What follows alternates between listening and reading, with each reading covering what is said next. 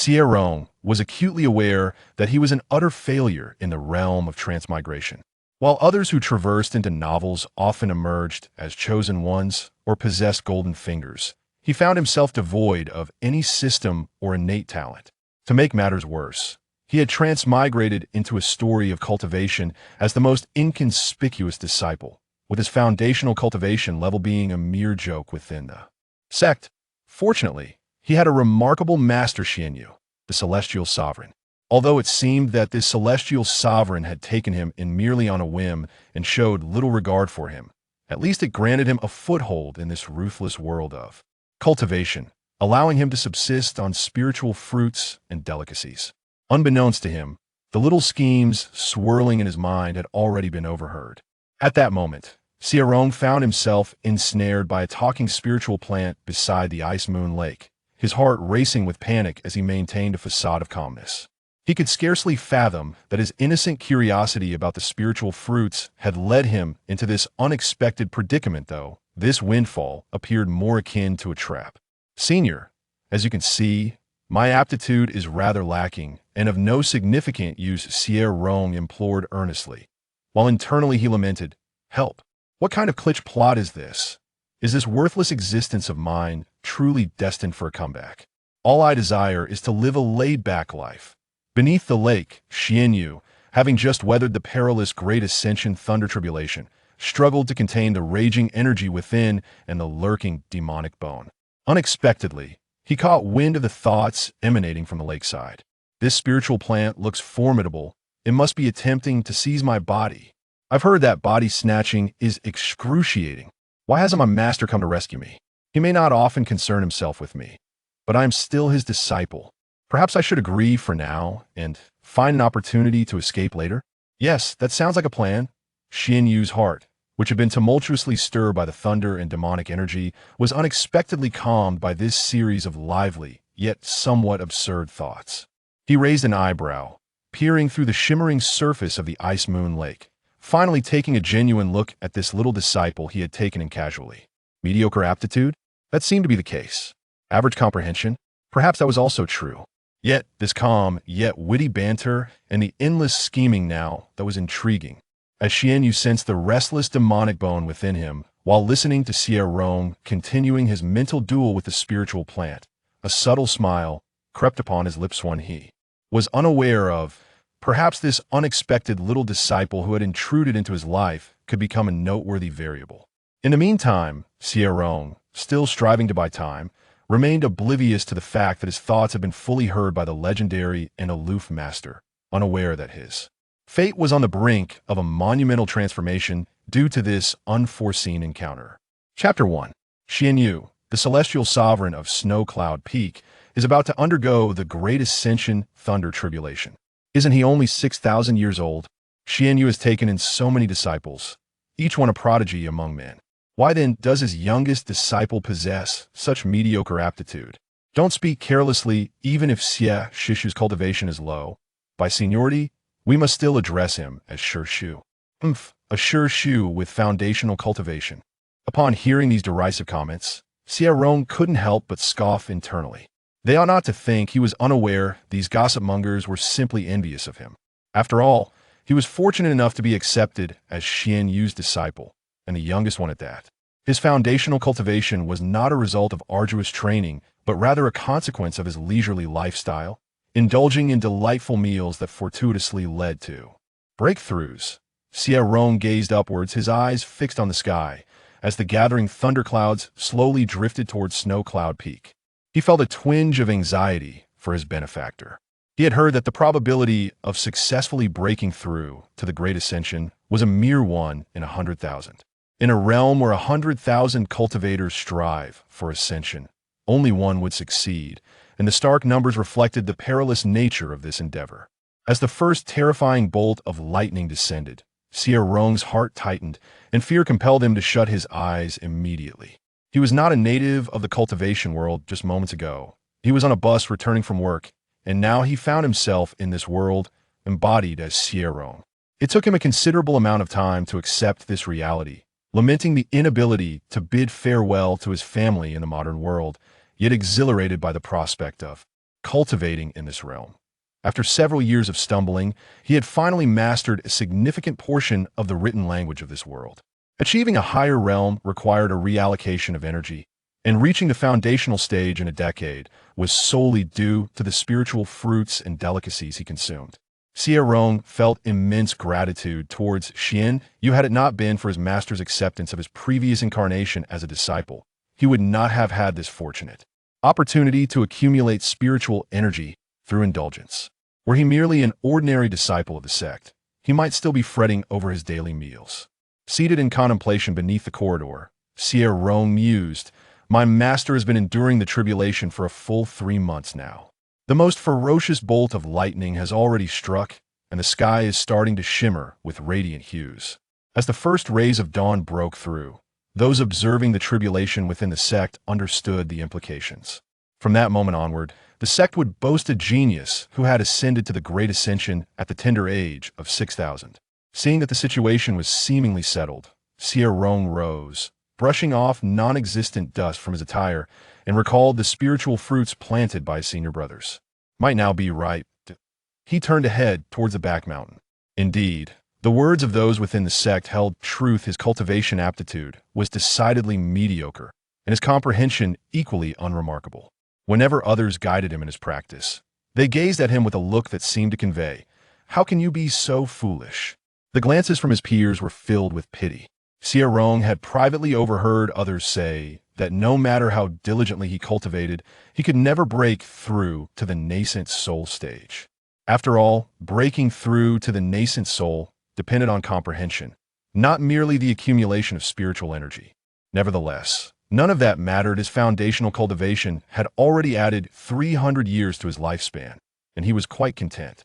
In the grandest and most opulent palace within Snow Cloud Peak, Xuanyue endured the most formidable bolt of the great ascension thunder. Internally, however, he was far from as composed as he appeared. The violent and immense energy of the thunder surged into his meridians, directly assaulting his dantian and awakening the hidden demonic bone within. Now, in addition to exerting immense effort to suppress the ferocious thunder energy, he had to split his focus to contain the demonic energy within him, facing the constant risk of succumbing to madness. Beads of cold sweat trickled from Xuanyue's temples as he ultimately sealed the tumultuous thunder energy within and instantaneously transported himself to the depths of the ice moon lake. The ice moon lake was a spiritual lake he had crafted over a millennium of wandering the cultivation world, utilizing various rare materials. The frigid waters were ideal for body refinement, serving not only as an excellent material for alchemy and artifact crafting, but also aiding cultivators in stabilizing their minds. Upon arriving at the back mountain, Xie Rong discovered he was a moment too late. The spiritual fruits had ripened an hour earlier and had already been plucked and devoured by a spirit bird from the neighboring tree. Standing beneath the tree, Xie Rong tilted his head upward, eyeing the unripe spiritual fruits with a hint of disdain. If he were to pick the ripe fruits to eat, his senior brothers and sisters would likely turn a blind eye. However, should he dare to disturb the unripe fruits, the spirit bird would surely report him. As Xie Rong walked back to his dwelling, he cast a thoughtful glance towards the ice moon lake, murmuring softly to himself, "Not long ago, I heard my senior brother mention that Master transplanted a peculiar spiritual fruit from outside the realm. I wonder if it has survived." With nothing pressing to attend to, he decided it would be prudent to investigate the mysterious spiritual fruit. Curiosity surging, Xie Rong altered his course toward Ice Moon Lake. Upon Xie Rong's arrival at the back mountain, Xuanyue sensed his presence and furrowed his brow. Due to his current state of suppression and sealing, he was immobile and vulnerable to ambush.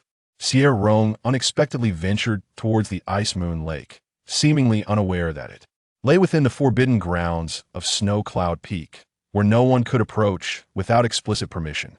Xuanyue held a rather shallow impression of Xie Rong, primarily due to the dwindling number of disciples at Snow Cloud Peak, which led the sect leader to frequently consult him regarding the recruitment of new students. One day, out of sheer annoyance, he casually selected an individual of decent appearance to take as a disciple. Before Xie Rong became his apprentice, Xuanyue was already aware of his mediocre aptitude, as he possessed little more than a pleasing visage. In recent years, Xie Rong had resembled a frightened creature, remaining hidden within his cave abode, emerging only occasionally to gather spiritual fruits from the back mountain. As Xie Rong approached the Ice Moon Lake, he began to hear a voice and curiously glanced around in search of its source. "Stop looking, simply walk straight ahead, and I shall be right before you." Upon hearing this, Xie Rong froze in place, feeling a wave of frustration. Did he appear foolish? Would he heed the words of an unknown voice urging him to proceed, risking a trap or pitfall? What if this voice belonged to a remnant soul, a demonic beast, or a malevolent cultivator? Why are you still standing there? I possess an extraordinary opportunity. If you cannot seize such a remarkable chance to alter your fate, it is no wonder you remain at the foundation establishment stage. Xie Rong remained remarkably composed, his heart unperturbed. Such a simplistic provocation would not deceive him. Awareness of fraudulence was paramount. Not only did he refrain from advancing, but he even contemplated retreating. He had neglected to check the calendar before leaving today and resolved to invite his senior brother to join him another time. Beneath the Ice Moon Lake, Xuanyue furrowed his brow slightly as the voice of the spiritual plant from the outside world began to speak. In the realm of cultivation, even 6-year-old children understood that spiritual plants required millennia to survive the transformation thunder tribulation before they could communicate with spiritual consciousness. The plant he had brought back from the outside world, he estimated, had not matured for more than 3,000 years. Yet here it was, capable of transmitting thoughts. The disguised plant was adept at deception, managing to fool even him. As Xie Rong attempted to leave, the plant grew anxious. It had waited long for an opportunity, and if Xuanyue at the lake's bottom regained his strength, all hope of survival would vanish. Just as Xie Rong had walked 100 meters away, a vine suddenly emerged from the ground, ensnaring him and dragging him back towards the lake. Panic surged within him, yet he forced himself to maintain composure and spoke. "Do you know who my master is? He is the Lord of Snow Cloud Peak and a transcendent cultivator. If you dare to seize my body, my master will surely discover it and eliminate you." Initially, he had been cautious around Xuanyue, fearing his true identity would be revealed. However, he soon realized that Xuanyue seemed utterly indifferent to him. Xie Rong was swiftly brought before a plant resembling metal, which he recognized as the spiritual plant from the outside world mentioned by his senior brothers. He noticed that the plant's grip was not particularly forceful despite being dragged. He bore no injuries, save for a disheveled appearance. Lying on the ground, he gazed at the spiritual plant and inquired, "What precisely are you, and how can you communicate with spiritual consciousness?" For human cultivators to master such communication, they must at least reach the nascent soul stage. Initially skeptical, the plant became certain upon touching Xie Rong, sensing the aura of a sacred artifact enveloping him. "I am called Tongxin, a celestial plant from the outside realm. I was severely injured due to treachery from my kin and was fortuitously rescued by your master, who brought me to the cultivation world. I had no choice but to disguise myself as an ordinary spiritual plant to survive. Would you be willing to forge a binding contract with me? In return, I shall reveal the location of the Outer Realms cave to you. With the resources I provide, you could effortlessly advance to the transcendent stage." Upon hearing this, Xie Rong felt no stirrings of excitement. Instead, he found himself almost amused. He had not even glimpsed the possibility of breaking through to the golden core stage, let alone daring to dream of transcending. Struggling against the plant's grip, he realized that he was powerless against it, though it had not harmed him, perhaps out of respect for his master. He spoke politely, "Esteemed spiritual plant, my cultivation aptitude is quite ordinary, and I harbor no hope of breaking through to the golden core. If you seek a contract partner, it would be wise to wait for someone more suitable. My fellow disciples possess talents that have even earned my master's praise." At this moment, he was more concerned with buying time than the potential betrayal of his senior brothers. The plant inhaled deeply. "I cannot wait for anyone else. You are my only option. It cannot contract with ordinary individuals, as they might be subjected to soul extraction for alchemical purposes." Xie Rong exuded the aura of a sacred artifact, and though the nature of their connection remained unclear, the plant was willing to take a gamble. Should the sacred artifact choose to protect Xie Rong, it would surely assist in finalizing the contract. Time was of the essence if Xuanyue at the lake's bottom were to regain his cultivation. The plant would face imprisonment or worse. Xie Rong, believing that the plant had no time to spare, contemplated stalling for a moment longer. Esteemed one, should my master successfully transcend to the next stage, many will come to celebrate.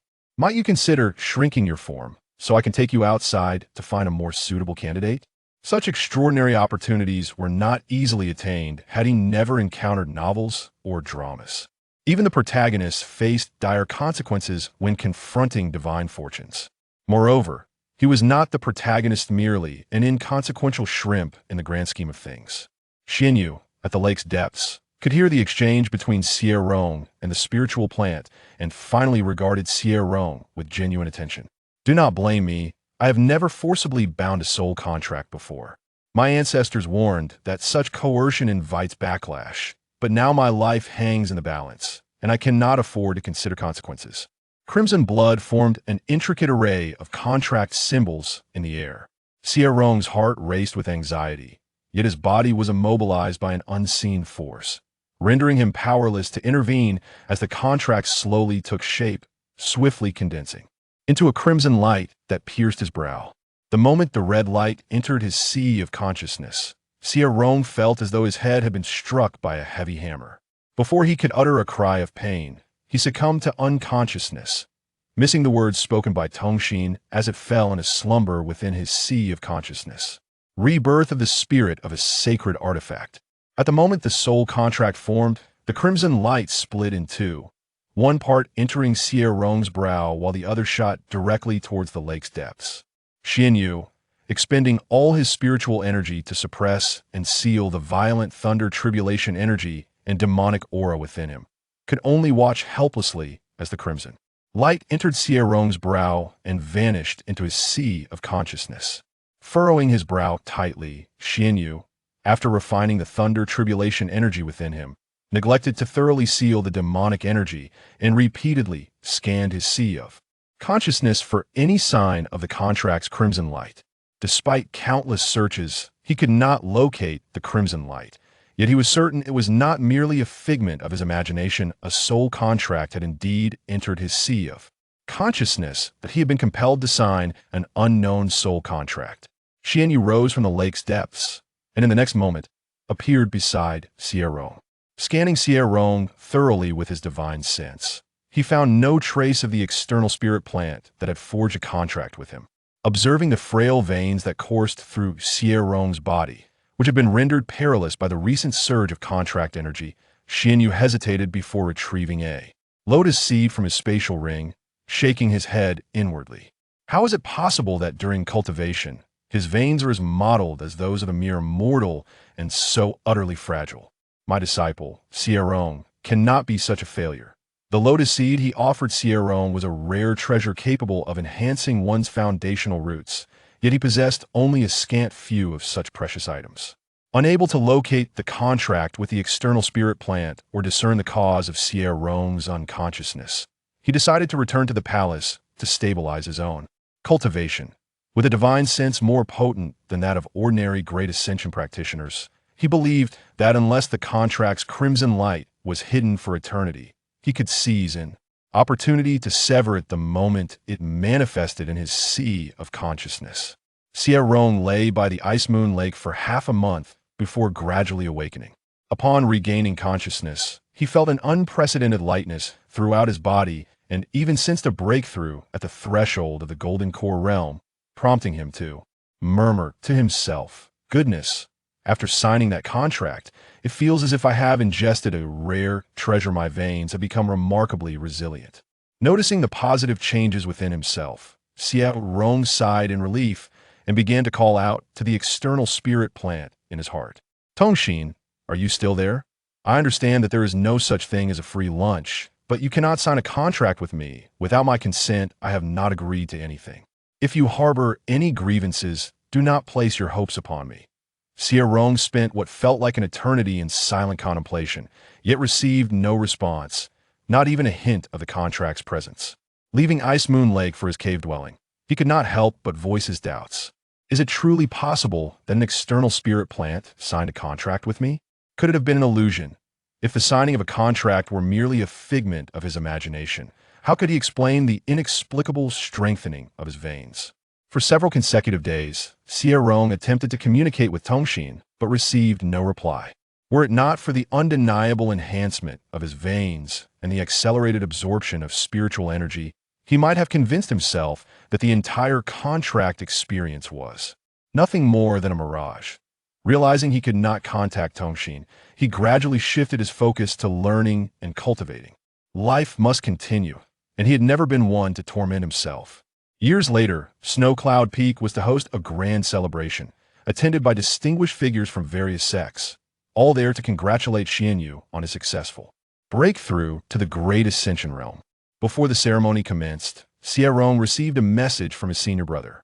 Master wishes for all disciples to gather in the main hall. If you are free, hurry over. Upon hearing the message, Xie Rong rose and cast a cleansing spell upon himself, reflecting once more on the convenience of cultivation. Being a cultivator is truly convenient one. Cleansing spell, and I am spotless. As Xie Rong arrived at the main hall on his celestial crane, he spotted his senior brother Lin Mingxi standing outside, enthusiastically waving to him from afar. With a golden core stage cultivation, Lin Mingxi was exceptionally warm and courteous, evoking a sense of springtime warmth. Seeing Xie Rong greet him with such enthusiasm, Lin Mingxi smiled gently and beckoned him to stand beside him. Due to his cultivation level, the younger disciples did not show much reverence towards their elder brother, but Xie Rong respected him sincerely. Once Xie Rong approached, Lin Mingxi spoke softly. Master has broken through to the Great Ascension realm, and various sects have sent their elders to present gifts. He may remind us of certain matters in previous years. Some disciples collected gifts indiscriminately and faced expulsion from a sect. Xie Rong understood Lin Mingxi's reminder and replied quietly, "Senior brother, rest assured I am not the kind of person who lacks discernment. I know that accepting certain gifts can be perilous. There is no such thing as a free lunch. Whatever gifts are received now must be repaid 100-fold in the future. I am not foolish enough to fall for that." As Xie Rong arrived, Xuanyue opened his eyes and raised an eyebrow upon hearing Xie Rong's words.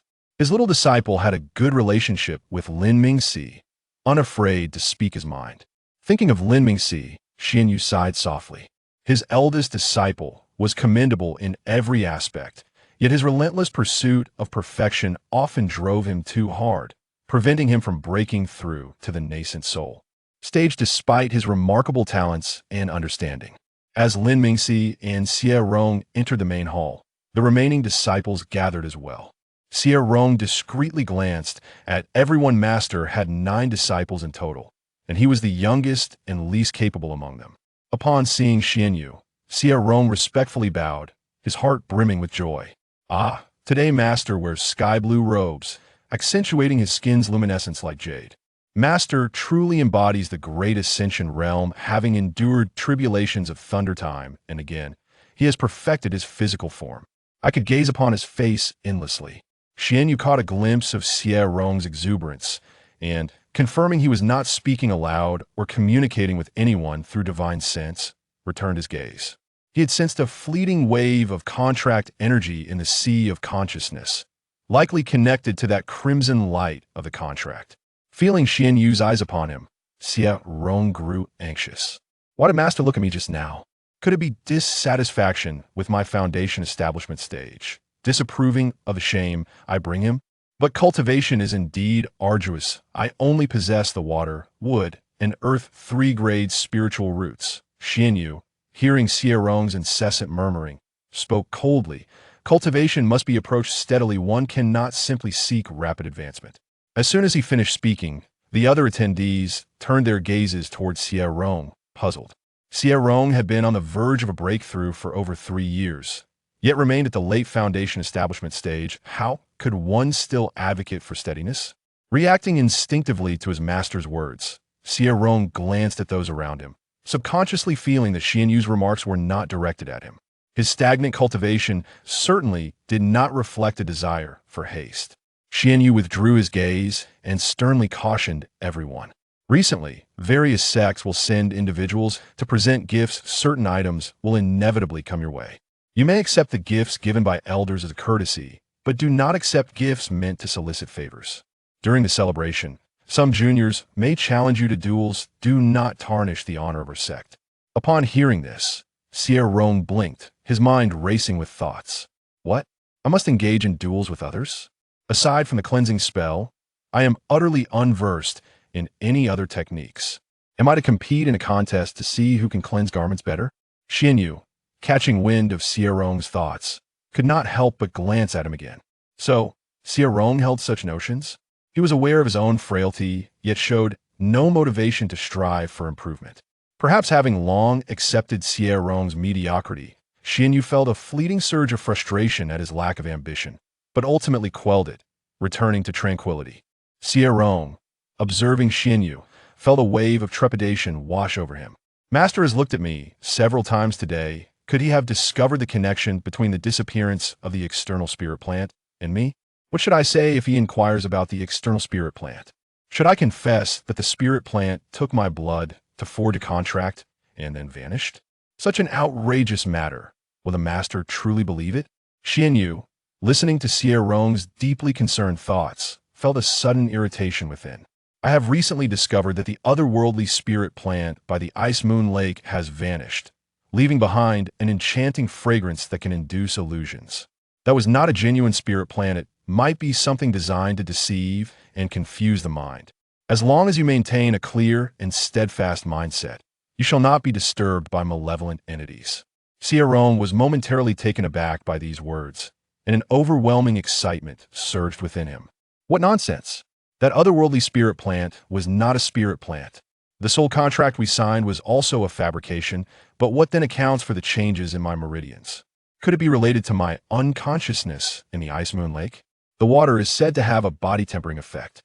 I recall my senior brother mentioning that the water of the Ice Moon Lake indeed possesses such properties. Perhaps during my unconsciousness, I absorbed an excess of its spiritual energy, which strengthened my meridians. Fortunately, I possess a keen sense of vigilance against deceit, or I would have fallen prey to that malevolent entity. It could have been far more than mere unconsciousness. I might have been overtaken by a dark force. Xuanyue rubbed his temples, aware that everyone in the grand hall held their breath, refraining from uttering a word. He now realized that Xie Rong was quite the chatterbox, and a rather foolish one at that, believing everything he was told. A casual remark from him was enough for Xie Rong to not only accept it, but also concoct a rationale for the strengthening of his meridians. Xuanyue shook his head inwardly. Xie Rong's gullibility would undoubtedly lead him to be devoured whole if he were to venture beyond this snow cloud peak. Not daring to cast another glance at Xie Rong, Xuanyue feared he would be unable to suppress his disdain.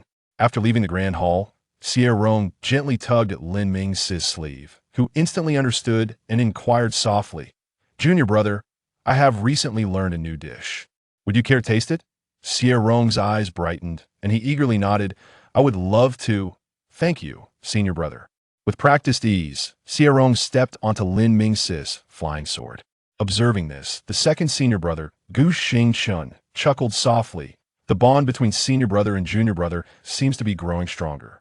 Xie Rong was acutely aware that he was an utter failure in the realm of transmigration. While others who traversed into novels often emerged as chosen ones or possessed extraordinary abilities, he found himself devoid of any system or talent, having instead transmigrated into the role of an inconspicuous disciple in a cultivation narrative.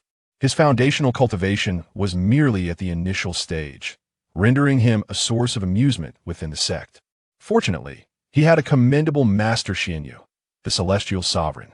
Although this esteemed figure seemed to have accepted him merely on a whim and showed little regard for him, at least he provided Xie Rong with a foothold in the brutal world of cultivation, allowing him to sustain himself with spiritual fruits and delicacies.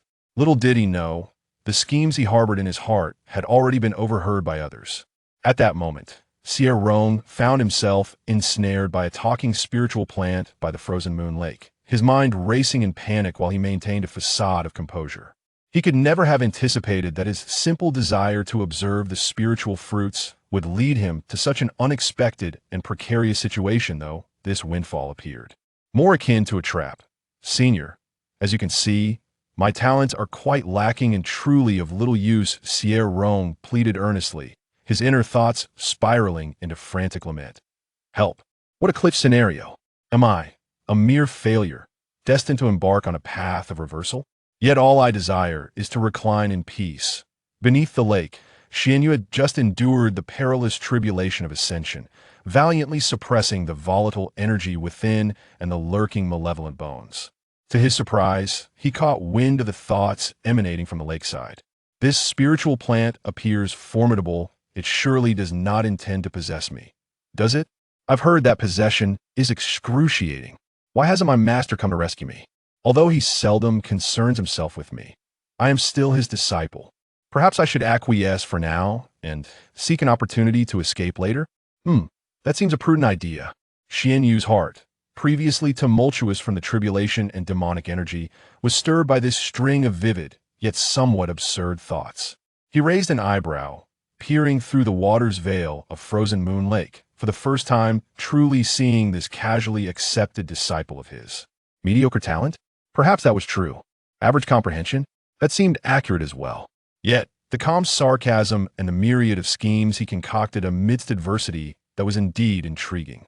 As Xuanyue felt the restless demonic bones within him and listened to Xie Rong continuing his mental duel with the spiritual plant, a subtle similia curve he was unaware of graced his lips. Perhaps this unexpected intruder into his life would prove to be an interesting variable. Meanwhile, oblivious to the fact that his thoughts had been fully perceived by the legendary and formidable master, Xie Rong endeavored to stall for time, entirely unaware that his fate was on the brink of a monumental transformation due to this unforeseen encounter. Chapter 1. The celestial sovereign Xuanyue of Snow Cloud Peak is about to undergo the Great Ascension Tribulation. Isn't he only 6,000 years old?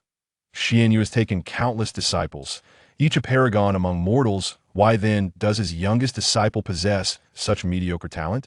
Do not speak lightly, even if Master Xie's cultivation is low. By lineage, we must still address him as Master Uncle. A Master Uncle with foundational cultivation. Hearing these derisive remarks, Xie Rong snorted inwardly. He was well aware that those gossiping were merely envious of his fortune. After all, he had been fortunate enough to be accepted as a disciple by Xuanyue, and he was the youngest among them. His foundational cultivation was not earned through arduous training, but rather through leisurely indulgence that had led him to breakthroughs. Xie Rong kept his gaze fixed on the sky, his heart racing as the ominous thunderclouds began to gather over Snow Cloud Peak, feeling a twinge of anxiety for his somewhat negligent master that he had heard that the success rate of the ascension was a mere 1 in 100,000. Out of 100,000 cultivators attempting to ascend, only one would emerge victorious, and within those cold, unyielding numbers lay the peril of the ascension. As the first terrifying bolt of tribulation lightning descended, Xie Rong's heart tightened, and the fear compelled him to shut his eyes instinctively.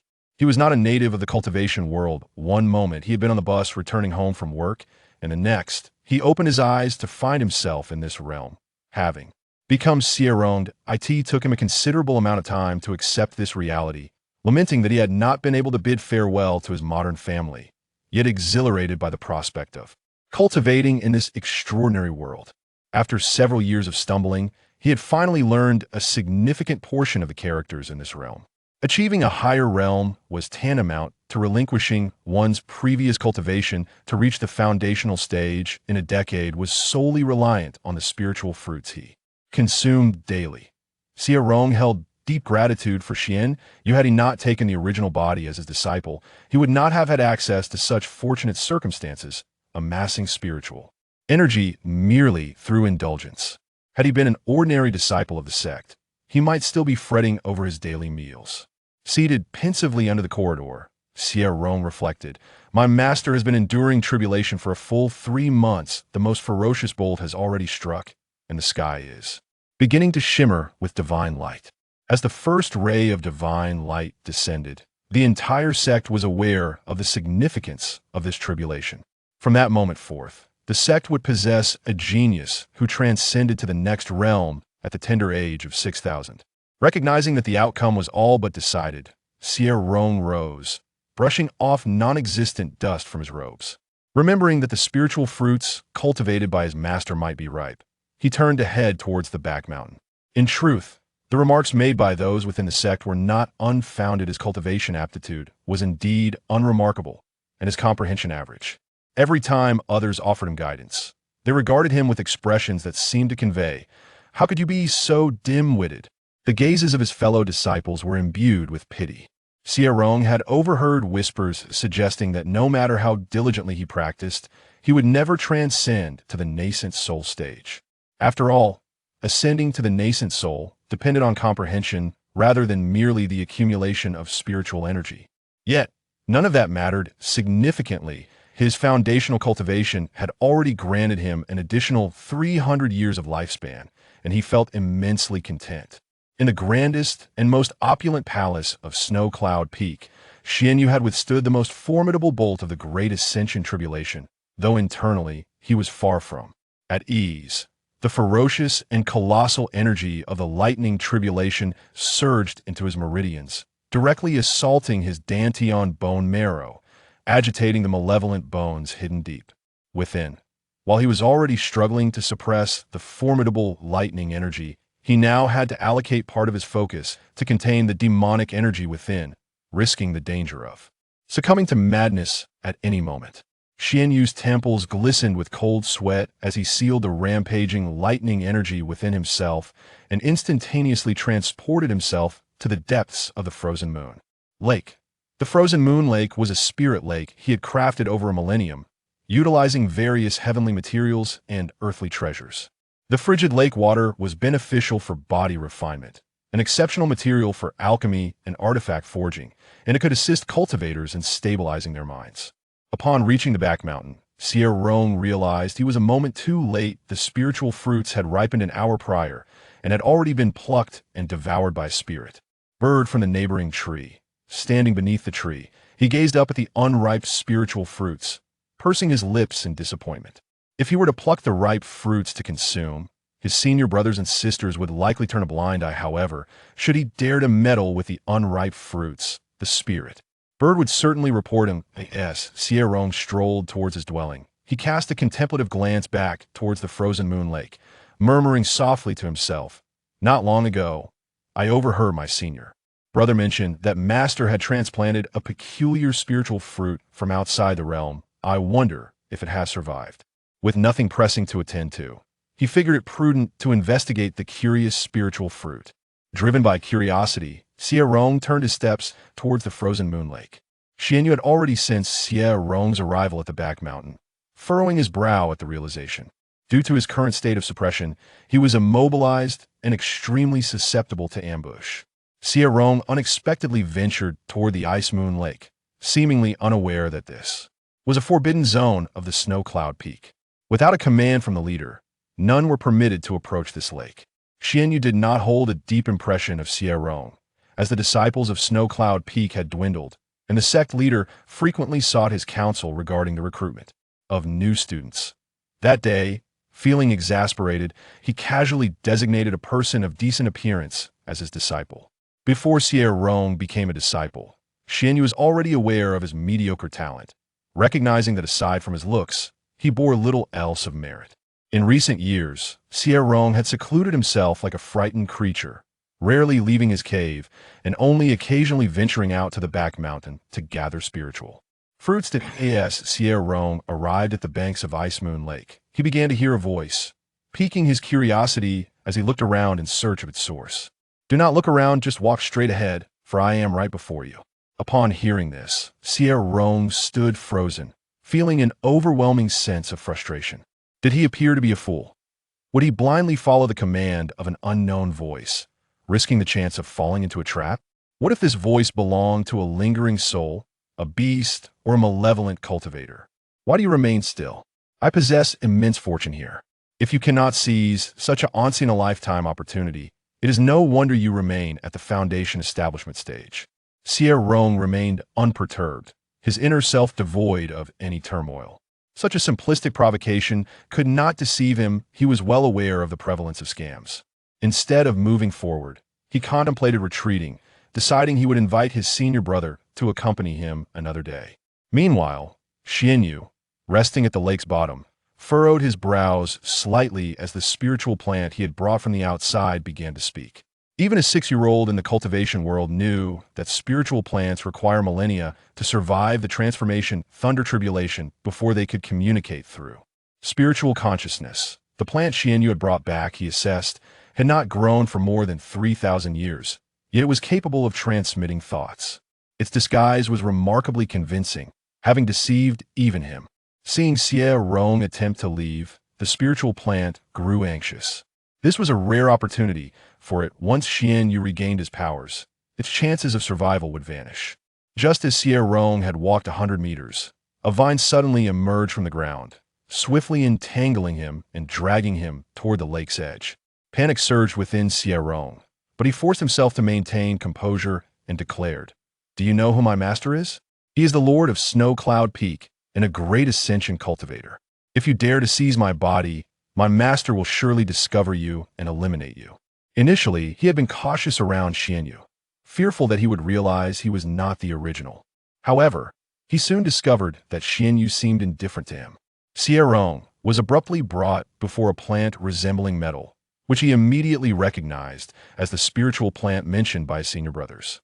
He noted that the plant's grip was not particularly forceful despite being dragged. He bore no injuries, only a disheveled appearance. Lying on the ground, he gazed at the spiritual plant and inquired, "What exactly are you, and how can you communicate through spiritual consciousness?" Typically, human cultivators needed to attain at least the nascent soul stage to learn such communication. The plant, initially skeptical, recognized the aura of a sacred artifact emanating from Xie Rong upon its roots touching him. "I am called Tongxin, a celestial plant from the outside realm. I was gravely injured due to treachery from my kin and was fortuitously rescued by your master, seeking refuge in the cultivation world by disguising myself as an ordinary spiritual plant. Are you willing to sign a life contract with me? In return, I shall reveal the location of the outer realm cave to you. Should you venture there, you may utilize the resources I provide to smoothly ascend to the great ascension stage." Xie Rong felt no stirrings of desire upon hearing this. In fact, he almost laughed at the absurdity.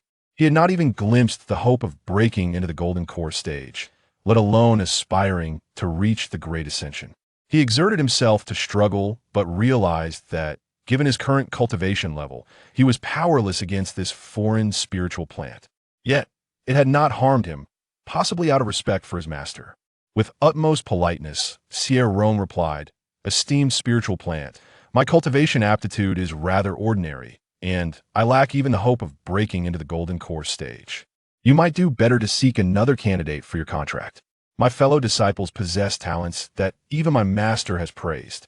At this moment, he disregarded the potential risk of jeopardizing his senior brothers and focused solely on buying time. The foreign spiritual plant took a deep breath. "I cannot wait for others. You are my only option."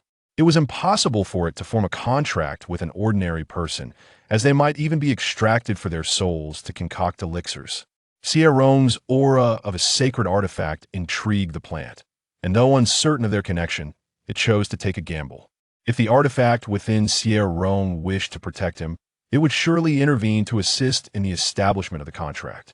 The plant had no further opportunities once the Xuanyue at the lake's bottom regained his powers. It could face imprisonment and interrogation, or worse, complete obliteration of its soul. Xie Rong thought that the foreign spiritual plant could not afford to wait any longer and considered ways to prolong the conversation.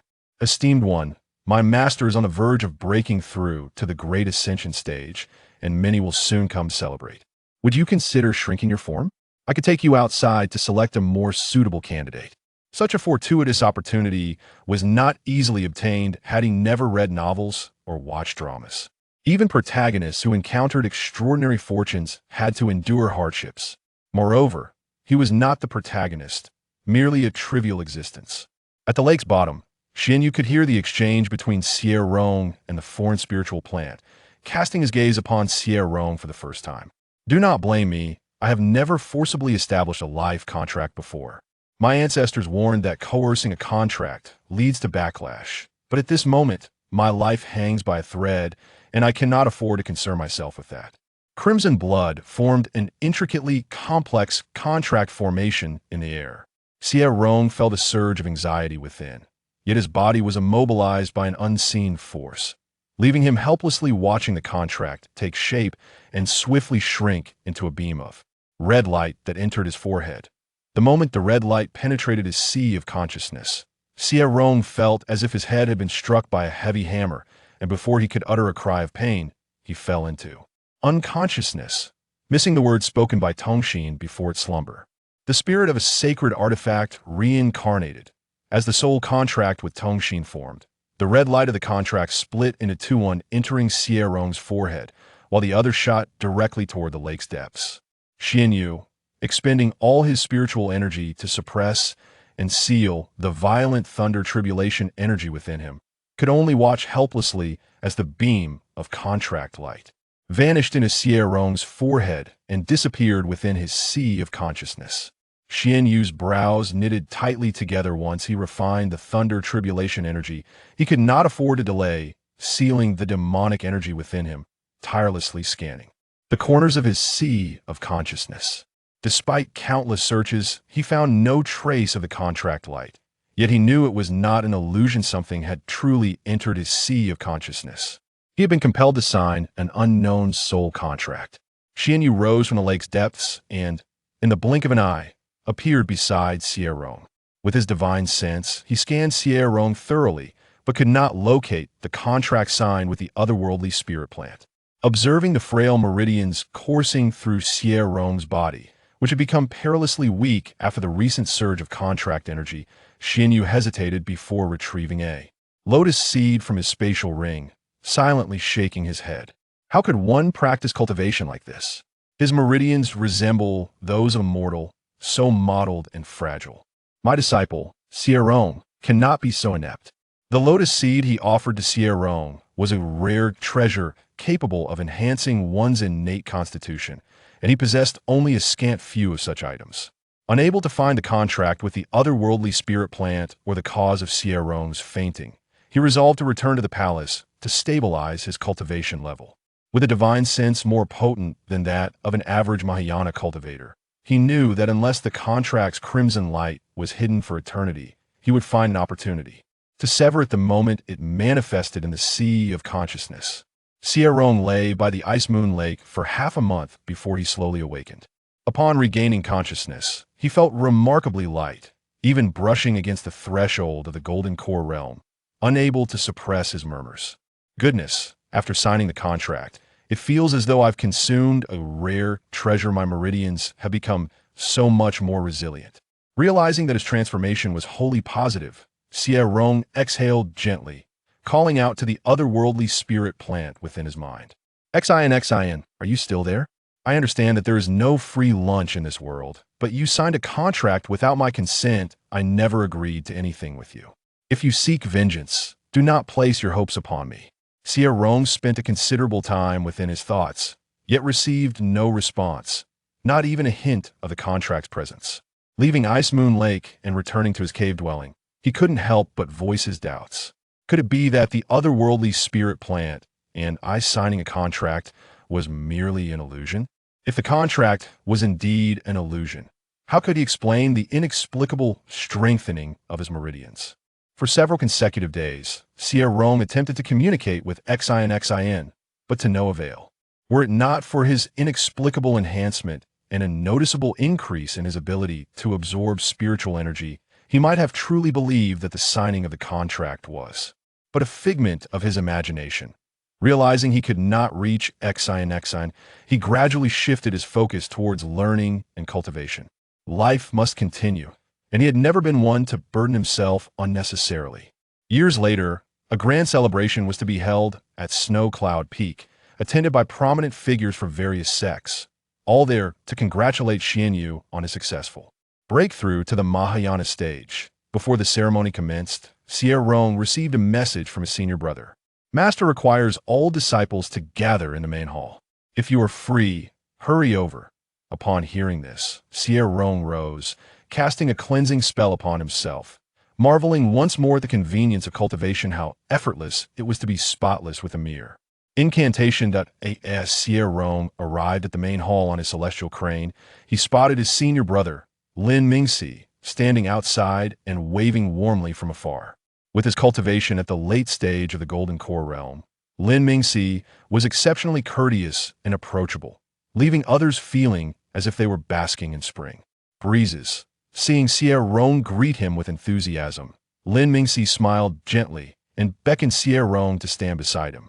Due to their differing cultivation levels, the younger disciples did not hold Lin Mingxi in high esteem, except for Xie Rong, who respected him sincerely. Once Xie Rong approached, Lin Mingxi whispered, "Master has broken through to the Mahayana realm, and various sects have sent elders to present gifts. We may be reminded of certain matters. As in previous years, some disciples received gifts improperly and faced expulsion." Xie Rong understood Lin Mingxi's warning and replied quietly, "Rest assured, senior brother, I am not one to lack discernment. I know that accepting certain items can be perilous. There is no free lunch in this world. Whatever gifts one receives must be repaid manifold. I'm not foolish enough to fall into that trap." Xuanyue opened his eyes as Xie Rong arrived, raising a brow at the words he overheard.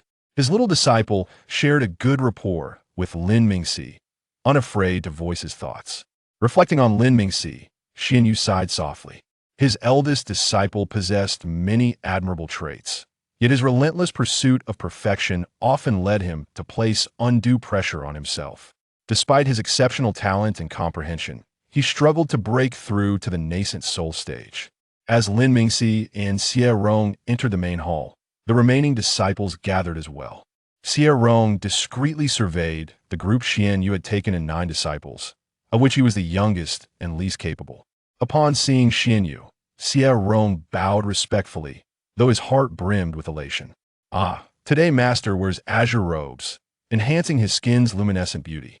Truly, Master is a Mahayana cultivator having weathered the tribulations of thunder time and again.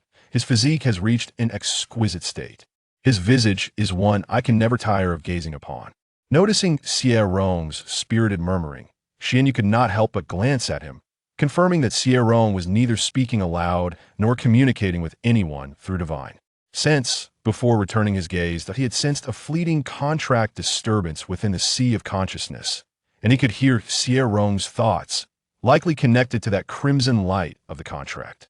Feeling Xuanyue's gaze, Xie Rong's heart raced with anxiety. Why did Master look at me just now? Is he displeased with my foundation-building stage and embarrassed by my shortcomings? But cultivation is genuinely difficult. I only possess the water, wood, and earth spirit roots of the 3rd tier. Xuanyue, overhearing Xie Rong's internal musings, spoke coldly. Cultivation must proceed steadily. Haste yields no rewards. As soon as he finished speaking, the others in the hall turned their attention to Xie Rong, perplexed. Xie Rong had been on the brink of the golden core for over 3 years, yet his cultivation remained stagnant at the late stage of foundation building. How could he be advised to proceed steadily? Upon hearing this, Xie Rong reflexively glanced at those around him, instinctively believing that Master's words were not directed at him. His stagnant cultivation hardly indicated a desire for haste. Xuanyue withdrew his gaze, sternly advising everyone, "Recently, various sects will send people to present gifts. Some items will undoubtedly come your way. Accept the meeting gifts from elders, but do not accept gifts meant to solicit your assistance. During the celebration, some juniors may challenge you to duels. Do not bring disgrace upon our esteemed lineage." Xie Rong blinked at this, internally fretting. What? I must compete with others? Aside from the cleansing spell, I am utterly incompetent in any other technique. Am I to take the stage to see who can cleanse garments more effectively? Xuanyue, catching wind of Xie Rong's thoughts, looked at him again. So, this was Xie Rong's perspective, aware of his own weaknesses, yet failing to strive for improvement. Perhaps having long accepted Xie Rong's mediocrity, Xuanyue felt a fleeting flash of frustration before returning to his calm demeanor. Xie Rong, observing Xuanyue, felt a surge of trepidation, his heart brimming with unease. Has Master noticed the connection between the disappearance of the otherworldly spirit plant and me? What if he inquires about the spirit plant? How shall I respond? Should I admit that the spirit plant drew my blood to forge a contract and then vanished? Such an absurd matter. Will the Master truly believe it? Xuanyue, listening to Xie Rong's deeply worried thoughts, suddenly felt rather irritable. I have recently discovered that the otherworldly spiritual plant by the Ice Moon Lake has vanished, leaving behind a lingering, intoxicating fragrance. That was not a genuine spiritual plant. It may well be an illusionary entity capable of beguiling the heart. As long as your minds remain clear and resolute, you shall not be disturbed by malevolent forces. Xie Rong paused for a moment, overwhelmed with excitement, and began to fervently exclaim within. What nonsense! That otherworldly spiritual plant was not a genuine spiritual entity. The soul contract we signed was also a fabrication. Yet how is it that my meridians have transformed? Could it be due to my unconsciousness by the ice moon lake, as the waters possess a fortifying effect? I recall my senior brother mentioning that the water of Ice Moon Lake indeed has the power to strengthen the body. Perhaps during my unconscious state, I absorb in excess of its spiritual energy, which is why my meridians have become so resilient. Fortunately, my awareness of deception prevented me from falling for that malevolent entity. Otherwise, it would not have merely been a matter of fainting. There was a significant risk of being possessed. Xuanyue raised his hand to massage his temples, while everyone in the great hall held their breath, refraining from uttering a word. He now realized that Xie Rong was quite the chatterbox, and a rather foolish one at that, believing everything he heard. A casual remark from him had led Xie Rong not only to believe it, but even to concoct a justification for the enhancement of his meridians. Xuanyue shook his head inwardly once more with such a gullible nature. Had Xie Rong ventured beyond the confines of Xuanyue Peak, he would undoubtedly be devoured, bones and all. Xuanyue refrained from casting another glance at Xie Rong, fearing he might lose control of his disdainful thoughts. After Xie Rong exited the great hall, he gently tugged at Lin Mingxi's sleeve, who immediately understood and softly inquired, "Junior brother, have you a mind to taste a new dish I have recently learned?" Xie Rong's eyes brightened as he eagerly nodded. "I would be delighted. Thank you, senior brother." With practiced ease, Xie Rong stepped onto Lin Mingxi's flying sword, prompting the second senior brother, Gu Xingchen, to chuckle softly. The bond between senior brother and junior brother certainly seems to be growing stronger. Chapter 3. Upon catching sight of Gu Xingchen's smile, Yao Ling felt an immediate sense of discomfort, prompting her to summon her flying sword and voice her grievances. "Second senior brother, why do you feign innocence in my presence?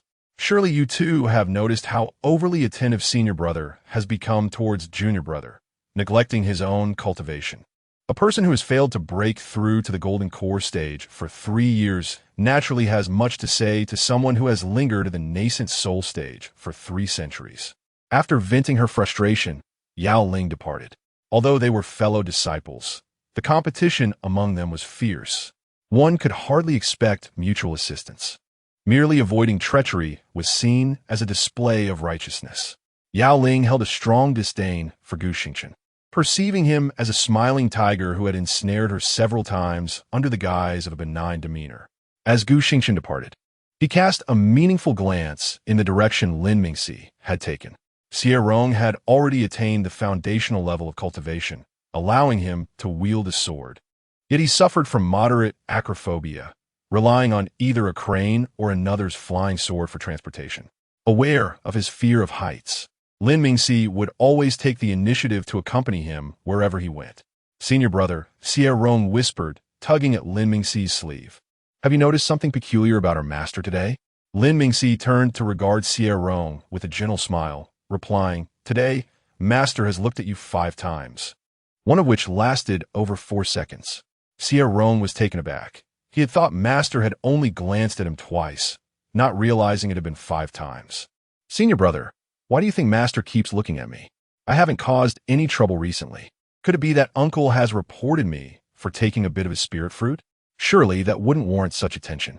After pondering for a moment, Lin Mingxi chuckled softly. "Do not be alarmed, junior brother. Master may simply be observing you in light of the upcoming peer competition.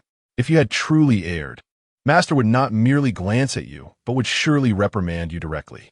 Xie Rong, feeling reassured, acknowledged the possibility. After all, he was merely a waste, having failed to break through to the golden core for 3 years.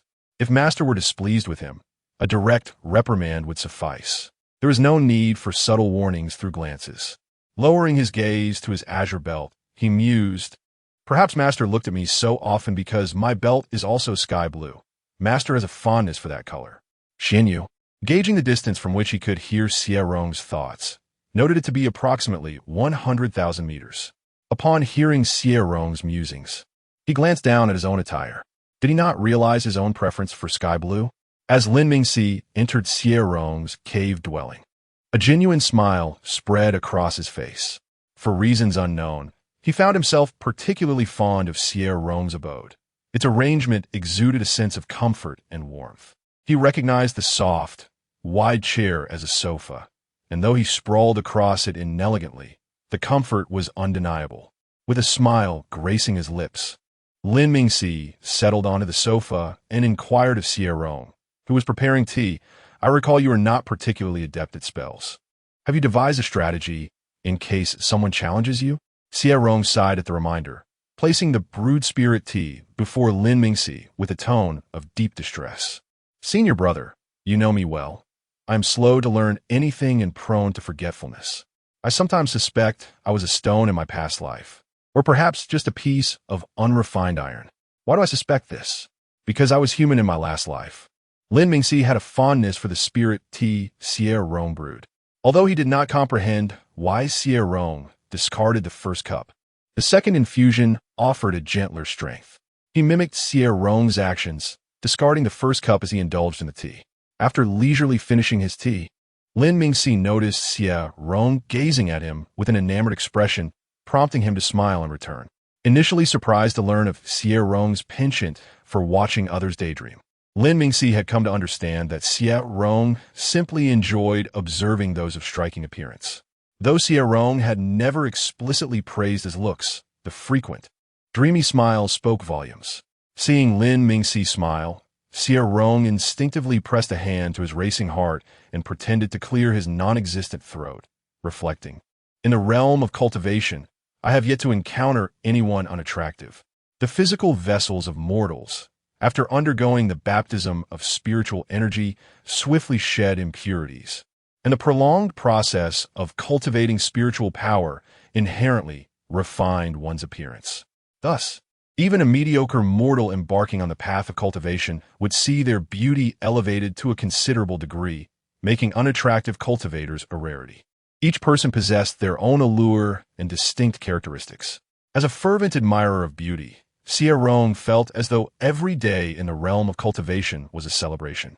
Whenever faced with disheartening events, he would visit the martial arena to gaze upon the faces of his fellow disciples, his spirits invariably lifting with each glance. In his heart, Xie Rong maintained a ranking of appearances, noting the beauty of those he encountered. Currently, his master held the top spot, followed closely by Lin Mingxi. Patiently awaiting Xie Rong's return to reality, Lin Mingxi found Xie Rong's gaze refreshingly pure. He did not feel offended. "Would you like me to teach you some commonly used spells?" he softly proposed.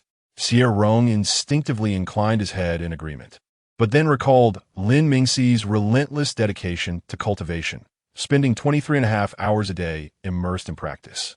Xie Rong's simplicity of thought often manifested plainly on his face. Lin Mingxi sighed lightly and smiled. "It is of no concern. I have remained at the golden core stage for 3 centuries. I understand that relentless cultivation alone does not lead to breakthroughs. Coincidentally, I have been contemplating this recently, and teaching you some spells will serve as a review for me as well." Xie Rong was aware that many disciples from the outer peaks were gossiping about Lin Mingxi, claiming that his stagnation at the late golden core stage for 300 years rendered his advancement to the nascent soul stage hopeless. He also understood that Lin Mingxi's tireless cultivation was burdened by incessant public scrutiny. Xie Rong feared that Lin Mingxi might crumble under the weight of such pressure. Diverting his attention to teaching spells seemed a sound idea. Perhaps keeping busy would help mitigate his worries. Lin Mingxi prepared a dish of spirit food for Xie Rong, who eyed the vibrant dish with trepidation. "Senior brother, are you certain this spirit fish stir-fried with mushroom slices is safe to eat?" Lin Mingxi remained unfazed, affirming yes. "It is safe. How could 2 non-toxic ingredients, when combined, pose any danger?" Just as Xie Rong reached for his chopsticks, he hesitated, pulling them back with righteous indignation. "It's not that I distrust you, senior brother. I simply believe it's prudent to have a professional taste test the dish first. That spirit bird on the back mountain seems suitable. I shall fetch it to try the dish for you." It was not fear that gripped him. Rather, it was Lin Mingxi's apparent lack of culinary skill. The last time he had tasted Lin Mingxi's cooking, a spirit fruit turtle soup, he had spent an entire day suffering from digestive distress, only recovering after consuming a detoxification pill. Having attained the ability to abstain from grains after breaking through to the foundational stage, he had been utterly flabbergasted by the potency of that dish. Lin Mingxi offered Xie Rong a gentle smile, and, seizing the moment while Xie Rong was lost in thought, swiftly placed a piece of food into his mouth. Xie Rong was overwhelmed by a strong, fishy flavor, jolting him from his daydream, his expression one of indescribable bewilderment as he gazed at Lin Mingxi. Observing Xie Rong's reaction, Lin Mingxi chuckled softly. It seems this new dish lacks the proper cooking time. I shall refine it further upon my return. Xie Rong struggled to swallow the food in his mouth, then grasped Lin Mingxi's wrist with utmost seriousness, saying, "Senior brother, since you were so busy, allow me to handle the trivial matter of cooking. Do you prefer stir-fry dishes or stews? Are you fond of meat? I shall prepare something for you right away." Without waiting for Lin Mingxi's response, Xie Rong entered the kitchen with a vibrant dish in hand. Shortly thereafter, he emerged with 3 dishes and a soup. Lin Mingxi was well aware of Xie Rong's culinary skills, which were quite exceptional.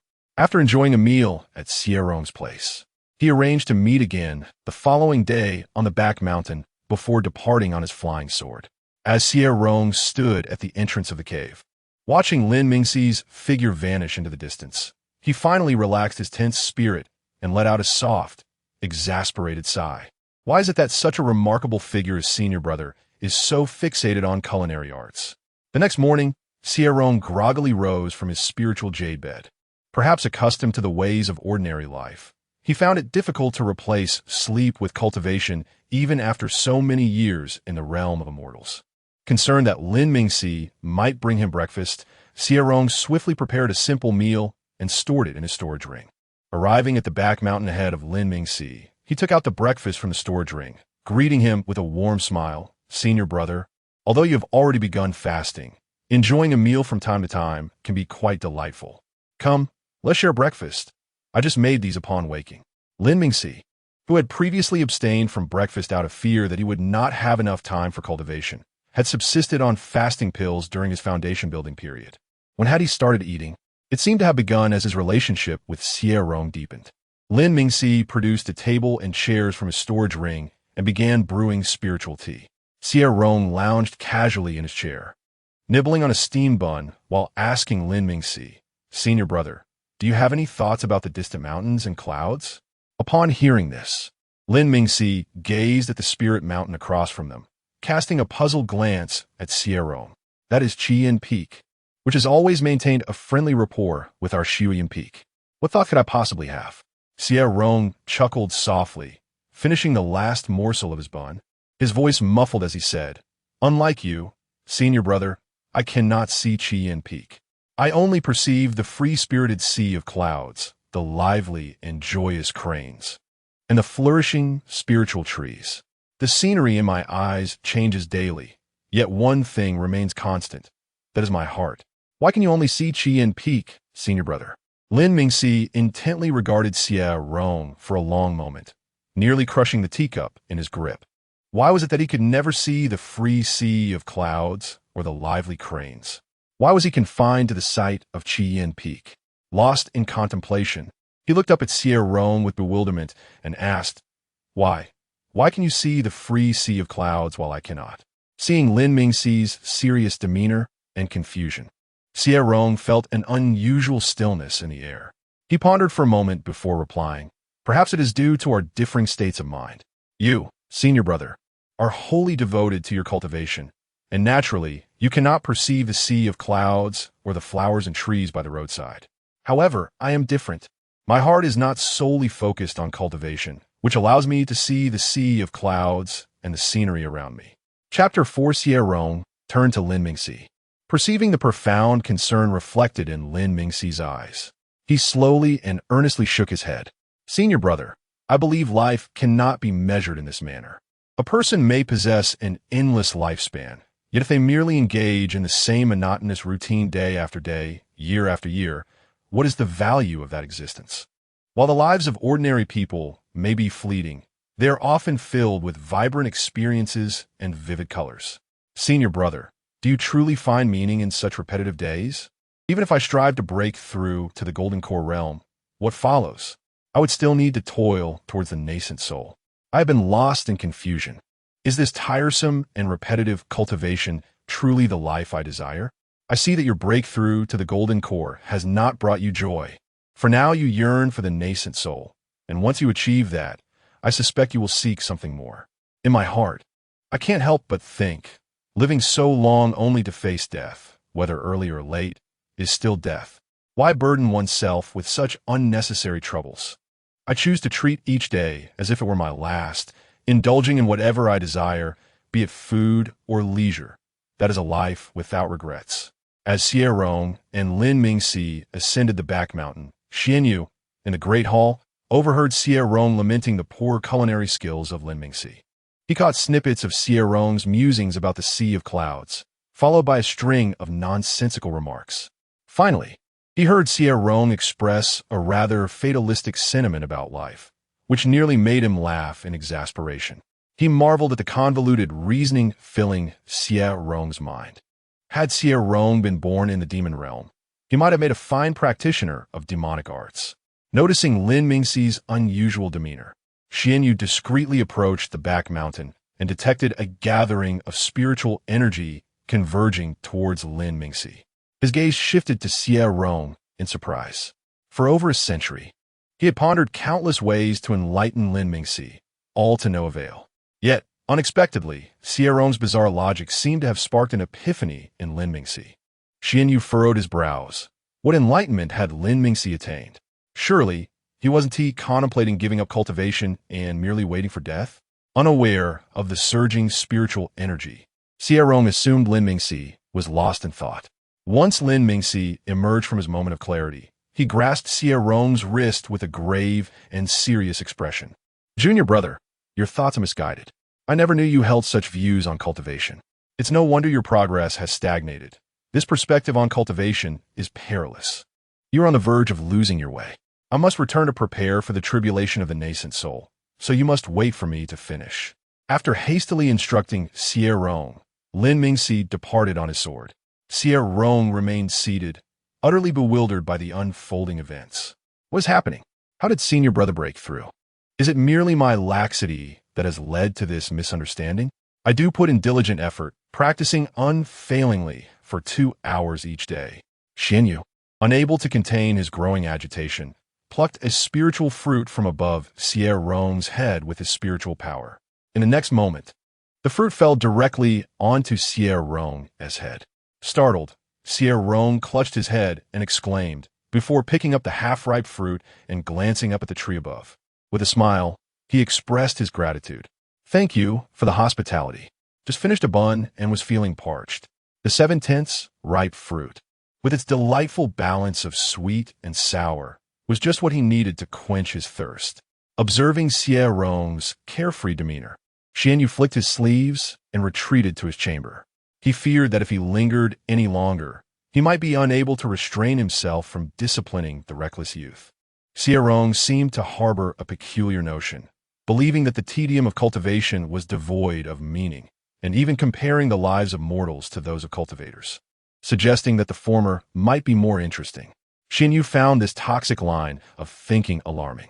He considered that Xie Rong's self-description was quite accurate. He was indeed in a state of apathy. Meanwhile, the ancient stars, intrigued by Lin Mingxi's sudden breakthrough to the nascent soul, speculated it was the result of accumulated insights, never connecting it to Xie Rong.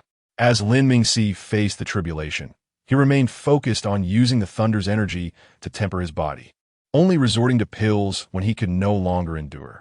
With each bolt of lightning, Xie Rong's heart would flutter. Is it true that ascension from foundation establishment to golden core requires enduring the tribulation?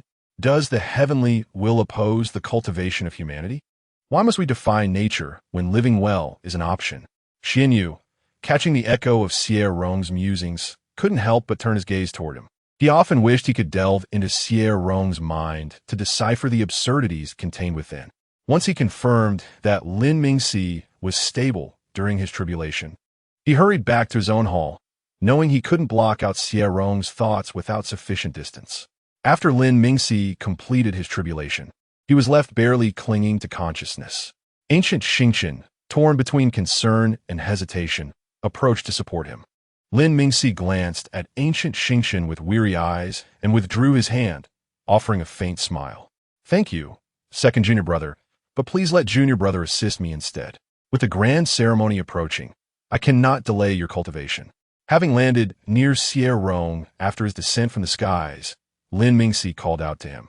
Without hesitation, Xie Rong rushed over, placing Lin Mingxi's arm across his shoulder, allowing him to lean on him for support. Ancient Xingqian observed the bond between senior brother and junior brother with a knowing smile. Indeed, the relationship between the two remains steadfast. Lin Mingxi met Ancient Xingqian's gaze with a complex expression and lightly affirmed, "What second junior brother says is true." In the end, Xie Rong spent a piece of low-grade spiritual stone to summon a celestial crane from Shuyun Peak to escort both him and Lin Mingxi back to their abode. After delivering Lin Mingxi to his dwelling, Xie Rong attempted to depart, only to be halted by Lin Mingxi, grasping his sleeve. With utmost seriousness, Lin Mingxi declared, "From this day forth, you shall move in with me." Xie Rong's eyes widened in shock, pointing at his own face in disbelief. "Senior brother, have you been disoriented by the tribulation? You just said I should move in with you." Even romantic partners in the cultivation world do not share living quarters, let alone fellow disciples. Lin Mingxi's gaze was filled with concern as he looked at Xie Rong, his voice weak yet resolute. "I am not deluded by the tribulation. Junior brother, you have no idea how grave your current situation is. Please comply and move in with me. Otherwise, I cannot rest easy." Having cultivated solely for the sake of progress, Lin Mingxi's heart swelled with worry upon hearing Xie Rong's words. He wished for his junior brother to live longer, to guide him toward the righteous path. His heart now held someone he cared for, and cultivation was no longer solely for personal advancement. It was also about safeguarding those he cherished. This realization was the catalyst for his breakthrough. Knowing Xie Rong's kind nature, Lin Mingxi feigned discomfort. Clutching his chest and adopting a pained expression, his voice grew weaker. "Junior brother, I am feeling quite unwell. You're the only person I can trust in the sect." Although Xie Rong's initial instinct was to refuse, seeing Lin Mingxi's vulnerable state, he found himself agreeing to move in, albeit in a daze. Xie Rong pondered, "If I were an emperor in ancient times, I would undoubtedly be a sovereign blinded by desire." Lin Mingxi's cultivation chamber was spacious enough, containing not only a meditation room, but also an alchemical chamber and a library filled with jade slips of knowledge. Upon seeing the multitude of jade slips, Xie Rong immediately inquired about Lin Mingxi's thoughts. "Senior brother, may I move to the library? There are so many jade slips here." In the sect, the knowledge contained within the jade slips, regardless of their rank, required contribution points to access. As a true disciple of Xuanyue, Xie Rong received a monthly contribution of 1,000 points, equivalent to 1,000 upper-grade spirit stones. Everything within the sect required contribution points and spirit stones. A mere 1,000 points a month was barely sufficient. Aware of his lack of aptitude for learning techniques, Xie Rong seldom redeemed jade slips from the sect's scripture pavilion. With so many jade slips available here, he felt it would be a missed opportunity not to take advantage of them. Lin Mingxi, surprised by Xie Rong's enthusiasm, glanced at the library and said, "Feel free to move. These jade slips are merely common knowledge I copied from the sect. I need to solidify my cultivation, and you must not remain idle as before. Diligent practice is essential." Xie Rong nodded in agreement. Having already devoted 2 hours daily to cultivation, 1 hour in the morning and another in the afternoon, occasionally adding an extra half-hour in the evening, which he considered quite industrious. After Lin Mingxi entered a state of meditation, Xie Rong tidied up the library and began to diligently study the technique jade slips. He took notes of unfamiliar characters, intending to ask Lin Mingxi about them once his meditation concluded.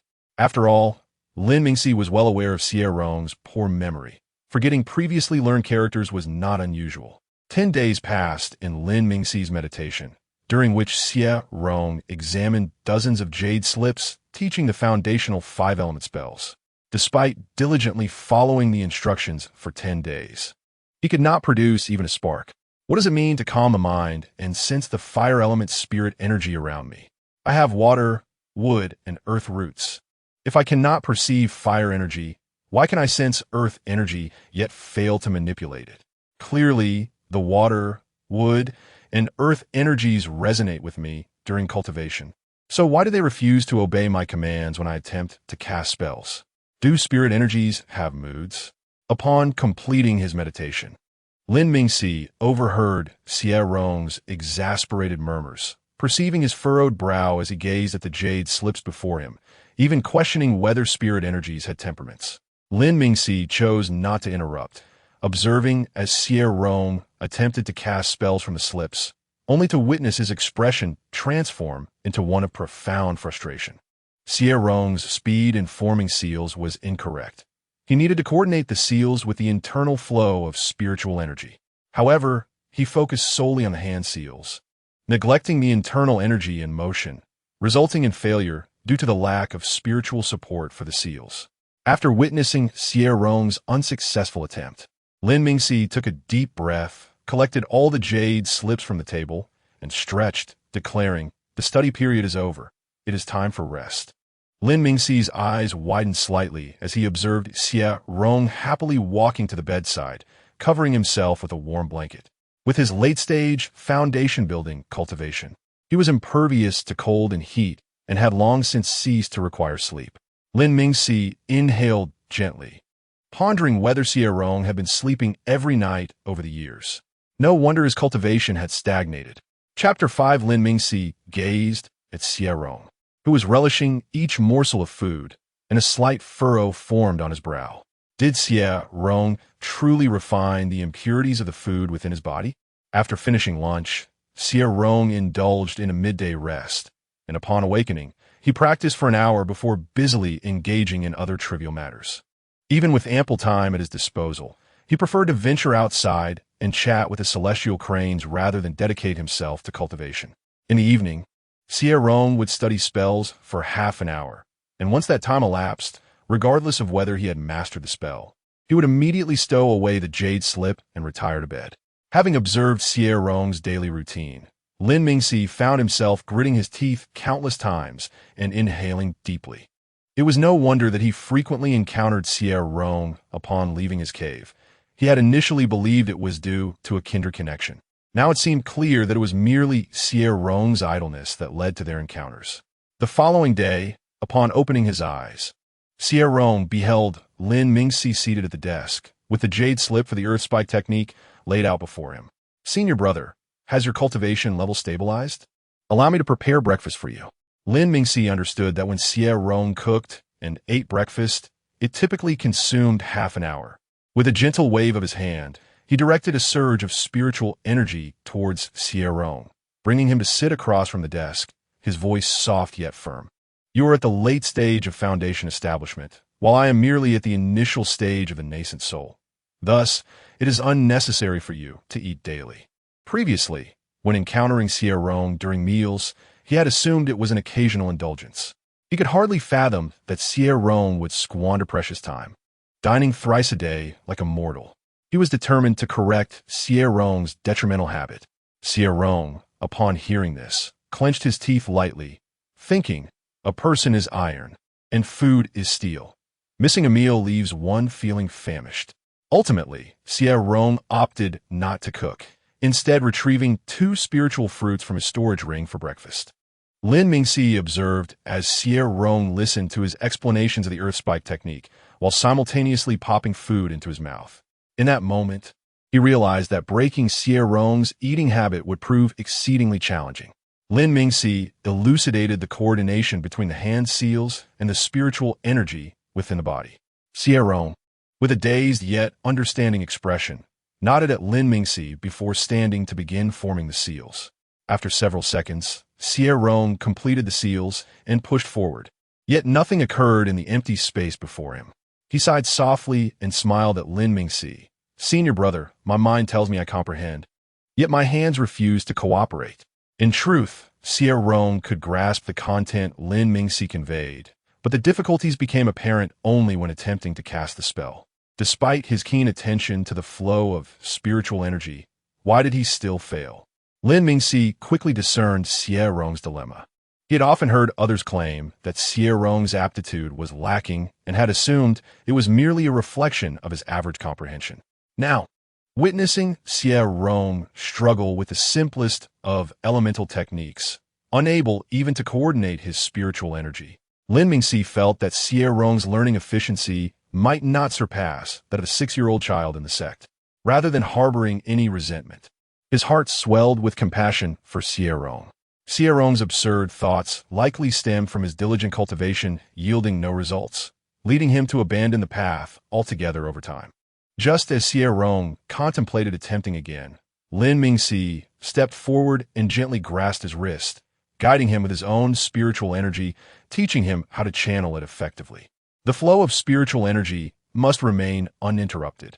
If your seal formation is slow, it causes the internal energy to stagnate, which is incorrect. The coordination between seals and spiritual energy is not difficult. With the right technique, proficiency will follow. Lin Mingxi patiently instructed Xie Rong time and again, never expressing anger at his basic mistakes. However, upon noticing Xie Rong's frequent lapses in fundamental cultivation knowledge, a deep-seated confusion emerged within Lin Mingxi. Why was Xie Rong, not a demon cultivator, so disoriented in memory, easily forgetting certain matters? Had he perhaps been manipulated by someone? In the afternoon, Lin Mingxi instructed Xie Rong to practice the earth spike technique in the cave, while he himself ventured to the main hall where Xuanyue resided. Xie Rong, initially fatigued and yearning for rest, found himself compelled to continue practicing upon recalling Lin Mingxi as patient guidance and lack of reprimand for his blunders. Seeing Lin Mingxi's furrowed brow, Xuanyue inquired, "What troubles you?" It was rare to witness Lin Mingxi so troubled. He had not appeared this distressed even after 300 years without a breakthrough. Lin Mingxi, his expression grave, bowed to Xuanyue. "Master, my junior brother exhibits a disordered memory, akin to that of an elderly person, and I suspect his consciousness has been tampered with. If there were no issues with his consciousness, why would a fine cultivator suddenly forget learned characters and even basic common knowledge? Were it not for my repeated confirmations, I might think my junior brother was possessed by a demon or malevolent spirit." Xuanyue contemplated refuting Lin Mingxi's claims about Xie Rong's consciousness, but hesitated. Recalling the mysterious contract he could not decipher. That enigmatic contract allowed him to hear Xie Rong's innermost thoughts, yet he could not extricate himself from it. Initially, the contract had been forcibly bound to Xie Rong, and typical forced contracts would incur backlash. This soul contract, in particular, could very well have harmed Xie Rong's consciousness.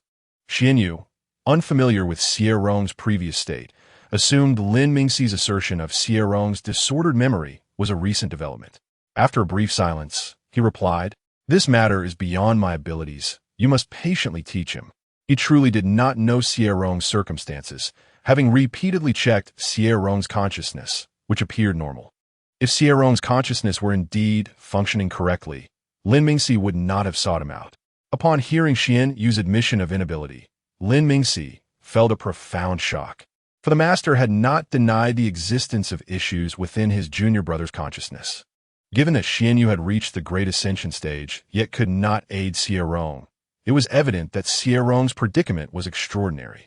Xie Rong was merely an ordinary cultivator with an unremarkable family background. Who could possibly have plotted against him? The thought of hidden enemies lurking near Xie Rong fortified Lin Mingxi's resolve to urge him to cultivate diligently. He was determined to teach Xie Rong thoroughly, striving to equip him with the ability to protect himself. After Lin Mingxi departed, Xuanyue's brows knitted tighter with concern. In recent days, he had sought ways to unveil the mysterious contract, only to unexpectedly discover that this contract could suppress the demonic energy within him. More precisely, the demonic energy within him feared this contract. Despite its potential benefits, Xuanyue remained wary of utilizing the unknown entity residing within his consciousness. It seemed he would need to consult the library.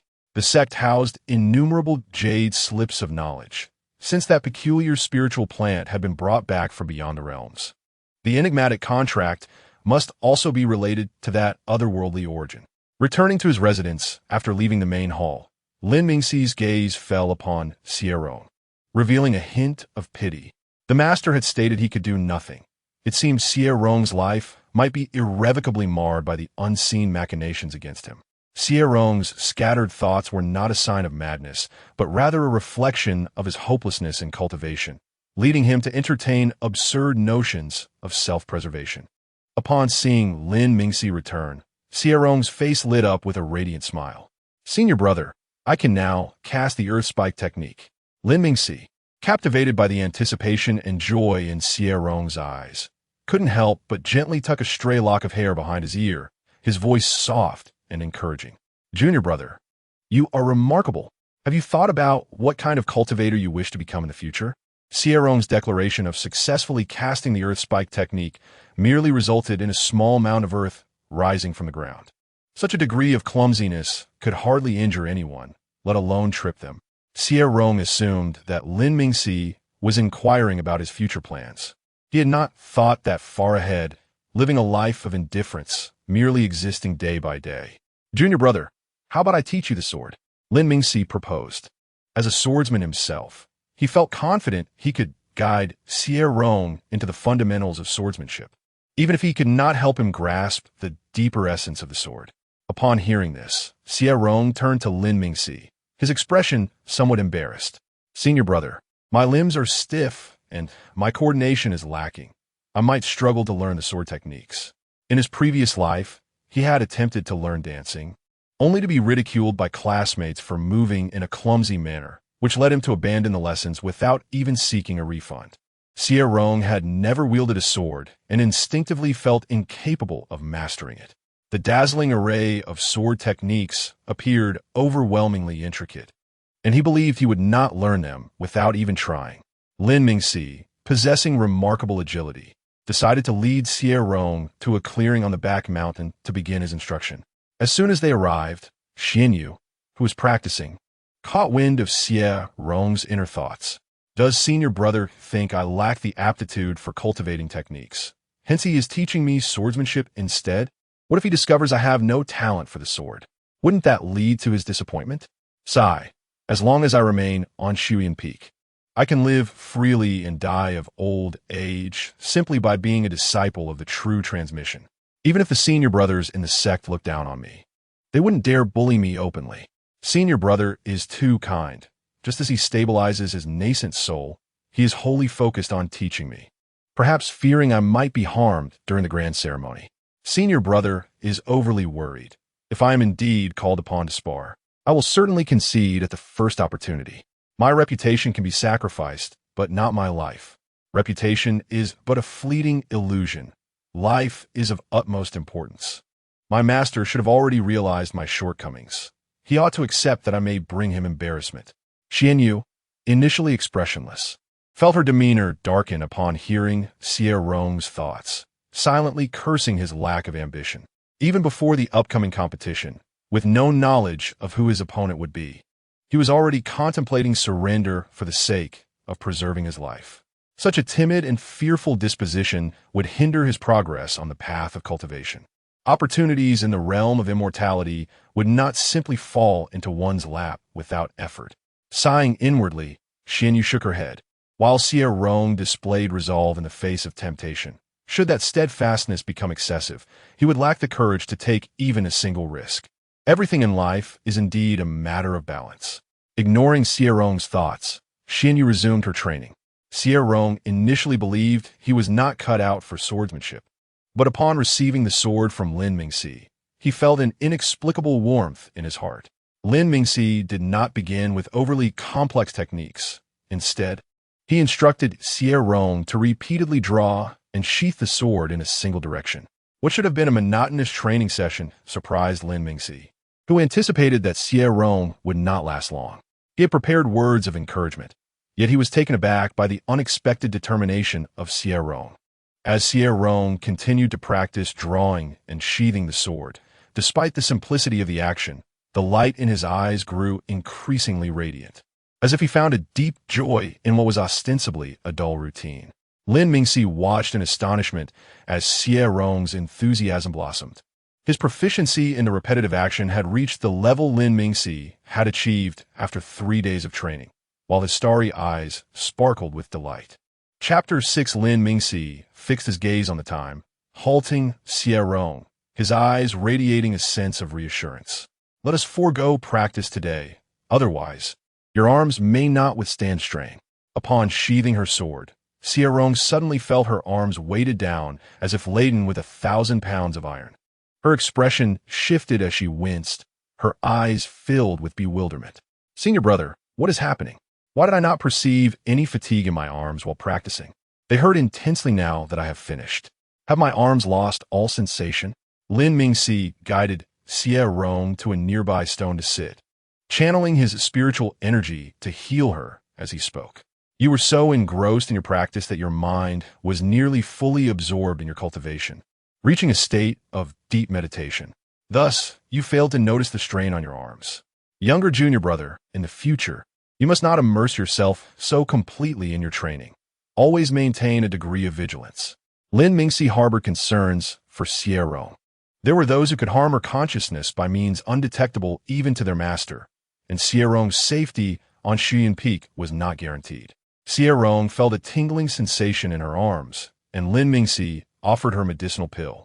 Observing that Xie Rong consumed it without a moment's hesitation, he furrowed his brow. Do you even know what I have given you? Why did you not even ask before taking it? Xie Rong beamed at Lin Mingxi, her eyes devoid of any suspicion. What my senior brother gives me must surely be good. Xuanyue frowned, sensing that Xie Rong's thoughts were not as innocent as she conveyed. A practitioner should harbor some wariness even towards their own parents, let alone fellow disciples who might compete for interests. Yet he understood this inconsistency, having often espoused one sentiment while acting contrary in his youth. Initially, Xuanyue shared Lin Mingxi's concern, but in the next moment, he overheard Xie Rong's inner thoughts. How could senior brother ever wish me harm? We are sworn brothers in the same sect, a bond deeper than that of blood. Moreover, if senior brother intended to harm me, he could simply watch as I exhaust my life in futile pursuits. Why waste energy and time teaching me techniques and swordplay? The future is uncertain. Yet as long as senior brother remains my senior brother, he is someone I can trust. A person as handsome as senior brother could never be a villain. Xuanyue's brows knitted even tighter upon hearing Xie Rong's thoughts. Cursing internally, what a fool, utterly devoid of caution. Particularly vexing was the notion that a handsome appearance could not belong to a villain. It made Xuanyue wish to pry open Xie Rong's mind to see if it were filled with nothing but folly. It was baffling that within the realm of cultivation, there still existed individuals who judged by appearances, and this fool was his most cherished disciple. Lin Mingxi had shared with Xie Rong many truths of the cultivation world, emphasizing that no one was truly trustworthy, for one could never discern the hearts of men. The realm was rife with deceptions, to the point where they were nearly indistinguishable to the naked eye. Some advanced techniques could even mimic another's aura and fluctuations of consciousness. Without the ability to discern true intent, the best means of self-preservation lay in maintaining a wariness towards all. Lin Mingxi, observing Xie Rong's earnest expression, sensed that his words had not truly penetrated her heart. He sighed softly. Do you know that there exists a forbidden technique in the demon realm known as soul-searching? They consume the souls of others to disguise themselves, a ruse so sophisticated that even a nascent soul practitioner would fail to detect it. Lin Mingxi was perplexed, wondering how Xie Rong had grown thus far without a shred of wariness. Xie Rong, sensing Lin Mingxi's genuine concern, verbally promised to be cautious of others, while inwardly contemplating, as long as I remain obedient on Shuyuan Peak, I shall surely live out my days in peace. The actions of others seem hardly significant. Xuanyue, hearing Xie Rong's thoughts once more, could not help but shake his head. His foolish disciple was beyond saving. Days turned into weeks, and after 3 months of rigorous sword practice under Lin Mingxi, Xie Rong had mastered some fundamental techniques. The sect became lively, with practitioners from various sects visiting. Whenever Xie Rong felt the urge to slack off, she would catch Lin Mingxi's disapproving gaze and grit her teeth to persist. She could abandon herself, but she did not wish to disappoint Lin Mingxi. At times, when Xie Rong felt she could no longer persevere, Lin Mingxi would kindly tell her to rest. You have made considerable progress in your swordsmanship. What remains is the need for diligent practice. Do not allow yourself to become complacent. If there is anything you do not understand, feel free to send me a message or come find me directly. Lin Mingxi felt that Xie Rong had embarked on the right path, and there was little purpose in continuing to monitor her progress. He could oversee her for a moment, but not for a lifetime. The essence of cultivation ultimately depended upon Xie Rong herself. Upon returning to her dwelling, Xie Rong initially struggled with the solitude. Whenever she lay down to indulge in idleness, Lin Mingxi's disapproving gaze would flash in her mind, causing her to feel restless. Had she been diligent for too long to allow herself to relax? Yet, during her time in Lin Mingxi's abode, her thoughts had largely revolved around how to lounge about. Xie Rong found her state reminiscent of the days leading up to the college entrance examination, when she yearned to cease effort, yet was stirred by the diligence of her peers to persist despite her inner desire to slack off. The following day, while wandering the back mountain, Xie Rong encountered her seldom-seen second senior brother, Gu Xingchen. Mistaking him for another practitioner wishing to practice swordplay, she began to walk away, intending to leave the area abundant in spiritual energy for him. Gu Xingchen, noticing her intent to depart, flashed a gentle smile and called out, "Younger junior brother, during my recent training in a hidden realm, I encountered some fortuitous insights into swordsmanship. Might I be fortunate enough to offer you some guidance?" He had specifically sought her out. He would not allow her to leave. Xie Rong gazed at Gu Xingchen with a hint of confusion. Although she had little interaction with him, she could sense that he was not as approachable as he appeared. He seemed gentle, yet there was a palpable distance in his demeanor. Sister Yao Ling had once publicly rolled her eyes at Gu Xingchen, mocking him as a smiling tiger who thrived on deception. Xie Rong hesitated momentarily before responding. "Second senior brother, are you not busy? I am currently practicing only the most basic sword techniques, and senior brother said there are no shortcuts, only hard work." Upon hearing Xie Rong mention Lin Mingxi, Gu Xingchen's expression brightened, and his smile widened as he continued. "Senior brother speaks true, yet diligent practice also requires skill. If someone were to guide you through the techniques, it would be easier to master them than through solitary toil." Xie Rong felt that Gu Xingchen would not harm her. Although she did not understand his insistence on providing her with instruction, she thought, if he wishes to teach, so be it. After all, I possess nothing of value. Those without shoes are unafraid of those who wear them. Xuanyue observed Xie Rong's inner conflict, realizing that despite her doubts about Gu Xingchen's intentions, she chose to accept his offer. With his awareness, he watched as Gu Xingchen, under the guise of instruction, struck Xie Rong repeatedly with the sword sheath. Each time Xie Rong winced in pain, Gu Xingchen would sincerely apologize. "Younger junior brother, I truly beg your pardon. It has been so long since I have trained with someone that I momentarily lost control of my strength. Fortunately, it was merely the sword sheath that was held, and no spiritual energy was employed. Are you all right?" Xie Rong gazed at Gu Xingchen's face, which was adorned with an expression of deep remorse, and the suspicion that Gu Xingchen was deliberately targeting him gradually dissipated. Gu Xingchen, a busy individual and a mid-stage nascent soul practitioner, would not engage in such frivolous antics unless he was exceedingly bored. If he truly found Xie Rong displeasing, a casual scheme could easily cost him half his life. Why resort to such childishness as striking him with a sword sheath? Xie Rong believed Gu Xingchen's words, trusting that his lack of recent teaching experience had caused him to momentarily lose control of his strength. "Second senior brother, I am fine. I merely received a few unintentional strikes from a sword sheath." Xuanyue, having overheard Xie Rong's various thoughts, could not help but shake his head and sigh in exasperation. Such foolishness was beyond redemption. The blatant targeting was so apparent that it eluded comprehension. Subsequently, Xuanyue felt a tinge of curiosity. Gu Xingchen usually interacted amiably with everyone. Why the sudden overt hostility towards Xie Rong? Did he consider Xie Rong too dim-witted and thus found him irksome? However, from what he understood, Gu Xingqian did not possess such a mundane disposition. As Gu Xingqian practiced with Xie Rong on the back mountain, each strike of the sword sheath against Xie Rong's form seemed to dissipate the resentment in Gu Xingqian's eyes. Whenever Xie Rong felt overwhelmed and attempted to flee, Gu Xingqian would always manage to retain him with a gentle smile, urging him to continue his sword practice. Xuanyue observed Xie Rong enduring the blows while expressing gratitude in his heart towards Gu Xingqian. It turns out that second senior brother possesses a kind heart.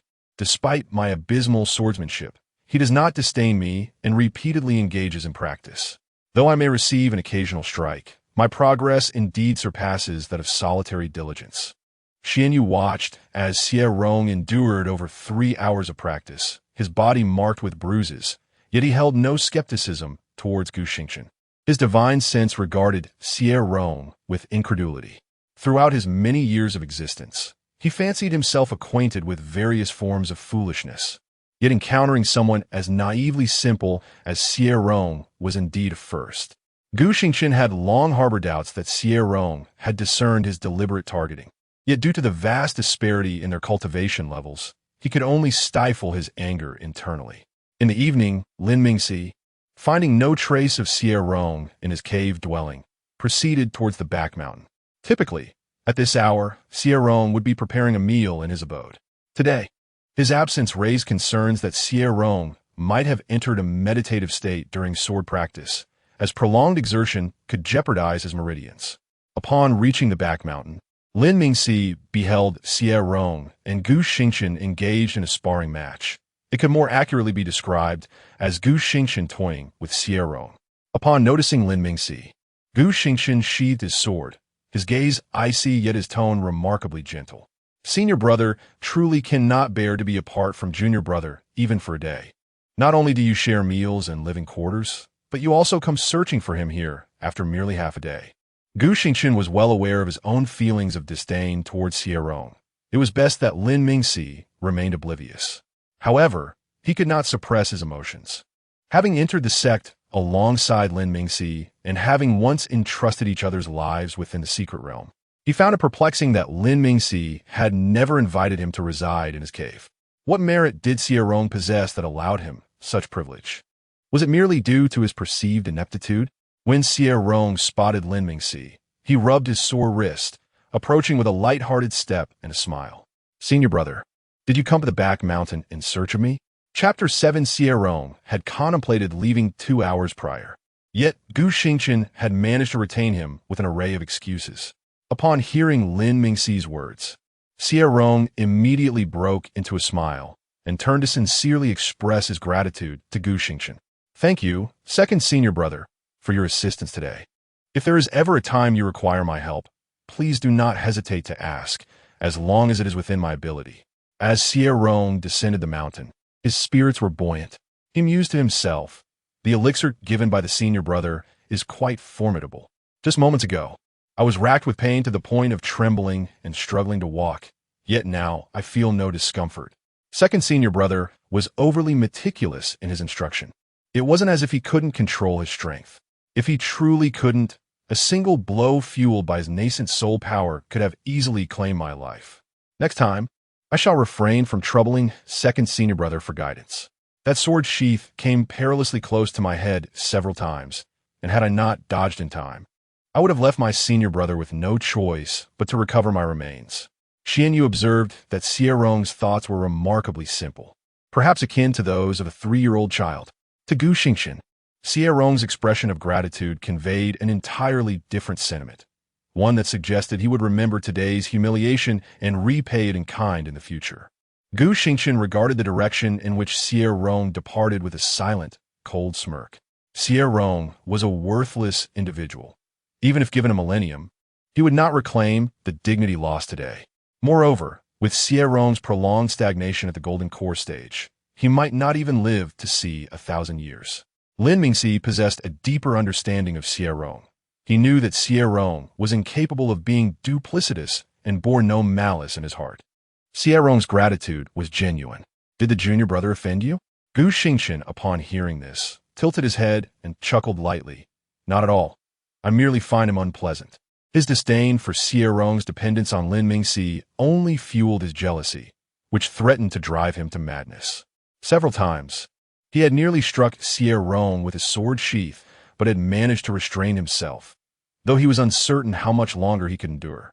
If Xie Rong continued to linger beside Lin Mingxi, Gu Xingchen feared he might not hold back for much longer.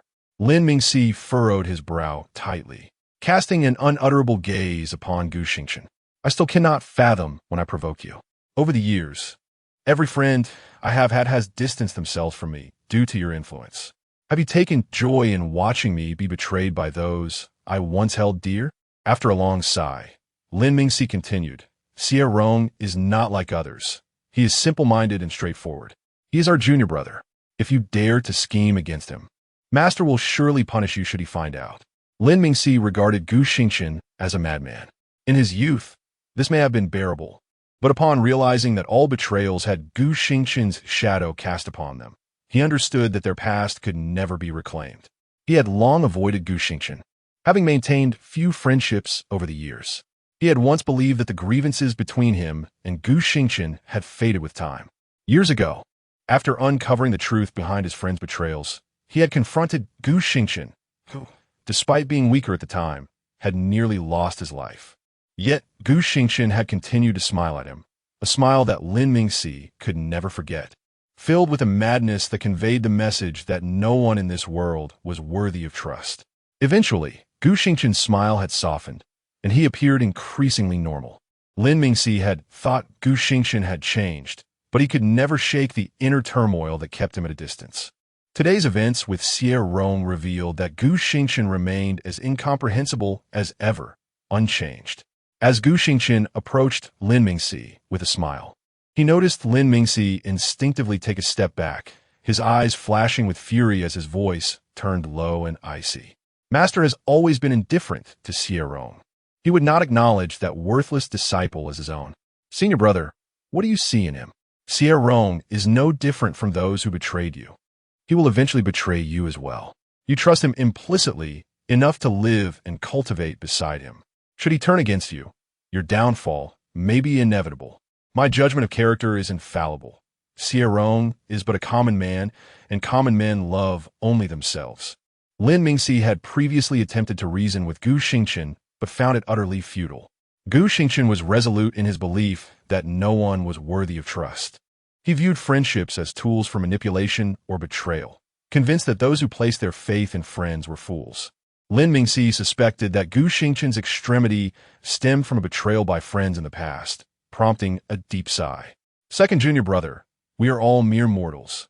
There is no fault in loving oneself. After speaking, Lin Mingxi observed Gu Xingchen's current expression and realized he could not sway him. Instead, he would need to warn Xie Rong. As Gu Xingchen noticed Lin Mingxi preparing to depart, he let out a cold laugh. You truly treat Xie Rong differently. Your kindness towards him will only result in greater pain when he ultimately betrays you. Do not say I did not warn you. Do not let Xie Rong lead to your demise. In response, Lin Mingxi halted, his gaze resolute as he turned to face Gu Xingchen. That will not happen. I believe my junior brother is not that kind of person. He is worthy of my trust, and even if one day he betrays me, I shan't mind, for it is human nature to aspire for greater heights. With a bitter smile, Lin Mingxi continued, I cannot even guarantee that if we were to encounter an ancient legacy together, I would not act first. If I cannot achieve unconditional trust in Xie Rong, how can I demand the same from him? The interactions between individuals are inherently unpredictable. Should I distance myself from Xie Rong or even act preemptively against him due to potential future events? If everyone were like Gu Xingchen, chaos would reign in this world. Gu Xingchen remained expressionless, standing in place for a long while, before suddenly letting out a chilling laugh. I shall ensure you come to realize that the only one worthy of your trust in this world is me. The only one who can stand by your side is me. Xuanyue had no desire to delve into the conflicts between disciples, yet upon hearing Xie Rong's thoughts, he left a trace of his consciousness in the back mountain. After overhearing Gu Xingchen's mutterings, his expression turned peculiar. Many cultivators in the realm sought same-sex partners. When had Gu Xingchen developed such feelings for Lin Mingxi? Did Gu Xingqian even realize it? Xuanyue surmised that Gu Xingqian was likely unaware, perhaps due to a lack of understanding regarding his own possessiveness, which led him to choose the most foolish course of action. Although Xuanyue saw through it, he had no intention of hinting at it to Gu Xingqian. If he were to intervene in such trivial matters, he would soon be overwhelmed. Upon returning to his cave dwelling, Lin Mingxi pondered for a long time, still troubled by the possibility of Gu Xingqian harming Xie Rong. He decided to gather his belongings and seek a new cave dwelling nearer to Xie Rong. With few true disciples on Shuyan Peak, there were ample vacant caves. Given Xie Rong's cultivation at the late Foundation establishment stage, he would be unable to withstand any genuine threat from Gu Xingqian. As Lin Mingxi organized his belongings, a sudden frown creased his brow. Could it be that Xie Rong was afflicted by Gu Xingqian? However, Lin Mingxi quickly dismissed the notion. The troubles surrounding Xie Rong's consciousness were beyond even their master's capability to resolve. So how could Gu Xingqian possess such profound skills? Although their master often remained detached, he would surely intervene if he were aware of discord among his disciples. The following morning, Xie Rong awoke to a full-body ache that rendered it arduous to rise, struggling until noon before finally getting out of bed. Upon exiting his dwelling, he discovered that his senior brother had become his new neighbor. Noticing Xie Rong's pallid complexion, Lin Mingxi retrieved a medicinal pill and offered it to him, suggesting, "I think it would be best for me to move closer to you. In the future, should you have any questions regarding your cultivation, you won't need to waste a message crane." Xie Rong was targeted by Gu Xingqian due to his own actions, and the pain he endured could be considered a consequence of that. The thought of this filled Lin Mingxi with a sense of guilt as he regarded Xie Rong.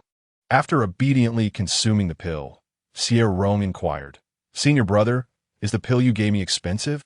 I should transfer some contribution points to you." He often consumed Lin Mingxi's spiritual tea and fruits, and frequently partook of the spiritual food Lin Mingxi purchased, without ever offering him a single spirit stone in return. Lin Mingxi chuckled at this, saying, "Why would I accept your spirit stones? If you truly wish to make amends, then focus on your cultivation. If you encounter any opportunities suitable for me in the future, sharing a portion would suffice." This was just a casual remark from Lin Mingxi. Both he and Xie Rong were on the path of swordsmanship, and opportunities beneficial to him would naturally also benefit Xie Rong. He held no expectation that Xie Rong would share any advantageous opportunities with him. Yet, Xie Rong took these words to heart. Time swiftly passed, and the day of the grand celebration arrived. Ever since Lin Mingxi moved next door, Xie Rong found his moments of leisure diminishing. Though the demanding days were arduous, they were also fulfilling, yielding unprecedented gains. During their practice bouts, Xie Rong transitioned from merely evading to engaging Lin Mingxi in several exchanges. Lin Mingxi frequently praised Xie Rong's innate talent for swordsmanship. Initially, Xie Rong believed Lin Mingxi was merely offering words of comfort, but upon realizing he could wield sword energy without expending spiritual power, he began to believe in his own aptitude for the craft. On the day of the sect's grand celebration, Xie Rong donned new attire and stood beside Lin Mingxi, observing as the sect master, Lei Zhe, personally presented congratulatory gifts to Xuanyue. The hall was filled with the most distinguished prodigies from various sects, while lesser-known sects lacked even the qualification to enter the hall as spectators. As Lei Zhe represented the sect in bestowing gifts upon Xuanyue, each item left Xie Rong awestruck. Blood Cloud Divine Gold seems to be a heavenly material for crafting artifacts. It is said to be a treasure that is rare and elusive. Mirage Spirit Herb is even more remarkable when refined into a pill. It allows one to break through cultivation bottlenecks and extends one's lifespan, a truly exceptional treasure. What level of treasure is Frostless Heavenly Dew? Many nearby are gasping in astonishment. Master has received so many gifts, yet I only recognize two. It seems I must borrow my senior brother's jade slips more often. Otherwise, I want he recognize treasures even when they are presented before me. Has our master broken through to the Great Ascension realm? Will these treasures aid him in ascending to the upper realms? In the resplendent yet serene hall, Xie Rong's joyful and astonished exclamations were particularly striking. Each time a gift was presented, he would marvel inwardly, appearing as if he had never encountered such grandeur before. Chapter 8. As Xie Rong raised her gaze, she coincidentally met Xuanyue's eyes, quickly straightening her back, while her mind was filled with anxious musings. Why is my master looking at me again? I have been diligently practicing lately and have consistently followed my senior brother, not bringing shame to master. Could it be that master possesses foresight and knows I will embarrass him in the upcoming competition, hence the warning glance? Indeed, the cultivators of the Great Ascension realm are truly enigmatic, but to embarrass myself should not require such prescience. It is evident to any discerning observer. Xuanyue withdrew his gaze from Xie Rong, yet his brief glance had drawn the attention of many within the hall. Everyone was aware that Xuanyue's youngest true disciple was still at the late foundation establishment stage. Numerous disciples of the Shantian sect were spreading rumors that Xuanyue did not sincerely wish to accept Xie Rong as a student, but was merely placating the sect leader as arbitrary selection of disciples. If Xuanyue had any genuine concern for Xie Rong, how could she still be at the late foundation establishment stage? The breakthrough from foundation establishment to golden core does not necessitate enduring tribulations. With a substantial accumulation of spiritual energy, one could forcefully breach the bottleneck. Should Xuanyue desire Xie Rong to advance to golden core, he would only require an appropriate elixir, which would not even affect her foundational cultivation afterwards. Xie Rong lacked innate talent and family background, and her becoming Xuanyue's true disciple was purely a stroke of extraordinary luck. Initially, they bore no curiosity towards Xie Rong, but Xuanyue's deliberate glance piqued their interest. Throughout the congratulatory ceremony, it was the first time Xuanyue had directed his attention towards his disciple, not towards his elder disciple Lin Mingxi, nor the more talented Gu Xingchen, but towards the seemingly inconsequential Xie Rong.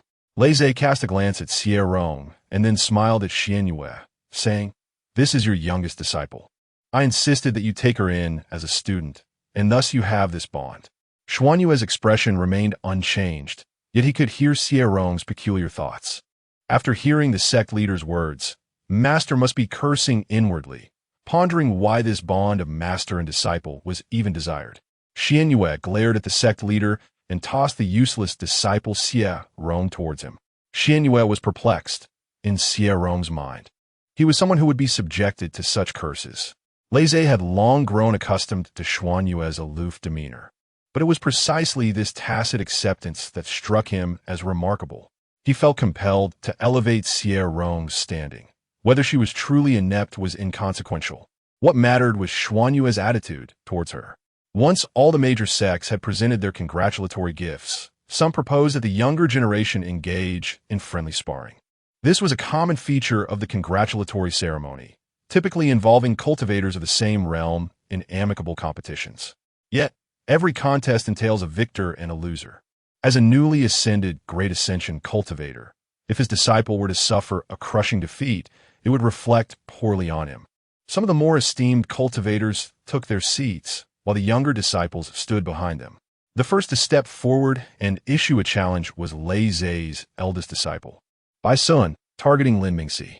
As Xie Rong watched Lin Mingxi step into the center of the hall, her heart could not help but swell with concern.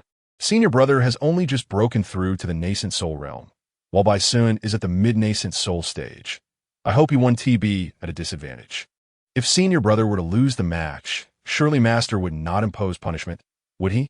He probably wouldn't. Master is too handsome to behave irrationally. Xuanyue could not restrain himself and glanced at Xie Rong once more. Is he truly handsome? Punishing Lin Mingxi was indeed an act of absurdity. It had been years since anyone had accused him of being unreasonable, and he felt a strange sense of novelty in that moment. Xie Rong could not clearly see the match between Lin Mingxi and Bai Sun. She could only vaguely discern figures moving in the air above the hall. After a fragrant stick of incense had burned, Lin Mingxi was struck in the chest and fell to the ground. Quickly steadying himself as he noticed Xie Rong rushing to assist him, only to hastily signal her to stay back. Upon receiving Lin Mingxi's gaze, Xie Rong clenched her fists, suppressing her worries and refraining from advancing.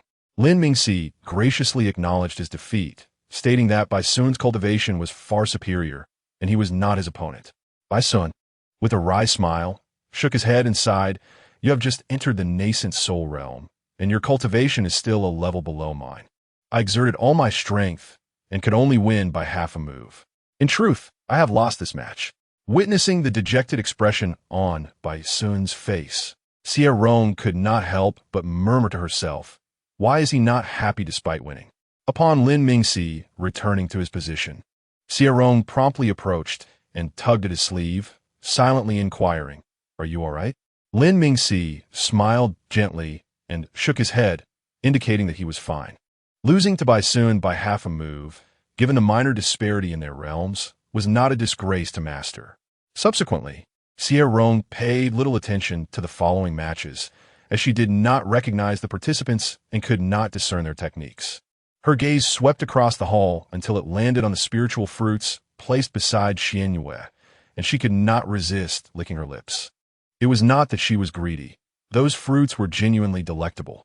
Seeing your brother received several such fruits as a reward for breaking through to the nascent soul, and he had given her one. Why does Master not eat the spiritual fruits? Does he not enjoy overly sweet flavors? It seems I have never seen Master eat anything. Could it be that he simply does not care for food?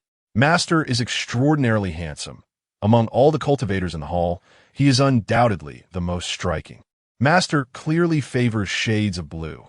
Today he is even adorned with a blue spiritual jade hair ribbon, which looks truly exquisite. I heard from others that several young masters from major sects are enamored with Master. I wonder if that is true. Does Master prefer boys or girls? Will Master seek a partner? With his cold temperament, can anyone endure him?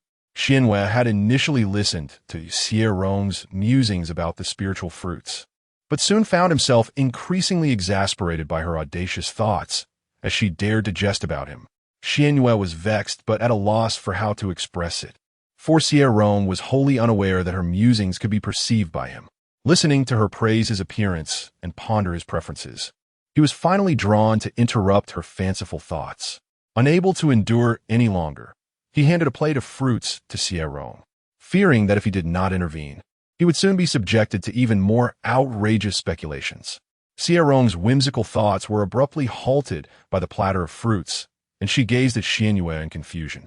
Xuanyue, with a calm expression, cast a glance at her and stated in a low voice, "Do you not wish to eat?" Indeed, a little fright was effective, as the incessant chatter in her mind quieted somewhat. Xie Rong, holding the spiritual fruit, felt a tinge of embarrassment, and in the next moment, she respectfully expressed her gratitude. "Thank you for your generosity, Master. Surely, Master must have seen my longing gaze at the spiritual fruits. It is one thing to be greedy, but how could I lose face before Master? Yet, it appears Master is not angry and even bestowed upon me the spiritual fruit. That makes sense. Master is over 6,000 years old. To him, my age is scarcely that of a child. Wow, Master is over 6,000 years old and has never had a partner. Could he still be a virgin?" Xuanyue, who had been sipping tea, nearly choked upon hearing Xie Rong's thoughts. How could she joke about her master in such a manner? Did she truly not regard him with any seriousness? Such audacious thoughts are utterly unfathomable. Xuanyue's peculiar behavior has left many within the palace perplexed, while some speculate quietly among themselves. In the recent contest, Gu Xingqian faced defeat, raising concerns about Xuanyue's satisfaction, especially since her prized disciples had participated in 6 matches, with 2 already lost. With only 7 true disciples in total, losing 3 out of 7 would cast a rather bleak shadow over the competition. Xie Rong stood in a state of confusion, utterly unprepared for the pressure that had unexpectedly shifted towards him. A young man clad in black, with a cold demeanor, confidently approached the hall, his gaze fixed intently on Xie Rong. In that moment, Xie Rong realized his opponent had arrived. "I am Xiao Shifeng, at the late stage of Foundation establishment, seeking to spar with you, Taoist Xie." Lin Mingxi had initially refrained from transmitting thoughts, but, noticing the anxiety etched across Xie Rong's face, decided to reach out. "Junior brother, do not fear. He is a talisman practitioner, and his close combat skills may not surpass yours.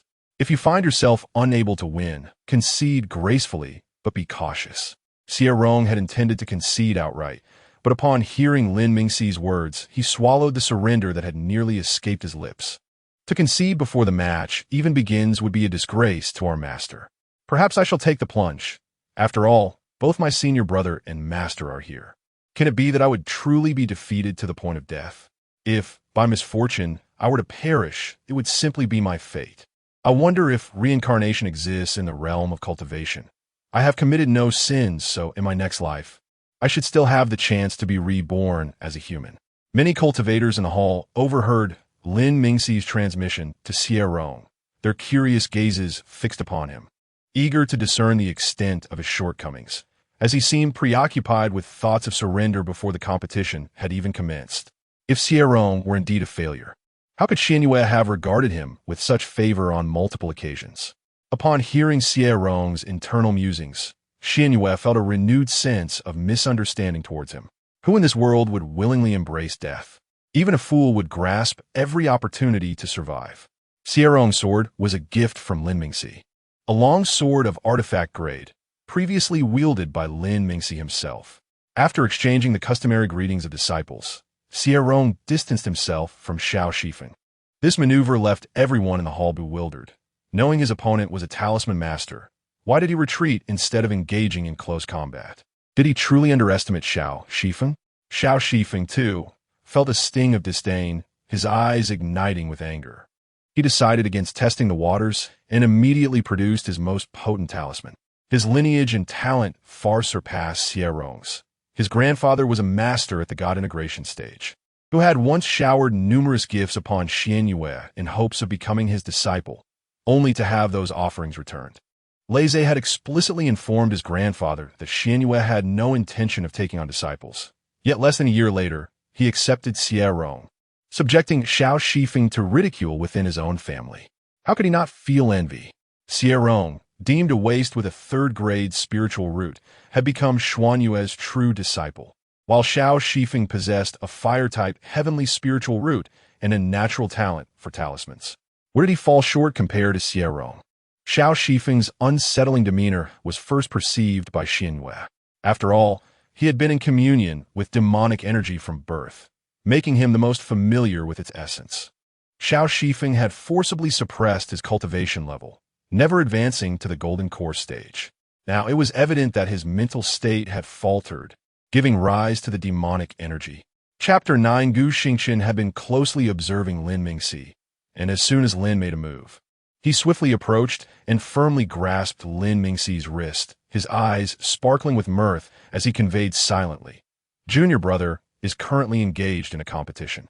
Senior brother must not disrupt." Lin Mingxi, employing all of his spiritual power, attempted to break free from Gu Xingqian's hold. Unfazed, Gu Xingqian endured the barrage of Lin Mingxi's spiritual force, blood trickling from the corner of his mouth, yet he did not loosen his grip, merely gazing at Lin Mingxi with a smile. Even if Lin Mingxi were to sever his hand, he would not allow Lin Mingxi to rescue Xie Rong. Lin Mingxi's eyes were filled with urgency, and he could only implore Xuanyue with a desperate look, transmitting his plea, "Master, I beseech you to save junior brother." Many of the ascendant practitioners in the hall turned their gazes toward Xuanyue, eager to discern whether he would intervene to save Xie Rong. If Xuanyue did save him, it would validate numerous suspicions. Lin Mingxi was deeply anxious, uncertain whether Xuanyue would come to Xie Rong's aid. As the earliest disciple to join, he was most aware that while his master appeared gentle, he was, in truth, cold-hearted. If someone were to assert that his master practiced the path of detachment, Lin Mingxi would likely believe it. Xuanyue had initially intended to remain uninvolved, but he could not predict whether Xie Rong's demise would affect the soul contract concealed within his consciousness. With a soft sigh, he waved his sleeve. At that moment, Xie Rong was struck by the explosive wave of spiritual energy from the talisman, and just as despair threatened to engulf him, he sensed a gentle spiritual force guiding him backward. Xuanyue used his power to bring Xie Rong before him, and as he withdrew his energy, he noticed Xie Rong teetering and about to fall toward him. He was accustomed to establishing a barrier of spiritual energy within half a meter of himself, which would typically repel anyone who approached. However, in the next moment, Xie Rong collapsed directly into his embrace. Xuanyue's gaze was filled with shock and disbelief. But he quickly regained his composure, ensuring no one else perceived his astonishment. His protective barrier had proven ineffective against Xie Rong. The moment their bodies made contact, the malevolent energy that had tormented Xie Rong since he could remember fell silent. It was an unprecedented relief, akin to floating on a cloud, light and unburdened. Disregarding the onlookers in the hall, Xuanyue seized the opportunity to validate his suspicions, gripping Xie Rong's wrist as he helped him to his feet. Upon contact with Xie Rong's skin, the entire realm of his consciousness began to tremble. The malevolent energy within him lay dormant, as if it had encountered its nemesis. All traces of dark energy subsiding, solely due to their physical connection. After millennia of battling this insidious force, he had come to understand its tenacity and terror. He had searched perilous realms for thousands of years, risking his life countless times in the outer world, all in pursuit of something that could counteract the malevolent energy. As long as this darkness remained, his ascension to a higher plane was rendered impossible. Xuanyue found the intricacies of the world bewildering. He had always feared closeness, apprehensive that others would discover the dark energy within him. Yet, here was a living being capable of suppressing his malevolent force. When he tentatively released Xie Rong's wrist, he discovered that the malevolent energy remained dormant, and he could scarcely articulate the emotions stirring within him. Nonetheless, he felt an undeniable need for Xie Rong. If he could uncover the reason behind Xie Rong's ability to quell the dark force, he might finally rid himself of it altogether. Blue eyes observed in astonishment as Xuanyue reached out to assist Xie Rong, his pupils dilating in disbelief. The typically reticent Xuanyue was now in physical contact with a man. Blue eyes scrutinized Xie Rong, recalling Xuanyue's earlier words when he took Xie Rong as a disciple. Among all my disciples, he is the most pleasing to my eyes. He had never paid much heed to those words, but witnessing Xuanyue's unguarded demeanor towards Xie Rong now suggested a deeper affection. Once Xie Rong regained his footing, he was overwhelmed with a sense of exhilaration from his narrow escape and respectfully expressed his gratitude to Xuanyue. "Thank you, Master. You smell delightful, yet your garments are cold, and your fingers are cooler than my own body temperature. Is the body temperature of ascendant practitioners different from ordinary people? Your chest is quite firm. I believe I may have bumped my forehead against it earlier, and it still aches slightly. Truly, as expected of an ascendant practitioner, your physique is as resilient as a magical artifact. Master, you are indeed beautiful and kind-hearted. Although I may have embarrassed him, you still saved me. I shall repay this life-saving grace with utmost dedication, even if Master may not require anything from me. Yet, I cannot forget today's kindness. If one cannot even feel gratitude, they will inevitably become cold and indifferent. Such a life lacks vitality." Xuanyue listened attentively to the stream of Xie Rong's thoughts, contemplating deeply. The world Xie Rong had encountered was too limited, leading to such naive musings. If only he were exposed to a broader world, he would likely shed his innocence. Xuanyue was torn between whether it was better for Xie Rong to mature gradually or remain blissfully naive. Lin Mingxi coldly extricated himself from Gu Xingxin's grip and stepped beside Xie Rong, his eyes questioning whether he was unharmed. Seeing that Xuanyue's attention was not fixed on him, Xie Rong shook his head to indicate he was fine. Lin Mingxi urged Xie Rong to bow to Xuanyue, and the two returned to their respective positions. Xuanyue awaited Xie Rong's departure before shifting his gaze to Xiao Shifeng in the hall. Xiao Shifeng's master, also an ascendant practitioner, wore a look of regret as he sighed. "My disciple possesses commendable spiritual roots and talent, yet his temperament leaves much to be desired." It was evident to all present that Xie Rong was the source of Xiao Shifeng's inner turmoil. Only by eliminating Xie Rong could he hope to break through. With Xuanyue personally intervening to save Xie Rong, the chances of Xiao Shifeng succeeding in his endeavor were virtually non-existent. As Xiao Shifeng was forcibly restored to rationality by his master's spiritual energy, he realized his failure to break through, his complexion paling to a ghostly hue. He understood that he had become a discarded pawn, as neither the sect nor his family would allocate resources to a failure burdened with dark energy within. Today, he might not even survive to leave the Xintian sect. Xiao Shifeng was filled with resentment. Had it not been for Xuanyue's timely intervention, Xie Rong would have undoubtedly perished under the talisman's assault. With Xie Rong's death, his inner demon would have been vanquished, allowing him to ascend to the Golden Core realm without hindrance. What was meant to be a test among disciples had devolved into a premeditated murder. Yet no one dared to challenge Xuanyue's actions, as all had witnessed the unfolding events. Xiao Shifeng had clearly intended to kill. As Xiao Shifeng attempted to voice his grievances, he was silenced by the oppressive force of his master, kneeling and struggling to breathe. Respected Xuanyue, my disciple has caused you trouble. Please do not hold it against him. Xuanyue regarded Xie Rong, with whom he had little prior acquaintance. Yet they were loosely connected through business dealings between their sections. Respected Xie, do not concern yourself. This was merely a contest among juniors. My intervention may have seemed unfair, as this match was meant for my disciple to win. Xie Rong chuckled at the response, for no one cared about the outcome of this contest, especially since Xiao Shifeng had failed to break through and was now suffering the backlash of his inner demon, rendering his foundational cultivation in ruins. Xie Rong cast a cold gaze at Xie Rong in the Grand Hall, stating that given their past as master and disciple, upon severing their ties today, she should depart on her own. The remainder of her life would depend solely on her own destiny. Xie Rong sensed the absence of the oppressive spiritual pressure enveloping her. First glancing at Xie Rong and then, gritting her teeth, bowed deeply to Xie Rong, her voice hoarse and strained. I am eternally grateful to my master for sparing my life. I shall remember this kindness for all my days.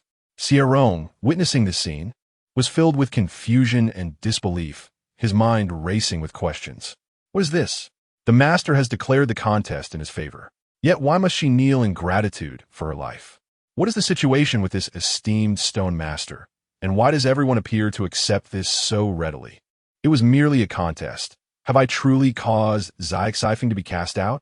Xuanyue, overhearing Xie Rong's inner turmoil, realized that his amnesia had resurfaced, leaving him unaware of the implications of the backlash from one's inner demons for an ordinary cultivator. When Xie Rong observed Xie Rong limping away, he could no longer restrain himself and turned to Xuanyue, asking, Master, Xie Rong won the contest. Why then was he expelled from the sect? Upon his words, the curiosity of those present in the hall was piqued. Xuanyue rubbed his temples, feeling the demonic energy within him stir again, which would settle for a brief moment upon contact with Xie Rong. Lin Mingxi, recognizing the turmoil in Xie Rong's consciousness, swiftly conveyed an explanation. Little junior brother, Xie Rong's failed breakthrough resulted in a backlash from her inner demons, planting a seed of demonic energy within her. Unless she encounters an extraordinary opportunity, she will be unable to continue her path in cultivation. In ancient times, during the war between immortals and demons, the demon race existed in their own realm. Demonic cultivators have always harbored a deep-seated hatred for us cultivators. Immortals and demons have been adversaries for generations. No sect in the cultivation world can harbor a cultivator with a seed of demonic energy within. If you or I were to harbor such a seed, we will be executed on the spot. The Stone Master merely expelled Xie Rong from the sect and allowed her to leave, which is, in fact, granting her a chance at survival.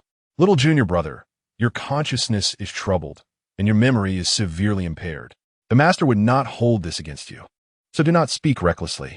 Upon hearing Lin Mingxi's transmission, Xie Rong looked at him in utter disbelief, his heart in turmoil. What? The backlash from one's inner demons leads to the emergence of a seed of demonic energy? To have such a seed would result in immediate execution? Does the cultivation world harbor such animosity towards demonic cultivators? Yet where there is spiritual energy, there is also demonic energy. Are not both merely forms of energy? Each seeks to seize the opportunities of the universe in pursuit of longevity, differing only in their methods. Who is truly superior? Are there not good individuals among demonic cultivators? Can we assert that no cultivators possess malice? When did the distinction between good and evil become reliant upon whether one cultivates immortality or demonism? Is the cultivation world's aversion to demons not excessive? Xuanyue, hearing Xie Rong's thoughts, found his gaze drawn to him once more. It was absurd. Xie Rong actually believed in the equality of immortals and demons. Should this notion be revealed, the entire cultivation world would reject him. At that moment, an unexpected yet potent idea took root in Xuanyue's mind. He was displeased with Xie Rong's naive demeanor, which incited frustration within him. He yearned for Xie Rong to mature, to transform him into a competent cultivator, at the very least to be more visually agreeable. Chapter 10. The ethereal voice of Xuanyue was cold, laced with a languid cadence, as if he were speaking with a hint of indifference. It is nothing of great consequence, merely forgetfulness and a lack of memory. Previously, he had paid little heed to Xie Rong, but it was only after Xie Rong's ascension to the great ascension stage that he truly began to notice him. When Xie Rong approached, he already bore that foolish demeanor. Upon closer inspection, Xie Rong, despite his mediocre aptitude, had once possessed a fundamental understanding of basic spells. Yet one day, after emerging from seclusion, he seemed to have transformed entirely. He had forgotten how to cultivate and even the very characters of the cultivation world. Out of curiosity, he had probed into Xie Rong's soul and had briefly suspected possession, but the truth lay bare before him. Xie Rong had not been possessed. Rather, a mishap in his cultivation had led to his amnesia. Seeing Xuanyue's lack of denial, Lei Zhe's curiosity deepened, prompting him to inquire further through thought transmission. Who could have laid hands on Xie Rong to evade your scrutiny? He continued, regardless, Xie Rong is a true disciple of our Xiantian sect.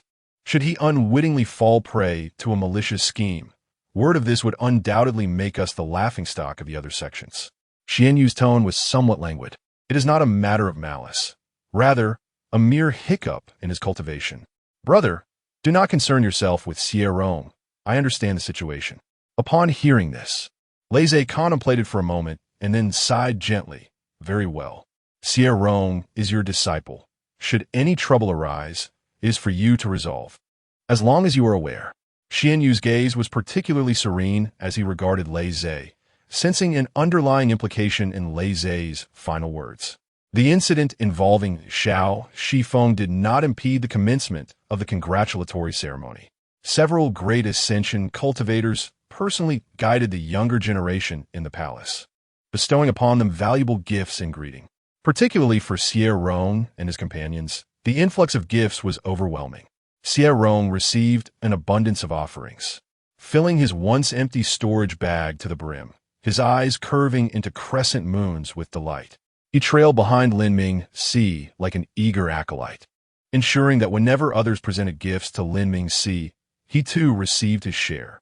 When Linming Si bowed, Xie Rong mimicked the gesture, filled with gratitude. In truth, Xie Rong had no rightful claim to accompany Linming Si, but Linming Si had invited him to join in bowing to the elders, thus granting him these valuable gifts. As Linming Si extended his respects to Lei Zhe, Lei Zhe presented Linming Si with a spirit weapon longsword and then handed Xie Rong a storage ring. Xie Rong did not reach out to take the ring. Instead, he looked at Linming Si with an expression of confusion.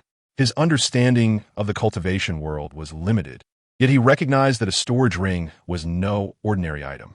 Seeing Xie Rong's hesitation, Lei Zhe chuckled. I noticed you lacked a storage ring, and it reminded me of the opportunities one once received in my youth that I no longer require. Thus, I gift it to you.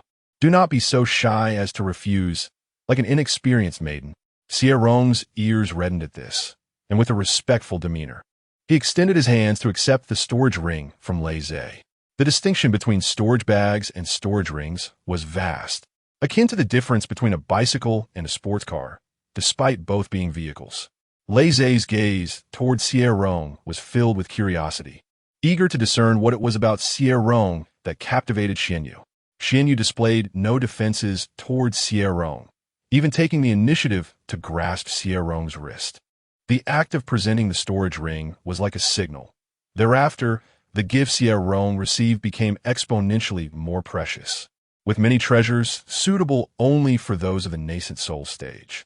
High-ranking cultivators approached him directly, offering gifts that were clearly extraordinary without waiting for Xie Rong to make the first move. Xie Rong felt an overwhelming sense of panic, his heart racing, yet he remained unshaken by the allure of these treasures. constantly recalling Lin Ming Xi's words. Some things are acceptable to accept, while others are best declined. Accepting that which should not be accepted could cost him his life. What is happening? Why is everyone presenting me with gifts, and such precious ones at that? I am truly an ordinary waste. Senior brother, help. I suspect these elders intend to harm me. With my mere foundation establishment late-stage prowess. Holding these treasures is akin to a child parading gold through a bustling market. Is someone going to come and rob me tonight? Who will come to my aid? Xuanyue listened as Xie Rong's emotions shifted from joy to excitement, then to anxiety, and finally to fear. With a multitude of treasures laid before him, Xie Rong's thoughts dwelled on the notion that someone might wish to do him harm, concerned about the potential dangers of accepting these offerings. He had never contemplated that these items could facilitate his smooth transition to the golden core or even a nascent soul stage. Xuanyue reflected that if he had been in Xie Rong's position during his own foundation establishment period, he might not have remained as composed and resolute in the face of such treasures. Observing Xie Rong's expression of distress, torn between acceptance and rejection, Xuanyue spoke in a calm tone. These are gifts from the elders. You may accept them with peace of mind. I see you have made progress in your swordsmanship. From this day forth, you shall move to my side. I have decided to personally instruct you. Previously unaware of how to suppress demonic energy, he had grown accustomed to enduring its torment within his body. Having recently experienced the ease of liberation from such corruption, he found that the absence of demonic energy was a profound relief. This newfound comfort was intoxicating, and even knowing that Lei Zhe might misconstrue his intentions, he was determined to keep Xie Rong close. Xie Rong was momentarily taken aback by Xuanyue's words, until Lin Ming Xi tugged at his sleeve, reminding him, Junior brother, quickly thank the master. What are you waiting for? The joy and excitement in Lin Ming Xi's voice resonated with Xie Rong, who soon mirrored that enthusiasm. Bowing respectfully to Xuanyue, Thank you, master. Oh heavens, my master is going to personally teach me. I shall surely soar to new heights. My master is a great ascension cultivator. Just a single elixir from him could equate to decades of my arduous cultivation. I must take notes of the teachings my master imparts and share them with senior brother. The guidance of a great ascension cultivator might just help him break through his own barriers. Xie Rong was elated to accept the various gifts, his worries dissipating. He was soon to relocate to his master's side, where no one would dare attempt to seize his possessions under his master's watchful gaze. After the congratulatory ceremony concluded, Xie Rong had received 5 storage rings and was now following Lin Ming Xi to tidy up his belongings. In truth, there was little to arrange. He merely sought an excuse to spend some time alone with Lin Ming Xi. Upon returning to the cave dwelling, Xie Rong retrieved the storage rings he had received that evening, casting a trusting glance at Lin Ming Xi, and cheerfully urged, Senior brother, please take a look at the treasures within and see if there is anything you might need. Lin Ming Xi regarded Xie Rong with a complex expression before earnestly advising, Junior brother, these are gifts bestowed upon you by the elders. You may keep them to utilize at your leisure. Wealth should not be flaunted. It is best that others remain unaware of what treasures you possess. Keep in mind that the cultivation world is rife with tales of murder and theft for treasure. Though Lin Ming Xi had initially felt a twinge of jealousy towards Xie Rong, that feeling vanished upon witnessing the trust and purity reflected in Xie Rong's eyes. It was no wonder that the master regarded Xie Rong with such favor. He too held a genuine fondness for Xie Rong. Xie Rong's sincerity was palpable, a depth of authenticity that resonated with those around him. Lin Mingxi resolutely refused to look at the contents of the storage ring.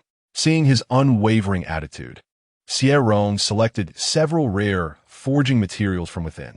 I am not well acquainted with the items in the storage ring, but I currently recognize them as materials for crafting. A competent sword cultivator must possess their own sword.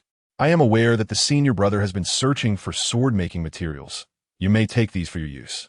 As Lin Mingxi gazed at the 5 elemental essences and the exceedingly rare spatial stone that Xie Rong had produced, he inhaled deeply, his voice grave and solemn.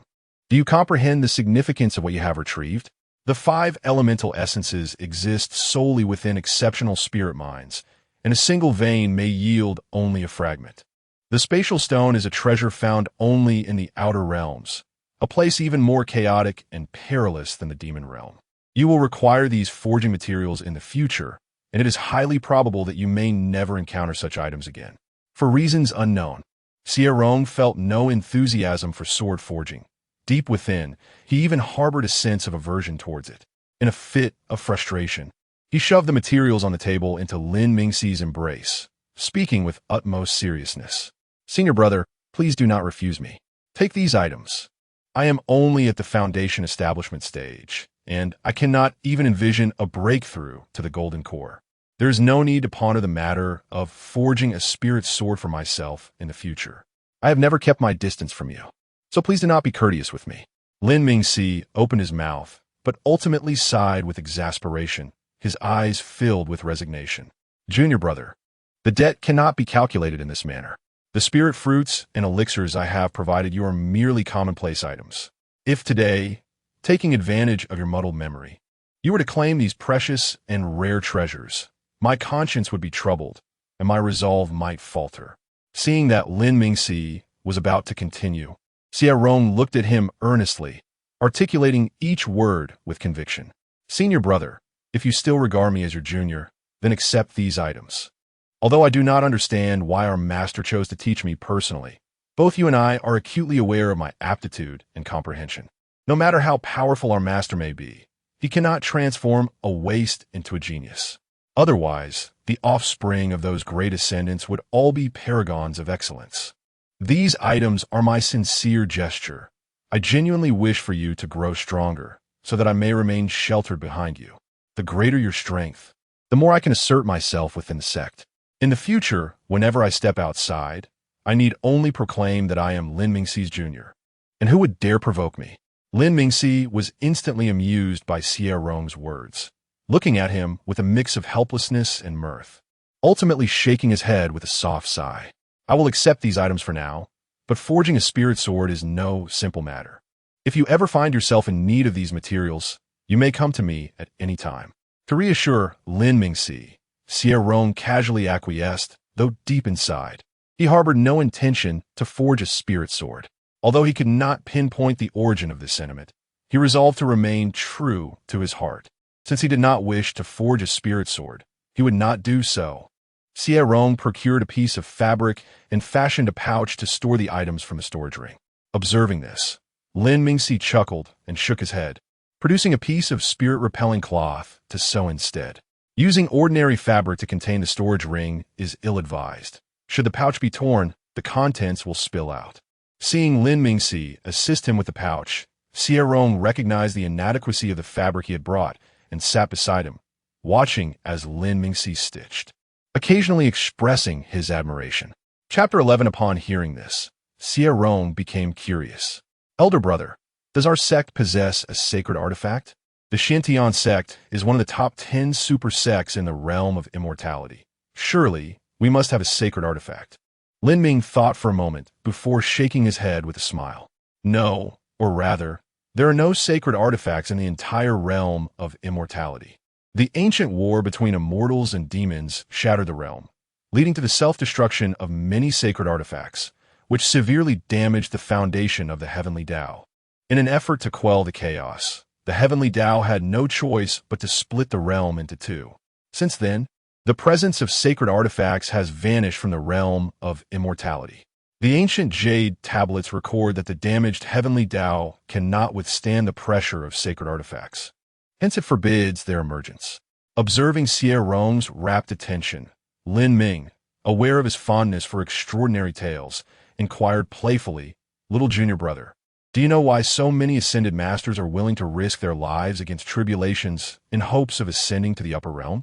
Xie Rong initially shook his head, but a moment of inspiration struck him, and he asked, could it be related to the damaged heavenly Tao? Lin Ming nodded with a gentle smile. Indeed, in ancient times, ascended masters enjoyed lifespans of hundreds of thousands of years, yet now, their lifespans barely extend beyond 100,000. The damaged heavenly Tao requires a source to mend itself. But from where will this source come? If ascended masters do not ascend during their peak, they will inevitably be devoured by the heavenly Tao to replenish its source. Noticing Xie Rong's astonishment, his expression reflecting disbelief, Lin Ming continued, "The damage to the heavenly Tao is no secret. Nor is it a secret that failed ascensions lead to being consumed by the Tao. Our master broke through to the ascended realm at 6,000 years of age. It is only a matter of time before he ascends to the upper realm. Little junior brother, when that time comes, we will have to rely solely on ourselves." Without hesitation, Xie Rong exclaimed, "How could that be? I can rely on you, elder brother, and you can rely on me." Although he was uncertain why their master chose to personally guide him, he was determined to speak highly of Lin Ming in front of their master. If Lin Ming could also receive guidance from Xuanyue, with his talent, it would undoubtedly be a simple matter for him to flourish.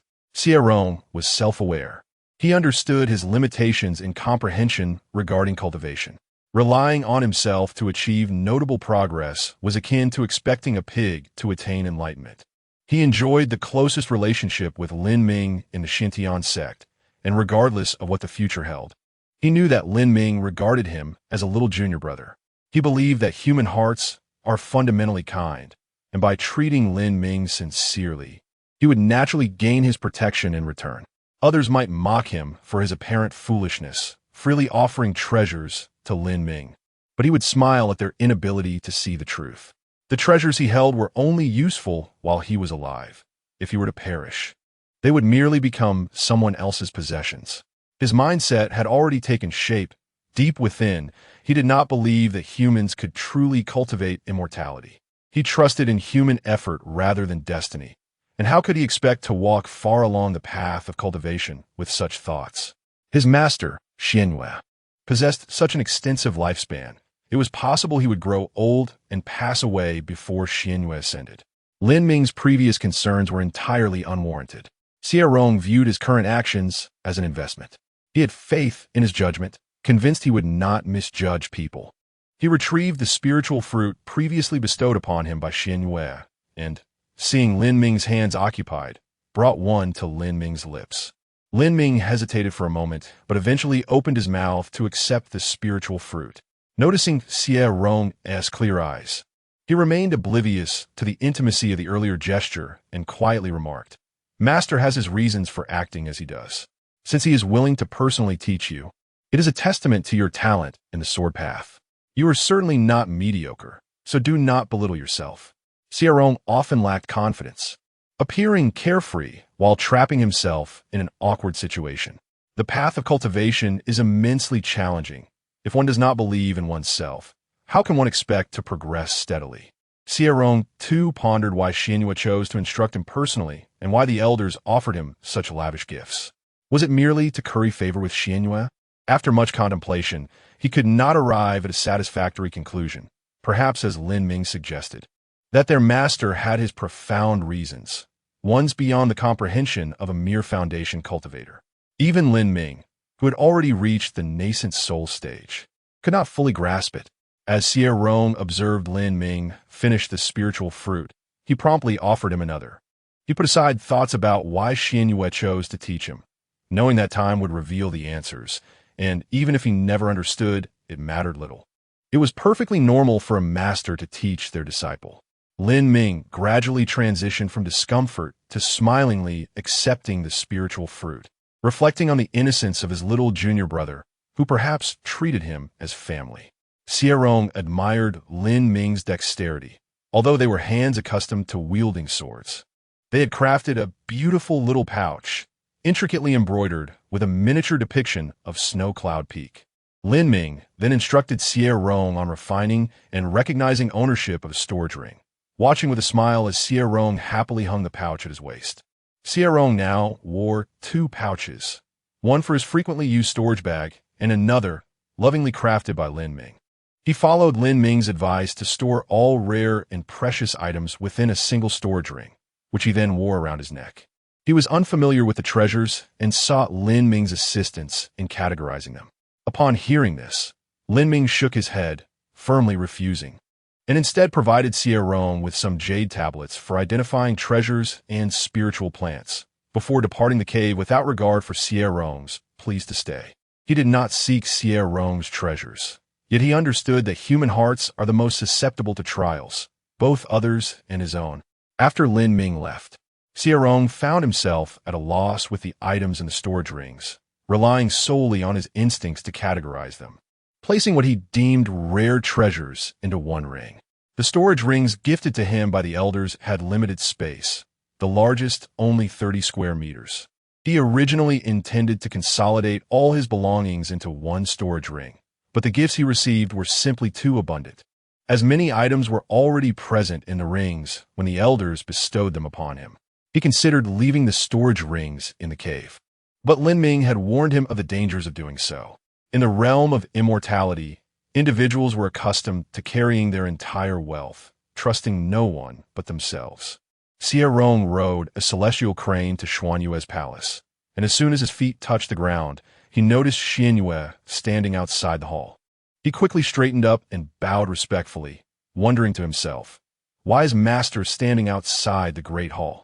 Is he waiting for me? That cannot be. Master might just find me pitiful and wish to teach me personally. How could he be waiting here specifically for me? What am I even worth? If the opportunity arises, I will ask Master why he chooses to personally guide me. Elder brother mentioned that Master has never personally taught anyone. He only offers occasional guidance. Upon seeing Xie Rong, Xuanyue attempted to soften his expression, wishing to appear warm and gentle, not wanting to frighten Xie Rong. However, having long since become accustomed to maintaining a cold demeanor, he had forgotten what a gentle expression looked like. Finally, he coldly commanded, "Come with me." As Xuanyue approached Xie Rong within a 10-meter radius, he felt a reaction from the demonic energy within him. Although it did not completely subside, it became markedly quieter. Upon hearing Xuanyue's cool, composed voice, Xie Rong hurriedly followed in his wake. Lin Mingxi had previously mentioned that the peak masters from other summits often had dozens, if not hundreds, of disciples attending to them in their grand halls. However, within the entire Xintian sect, only their master's residence was devoid of attendance. Xie Rong discreetly raised his gaze to observe his surroundings, and indeed, he did not see a single disciple in attendance. Xuanyue led Xie Rong towards the main hall, but Xie Rong hesitated, his footsteps slowing. Isn't the main hall where our master resides? Shouldn't I be staying in the side hall? Elder brother specifically instructed me that our master dislikes close contact with others and advised me not to disturb him unnecessarily. Xuanyue listened to Xie Rong's hesitant and conflicted thoughts, noting that he stood still, his calm gaze fixed upon him. Why did he not follow? Xie Rong did not harbor the typical reverence or fear that ordinary cultivators felt towards those at the Mahayana level. He regarded Xuanyue as his master and a benefactor who had saved his life. While he respected Xuanyue, he did not fear him. After a brief moment of hesitation, Xie Rong approached Xuanyue, his tone laced with uncertainty. Master, this ahead is your dwelling. May I accompany you? Typically, a cultivator's residence is a place for solitary practice, where even a partner would not be tolerated during their cultivation. Thus, Xie Rong was astonished when Lin Mingxi required cohabitation upon breaking through to the nascent soul stage. Xuanyue, recognizing Xie Rong's innocent disposition, casually concocted an excuse. Since my breakthrough to the Mahayana realm, I have gained some insights. I have indeed been somewhat neglectful of you all these years. Your elder brother and the others do not require my guidance. From now on, you shall reside with me. Do not feel uncomfortable. I am, in fact, quite amiable. Xuanyue was intrigued by Xie Rong's unique constitution and wished to explore the reasons behind Xie Rong's ability to suppress the demonic bone. Until he unraveled the mystery of Xie Rong's physique, he would tolerate whatever Xie Rong chose to do. Xie Rong gazed uncertainly at Xuanyue's handsome face, and gradually, the emotions in his eyes solidified, his heart swelling with excitement. I knew it. My master is beautiful and kind-hearted. That cold exterior is merely a protective facade. Perhaps my master is simply socially anxious. My master has ascended to the Mahayana realm, and it must not be an easy task to attain ascension to the higher realms. It seems that his earlier words hinted at a sense of guilt for his years of neglect towards his disciples. Now that my elder brothers have each found their paths, it appears my master intends to personally instruct me, seeking to amend his own regrets. How fortunate I am! My luck is truly extraordinary to encounter such a stroke of fortune. Upon witnessing the room Xuanyue had prepared for him, which not only included a cultivation chamber, but also a study filled with jade slips, Xie Rong immediately believed Xuanyue to be a very approachable person. After a moment of joy and excitement, however, Xie Rong's expression turned uncertain as he regarded Xuanyue, feeling a deep sense of despondency. If my master were to discover that I am exceptionally dull-witted, he might grow impatient with my instruction. Should I confess to my master that I am, in fact, quite foolish? Xuanyue, listening to Xie Rong's series of conflicted thoughts, seated himself, his long, elegant fingers lightly tapping the surface of the low table beside him. Mingxi visited me earlier, mentioning that you were experiencing issues with your sea of consciousness. Chapter 12. Xie Rong was filled with excitement upon hearing the words. Her inner voice, particularly vibrant. My master is so considerate. Did he say such things because he sensed my unease and wished to comfort me? Unfortunately, my amnesia is not due to any issues in cultivation, but rather because of my transmigration. Does my master not realize that I am not Xie Rong? Xuanyue's expression remained impassive, yet his heart was profoundly shaken. He heard Xie Rong's thoughts, and for the first time, he did not clearly discern those two words. Only hearing a series of beeping sounds. Xie Rong's amnesia was not a result of cultivation, but rather related to the beeping. What could that possibly mean? Why did the power of the heavenly laws manifest within Xie Rong? It was evident that her soul had not been usurped, yet she claimed not to be Xie Rong. Xuanyue still trusted his judgment and did not believe that Xie Rong had been possessed. He surmised that her aftereffects were not limited to forgetfulness and amnesia, but also included confusion of memory, to the extent that she felt as though she were not herself. Xuanyue's consciousness swept through Xie Rong once more. Yet he found no distinguishing traits that set her apart from ordinary individuals, although he was certain she was not an ordinary person. A common individual could not suppress the evil bone, nor could they invoke the power of heavenly laws. The two words that had just been concealed by the heavenly laws must be the root of Xie Rong's memory confusion, but regrettably, he could not hear them.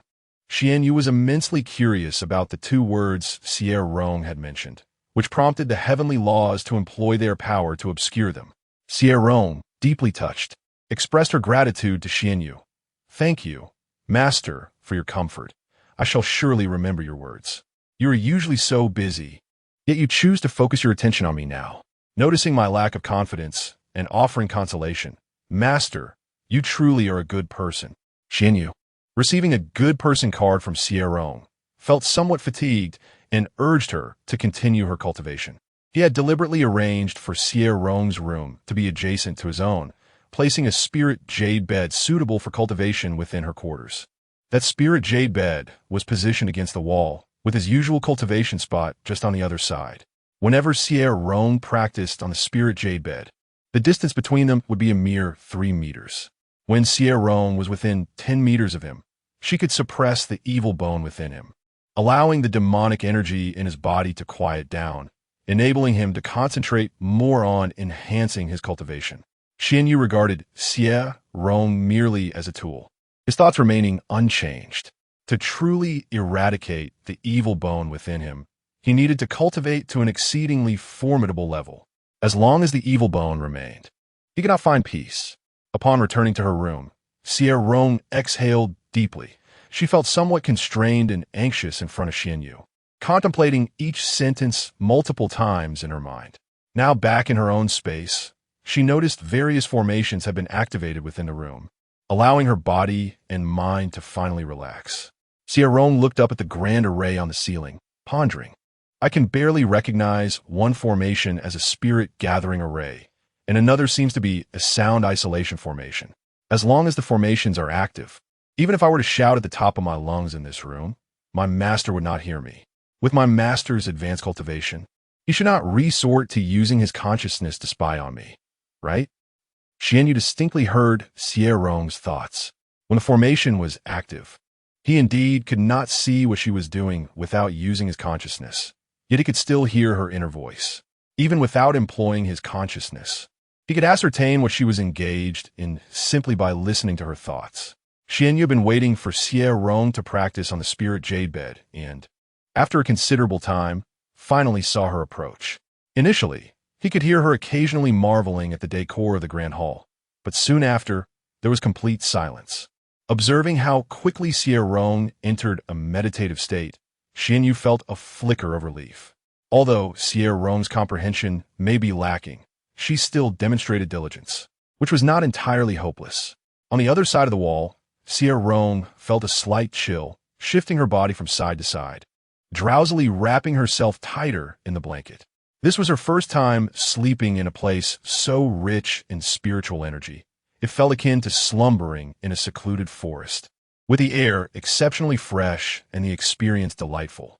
Xie Rong slept soundly until the following morning, waking up in a daze, her face aglow with happiness as she patted the warm blanket. She had truly rested well. The spirit jade bed lived up to its reputation.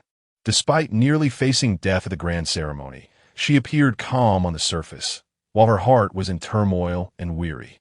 However, the restful slumber she experienced last night imparted an unprecedented sense of ease, a reassuring feeling that she was indeed alive. Next door, Xuanyue heard Xie Rong's thoughts and realized she had slept soundly throughout the night. A flicker of incredulity passed through his eyes. In a room brimming with spiritual energy, any normal person would seize every moment to cultivate, yet Xie Rong had chosen to forsake cultivation for sleep. No wonder Lin Mingxi was so concerned about her. This was not merely a case of memory confusion, but rather a complete surrender to despair and madness. After tidying herself up, Xie Rong stepped out of her room, only to hear Xuanyue's voice calling to her. "Come here." Upon hearing Xuanyue's voice, Xie Rong's heart tightened, and without hesitation, she made her way toward his quarters. Xuanyue's room was vast, with the doors of the hall wide open. It was clear that a formation had been activated inside.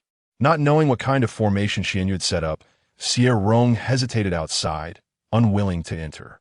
Xuanyue had been observing her. The formation activated in the hall, serving as a defensive barrier, formed by his own spiritual energy. He wished to ascertain whether Xie Rong could pass through this formation without his permission. As Xie Rong pondered outside, she reasoned that since Xuanyue had called her over, the formation would surely not obstruct her. With a deep breath and gritted teeth, she stepped into the formation. Xie Rong passed through the formation unscathed, and after a sigh of relief, she internally berated herself. "My master called me over, so the formation would definitely not harm me. I was foolish to worry about being attacked by it." Xuanyue, maintaining a composed demeanor, gestured for Xie Rong to sit. He had already noticed during their time in the grand hall that his spiritual energy could not deter Xie Rong. This recent test further confirmed that his spiritual energy seemed to regard her as its master. A cold smile formed within him as he pondered the nature of that unknown soul contract. His spiritual energy could not harm Xie Rong, and, similarly, her spiritual energy should not be able to harm him. "How was your cultivation last night?" Just as Xie Rong settled down, she heard Xuanyue's inquiry. After a moment's hesitation, she decided to speak the truth, requesting her master's forgiveness. "Last night, my mind was weary, and I did not cultivate." No sooner had she spoken than her inner voice was filled with anxiety. "It's over. A cultivator should seize every moment to strive for improvement. Yet I spent the entire night sleeping beneath the spirit-gathering array. My lack of ambition will surely lead to my master's disdain. I wonder how many spirit stones it took to run the spirit-gathering array for a whole night. I should think of a way to see if I can deactivate it." Xuanyue glanced at Xie Rong, feeling a wave of exasperation wash over him. The very concern that troubled Xie Rong was the spirit stones consumed by the operation of the spirit-gathering array. What a peculiar line of thinking. You were startled during the competition. Resting for a few days before resuming cultivation is no matter. From now on, you shall practice your sword techniques here. After speaking, Xuanyue waved his sleeve, summoning a lifelike puppet to appear beside Xie Rong, then closed his eyes, instructing her to practice with the puppet. Xie Rong did not dare to be lazy, even though it was not the time he had designated for cultivation. He still took out his sword from the spatial ring and practiced against the puppet, although the puppet's metallic limbs appeared rigid and slow in their movements. It consistently managed to knock Xie Rong's sword to the ground. Observing Xie Rong's gloomy expression, Xuanyue silently questioned whether the puppet was under his control. In a nonchalant tone, she remarked, "This is a foundation-building puppet. You can use spiritual energy to spar with it." Upon hearing this, Xie Rong's eyes lit up with excitement as he exclaimed, "If it were just our techniques, I might not be able to defeat you, but with spiritual energy, I can surely best a mere puppet." Xie Rong had limited knowledge about the puppets in the realm of cultivation. He only knew they were entities of both righteousness and malevolence, as many demonic cultivators in the demon realm crafted puppets from living beings. When ordinary cultivators thought of puppets, their minds immediately conjured images of evil and cruelty. "It is quite surprising that a master as upright as you possess as a puppet," he mused. "However, it makes sense. You are somewhat socially anxious and do not permit others to enter. You cannot tend to every trivial matter in the hall personally, so naturally, some puppets are needed to assist with the chores." As Xie Rong pondered these thoughts, he inadvertently lost focus, and his sword was once again knocked from his grasp by the puppet. Resolving not to let his mind wander again, he concentrated solely on practicing his moves against the puppet. Xuanyue, using Xie Rong's spiritual energy as a test, confirmed her suspicions. Indeed, Xie Rong's energy could not inflict harm upon the puppet. He recalled having seen an ancient jade tablet in his youth, which recorded a contract of companionship recognized by the heavenly Tao. Once this contract was signed, neither party could harm the other, and they would share injuries, living and dying together. That unknown contract was certainly not a companionship contract, as he felt no connection when Xie Rong was injured. He was tormented by the demonic energy within, yet Xie Rong showed no reaction.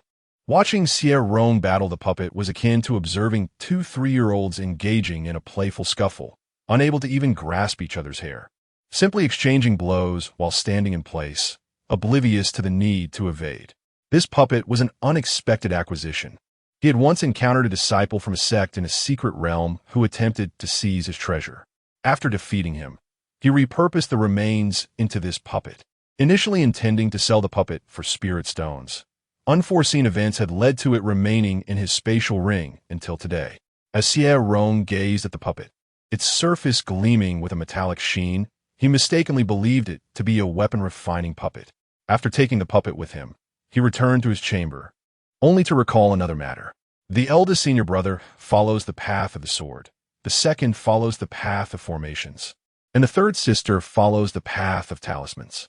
The other senior brothers and sisters practice weapon refining and alchemy. What path does my master cultivate? I vaguely remember others praising my master for his exceptional swordsmanship. Now that he is personally instructing me, he must also be a practitioner of the sword path. Later, in his room, Xie Rong practiced his swordsmanship for a while longer, ultimately succumbing to the urge to set up a small kitchen in the corner. While he could change his habit of having 3 meals a day, he could never forsake the act of eating itself. Living with Xuanyue granted him a sense of freedom, as she had not imposed any cultivation tasks upon him, merely advising him to focus on his practice without further inquiry. In the afternoon, Xie Rong sought out Lin Mingxi with the puppet in tow. Upon seeing the puppet, Lin Mingxi's expression shifted noticeably, and he hurriedly asked, "Where did this thing come from?" Chapter 13. Xie Rong observed Lin Mingxi's demeanor, which was notably grave. He gently patted the puppet's chest and smiled, saying, "This was a gift from my master, meant to accompany me in my sword practice. This puppet is quite formidable. It counters my move so adeptly that I find myself unable to best it. When I first laid eyes on it, I thought it was crafted from a corpse, which startled me. However, during our sparring, I noticed its limbs gleaming with a metallic sheen, which made me realize I had overthought it." Lin Mingxi, noticing the lingering fear in Xie Rong's eyes, pondered why their master would bestow such a puppet, favored by demonic cultivators, upon him. He softly inquired, "What if I told you this puppet was indeed crafted from a corpse? How would you react?" At these words, Xie Rong's brow furrowed deeply, and he replied earnestly, "In that case, I might never bring it out again." His belief in the sanctity of the deceased was deeply ingrained. He felt that once someone had passed, they deserved to rest undisturbed. The world of cultivation was starkly different from the modern one. Here, death was simply death, and strength reigned supreme. Cultivators did not believe in fate. They relied solely on their own abilities. To claim reverence for the dead would likely invite ridicule, as many would question why the deceased should hold such significance. Xie Rong reflected on his outsider status in this realm, recognizing his inability to comfortably wield a human puppet. Sensing Lin Mingxi's peculiar gaze, he felt a pang of apprehension and moved closer, whispering, "Senior brother, please tell me the truth. Is this puppet?" Lin Mingxi, unsure of Xie Rong's aversion, nodded gently. "It is exactly as you suspect. However, it's not as dire as it seems. Puppetry can be both righteous and wicked. This puppet is not of your making, and as you study under a master, others will refrain from commenting, especially considering it was a gift to you." With a definitive answer, Xie Rong inhaled deeply. Since arriving in the cultivation world, he had never intended to impose his modern beliefs upon those around him, recognizing it as both futile and foolish. He did not wish to alter others, nor did he desire to transform himself. Hastily, he stored the puppet away, feeling a tumult of emotions within. Perhaps influenced by childhood horror films, he harbored a profound fear of spirits. The fact that a corpse resided in his storage space was daunting enough. Maintaining a smile without screaming was a testament to his composure. Seeing Xie Rong's strained smile, Lin Mingxi inquired curiously, "Junior brother, are you perhaps afraid of corpses?" Xie Rong turned to Lin Mingxi, offering a stiff smile, his voice somewhat feeble. "I knew I couldn't hide it from you, senior brother. I don't know why, but I seem to be particularly frightened of corpses and even more so of taking life." In his modern life, he had always been timid, never having killed even a fish, opting instead to purchase pre-cut meat from the supermarket. Lin Mingxi, perplexed by Xie Rong's current state, advised softly, "You cannot remain this way. The cultivation world is never a safe haven. One day you will leave Shuyun Peak for trials. If you do not strike first, others will inevitably strike you." The Xuanyue Gong had a strict mandate. Disciples must undertake a trial mission within 10 years of breaking through to the Golden Course stage. Xie Rong recalled Lin Mingxi's earlier trial, which involved searching for an exceedingly rare spirit herb, taking nearly 80 years to complete. Now that Lin Mingxi had advanced to the nascent soul stage, he too would face trial missions, and Xie Rong wondered when he would venture to the task hall to accept one. With a lifespan of merely 200 years, he was uncertain if he would still be around when Lin Mingxi returned from his trials. A wave of melancholy washed over Xie Rong as he smiled at Lin Mingxi. "I still have a long way to go before breaking through to Golden Core." In truth, he harbored little belief in his ability to achieve such a feat. Upon returning to his quarters at Xuanyue, Xie Rong hesitated for a moment before standing at the door, bowing and greeting. Disciple pays respects to master. It is not unusual for a master who travels the realms to possess a puppet suited for demonic cultivation. After all, this puppet was not crafted by him. Moreover, a puppet is merely a tool. Its morality is defined not by the tool itself, but by the wielder. Sighing, he reflected, "Despite convincing myself for a while, I still cannot bring myself to practice with a puppet. Just the thought of it being a corpse sends chills down my spine. Yet, this puppet was granted by my master for my sword training, and if I refuse to utilize such an excellent training partner due to my qualms about its nature, will my master think me deranged? Am I being overly sensitive? It's just a corpse after all. This is a lawless cultivation world where puppetry is not forbidden." Inside, Xuanyue furrowed his brow slightly, as Xie Rong's internal monologue buzzed in his ears like a persistent mosquito. It was merely a puppet, yet Xie Rong was so troubled by it, clearly a reflection of his sheltered existence. Had he experienced even a modicum of the world, his composure would not be swayed by a mere puppet. Xuanyue recalled the first time he had acted decisively, at the tender age of 6. He vividly remembered eliminating a servant who had sought to harm him, burying the body beneath his bed, where it remained for several years. Even at that young age, he was far colder and more ruthless than Xie Rong was now. Xuanyue retrieved a jade talisman from his spatial ring and tossed it to Xie Rong, his voice icy. "This talisman will activate the formation at the bottom of Ice Moon Lake. You may go there to refine your body."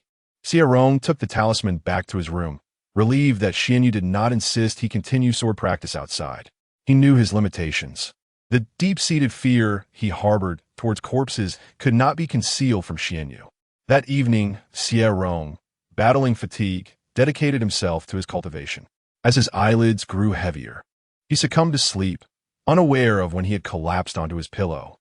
Upon awakening the next day, Xie Rong was momentarily taken aback, filled with regret as he slapped his forehead.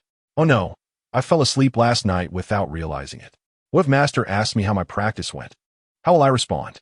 Perhaps it is best to speak the truth. After all, my master possesses great cultivation.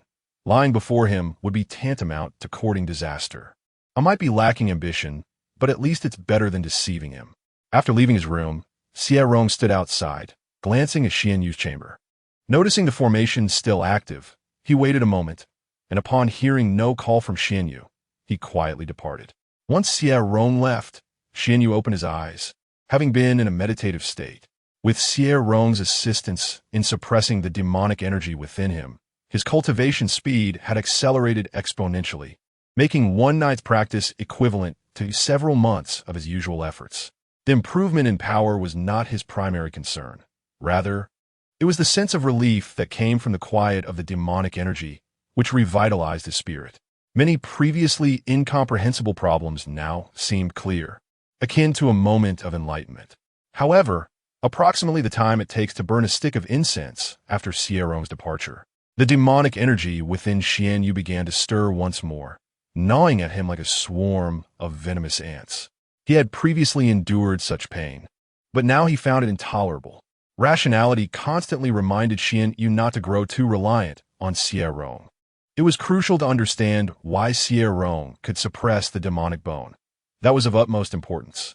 Meanwhile, Xie Rong made his way to Ice Moon Lake for body refinement. Even with the formation providing some buffer, he could only remain in the lake for a single hour. As night enveloped the surroundings, Xie Rong continued his cultivation until he succumbed to slumber upon his pillow. Once he drifted into a profound sleep, Xuanyue silently approached the side of Xie Rong's bed. With a slight arch of her brow, a droplet of blood slowly emerged from the tip of Xie Rong's finger, subsequently floating into the air. Xuanyue collected Xie Rong's blood and, after examining it, furrowed her brow. Despite numerous attempts to probe his essence with her divine awareness, Xie Rong appeared to be an exceedingly ordinary individual. His body, consciousness, meridians, innate talent, and blood were all remarkably normal. Xuanyue speculated that the reason Xie Rong could suppress the malevolent bone might be linked to an unknown soul contract. Her extensive research yielded no fragments of information regarding this contract, leading her to suspect it was a long-lost ancient soul pact. Once more, she employed her divine awareness to scrutinize Xie Rong thoroughly, yet she uncovered no abnormalities or traces of the enigmatic contract. Occasionally, a thought would cross her mind. Could her ability to hear Xie Rong's innermost thoughts stem from a delusion? Was that unknown soul contract merely a figment of her imagination? Each time such notions surfaced, she found them rather amusing.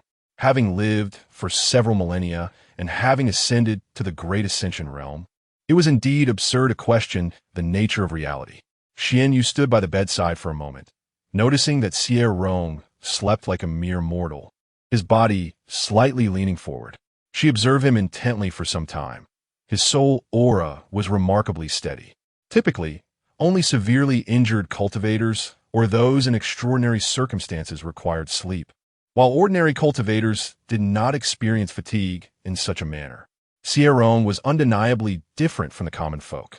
As time gradually passed, Xuanyue found herself unable to restrain her hand from reaching out to touch Xie Rong, but then her expression shifted and she withdrew her hand, retreating to the adjacent room. Just being in close proximity to Xie Rong allowed her to revel in the tranquility of demonic energy. If she were to make contact with him, the demonic energy within her would be entirely suppressed, and she was uncertain if she might become enamored with such a sensation. Rationality urged her not to touch Xie Rong, as an inexplicable sense of foreboding lingered in her heart. While ordinary cultivators entered a meditative state, often oblivious to the passage of time, Xie Rong, however, rested like a mortal, rising with the sun and resting with the sunset. Initially, Xie Rong had worried that Xuanyue would harbor resentment towards him for not progressing swiftly, but he later realized that his apprehensions were entirely unfounded. During her cultivation, Xuanyue scarcely acknowledged him, sometimes disappearing for 3 years without a single encounter. Having resided with Xuanyue for nearly a decade, Xie Rong could count the instances of their meetings on his fingers. Although Xuanyue was absent from Xie Rong's sight, she kept a vigilant watch over his activities. After nearly 10 years of observation, she discerned that Xie Rong's physique exhibited certain peculiarities. Xie Rong had received numerous gifts during the grand celebration, the majority of which were spirit fruits and spiritual sustenance. Most of these delicacies had found their way into Xie Rong's belly. Having consumed such an abundance of spirit fruits and spiritual foods, the accumulation of spiritual energy was monumental. Even a mere pig would have surpassed the golden elixir stage by now. Yet Xie Rong showed no signs of impending breakthrough. When Xie Rong indulged in spirit fruits, Xuanyue would observe with her divine awareness. She discovered that only a minute portion of the spiritual energy from the fruits transformed into the energy of his dantian, while the majority nourished his physical form. Xie Rong's body resembled an insatiable abyss, endlessly devouring the energy he consumed, a process typically achievable only through specific cultivation methods. Her divine awareness discerned everything clearly. Xie Rong was not operating any cultivation technique, and might not even be aware that the majority of the spiritual energy from the fruits was dedicated to sustaining his corporeal form. Chapter 14. Lin Mingxi's greatest concern was Xie Rong. He observed that despite consuming an abundance of spiritual fruits, Xie Rong had yet to harness his immense spiritual power to break through to the golden core stage. After waiting for over a decade, Xie Rong remained unchanged. Regardless of how many spiritual fruits he ingested, his dantian's energy showed little improvement. Lin Mingxi, yearning both to complete his cultivation task and to seek opportunities to aid Xie Rong in achieving a breakthrough, was acutely aware that Xie Rong had a mere 200 years left to live. Although Xie Rong had long anticipated this day, the reality of its approach stirred a profound sadness within him. Noticing the sorrow etched in Xie Rong's eyes, Lin Mingxi gently placed a blood-red jade talisman in his palm, whispering, "This talisman is infused with a fragment of my soul. Should anything happen to me, it will serve as a warning. Little junior brother, please wait for my return at Xuanyue Peak." Upon realizing the significance of the talisman, Xie Rong grasped it tightly, his gaze resolute as he nodded slowly. "I will await your return at the sect. If you encounter any peril, I shall plead with Master to save you." Lin Mingxi merely smiled and remained silent. He understood that, based on his knowledge of their master, it was unlikely that assistance would come if he faced danger during his trials.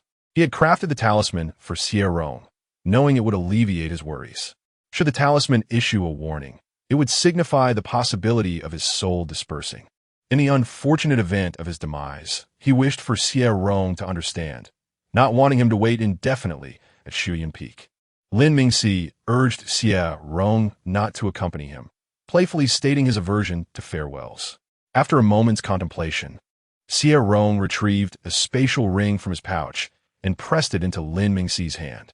The treasures within the ring were all suitable for the nascent soul stage, including pills, spiritual herbs, and cultivation techniques.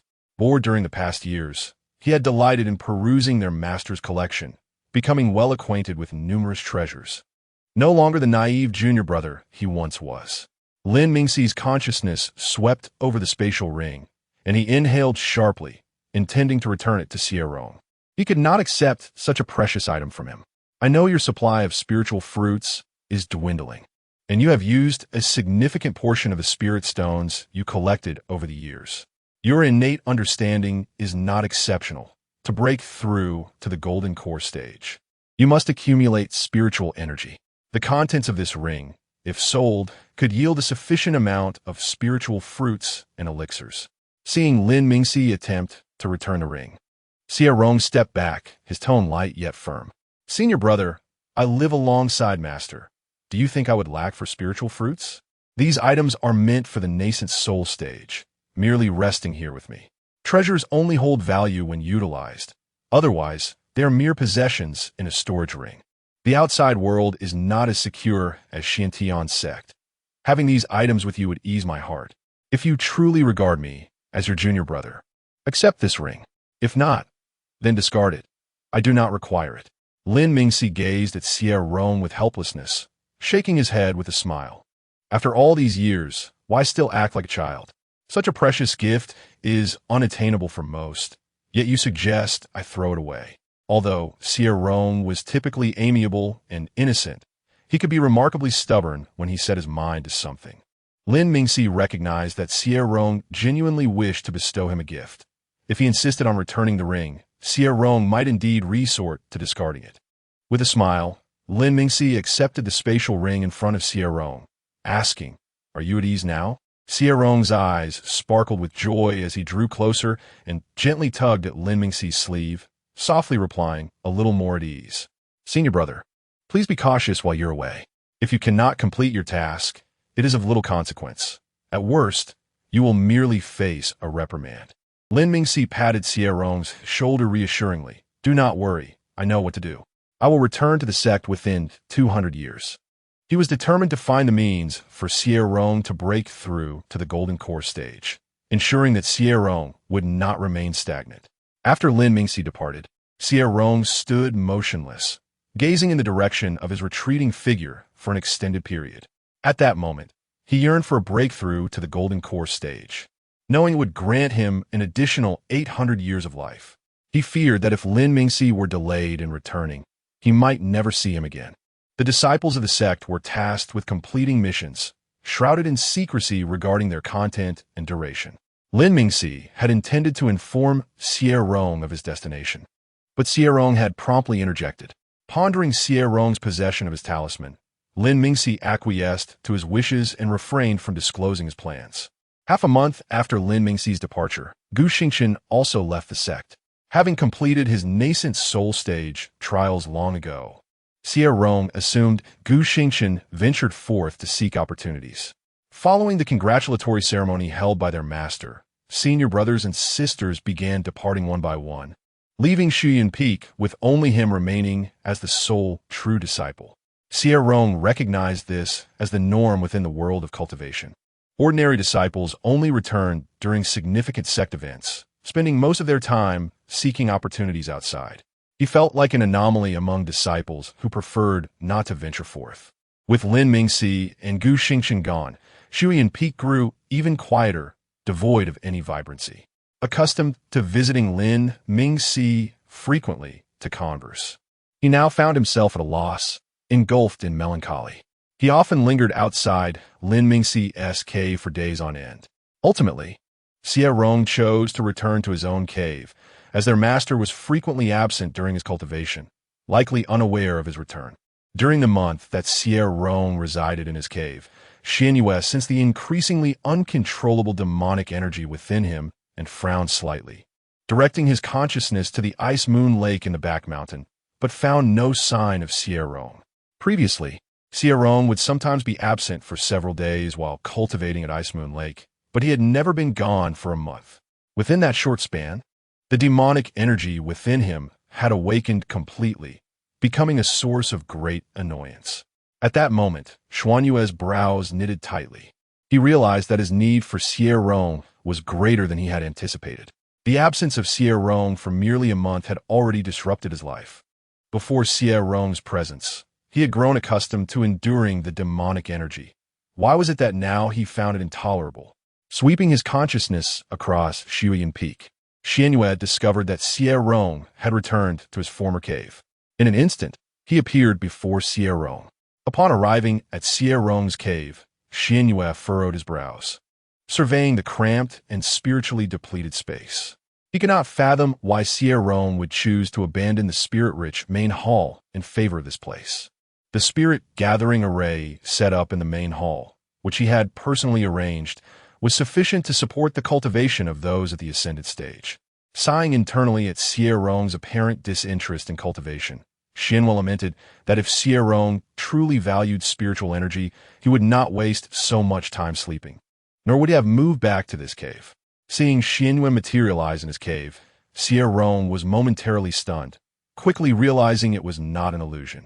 He hastily stood up and bowed, greeting, "Disciple pays respects to master." Panic surged within Xie Rong as he inwardly wondered, Why has Master suddenly come to my dwelling? He recalled that the last time he had seen Xuanyue, he had worn the same attire, yet that encounter had been 4 years prior. Master has worn the same garment for 4 years. Even if the attire does not become soiled, does one not tire of donning the same outfit daily? As Xuanyue overheard Xie Rong's peculiar thoughts, she too began to feel that her own clothing had been worn for an excessive duration. Raising her hand, she used her spiritual energy to assist Xie Rong and inquired, "What prompts your return to reside here?" Xie Rong contemplated her response. "Should I confide in Master?" Revealing that I found the main hall lacking in vitality and that I yearn for my senior brother. Hence my decision to return. Once Master understands my sentiments, might she chastise me for it? A cultivator has no need for popularity. However, residing in the main hall truly feels uncomfortable. Each time I behold the spirit-gathering formation operating within the room, I cannot help but remember the countless spirit stones I have squandered. And even when I refrain from cultivating, I'm plagued by guilt. Ultimately, my own cave abode is far more comfortable. Although the spiritual energy is thin, at least I can indulge in idleness without fear of being discovered by Master. Seeing Xie Rong's hesitation as she struggled to articulate her thoughts, Xuanyue coldly commanded, "Return." With that, he instantly teleported back to the main hall. His arrival was not a matter for negotiation. Xie Rong merely needed to heed his directives. After Xuanyue departed, Xie Rong turned to gaze at her cave and sighed, resignedly beginning to pack her belongings. Upon her return to the main hall, she discovered Xuanyue seated within, enjoying tea, with a low table adorned with spiritual fruits and pastries. She stood still and bowed respectfully to him. Xie Rong's polite distance left Xuanyue somewhat displeased. He had witnessed her interactions with Lin Mingxi, where she never exhibited such formality. He had been exceedingly indulgent towards Xie Rong, permitting her free access throughout Xuanyue Peak and even granting her his identity token. He had assumed she would use his influence to command respect within the sect. Yet to his surprise, a decade had passed, and Xie Rong had never left Xuanyue Peak, nor had she ever revealed his identity token in public. "Come sit." As Xie Rong prepared to retreat to her quarters, she heard Xuanyue's voice and, without much hesitation, took a seat opposite him, her demeanor noticeably restrained. "Master, is there something you wish to instruct me on?" Xie Rong awaited his directive, her mind racing with thoughts. Master rarely ventures out. His sudden visit today must surely be for a purpose, yet I am uncertain what task he requires of me. I am quite directionally challenged. It took me decades to familiarize myself with the paths of Xuanyue Peak. If I were to venture beyond, I would likely struggle to find my way back. Xuanyue sipped his tea while listening to Xie Rong's inner musings, finally grasping the reason for her prolonged stay at Xuanyue Peak. It was simply her inability to remember routes, truly a pitiable situation. He pushed the spiritual fruit towards Xie Rong. "Eat. Once you have finished, I shall assess your swordsmanship." Xie Rong grasped the spiritual fruit, feeling a surge of anxiety akin to a student unexpectedly called upon to recite an assignment. Only she knew if she had diligently practiced over the years. Her swordsmanship had surely improved, yet her cultivation level remained stagnant. No matter how earnestly she trained, she could perceive no increase in the spiritual energy within her dantian. She had calculated her cultivation efficiency, residing in the main hall with its abundant spiritual energy. It would take her 3,000 years of dedicated practice to achieve a breakthrough to the golden core stage. Chapter 15. To Xie Rong. The swordplay appeared to Xuanyue as child's play, yet was remarkable in the eyes of outsiders. The knowledge jade slips in his library were far from ordinary, and Xie Rong could access them at will. Although Xie Rong's comprehension was not particularly high, he had perused a sufficient number of techniques and sword moves, carefully selecting the primary skill that best suited his own spiritual roots. With a broadened perspective, the sword in his hand naturally became extraordinary. Xuanyue was quite astonished that Xie Rong's sword had actually developed a sword intent. However, this sword intent was soft and lacked any lethal force. Much like Xie Rong himself, Xie Rong sheathed his sword and stood still, his gaze towards Xuanyue somewhat vacant, especially when he noticed that Xuanyue remained silent. His right hand, gripping the sword, began to sweat uncontrollably, and his mind was in turmoil. Why hasn't my master spoken? Is he organizing his thoughts to reprimand me? What if he asks why I don't practice swordplay with a puppet? How should I respond? If I speak the truth, will I be punished? If my master discovers my fear of corpses, will he throw me into a graveyard? Though my master seldom speaks, he is yet to punish me or speak harshly. Why am I so afraid of him? He is not the headmaster. Xuanyue did not understand what a headmaster was, as Xie Rong often uttered words he could not comprehend, and he had grown accustomed to it over the years. Your sword has given birth to a sword intent. What kind of sword intent is it? Xie Rong's sword intent was soft and elusive, and he could not discern it at the moment. Upon hearing this, Xie Rong was taken aback, glancing down at the sword in his hand with astonishment. He had read many jade slips concerning the way of the sword and understood well what sword intent meant. Since ancient times, only those sword cultivators who birthed their own sword intent could be deemed true sword cultivators. Sword intent is akin to an engine boost. It can transform an attack that would typically yield 80% damage into one that achieves 180% effectiveness. Xie Rong was profoundly surprised. His eyes filled with confusion as he gazed at Xuanyue. Master, has my sword truly developed sword intent? He then inwardly criticized himself. Why can't I perceive the existence of sword intent? Wasn't it said that comprehending sword intent is exceedingly difficult, often requiring one to be on the brink of life and death to grasp it? I have not faced such extremes. My daily routine consists solely of practicing sword techniques. How could sword intent come into being? Xie Rong found himself perplexed. Were it not for his knowledge that Xuanyue could not possibly be mistaken, he might have thought Xuanyue was jesting with him. Xuanyue raised his gaze thoughtfully, casting a glance at Xie Rong. Another peculiarity emerged within Xie Rong. He had birthed a sword intent that he himself could not perceive.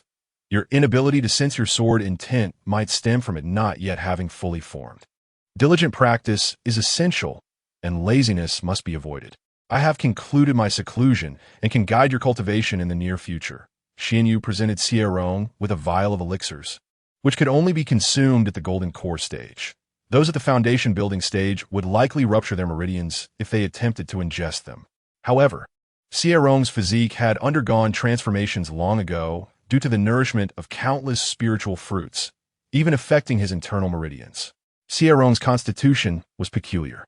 The elixir he consumed would only integrate a minuscule amount of spiritual energy into his dantian. Relying on this meager accumulation of spiritual energy to break through to the golden core stage was akin to chasing a mirage. Over the years, he had witnessed countless instances of himself striving to cultivate, only to be defeated by reality and give up.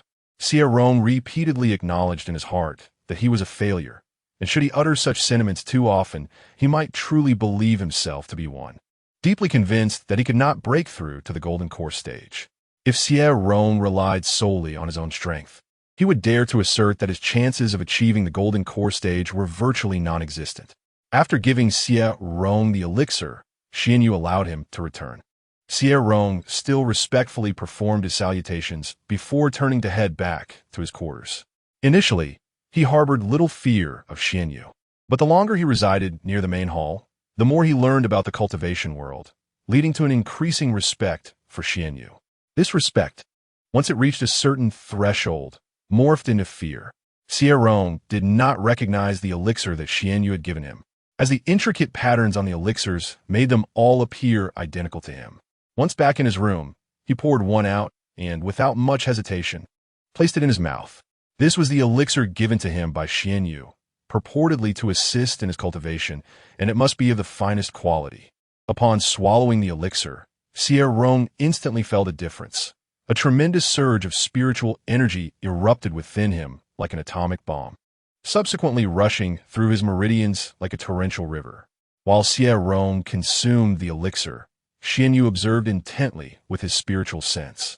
As he had anticipated, Xie Rong's body, having been transformed by years of spiritual energy, possessed meridians resilient enough to endure the elixir meant for the golden core stage. 7 days later, Xie Rong opened his eyes, unable to contain his excitement. It was his first experience of such prolonged cultivation. Deeply understanding the meaning of cultivation does not perceive the passage of time. he was profoundly astonished, exclaiming inwardly, "Truly, my master is remarkable, with a mere vial of elixirs." A single elixir has equated to over a decade of arduous cultivation. If I could acquire enough of such elixirs, can I not also break through to the golden core stage? The thought of breaking through flickered briefly in his mind, but Xie Rong ultimately decided to go with the flow. If a breakthrough occurred, then so be it, and if not, it was of little consequence. After all, having lived an additional lifetime, he had long since recouped his losses. For the first time, Xie Rong realized that cultivation could indeed be addictive. After refining a single elixir, he visibly witnessed the acceleration of spiritual energy in his dantian, and this sensation of empowerment rendered him uncontrollably exhilarated. With 10 elixirs in a vial, 3 months later, Xie Rong gazed at the now empty vial with dismay, regretfully tapping his forehead. How could I not resist? How could I consume all the elixirs without leaving even one for the market? Should I ask my master if there are more? But my master owes me nothing. Why should he provide me with elixirs? He is simply my master. If he gives me elixirs, it is a kindness, and if he does not, it is only natural. I cannot impose moral obligations upon him. Forget it. I managed without elixirs in the past. These elixirs are indeed beneficial, but their utility is limited. A vial of elixirs has reduced my cultivation time by nearly a century, yet I still have 2,900 years left. I cannot rely solely on elixirs. Surely, they do not simply fall from the sky. Xuanyue listened to Xie Rong's musings over the past 3 months. Each time Xie Rong refined an elixir, he would inwardly marvel at the efficiency of consuming elixirs. He had initially thought Xie Rong would seek ways to acquire more. But to his surprise, Xie Rong had wrestled with his thoughts for 3 months, contemplating the most outrageous idea of asking him for more. Ultimately, he dismissed the notion, believing that to ask him for elixirs would be a form of moral coercion. The elixirs he provided Xie Rong were of superior quality, valued at 3,000 superior spirit stones each in the precious goods pavilion. To him, such elixirs held little significance. He could acquire as many as he desired. However, for Xie Rong, even selling all his possessions would barely yield enough to exchange for 2 vials. Xie Rong had received numerous lavish gifts during the congratulatory ceremony, his wealth surpassing that of ordinary nascent soul cultivators. Yet, he foolishly gifted away items and elixirs suitable for the nascent soul stage to Lin Mingxi. Xuanyue speculated that even if Xie Rong sold all his belongings, he would manage to afford only 5 elixirs at most. He did not believe that Xie Rong could resist the allure of the elixirs. He awaited the moment when Xie Rong would succumb to his inner greed. Once Xie Rong committed a transgression for the sake of elixirs, he would gradually become more ruthless, ultimately transforming into a figure that would please Xuanyue's eyes. Xuanyue waited for a month, then a year, his brow furrowing deeper with each passing day. Xie Rong, true to his inner thoughts, especially upon discovering the price of elixirs, had abandoned any intentions of consuming them, as if he had never partaken in such remedies. Xuanyue prided himself on his understanding of human nature, yet he found that applying this concept to Xie Rong often yielded unexpectedly divergent answers. Were it not for his ability to perceive Xie Rong's innermost thoughts, Xuanyue would genuinely believe that Xie Rong was a person of remarkable restraint. On one particular afternoon, Xuanyue summoned Xie Rong before him and spoke gravely. I observe that your cultivation progress is exceedingly slow, with a significant portion of the absorbed spiritual energy being consumed by your physical form.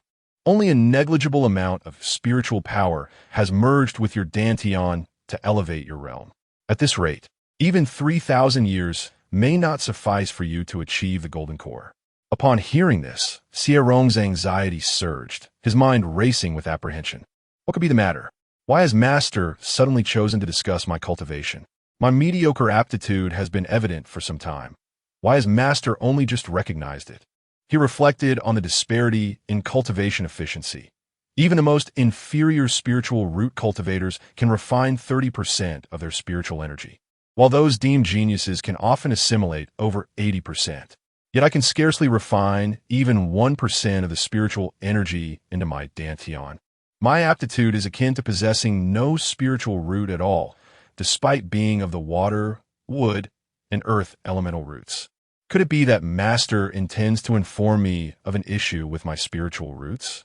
Xuanyue noticed that Xie Rong had once again become lost in thought, his worries shifting from anxiety to concerns about his spiritual roots, leaving him momentarily speechless. This was not the first instance of Xie Rong's distraction. He frequently drifted into reverie in Xuanyue's presence. Xuanyue lightly tapped the table, prompting Xie Rong to snap back to reality, straightening his posture and murmuring, "Disciple has disappointed Master." Seeing Xie Rong bow his head, Xuanyue's eyes reflected a mixture of ire and disappointment as he coldly inquired, "Knowing well your cultivation speed, why have you not sought elixirs from me?" At this, Xie Rong raised his gaze to meet Xuanyue's fierce expression, panic flaring within him for a brief moment before he lowered his head once more, his voice even more subdued than before. "Master has already aided me immensely. I do not wish to burden you further. The path of cultivation must be traversed independently. Even if I were to ask Master for elixirs, what difference would it make? I could shamelessly request assistance once, but could I truly persist in such demands for a lifetime? Beyond the golden core lies the nascent soul, a realm I cannot hope to attain with my level of comprehension unless I encounter a fortuitous opportunity. Yet, such opportunities are rare and elusive. Master owes me nothing. What incentive would there be for you to assist me without cause?" Listening to Xie Rong's thoughts, Xuanyue furrowed his brow even more tightly, his emotions a complex tapestry beneath the surface. After all these years, he remained unable to tolerate Xie Rong's demeanor, finding his unassuming kindness inexplicably vexing. Xuanyue stood and beckoned Xie Rong to follow him outside the hall, gesturing for him to ride his sword. Xie Rong bit his lip nervously, his heart racing with trepidation. "I have a fear of heights. If Master expects me to fly on a sword, I might not even manage to stand firm. What if I were to fall? It would be a most unjust demise." Xuanyue had witnessed Xie Rong's swordplay before. He soared only 3 meters off the ground. That was not flying. It was more akin to crawling on a sword. Initially, Xuanyue had intended to ignore Xie Rong's plight, but ultimately he retrieved his own sword, channeling spiritual energy to draw Xie Rong closer, positioning him behind. Chapter 16. As Xuanyue brought Xie Rong to Danyan Peak, Guchen was taken aback and rubbed his eyes in disbelief. It was not an illusion. Xuanyue truly flew in on a sword with a male cultivator at the Foundation establishment stage, who was standing merely half a meter away, his hand tightly grasping Xuanyue's sleeve. Upon recognizing Xie Rong's face, Guchen recalled Xie Rong's identity, and his heart suddenly enlightened. Not long ago, the sect leader had visited him for tea and casually mentioned Xuanyue's special concern for his little disciple. At that time, Guchen had dismissed it, thinking Xuanyue's affection for Xie Rong could only go so far. However, witnessing Xuanyue personally escorting Xie Rong today, he immediately understood the expression the sect leader had when mentioning Xie Rong. During the grand celebration for Xuanyue's breakthrough to the Great Ascension stage, Guchen had been preoccupied with refining a crucial elixir and had regrettably missed such a significant event. He quickly cast a cleansing spell on himself, smiled, and stepped outside to greet Xuanyue, jesting, "Honored Xuanyue, you usually have no reason to visit without a purpose. What brings you here today?" Xuanyue had visited Guchen several times for elixirs due to the scarcity of high-tier alchemists resulting from the ancient inheritance's disruption, thus maintaining a courteous rapport that could barely be classified as friendship. After stabilizing himself, Xie Rong's legs still felt somewhat weak, and upon realizing he was still clutching Xuanyue's sleeve, he hastily released it as if shocked.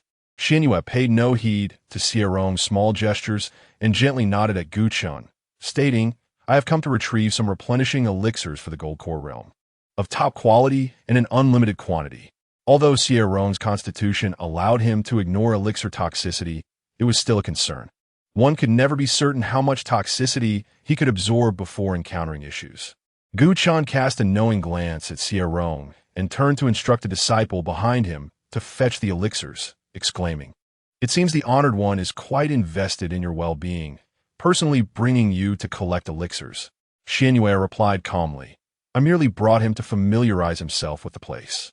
Gu Chan smiled again at Xie Rong, knowing he was a sword cultivator, and presented him with a vial of body-refining elixirs as a welcoming gift. Soon after, Xie Rong stood in disbelief, clutching a storage bag filled with elixirs, and asked, "Master, are all these elixirs for me?" Each of these elixirs is worth 3,000 top-tier spirit stones. This amount could sustain 10 gold core cultivators. Isn't it too extravagant for me?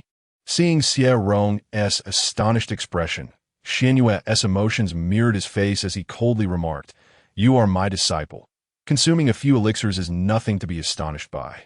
Xie Rong endeavored to compose himself, internally marveling, is this the generosity of someone at the great ascension stage? 3,000 top-tier spirit stones for each elixir, filling an entire storage bag, and he refers to this as merely a few elixirs. My goodness, is this what they mean by reaping the benefits of having a powerful mentor? Yet, my senior brother claimed otherwise. He said Master is indifferent and rarely inquires about his disciples. My senior brothers and sisters must vie for cultivation resources, while I rely on my master. Xie Rong cautiously glanced at Xuanyue's back, continuing to ponder, perhaps my senior brother is mistaken. Master is clearly kind-hearted and easy to talk to, not indifferent at all. Originally, Xuanyue intended to let Xie Rong practice flying with his sword alone, but upon hearing Xie Rong's thoughts, he hesitated for a brief moment before using spiritual power to transport Xie Rong back. They returned via spatial teleportation, and Xie Rong, momentarily dazed, found himself back at Shuyan Peak. The after effects of spatial teleportation hit him instantaneously. He felt dizzy and nauseous, and it took a while before he could lift his tear-filled gaze to Xuanyue, weakly asking, "Master, is this the spatial teleportation that only those at the great ascension stage can master? I feel as if my insides are about to be displaced." No wonder Master had to bring him to Danyan Peak on a sword. A single spatial teleportation could nearly cost him his life. Xuanyue, surprised that Xie Rong could still stand, placed the prepared elixirs back down and spoke solemnly. "It is not that severe. Rest well upon returning. If you require more elixirs, go to Danyan Peak yourself." Even gold core cultivators would likely struggle with spatial teleportation, yet Xie Rong merely felt dizzy and nauseous with no internal injuries. The peculiarity of Xie Rong's constitution might be even more extraordinary than Xuanyue had anticipated. After returning to the main hall, Xuanyue immediately began preparing a grand sacrificial formation. He had studied this formation for 3,000 years and had already grasped most of its principles. It was time to remove the sword that had hung over him for millennia. Xie Rong trudged back to his room, mentally grumbling. Unless it's a matter of life and death, I want to let Master take me on a journey again. While spatial teleportation is swift, the discomfort is undeniably real. I read in the Jade Slip that gold core cultivators suffer severe injuries from spatial teleportation. I returned unscathed, so it must have been Master who protected me. He probably didn't realize how weak I am. He still shielded me, yet I still feel dizzy and uncomfortable. Sigh. Master just advised me to rest well instead of reminding me to cultivate diligently. He must be disappointed in me. I feel like a burden. Yet Master still provides me with so many elixirs for cultivation and even suggests I go to Danyan Peak if I need more. My debt of gratitude to Master seems to grow ever larger. Xuanyue, overhearing Xie Rong's inner thoughts, slowly opened his eyes.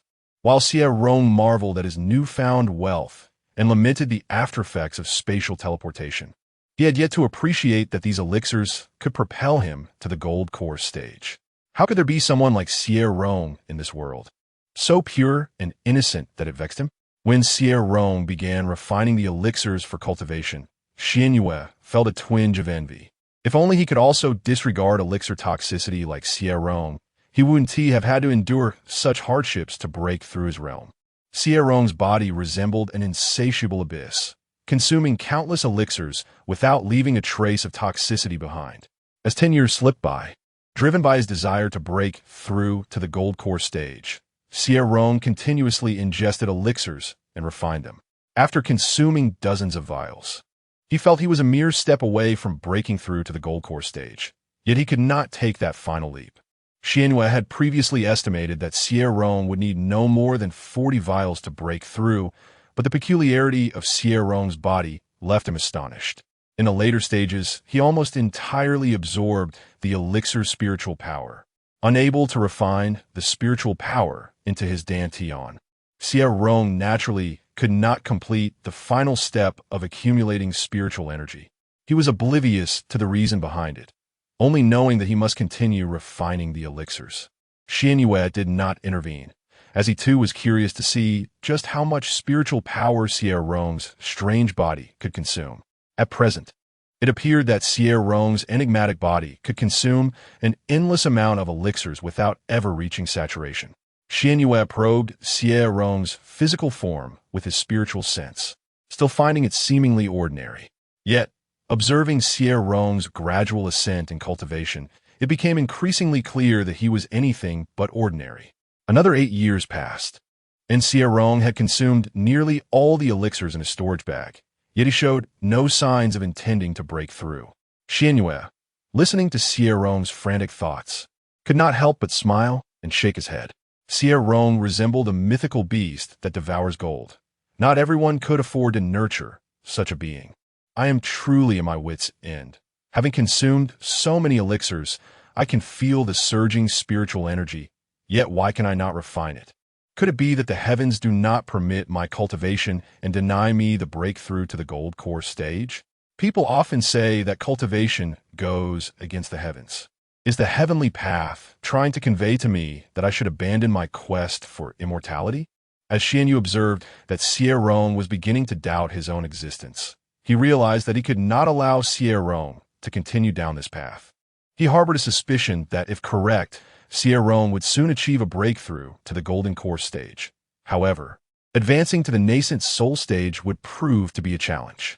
The golden core stage still offered the avenue of accumulating spiritual energy, but the path to the nascent soul was devoid of shortcuts.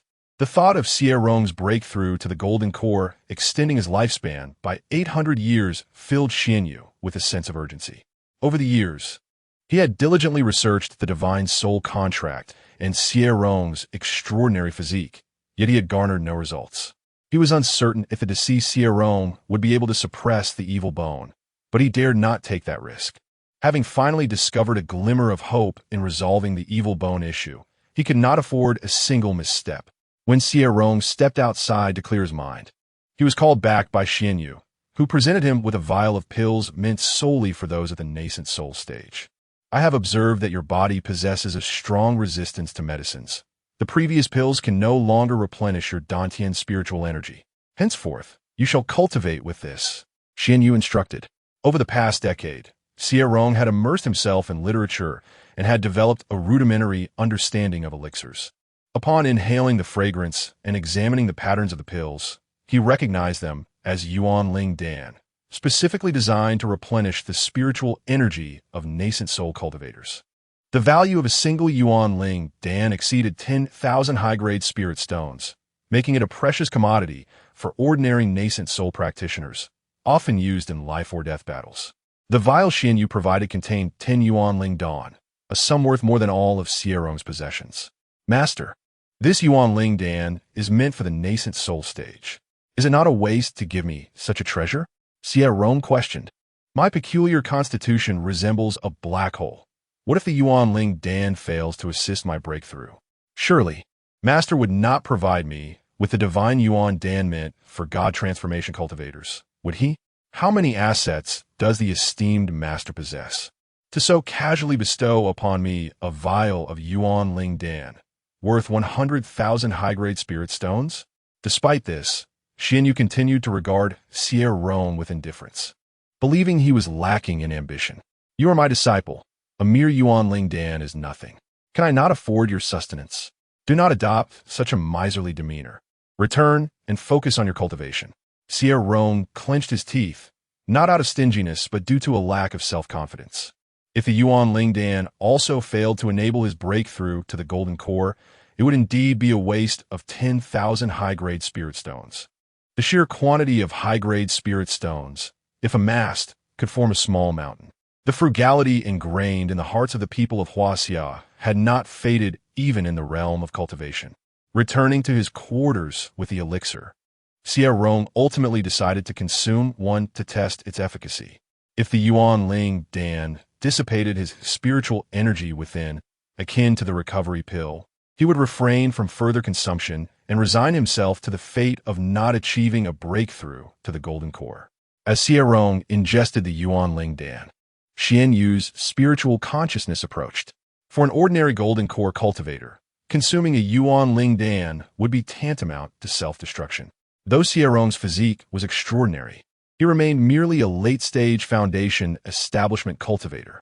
Should the spiritual energy unleashed by the Yuan Ling Dan prove too overwhelming for Xie Rong, Xuanyue would be prepared to intervene.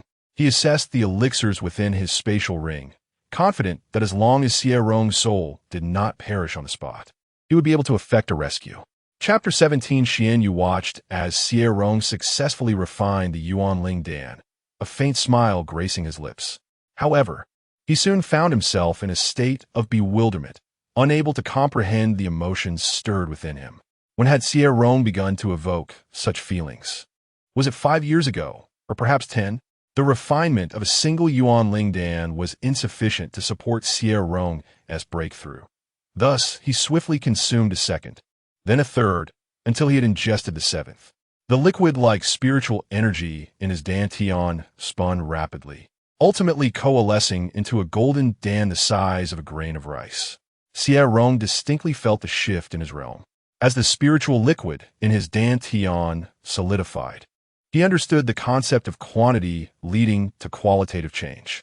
After Xie Rong's breakthrough, Xuanyue's consciousness returned to the next room, where he gently raised his hand to activate the protective array of Shuyan Peak. He did not wish for others to notice the peculiarities surrounding Xie Rong as he prepared to face the impending tribulation.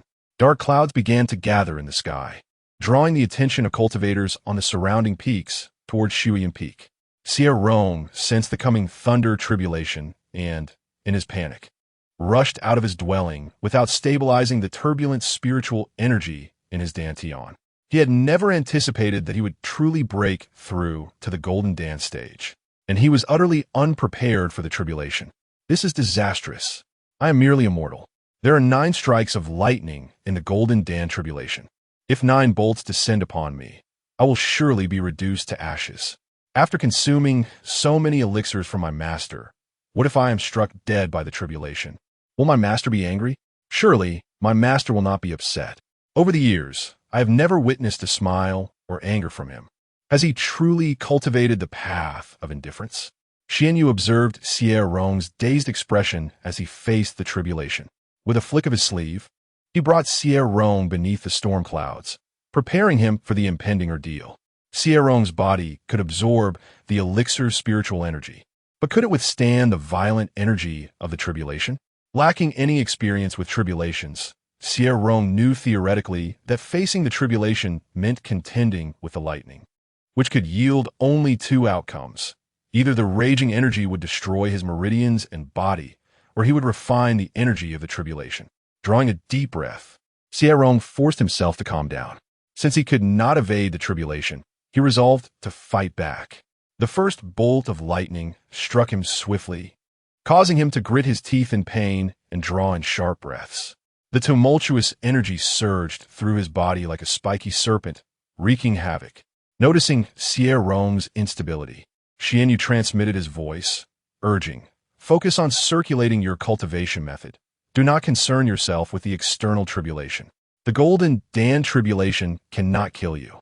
Xie Rong's body possessed a strength that astonished even him.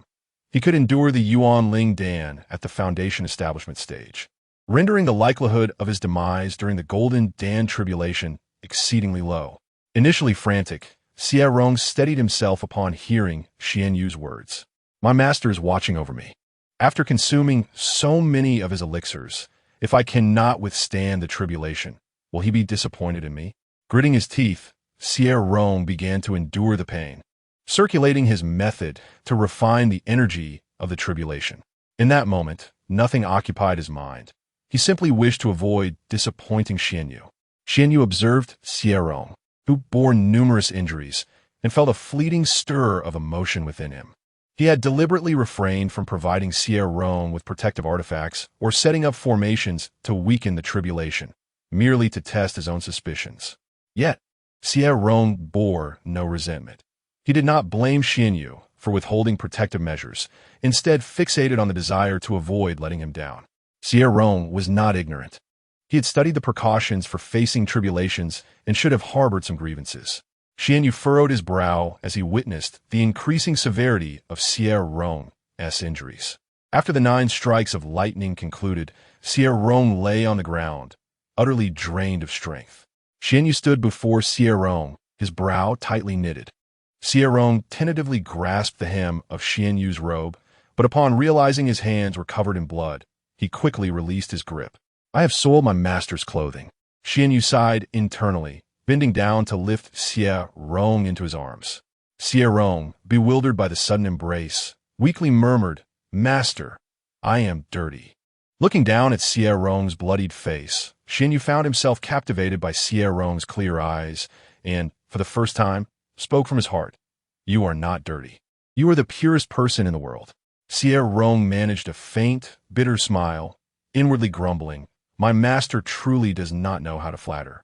He claims I am the most pristine person, yet I fear I am the most worthless." At that moment, when Xuanyue lifted Xie Rong, it felt as if the demonic energy within him had dissipated. Previously, he had refrained from touching Xie Rong, fearing he would become addicted to him. Yet now, he thought it might be nice to indulge himself occasionally. Xie Rong often complained internally about how difficult life had become and how he needed to learn to reconcile with himself. Now he had indeed reached a state of self-acceptance. You took Xie Rong to the bottom of Bingyue Lake, personally administering healing elixirs to him and teaching him how to expedite the refinement of the tribulation energy within him. Xie Rong discovered that refining the tribulation energy significantly replenished the spiritual energy of the Golden Dan, causing it to visibly expand. He could not help but marvel. "Is indeed my master. He neither provided me with protective artifacts nor set up formations to shield me from the tribulation, having likely anticipated my peculiar constitution. Without harnessing the energy of the tribulation, how many elixirs would I need to consume to nourish my Golden Dan to this extent?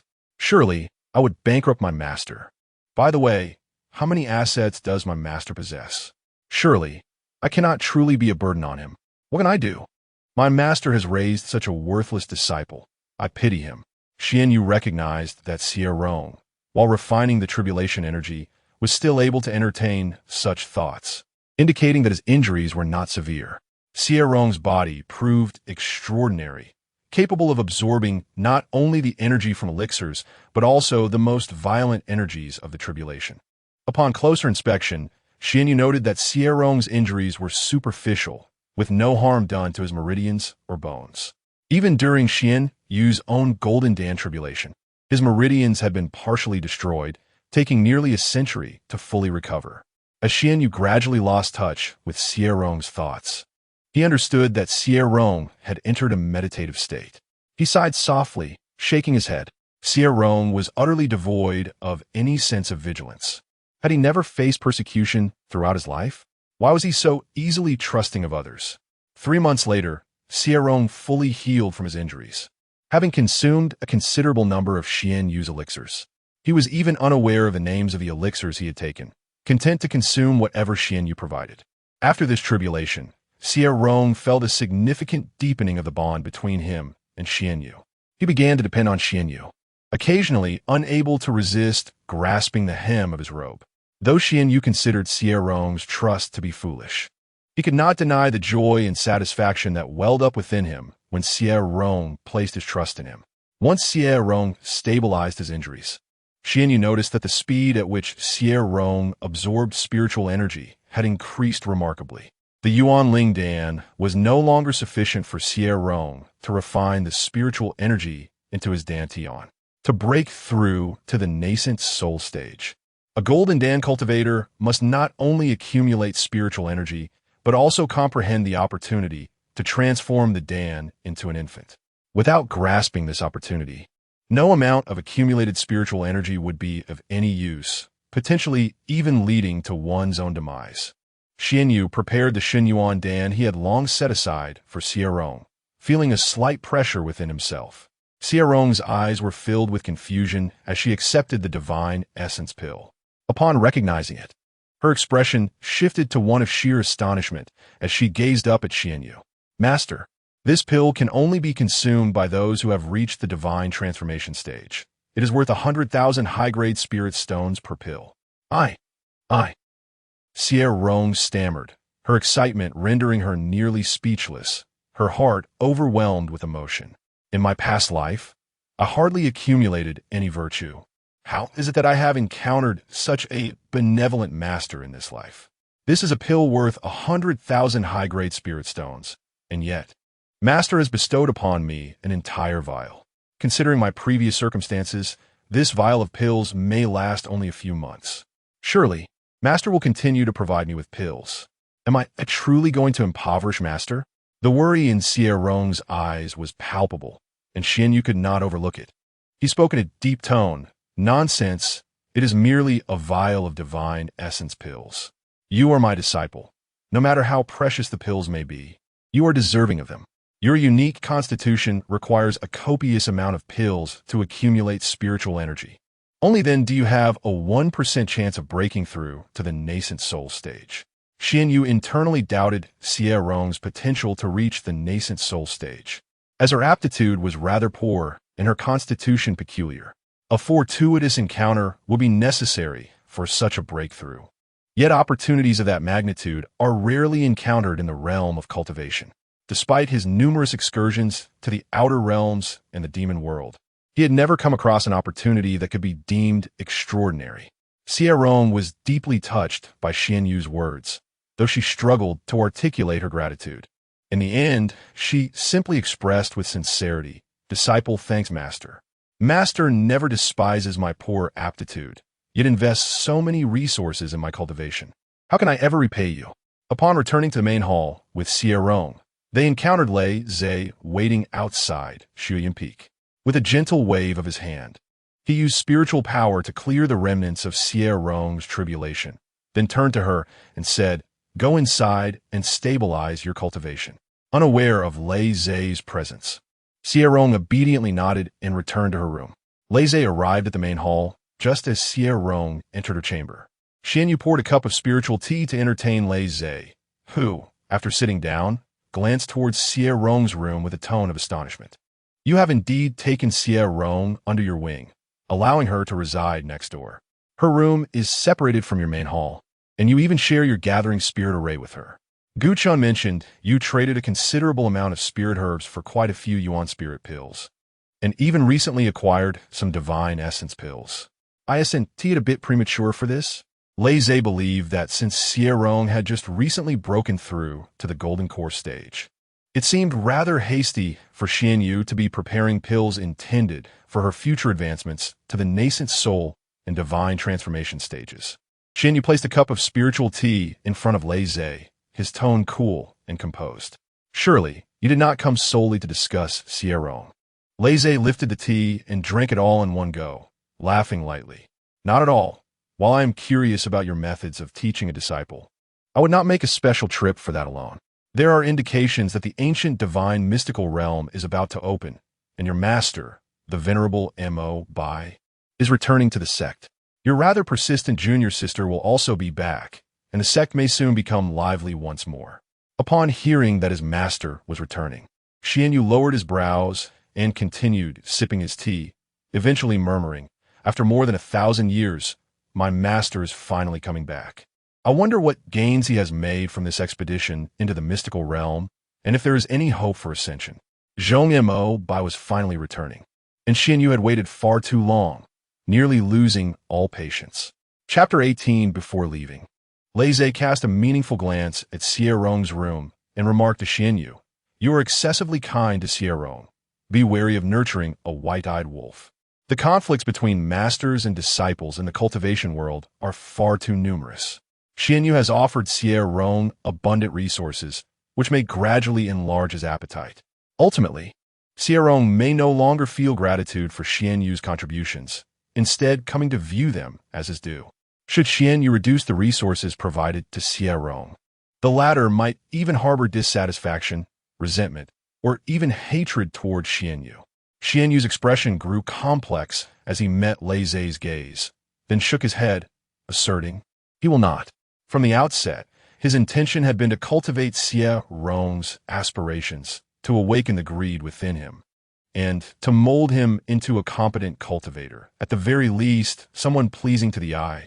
However, Xie Rong's heart has remained untainted. He has never coveted what does not belong to him, nor has he schemed against others for the sake of advancement. Xie Rong may be foolish, yet Xuanyue cannot help but acknowledge that he possesses the purest soul in existence.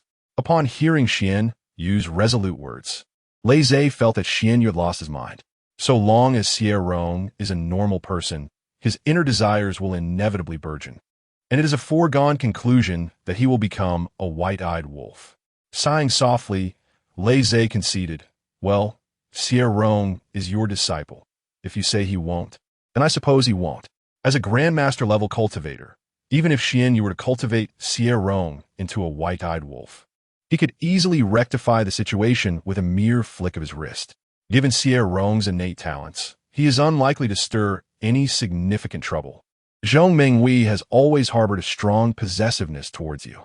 If you wish for a bit of peace, I suggest you allow Xie Rong to return to his previous residence. Lei Zhe suggested.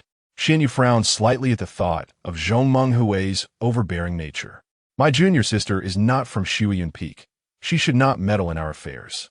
It had taken considerable effort for Xie Rong to grow closer to him, and if he were to move away, they would revert to their previous distant politeness. Although Lei Zhe rarely witnessed any emotional displays from Xuanyue, he noted the frown that crossed his face at the mention of Zhong Menghui, and he could discern the depth of Xuanyue's aversion towards her. He gently advised, "Zhong Menghui is your master's daughter. Her temperament may be spoiled, but your master is reasonable. It is known throughout the entire Xintian sect that Zhong Maowei forbade Zhong Menghui from interacting with Xuanyue, claiming that her talents were unworthy of him. Everyone remarked that Zhong Maowei treated Xuanyue with greater favor than he did his own daughter. Yet, Lei Zhe felt something amiss. Zhong Maowei was no paragon of virtue. Although Xuanyue was exceptionally gifted, it seemed unlikely that Zhong Maowei would elevate him while belittling his own daughter. If Zhong Maowei truly valued Xuanyue, why did he only take Zhong Menghui to the ancient divine mysterious realm, leaving Xuanyue to seek his own opportunities for breakthrough to the grandmaster level? Had it not been for Xuanyue's extraordinary fortune, he might never have achieved such a breakthrough in his lifetime. Xuanyue scoffed inwardly. His master was adept at maintaining appearances, always portrayed as an upright gentleman. By preventing Zhong Menghui from associating with him, it was merely a precaution against the potential revelation of his demonic lineage. A millennium ago, he had understood that failing to break through to the Grandmaster realm before Zhong Maowei exited the secret realm would spell his doom. Should Zhong Maowei take his life, the world would laud him for his righteous deeds in vanquishing a kin-turned-demon. After a brief while, Lei Zhe took his leave. Xuanyue turned his gaze towards Xie Rong's quarters, a faint smile gracing his lips.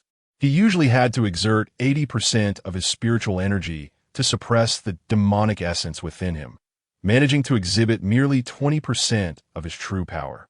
The last time Xie Rong faced tribulation, Xuanyue had held him for a teased duration, during which the demonic bone within him lay dormant for a full 30 days. In that state of dormancy, Xuanyue could wield his full strength without restraint. A plan that initially held only a 50% chance of success had now risen to 80% due to Xie Rong's influence.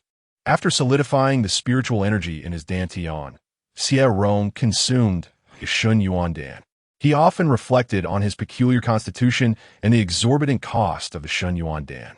This single bite costs 100,000 high-grade spirit stones. Goodness, what I consume is not merely a medicinal pill, but a veritable mine of spirit stones. As a golden core cultivator, I am able to consume Shun Yuan Dan without risk of explosion or even the slightest discomfort in my meridians. If I were fortunate enough to break through to the nascent soul stage, what sort of pills would I require for daily cultivation? The ancient alchemical traditions have dwindled severely. Are there any pills crafted for realms above the godly stage? I am uncertain about other sects, but it seems the Xiantian sect lacks divine pills.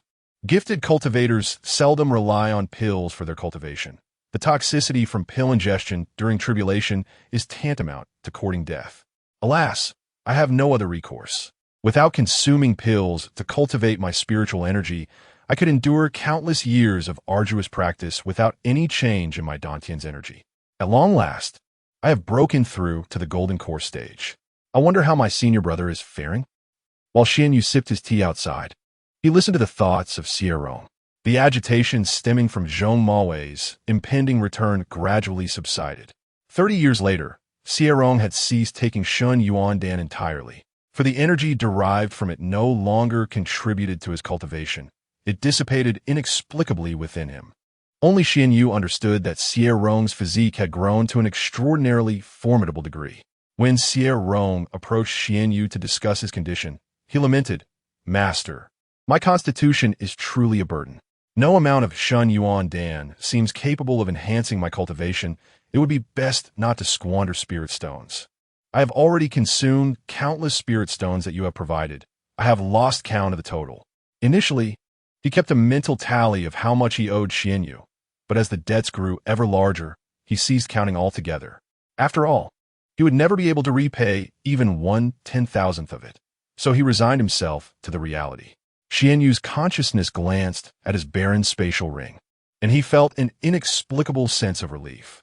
He had genuinely been impoverished by Xie Rong's consumption. How amusing it was that a Grandmaster-level cultivator had been financially depleted by a Golden Core practitioner. Should Xie Rong continue at this rate, he would have to resort to robbing the rich to feed the poor within the demon realm. His only valuable possession now was his life-bound celestial sword, while the treasures in his spatial ring had been sold or bartered away, leaving only everyday items behind. When he offered a million-year-old spirit herb in exchange for Shun Yuan Dan, Gu Chen looked at him as if he were insane. Lei Ze had also come to him, harboring suspicions akin to Gu Chen's regarding whether he had gone mad from cultivation. At that time, he had casually devised an excuse to placate Lei Ze. He knew Lei Ze would not believe him, yet he found it inconsequential. Xuanyue gestured for Xie Rong to sit, and after Xie Rong casually complied, he brewed some spiritual tea and cheerfully poured a cup for Xuanyue. "Master, are you about to go out again? May I accompany you to see the world? Since Shun Yuan Dan is of no use to me, I no longer need to rely on it for daily cultivation." Xuanyue accepted the tea from Xie Rong, responding, "I will not be leaving. Your grandmaster and granduncle are returning." His previous outings had been for the purpose of acquiring spirit stones. But with Xie Rong no longer consuming Shun Yuan Dan, he no longer needed to scour for resources. Through decades of companionship, Xie Rong had come to regard Xuanyue as family, shedding the initial distance they had shared. Xie Rong observed that despite Xuanyue's seemingly cold demeanor, he possessed a remarkably good temper. Over the years, Xie Rong had never witnessed Xuanyue lose his composure. Moreover, Xuanyue was almost always accommodating of his requests. Xie Rong moved directly to Xuanyue's side, gazing at him with wide-eyed curiosity. "Master, what is my grandmaster like? Will he disapprove of me? My talent for cultivation is truly lacking. Perhaps only you and my senior brother would not look down upon me." Xuanyue has never shunned Xie Rong's advances, gently running his fingers through Xie Rong's long hair. "Your grandmaster is a stern individual, and you are unlikely to catch his eye. Remember my words. Matters concerning your constitution must remain undisclosed. As for your dreams of your junior master, it would be wise to keep your distance from her. Should she target you, do not fear. I shall stand by your side." Xie Rong, cherished and nurtured by him, reflected the result of his sacrifices, and only he had the right to bully Xie Rong. Xie Rong was deeply touched by these words and stepped forward to embrace Xuanyue's waist gently. "I always knew my master favored me." The sect leader even suggested I win over Junior Master Menghui, hinting that she might become my future wife. "I perceive that my master harbors no affection for Junior Master Menghui. He has clearly chosen me over her. My master would never deceive me for amusement. If he pledges to support me, he shall indeed do so. Alas, have I been spoiled by my master over the years? Why do I increasingly indulge my whims?" As Xuanyue listened to Xie Rong's heartfelt reflections, he felt a profound sense of frustration. His intention had been to raise Xie Rong with a touch of arrogance. Yet Xie Rong remained as pure and unblemished as ever. After releasing Xuanyue, Xie Rong resumed eating the spiritual fruit, while Xuanyue sensed the warmth around his waist gradually dissipating, leaving him with an inexplicable melancholy. On the day when Zhong Mabe and Zhong Menghui returned, Xuanyue, with a complex expression, looked into the distance, rising to his feet and addressing Xie Rong, "Come, let us pay a visit to your grandmaster." Zhong Mabe, upon witnessing Xuanyue's breakthrough to the Great Ascension realm, must have been seething with rage. Yet, for the sake of his upright persona, he would never show any disdain in public. Xie Rong stuffed the remaining half of the spiritual fruit into his mouth and playfully tugged at Xuanyue's sleeve, mumbling, "Master, you ought to don something more festive."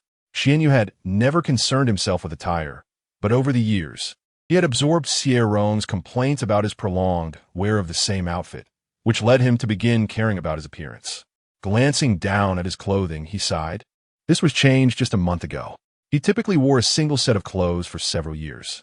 Upon hearing this, Xie Rong's eyes expressed disdain. "Master, you have mentioned this outfit has been worn for a month. It is indeed time for a change."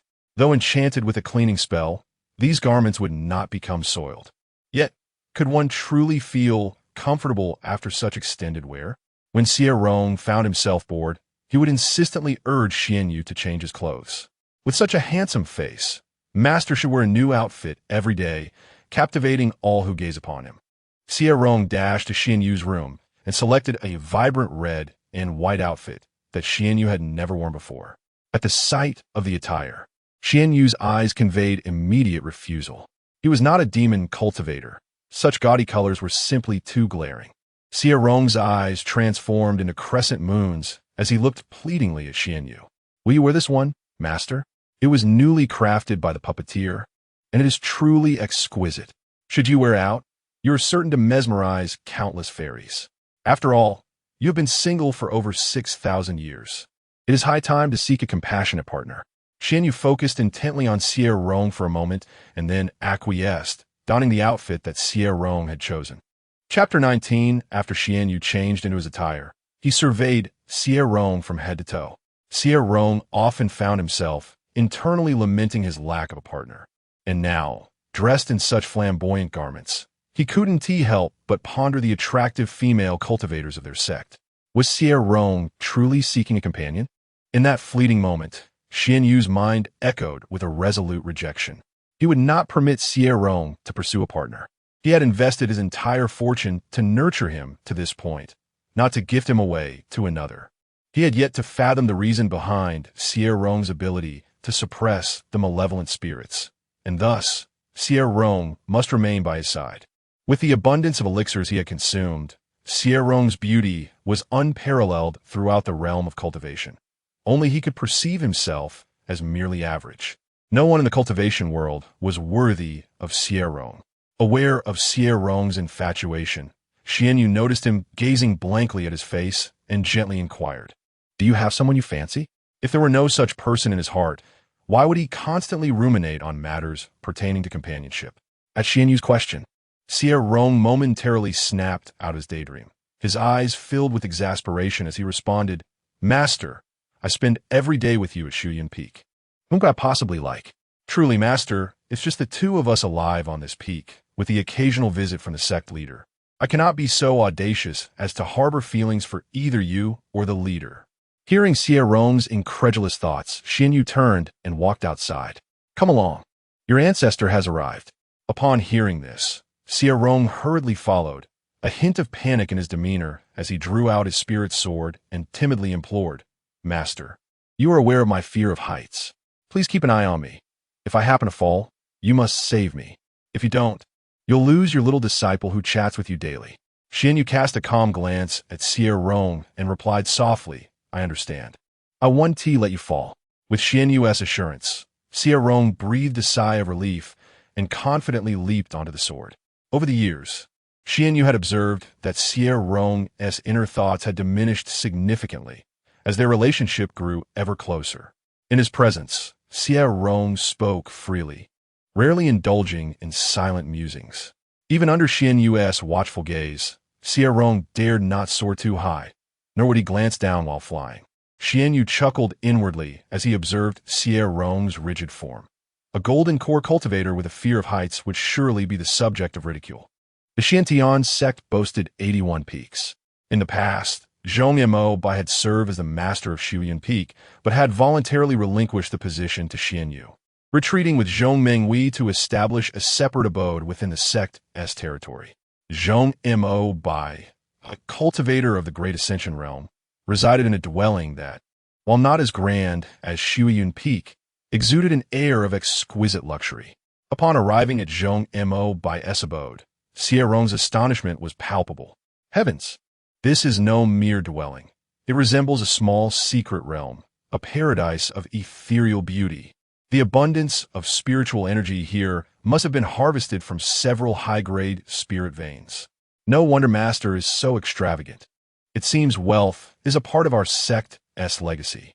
Xuanyue, having overheard Xie Rong's thoughts, gently tapped his head and inquired, "What are you gazing at?" He had once been affluent, yet since nurturing Xie Rong, his spatial ring was now emptier than his own visage. In the realm of cultivation, he might very well be the most impoverished Great Ascension cultivator. Just as Xie Rong was about to express his admiration for the rich spiritual energy, he heard an excited voice from a distance.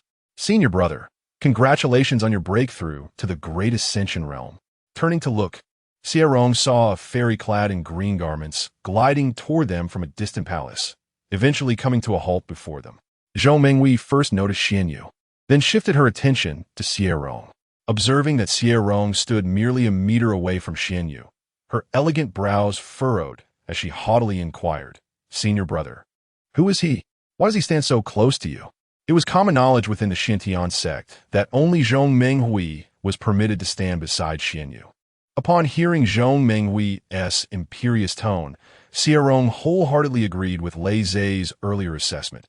Menghui's temperament was indeed difficult to navigate.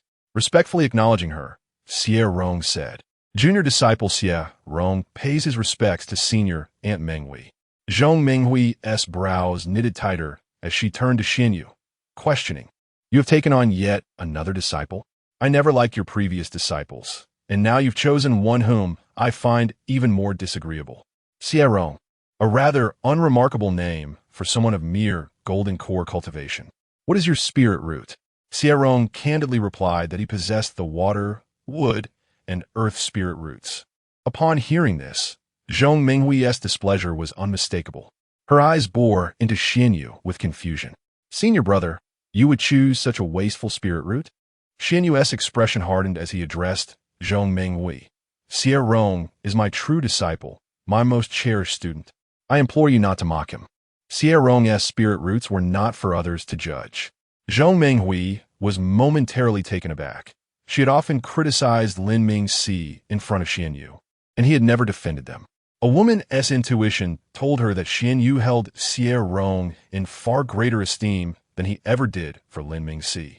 Zhong Menghui had initially found Xie Rong displeasing, but now, witnessing Xuanyue's protectiveness and gazing upon Xie Rong's ethereal beauty, she shot him a venomous glare. She thought to herself, "Don't think for a moment that I am unaware. How could a useless cultivator like Xie Rong become Xuanyue's disciple without engaging in some clandestine dealings?" Xie Rong felt bewildered by her glare, internally lamenting, "This senior aunt is truly difficult to please. I have done nothing to provoke her. I was respectful in my greeting, yet she dares to glare at me before Master." The sect leader warned of her foul temper and insidious methods. It seems wise to heed Master's advice and avoid her in the future. Xuanyue led Xie Rong toward a nearby grand hall, not casting a single glance at Zhong Menghui. Observing Xie Rong closely trailing behind Xuanyue, Zhong Menghui's eyes widened in disbelief when she noticed Xie Rong often stood less than half a meter away from him. She was well aware that Xuanyue disliked anyone encroaching upon his space, and he had set a barrier of spiritual energy within that radius, preventing anyone from approaching him. She had once devised countless strategies to inch closer to Xuanyue, yet none had succeeded. Zhong Menghui glared at Xie Rong's retreating figure, gritting her teeth in frustration. Why does he get to approach within half a meter of Xuanyue? Why? As they ascended the steps, Xie Rong was preoccupied with observing the spiritual lotus near the spirit lake. Recognizing that the lotus seeds were rare treasures previously auctioned for a staggering price of 1 million high-grade spirit stones each. In his astonishment, Xie Rong neglected to watch his footing, tripping on a step and losing control as he lurched forward. "Oh no, I'm going to fall flat and embarrass Master." Instinctively, he extended his hands to shield himself and closed his eyes, bracing for impact. After a few moments without feeling any pain, he opened his eyes to find Xuanyue had caught him. Using his spiritual power, Xuanyue lifted Xie Rong back to his feet.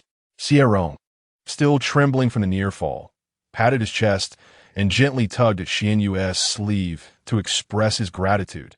"Thank you, Master." With an air of resignation, Xuanyue admonished him. One must watch where they are going. Throughout their journey, Xie Rong had been either captivated by the flowers along the path or astonished by the lotus in the spirit lake. Despite having raised Xie Rong in comfort, he still displayed the demeanor of one unaccustomed to the world. As Zhong Menghui witnessed Xuanyue intervening to save Xie Rong, he was momentarily frozen in shock, only to be engulfed by a wave of rage, his body trembling with anger. How dare Xie Rong lay his filthy hands upon Xuanyue? Song Montak Bai, observing the situation outside, sensed Zhong Menghui's imminent emotional breakdown and conveyed a thought through his spiritual awareness. "Cease your antics. Do you not feel the embarrassment already?" Zhong Menghui struggled to quell the fury within him. Yet upon returning to the Grand Hall, he could not help but cast a glare at Xie Rong. Surely, Xie Rong must have resorted to some underhanded tactics to elicit such pity from his senior brother, Xuanyue. He reassured himself that this was merely compassion, that Xuanyue's regard for Xie Rong stemmed from recognizing him as a mere waste. Zhong Mo scrutinized Xie Rong with a hint of curiosity, his spiritual awareness scanning him thoroughly before he turned to Xuanyue, incredulous at the fact that this was his newly accepted disciple, and a closed-door disciple at that. This is sheer madness, he thought.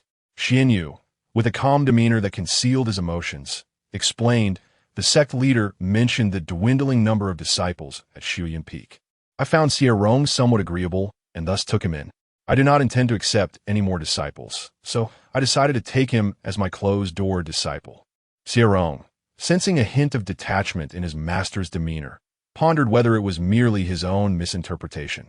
He had only just learned today of his status as Xuanyue's closed-door disciple. "No wonder my master expends so many resources on my cultivation. I am, after all, a closed-door disciple, a role that could ensure my master's comfort in his later years. Alas, my master does not require me for that purpose. Perhaps by the time I reach old age, my master will remain unchanged, his appearance untouched by time. If we were to walk side by side in the streets, others might mistake him for my junior. What will I look like when I am old? Will my skin wrinkle? Will my eyes grow dim? I would likely become quite unattractive. Will my master find me repugnant?" A fleeting wave of despondency washed over Xie Rong, but he quickly rallied his spirits. He had extended his lifespan by 800 years through the Golden Core, and he could still live for nearly 1,000 more. The thought of aging was far too distant. Xuanyue noted Xie Rong's momentary gloom and resolved to procure a beauty-enhancing elixir for him, recognizing his concern for his appearance. Zhong Mo inquired further about Xuanyue's experiences beyond the realm, to which Xuanyue responded with succinctness.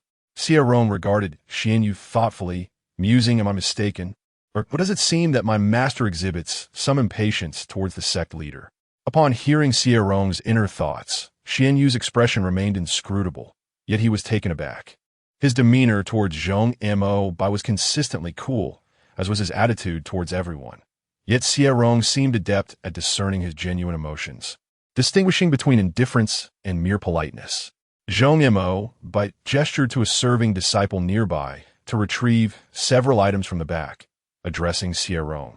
"Now that you have joined the ranks of Xuanyue, you must diligently cultivate and not tarnish your master's reputation." Xie Rong bit his lip lightly, stepping forward to accept the tray presented by the disciple. Upon it lay a protective spirit artifact and a vial of rejuvenating elixirs. As he accepted this token from Zhong Mo he sighed internally, "Truly, my master does not favor me. Even the gift presented is merely something a servant could fetch from the back." Fortunately, My master does not frequent this place. Otherwise, gazing upon the sect leader's stern visage would inevitably plunge me into despair. Chapter 20. Zhong Mabai cleared his throat, prompting Xuanyue to turn towards Xie Rong and say, "You should wait outside the hall.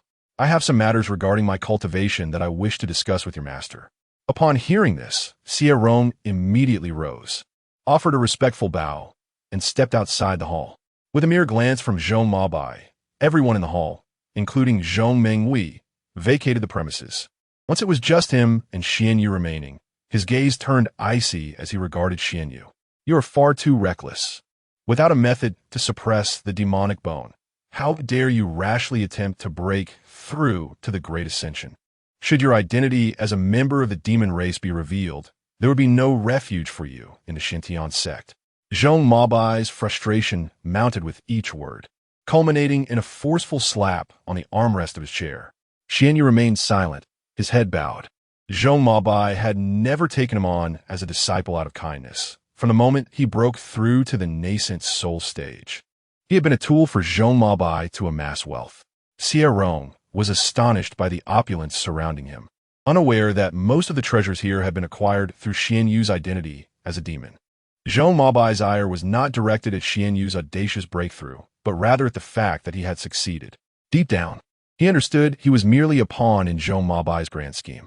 Over the years, he had assisted Zhong Mabai in eliminating threats, engaging in numerous dubious activities. Zhong Mabai had long contemplated eliminating him, but the sudden emergence of the ancient divine realm had stayed his hand. If not for that, he might have met his demise a millennium ago. Xuanyue, his eyes cold, replied in a detached tone, "Disciple is well aware and will not act in a manner that endangers my master. Had I not taken the risk to transcend, I would have met my end by now." Zhong Mabai sighed deeply and posed a question that weighed heavily on his mind. "What percentage of your power can you currently wield?" Xuanyue had broken through to the Great Ascension stage, rendering Zhong Mabai's previous plans to eliminate him obsolete. He would need to devise a new strategy. Despite Xuanyue's obedient nature, a sense of losing control gnawed at him.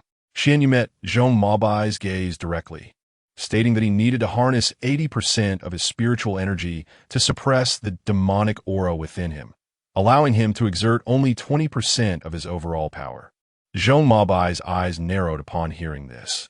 At the early stage of Great Ascension, possessing only 20% of his strength was hardly a cause for alarm. A demon cultivator at the Great Ascension level could achieve far more than one at the Transcendent stage. Xuanyue, indeed, represented an exceptionally perilous weapon. One miscalculation could lead to self-harm, yet this weapon could also yield boundless resources for cultivation. Zhong Mabai believed Xuanyue remained manageable, as he feared exposure of his demonic identity and could only summon a fraction of his strength. Xuanyue produced a jade slip and presented it to Zhong Mabai. "Master, during my return from the outer realm, I encountered a small secret realm. There is an intriguing formation within that I find somewhat perplexing." Zhong Mabai, devoid of any suspicion, took the jade slip and remarked, "At your age, it is entirely normal not to recognize something so complex given your limited exposure." Xuanyue's talent for cultivation was indeed extraordinary, yet most of his time had been devoted to training, leaving him with little knowledge of formations. Initially, Zhong Mabai merely glanced at the slip, but the more he examined it, the more astonished he became, eventually gasping for breath and urgently inquiring, "Where is this formation?"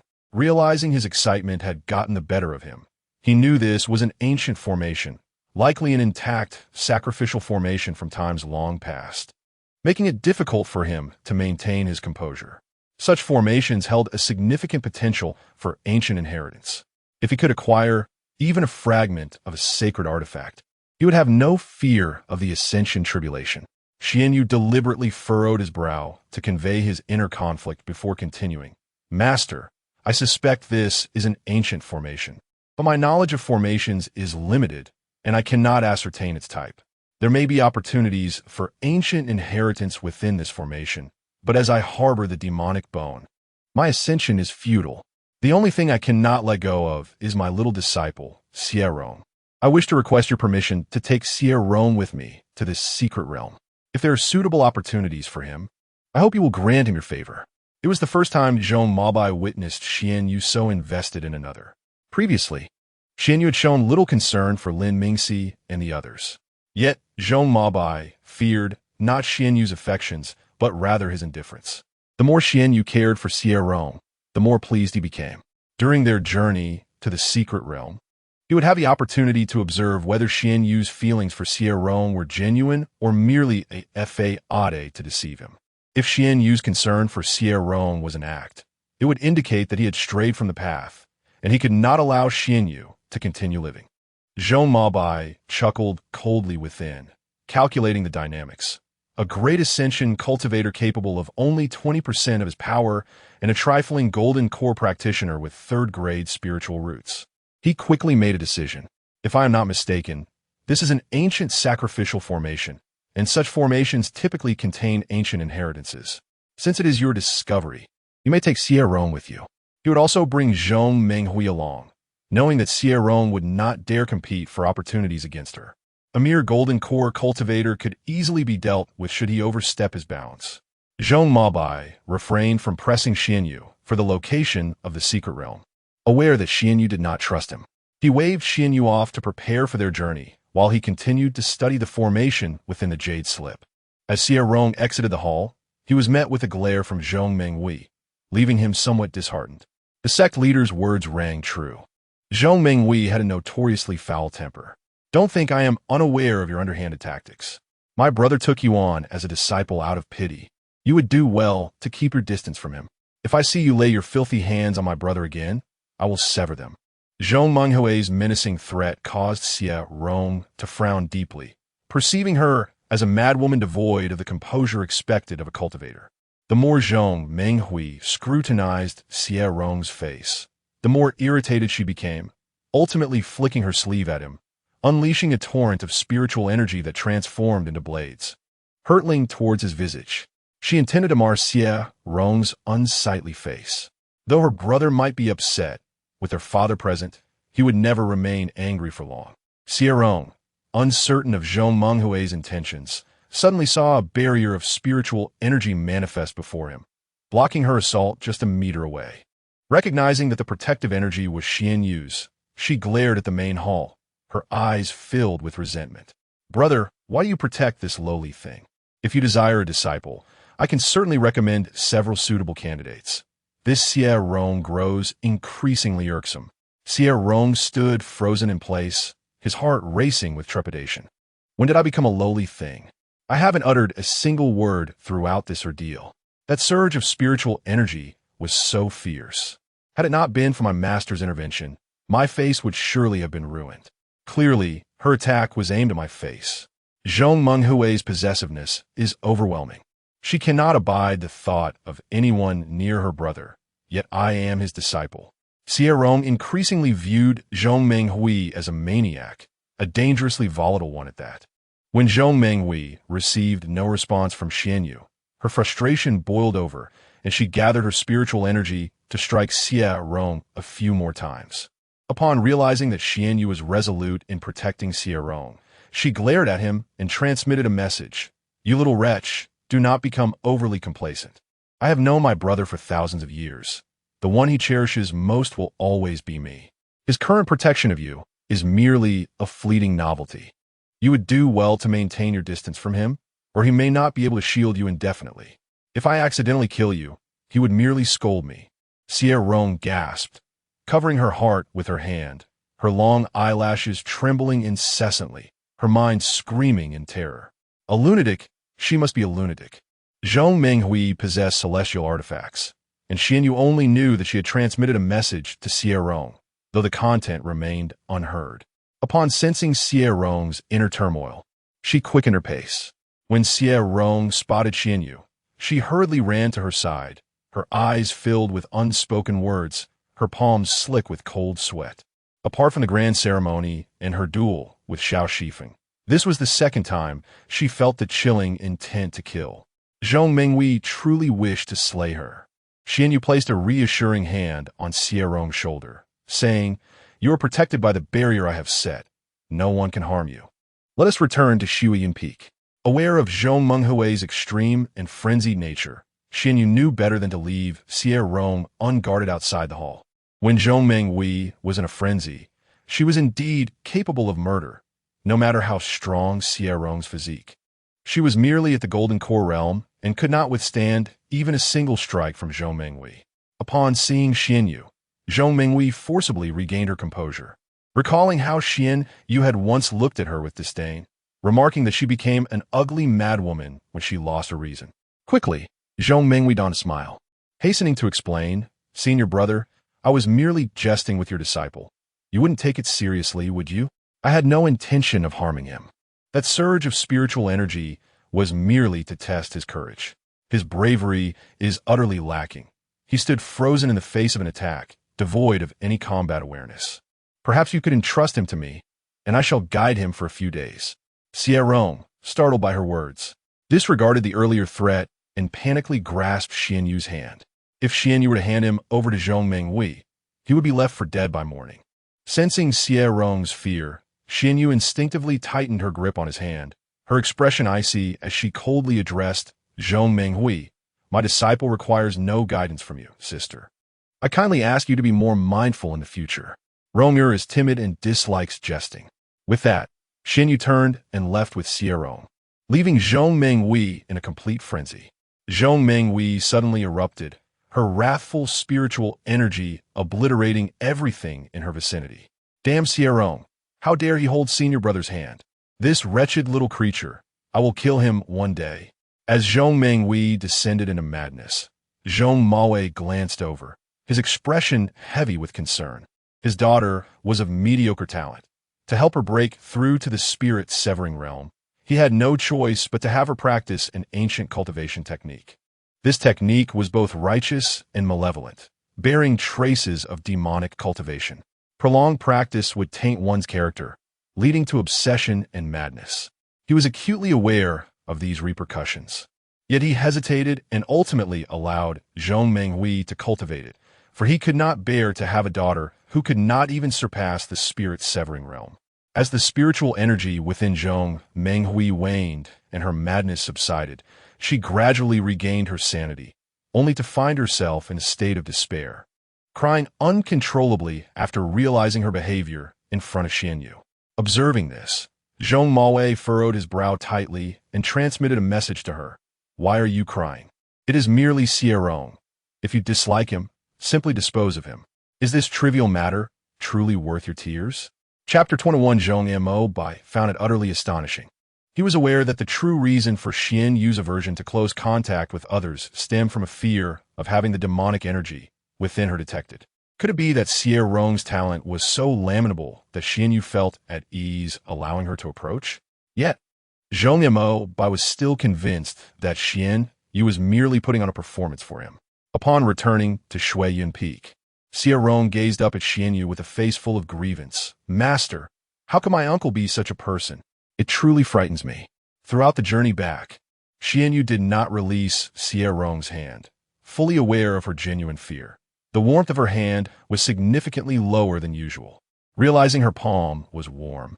Xie Rong looked down and noticed she'd been holding Xuanyue's hand the entire time.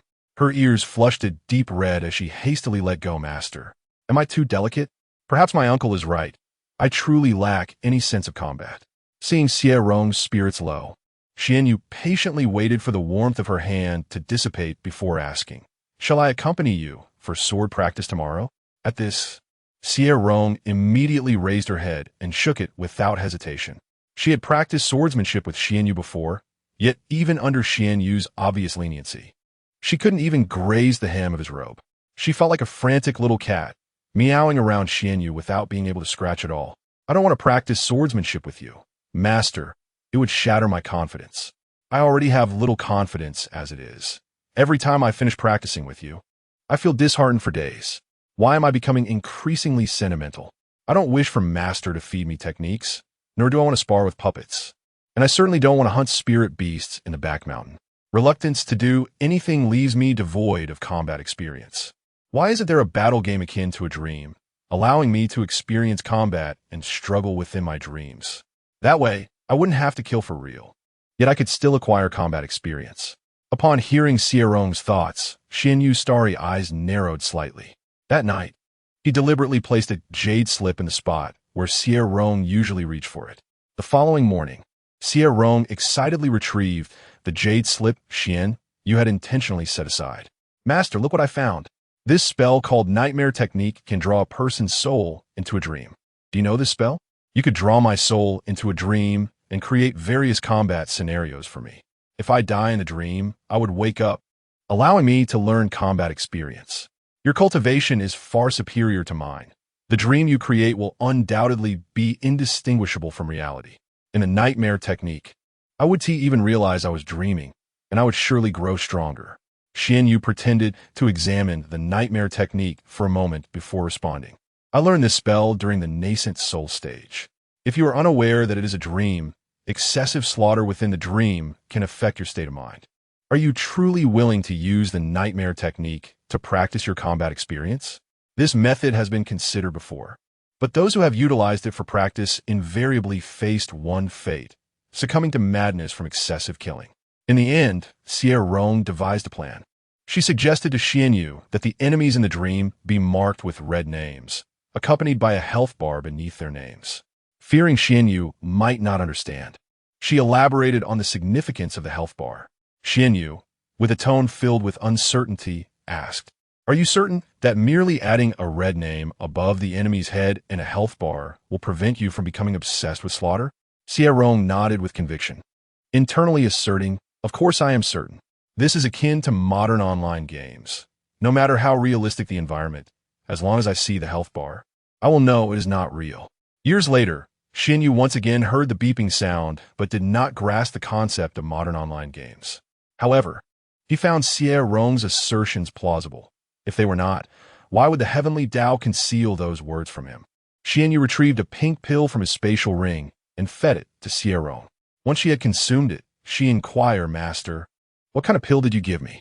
Why does it lack any spiritual energy and come in pink?" A glimmer of amusement flickered in Xuanyue's eyes as he replied, "Your uncle Gu-chun once refined a batch of solid face pills. These types of pills are harmless to the body." Realizing she had just consumed a solid face pill, Xie Rong gasped in astonishment, exclaiming, "I remember 10 years ago. A solid face pill appeared at the auction of the Treasure Pavilion, ultimately fetching 9 million top-grade spirit stones, bought by a mysterious female cultivator." Xuanyue nodded gently. "That pill was from the same batch as this one. The former was of inferior quality, while yours is superior." Though Xie Rong had worried about aging and becoming unattractive, it was only a fleeting concern. With curiosity sparkling in her eyes, she asked Xuanyue, "Master, why do you want me to take this solid face pill?" Xuanyue lifted a strand of Xie Rong's hair, feeling a sudden urge to tease her. "I heard you talking in your sleep," expressing a desire not to grow old and unattractive. At this, Xie Rong's ears turned crimson. She actually talked in her sleep. What embarrassing things had she said? Not wanting to miss an opportunity to tease her further, Xuanyue gently set her soft hair aside and inquired about how she wished to configure the dream's content. Xie Rong envisioned the dungeons from online games, filled with a sinister atmosphere, easily recognizable as the lairs of villains. She suggested that Xuanyue set up the dream combat to resemble a dungeon, her enthusiasm palpable as she anticipated entering the dream. Xuanyue, without warning her, deliberately activated the Nightmare Technique, while Xie Rong was distracted. In the next moment, she slumped softly, landing securely in Xuanyue's embrace.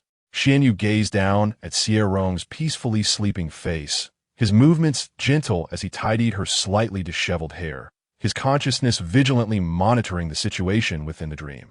Should he detect any signs of Xie Rong becoming obsessed with slaughter, he would forcibly awaken her. Within the dream, Xie Rong did not remember that she was dreaming.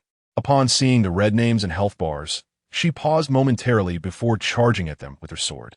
Xuanyue was astonished to discover that, although Xie Rong executed every move with lethal precision in the dream, she harbored no murderous intent whatsoever.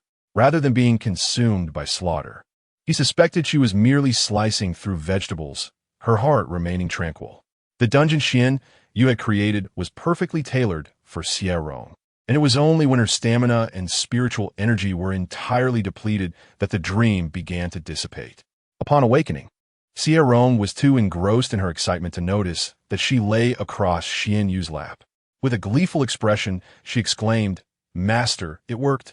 I remember all the combat experiences from the dream. My body retains the memory." Xuanyue leaned closer to Xie Rong, gazing into her eyes devoid of any malice, and asked, "Why did you kill so many in the dream, yet remain completely devoid of any murderous intent?" Xie Rong, believing Xuanyue's seriousness indicated a problem, was pleasantly surprised he only wished to inquire about this. She replied cheerfully, "It's precisely because of the red names and health bars. I know they're not real. I am not truly killing, so naturally I wouldn't develop any malice. It's merely a game, a fully virtual online game. How could it affect reality? No matter how realistic a game is, it remains a game. I've never heard of anyone going insane in a game and then losing their mind in reality." Xuanyue is unfamiliar with the concept of a fully virtual online game. He only understood that with the presence of red names and health bars, Xie Rong would not become obsessed with slaughter, nor would she change her disposition due to excessive killing. Xuanyue transcribed the nightmare technique into a jade slip, allowing Xie Rong to practice within the dream on her own. His cultivation was vastly superior to hers, and the enemies within the dream were those he had encountered before, or individuals who had perished at his hands. Their signature techniques were all replicated one-to-one within the dream. Xuanyue is currently filled with anticipation, pondering how he can transform Xie Rong. Following the events involving Zhong Menghui, a sense of urgency has settled within him. He realizes he cannot remain by Xie Rong's side indefinitely. She must develop her own self-defense capabilities. Until he completely eradicates the malevolent forces, Xie Rong cannot perish. Xuanyue meticulously crafts each dream realm, utilizing his lifetime of combat experience to nurture Xie Rong. She approaches the dream scenarios as if they were mere games, indulging in them with the enthusiasm of a modern-day internet addict who has now become engrossed in the realm of cultivation. After 3 months, Xuanyue prepares everything and informs Xie Rong, who has just completed a dream quest, that they will embark on a journey to a small secret realm with her ancestral master. Upon hearing his words, Xie Rong exuberantly tosses aside her jade slip and leaps up, rushing to embrace Xuanyue. It has been a long time coming. Her master is finally venturing out. Previously, she had been absorbed in her training during his outings, but now she is thrilled at the prospect of accompanying him. Xie Rong perceives Xuanyue as somewhat reclusive, yet she comprehends his disposition, acknowledging that he grapples with social anxiety. Noticing her gleeful smile, Xuanyue gently inquires, "Is it merely a distant trip that brings you such joy?" Xie Rong nods earnestly, expressing her delight. This is her first excursion, and she is thrilled to be traveling with her master. Unbeknownst to him, Xuanyue's spirits lift upon hearing her words. Should their current undertaking fail, both their lives would be at stake. He does not intend for Xie Rong to remain behind. Her presence instills him with confidence. He solemnly cautions her. "This secret realm is perilous. Even I could meet my demise. Do you still wish to proceed?" Xie Rong pauses, taken aback. "My master does not speak falsehoods. If you say the secret realm is dangerous, it undoubtedly is. However, your intention to take me along suggests that danger may also herald opportunity." She reflects on how, since her breakthrough to the golden core, her master has never urged her to cultivate further, perhaps recognizing that her chances of advancing to the nascent soul are nearly non-existent. "Alas, I suspect my master's motivation for venturing into such a perilous realm is for my sake." With newfound determination, she declares, "I will go." Xuanyue, amused by her internal musings, allows a slight smile to grace his lips. Since she has made her choice, she must not waver. He has provided her with the opportunity. It is she who has chosen to embrace it. Xie Rong playfully tugs at Xuanyue's sleeve, proclaiming, "As long as I am with you, I fear not the treacherous paths ahead." Gazing into her clear, innocent eyes, Xuanyue suddenly covers Xie Rong's eyes with his hand, embracing her gently, his expression a tapestry of emotions. "Silly Ronger, do not place your trust in others so readily. When will you learn to be more astute?" Unfazed, Xie Rong internally scoffs. "My master, much like my senior brother, often utters such words. Yet in this world, I trust only 2 individuals, my senior brother and you, my master." If I cannot trust you, I might as well believe the sun rises in the west and sets in the east. It is not others whom I trust, but you, my master. What is troubling you today? You seem rather peculiar, perhaps worried about protecting me in the secret realm. Xuanyue suddenly embraces Xie Rong tightly and then resolutely releases her, earnestly advising, your ancestral master will be accompanying Zhong Menghui. You must not stray from my side. Regardless of what transpires, never remain alone with Zhong Menghui. Chapter 22. Xie Rong was taken aback by the stern demeanor of Xuanyue. Raising his gaze to meet Xuanyue's eyes, he gently bit his lip and solemnly promised, I will not allow anyone to take my life. What truly terrifies me is not the act of killing, but the fear that I might become someone who disregards life due to my own strength. I am generally easy to talk to, but I am not without my temper. If others seek to harm me, I will certainly retaliate. Only a saint would stand idly by while others attempt to kill them, and I despise such naivety. Sometimes, kindness can lead to harm for oneself and others. Xie Rong surprised Xuanyue yet again. He had assumed Xie Rong possessed a timid heart, but instead, Xie Rong revealed himself to be remarkably self-aware. Disregarding life due to power, Xuanyue recognized that he, too, occasionally fell into such a mindset. In truth, all high-level cultivators often overlooked the lives of those beneath them, viewing lower-tier practitioners as mere ants on the ground. In the world of cultivation, weakness was a sin. The rules were dictated by the strong, and history was penned by the victors. When Xie Rong learned that their journey to the secret realm would be aboard a flying vessel, he felt a wave of relief wash over him. He could treat the flying vessel like an airplane, which should alleviate his fear of heights. On the day of their departure, Xie Rong beheld Zhong Mabai's flying vessel, which was as lavish as the cave abode that resembled a paradise, with medicinal herbs aged over 100,000 years merely serving as ornamental pieces in vases. Having accompanied Xuanyue to the residence of Xie, who was also a late-stage Mahayana cultivator and the sect leader of Xintian sect, Xie Rong noted that while Xie's familial influence surpassed that of Zhong Mabai, his residence was hardly half as impressive. Zhong Menghui, clad in a striking red gown, smiled brightly upon spotting Xuanyue from afar. However, as her gaze fell upon Xie Rong, her expression immediately turned cold. Xie Rong internally scoffed. The saying holds true. A woman's mood can change as swiftly as turning a page. Choosing to disregard Zhong Menghui's glare, Xie Rong thought, what can she do? My master would never allow her to harm me. After casting a sharp glance at Xie Rong, Zhong Menghui addressed Xuanyue softly. Senior brother, I have prepared a room for you, equipped with a spirit-gathering formation made of top-tier spirit stones. I feared you might find the journey tedious, so I brought some legacy jade slips obtained from the ancient divine mystery realm for your entertainment. Xuanyue, his gaze unwavering from Zhong Menghui, expressed no interest in the legacy jade slips. Instead, he turned to the attendant standing nearby. Where is Xie Gongzi's room? The attendant hesitantly glanced at Zhong Menghui, who shot her a menacing glare, prompting the attendant to promptly inform Xuanyue, young Master Xie's room is on the leftmost side of the second floor. Xuanyue turned to Xie Rong and said, haven't you risen early? You should return to your room and rest. Xie Rong looked at Xuanyue's handsome face and managed a bitter smile, feeling a wave of frustration within. Master, you truly have no fear of Zhong Menghui going mad, do you? If glares could kill, I would have perished countless times by her eyes alone. Throughout the encounter, Xuanyue had ignored Zhong Menghui entirely.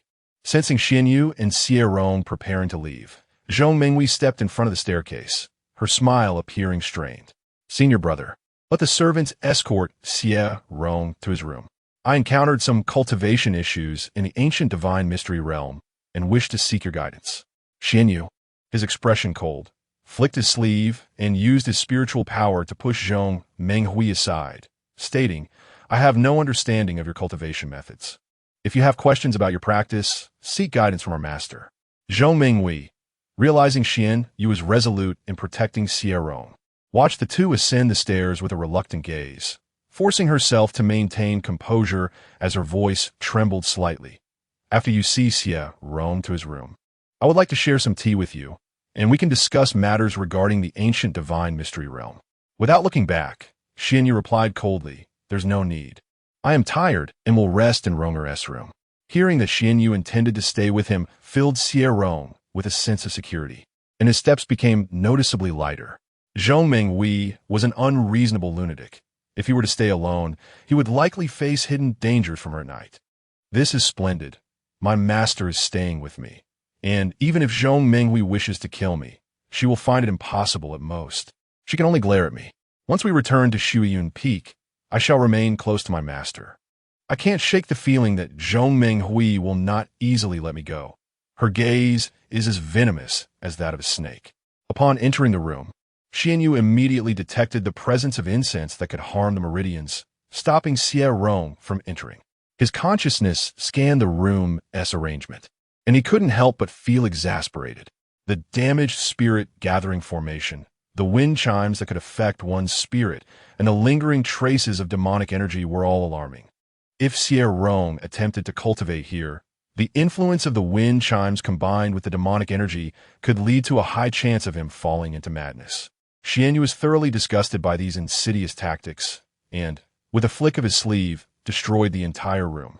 He then turned to grasp Xie Rong's hand, retrieving his usual flying vessel and taking Xie Rong aboard. Zhong Menghui, witnessing this, ground her teeth in frustration and stormed over to Zhong Mabai to complain, "Father, look at my senior brother. He is overly protective of that Xie Rong. I have previously played tricks on Lin Mingxi and the others. Yet my senior brother never grew angry with me. Now, for the sake of Xie Rong, he dares to show me attitude. My actions were all quite transparent. If Xie Rong cannot discern this slight manipulation, it would be his own folly if he fell into madness." Zhong Mabai, observing his daughter's furious expression, set down the jade slip with a sigh. "You know full well that Xuanyue cares deeply for this disciple of his. Why resort to these petty tricks to irritate him? You are aware that he despises demonic cultivators." Zhong Menghui scoffed in defiance. "I know he detests demonic cultivators, which is precisely why I instructed others to bring that trace of demonic energy. If Xie Rong harbors a seed of demonic energy within him, Xuanyue will inevitably grow to despise him, and perhaps even take it upon himself to eliminate Xie Rong." Zhong Menghui barely restrained herself from exploding in anger. Thinking of the numerous opportunities she would have to deal with Xie Rong in the future, surely Xuanyue could not protect him for a lifetime. Once aboard Xuanyue's vessel, Xie Rong asked, "Master, was there anything unusual in that room?" Xuanyue did not conceal the truth from Xie Rong, detailing the room's conditions and the matter of the demonic energy. This was Xie Rong's second encounter with demonic energy, and he gazed at Xuanyue with steadfast eyes, asking, "Master, if I were to succumb to madness and become a demonic cultivator, would you kill me?" Without a moment's hesitation, Xuanyue shook his head. No. He himself was a demon. How could he possibly bring himself to harm Xie Rong for succumbing to madness? A radiant smile suddenly illuminated Xie Rong's face, and his heart brimmed with joy. "I knew you wouldn't kill me. Even if I became a demonic cultivator, I would still be Xie Rong." Xuanyue gently pressed a hand on Xie Rong's shoulder, softly admonishing, "While I would not harm you, I cannot guarantee your safety. Ronger, you must understand this. Even I cannot oppose the sect." Xuanyue deliberately infused a sense of helplessness into his words. Upon hearing this, Xie Rong's mood plummeted, and he earnestly promised, "Master, do not worry. I will not become a demonic cultivator. If one day I do become a demonic cultivator, I will ensure to distance myself and never appear before you, so as not to cause you distress." Xuanyue chuckled at Xie Rong's innocent thoughts. Throughout their journey, he frequently glanced at his empty spatial ring, calculating whether the spirit stones within could sustain the vessel's journey to the secret realm. To conserve spirit stones, he refrained from activating the spirit gathering formation aboard the vessel. Xie Rong is daily engrossed in various nightmarish realms, completely oblivious to the thinning spiritual energy surrounding him. Xuanyue's greatest delight now lies in observing Xie Rong strategize through those dungeons, watching him gradually evolve with each move, filling his heart with immense satisfaction. Such an exceptional Xie Rong is a product of Xuanyue's own nurturing. In the evening, Xuanyue called out to Xie Rong, who was heading back to his room to tackle a dungeon. The body-refining spirit wine I brewed previously is ready to be tasted. Would you care to try some? Recently, Xie Rong had been captivated by the dreamlike nightmares, playing not only at night, but also during the day. And it had been quite some time since they last shared tea and idle chatter. Upon hearing this, Xie Rong raised an eyebrow in interest and sat across from Xuanyue. No man is ever indifferent to wine. Xuanyue produced a small cup, scarcely larger than his thumb, and poured half a cup for Xie Rong. This is what I brewed for myself, possessing the effects of fortifying the meridians and refining the body. If you begin to feel unwell, do stop immediately. Do not push yourself. In truth, the spirit wine he concocted was not truly wine, but rather akin to a medicinal elixir. Such a diminutive cup could disrupt the meridians of a nascent soul cultivator, potentially destroying half of their dantian. Xie Rong's physique was capable of consuming energy, and he was uncertain just how robust he truly was. Yet he felt confident that he could finish a cup. Xie Rong raised the cup to his nose, detecting no scent of alcohol. Instead, a rich and complex floral aroma wafted forth. Cautiously, he took a small sip, finding it both sweet and spicy. The liquid coursed down his throat, igniting a fiery sensation that left Xie Rong in a daze. Master, this wine's flavor is remarkably reminiscent of high-proof white liquor. Having rarely indulged in white liquor in my past life, I suppose it's not a bad idea to let loose this time. Xuanyue gazed at Xie Rong with a smile, aware that the aftereffects of Xie Rong's previous life were resurfacing, leading him to conjure memories of it. The more Xie Rong drank, the more he felt that Xuanyue's brew was not wine at all, for aside from the fiery sensation coursing through his body, his mind remained crystal clear. A beverage that fails to induce stupor or confusion cannot be rightfully called wine. Xuanyue observed as Xie Rong continued to drink. Each cup met with his careful scrutiny of Xie Rong's condition. Eventually, he restrained Xie Rong's hand from pouring another cup. This wine has a potent aftereffect. Take a moment to pause before you continue. His perception noted that the energy of the spirit wine within Xie Rong had reached saturation. Any further consumption would burden his meridians and dantian. This wine, specifically brewed for body refinement, bore energy strikingly similar to fire-type spiritual power, which would impart upon Xie Rong the sensation of his bones being scorched by intense flames. Though Xie Rong did not feel his mind clouding, he sensed an increasing warmth. Unable to resist loosening his collar, his eyes glistening as they fixated on Xuanyue. Master, when you mentioned the wine's potent aftereffects, were you referring to this growing heat? Seeing Xie Rong's complexion reddening, beads of sweat forming on his forehead, Xuanyue nodded slowly. Indeed, this is spirit wine for body refinement. Xie Rong, feeling somewhat embarrassed, chuckled softly and muttered, I thought you meant the potent aftereffects would leave me dazed. Xuanyue regarded him with an inscrutable gaze. This is refining spirit wine. It has little in common with ordinary wine. Overindulgence will only lead to physical discomfort. Your mind will not become muddled. It is essential to concentrate on refining the energy within your body. If your mind were to wander, it could lead to perilous consequences. Chapter 23. Upon noticing the situation, Xuanyue stood up and meticulously adjusted Xie Rong's collar, ensuring that he appeared presentable. It was essential to maintain proper attire while calming his mind to refine the energy within his body, akin to the initial process of refining the thunder tribulation energy. Xie Rong, somewhat puzzled, glanced down at his collar, wondering how a slight loosening due to the heat could render him improperly dressed. My master is rather old-fashioned. Is a slightly loose collar truly a breach of decorum? What about those clad in short sleeves and shorts? Are they deemed indecent? Unfamiliar with the concept of short sleeves and shorts, Xuanyue found the mere mention of such garments to be rather unrefined. Xie Rong had anticipated that he would soon calm his mind and refine the intense energy coursing through him. However, the reality was quite the opposite. He found it impossible to focus. The scorching energy began merely as a surface sensation of heat, but now it burrowed deep into his bones, causing considerable discomfort. While he could endure the excruciating pain brought on by the thunder tribulation energy, this searing heat was intolerable. It's unbearably hot. I can't concentrate on refining the energy. Is there no air conditioning? After venting his frustrations internally, Xie Rong, with a flushed face and drenched in sweat, opened his eyes and pitifully looked at Xuanyue. "Master, is there anything to cool down? I'm so hot." Xuanyue, sensing that Xie Rong had yet to enter a meditative state and observing his discomfort, waved his sleeve to lower the temperature in the room. However, even with the temperature decreased, Xie Rong still felt unbearably hot, to the point where he could no longer maintain a seated posture. He alternated between lying on the floor, gasping for air, and standing up, then prostrating himself on the ground. Xuanyue furrowed his brows, perplexed by Xie Rong's strange behavior. "Why are you so afraid of the heat? It's quite odd." Xie Rong faced the ferocity of thunder, tribulation, energy without such distress. Unable to withstand the heat any longer, Xie Rong shed his outer robe and lay on the floor in his undergarments, weakly stating, "Perhaps I was traumatized by heat in my past life, which is why I'm particularly sensitive to it in this one. Master, when will the after effects of this spirit wine subside? I am through the sweltering."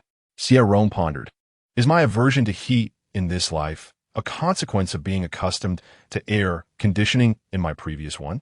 Indeed, in my past life, I was exceedingly heat sensitive, relying entirely on air conditioning to survive the summer, even finding myself hospitalized a few times due to heat stroke.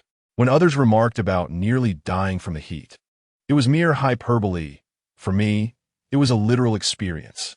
After shifting through several positions, Xie Rong ultimately rested at Xuanyue's feet, drawn by the slight coolness emanating from him. Despite his efforts to refine the intense energy within, he found it impossible to calm his mind, and in a brief span, his spiritual energy coursed erratically through his meridians 3 times. Xuanyue, fully aware of Xie Rong's predicament, promptly halted his attempts at cultivation. "You are currently too agitated. Do not force yourself to practice. Otherwise, you risk backlash to your meridians, or, worse, succumbing to madness." Xuanyue, noticing Xie Rong's disheveled appearance, averted his gaze from the pitiful sight. Even though he consciously looked away, Xie Rong's flushed and distressed visage lingered in his mind. Overwhelmed by the heat, Xie Rong found himself unable to sit, stand, or lie down comfortably until, in a moment of unintentional contact, he brushed against Xuanyue's leg, feeling a refreshing sensation. Without hesitation, he wrapped his arms around Xuanyue's calf, his eyes squinting in bliss as he exclaimed, "Master, you feel so cool. Let me hold you for a while." At that moment, Xuanyue's muscles stiffened, caught off guard by the embrace.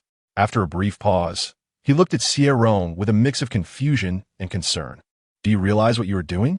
Xie Rong, akin to a person on the verge of overheating encountering a block of ice, was oblivious to anything else, driven solely by the primal urge to cling to this source of coolness, fearing that without it, he might perish from the heat. After enduring considerable discomfort, Xie Rong finally dozed off while holding onto Xuanyue's leg, observing the sweet serenity on Xie Rong's face as he slept. Xuanyue furrowed his brow, but ultimately could not bring himself to disturb him. Despite Xie Rong's earlier struggles, he had finally quieted, and Xuanyue was reluctant to wake him. Unbeknownst to Xie Rong, time slipped away, and he remained unaware that over 10 days had passed.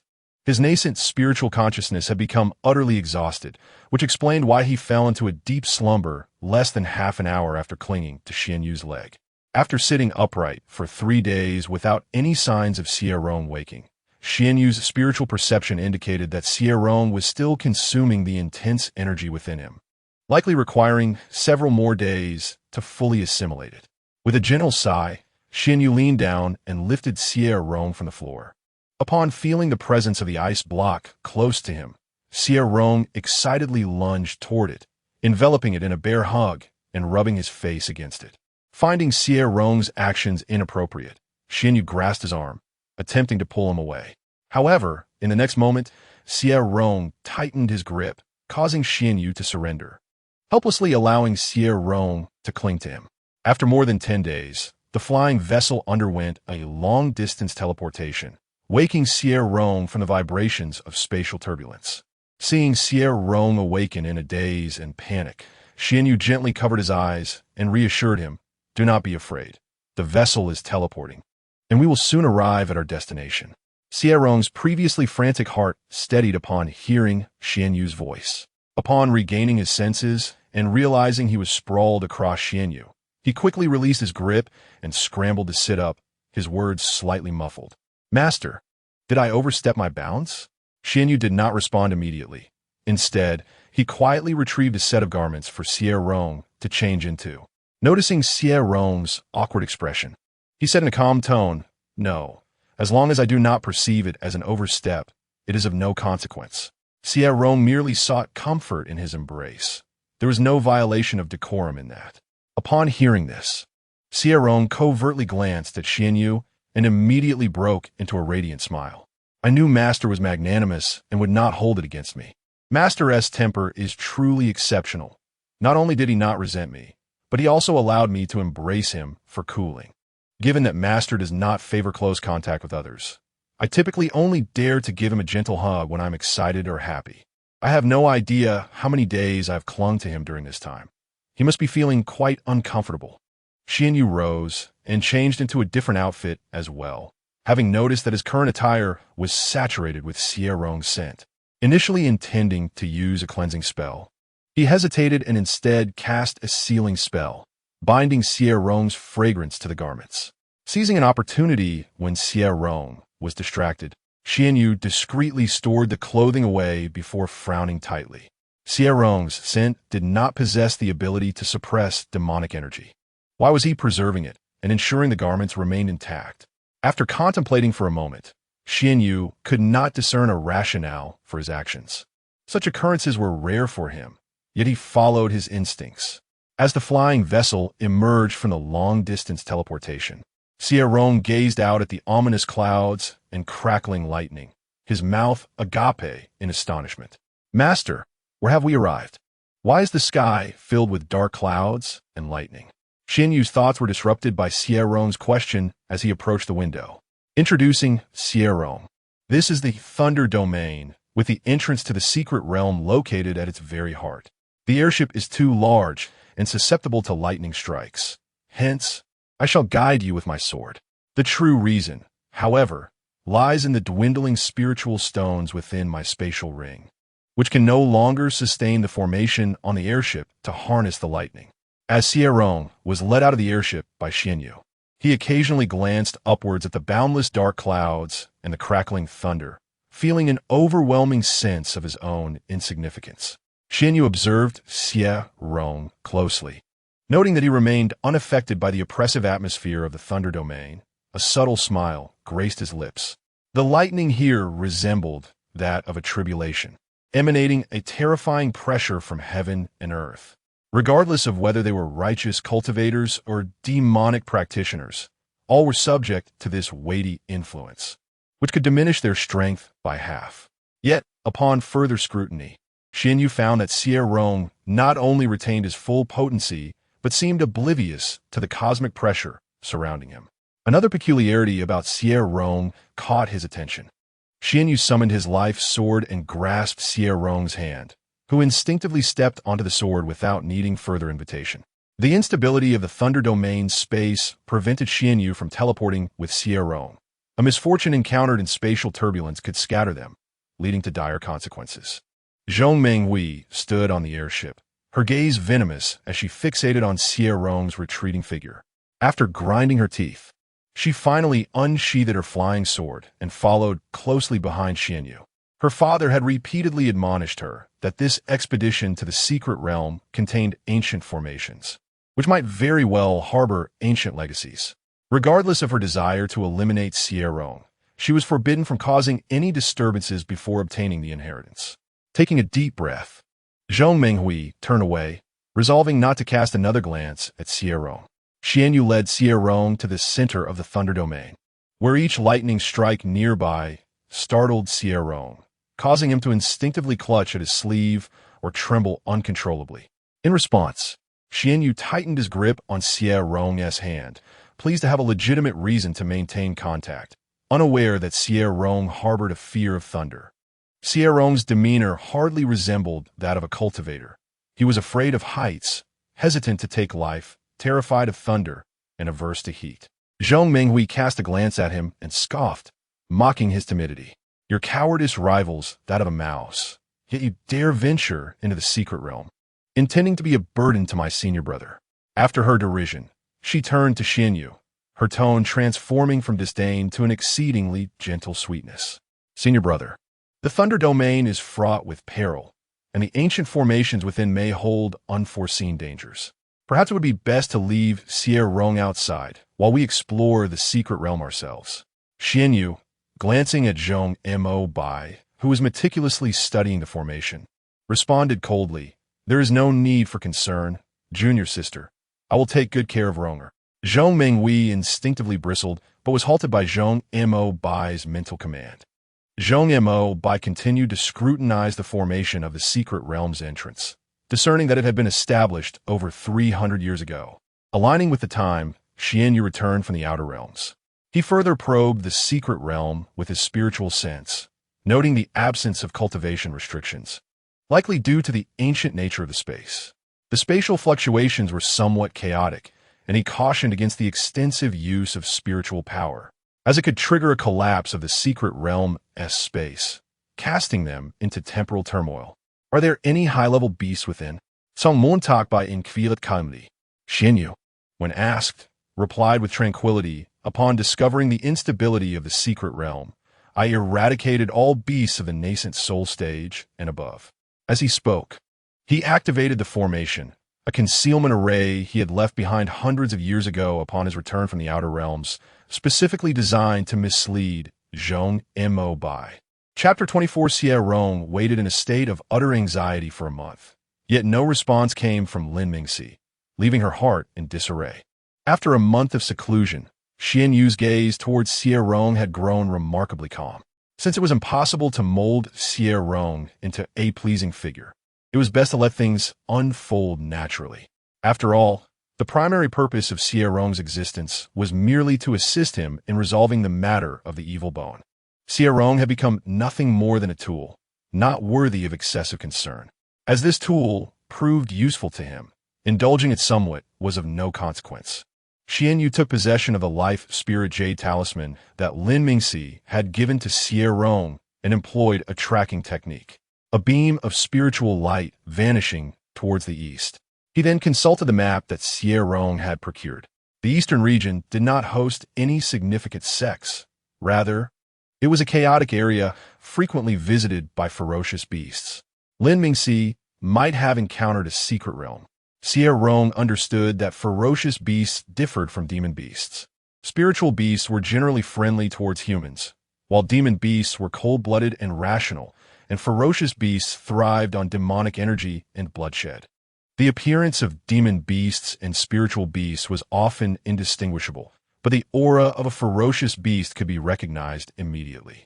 You took Xie Rong outside the city, and just as he retrieved the flying vessel, they were surrounded by several cultivators at the nascent soul stage. Upon noticing their fierce gazes, Xie Rong hurriedly moved closer to Xuanyue, exclaiming, "Master, these individuals have likely been targeting us in the city." Xuanyue was well aware of the audacity of these individuals. They dared to rob despite being unable to discern his cultivation level. With a mere thought, he obliterated the consciousness of several of them. As Xie Rong witnessed their sudden collapse, his heart gasped in awe. Truly, Master is formidable, not a word wasted. Seeing that Xuanyue showed no intention of addressing the assailants, Xie Rong hesitated for half a second before stepping forward to collect their storage bags, subsequently using earth magic to dig a large pit and bury them. Xuanyue observed Xie Rong's actions and, once he finished, inquired, "Now you dare to plunder corpses without fear?" Xie Rong glanced at the storage bags in his possession. Initially, he had anticipated feeling apprehensive, at least a twinge of discomfort. Yet, in reality, his emotions remained unperturbed, as if he were merely touching trees in a forest. Perhaps it was true that people grow over time.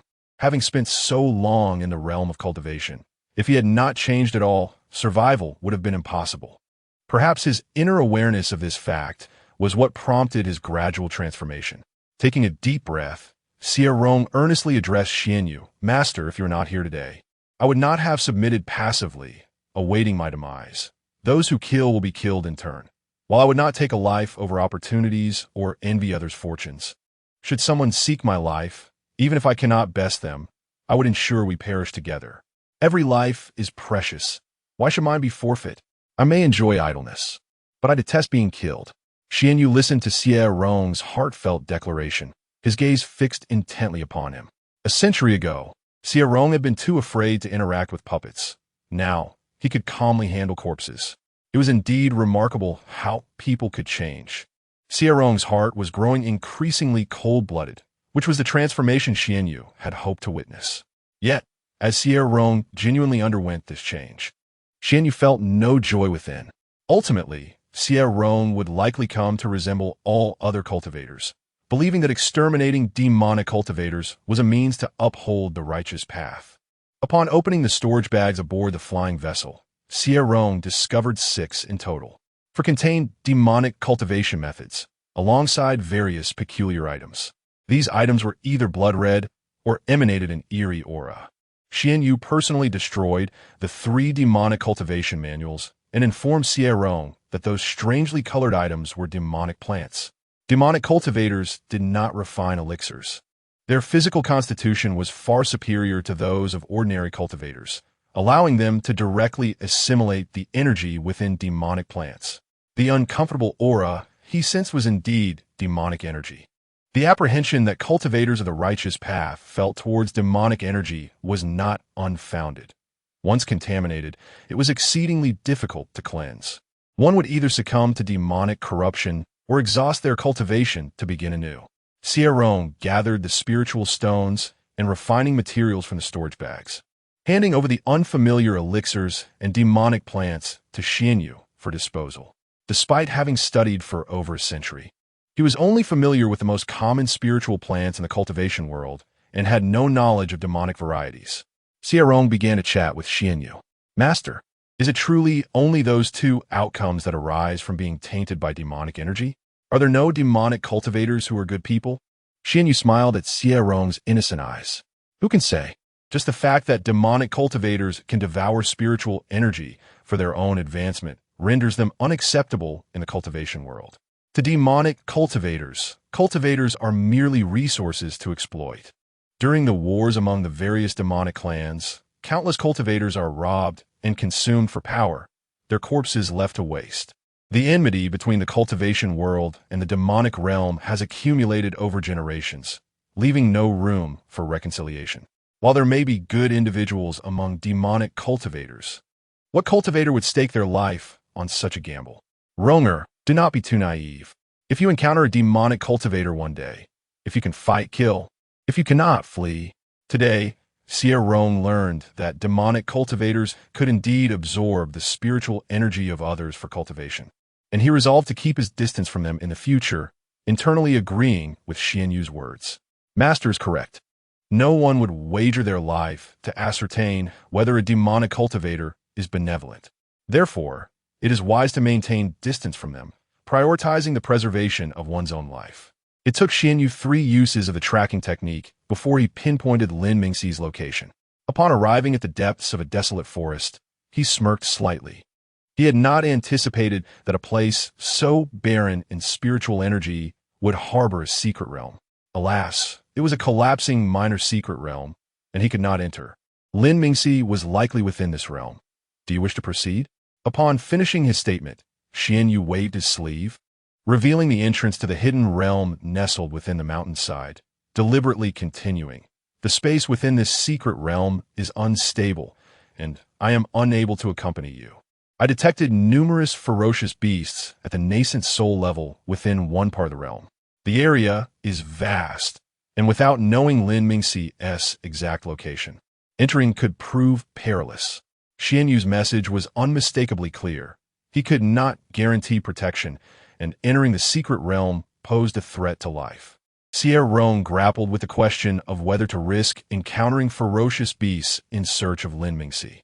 Perhaps Lin Mingxi had merely found an opportunity and was cultivating within the secret realm. Yet what if Lin Mingxi was in danger? What if he awaited rescue within that realm?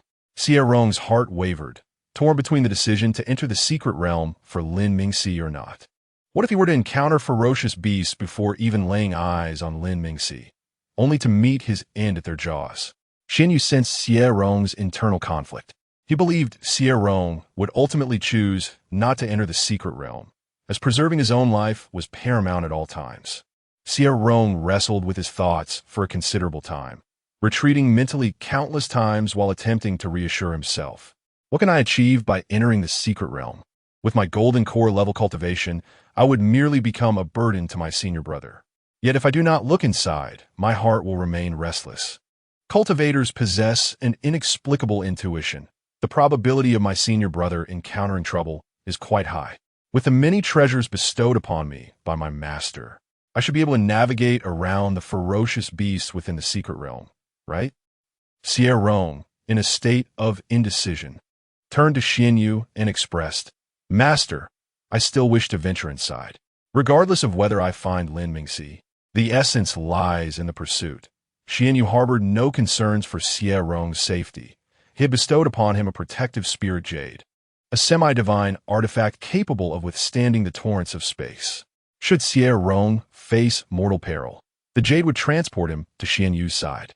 Deliberately withholding the jade's existence from Xie Rong was a measure to prevent him from becoming reliant on it. The complexities of human nature in this world could always render the protection of the jade insufficient. Should Xie Rong perish, no malevolent force could remedy the situation. He must learn to safeguard himself. Xuanyue feigned generosity by providing Xie Rong with 3 talismans capable of vanquishing beings at the nascent soul stage, along with a formation disc to track Lin Mingxi's aura. Xie Rong tightened his grip on the talismans, acutely aware of the imminent peril, pondering as he stepped into the secret realm. Will I regret this? Perhaps, but if given another chance, I would still enter the secret realm. Xuanyue found Xie Rong to be genuinely foolish, among the most naive individuals he had ever encountered. Yet, it was this very foolishness that continually stirred his emotions. Xuanyue left a fragment of his consciousness within Xie Rong's protective jade talisman, ensuring he could remain informed of events surrounding Xie Rong. And should an urgent situation arise, he could activate the teleportation array inscribed upon the talisman. Upon entering the secret realm, Xie Rong summoned the spirit sword from the wind, a gift from Xuanyue. He cautiously surveyed his surroundings, marveling at his fortuitous circumstances, and retrieved an identity jade token to send a message to Lin Mingxi. As they were both within the same secret realm, a lack of response from Lin Mingxi would indicate a significant problem. After a brief wait without a reply from Lin Mingxi, Xie Rong produced the tracking array to pursue Lin Mingxi's direction, his grip tightening around the sword as he took his first step forward. Half a day later, Xie Rong, undeterred, dispatched a serpent beast. He had anticipated feeling queasy at the sight of blood, yet his body exhibited no signs of discomfort. This marked his first act of killing since entering the realm of cultivation, and he remained remarkably composed, even kneeling to process the beast's meat. Although the flesh was inedible, it could be sold, and demonic cultivators held a particular fondness for it. Pondering to himself, could it be that my excessive engagement in virtual realms has dulled my fear of slaughter? He could find no other explanation for his transformation. Softly muttering, "So it seems that playing games can indeed influence one's temperament. I had thought that was mere folly." After finishing with the serpent beast, Xie Rong continued onward. Xuanyue regarded Xie Rong as a true prodigy of the sword. While others emerged from the nightmarish realms with merely a fraction of the combat experience gained, Xie Rong, in just a few days, had seamlessly integrated the insights from his dreams, wielding his sword with increasing proficiency and power. 2 weeks later, Xie Rong encountered his first beast at the early nascent soul stage. In that moment, he felt the weight of impending danger and drew forth the talisman gifted by Xuanyue, only to witness the beast take one look at him and flee. As the creature distanced itself, it pondered, "What manner of killing deity is this? The aura of malevolence is so overwhelming it cannot be concealed, and the eyes feign trepidation to lure me." This is the central region of the secret realm. A mere golden core cultivator could arrive unscathed after slaying countless beasts. I have just survived the tribulation of the nascent soul. My cultivation remains unstable. Best to steer clear. Upon witnessing the retreating, nascent soul beast, Xie Rong stood momentarily frozen before quietly stowing away the talisman. Chapter 25. The blood fiend spirit was taken aback and exclaimed, "You are quite peculiar. The spiritual roots within you have been entirely eradicated by the blood fiend energy, yet a blood fiend root has emerged. Your consciousness realm has also been thoroughly permeated by this energy, yet your mental state remains unaffected. You might truly be an anomaly." Upon hearing that his spiritual roots were gone, Xie Rong hastily began to cultivate, only to find his progress considerably slowed. Although he seldom practiced, the glacial pace of his cultivation now felt insufferably frustrating, akin to that of a snail. The blood fiend spirit, having established a spiritual connection with Xie Rong, sensed his despondency and promptly transmitted a cultivation method to him. "Our fateful contract has begun. You may practice this technique, and you shall undoubtedly break through to the nascent soul realm." The blood fiend spirit observed Xie Rong's bizarre constitution and noted that while Xie Rong's body had absorbed a significant portion of the blood fiend energy, approximately 70%, only a small fraction had integrated into his consciousness realm, and even less into his dantian, resulting in only a marginal enhancement in his cultivation level. The spirit had previously estimated that Xie Rong would at least ascend to the transformation stage, as it was commonplace for divine artifacts to leap 2 major realms. However, the reality was stark. Not only had Xie Rong failed to ascend 2 realms, he had not even crossed a single small realm, remaining at the initial stage of the Golden Core. After waiting for a while and observing that Xie Rong was nearly finished absorbing the blood fiend energy, yet still showed no signs of advancement, the blood fiend spirit could only accept this startling reality. "Wait a moment. Why am I unable to form a fateful contract with you?" At the moment the contract was established, confusion filled the blood fiend spirit. It should have formed a fateful contract with Xie Rong. Yet what transpired was merely a standard contract. After scanning Xie Rong's soul and body multiple times without discovering the reason, the spirit ultimately concluded that it was due to Xie Rong's peculiar constitution. Xie Rong's ability to freely absorb blood fiend energy for cultivation did not seem so shocking to the spirit anymore. Once the contract was finalized, information regarding the blood fiend hall and its usage appeared in Xie Rong's mind, and with a mere thought, he could sense Lin Mingxi's location. As soon as Xie Rong stowed away the blood fiend hall, the fierce beasts within the secret realm huddled in terror.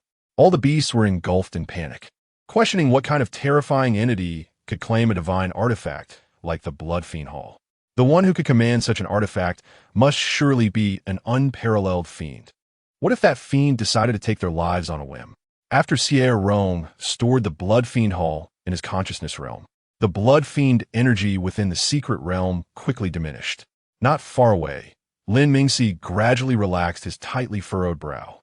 The blood fiend spirit, witnessing Xie Rong's action, could not help but gasp, quietly muttering, "You truly are fearless, daring to place the blood fiend hall into your consciousness realm."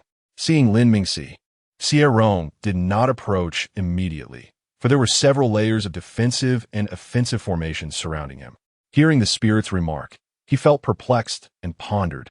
The inheritance information suggests that the blood fiend hall must remain in the consciousness realm to be nourished. The blood fiend spirit rolled its eyes at this statement, its youthful voice tinged with urgency. That inheritance information is incredibly outdated. Back then, the cultivation world had yet to encounter the demonic realm. At that time, there were still human immortals present, and only those above the human immortal realm could place the blood fiend hall into their consciousness. Observing the formations surrounding Lin Mingxi, Xie Rong realized he did not recognize any of them. Lin Mingxi appeared to be in deep cultivation, and he hesitated to disturb him, responding lazily to the blood fiend spirit. "But I have already placed the blood fiend hall into my consciousness, and nothing has happened to me. The blood fiend energy has no effect on me. The crimson hue of my consciousness realm is rather beautiful." Upon hearing this, the blood fiend spirit clenched its teeth and decided to abandon conventional reasoning when it came to Xie Rong, for he was anything but ordinary.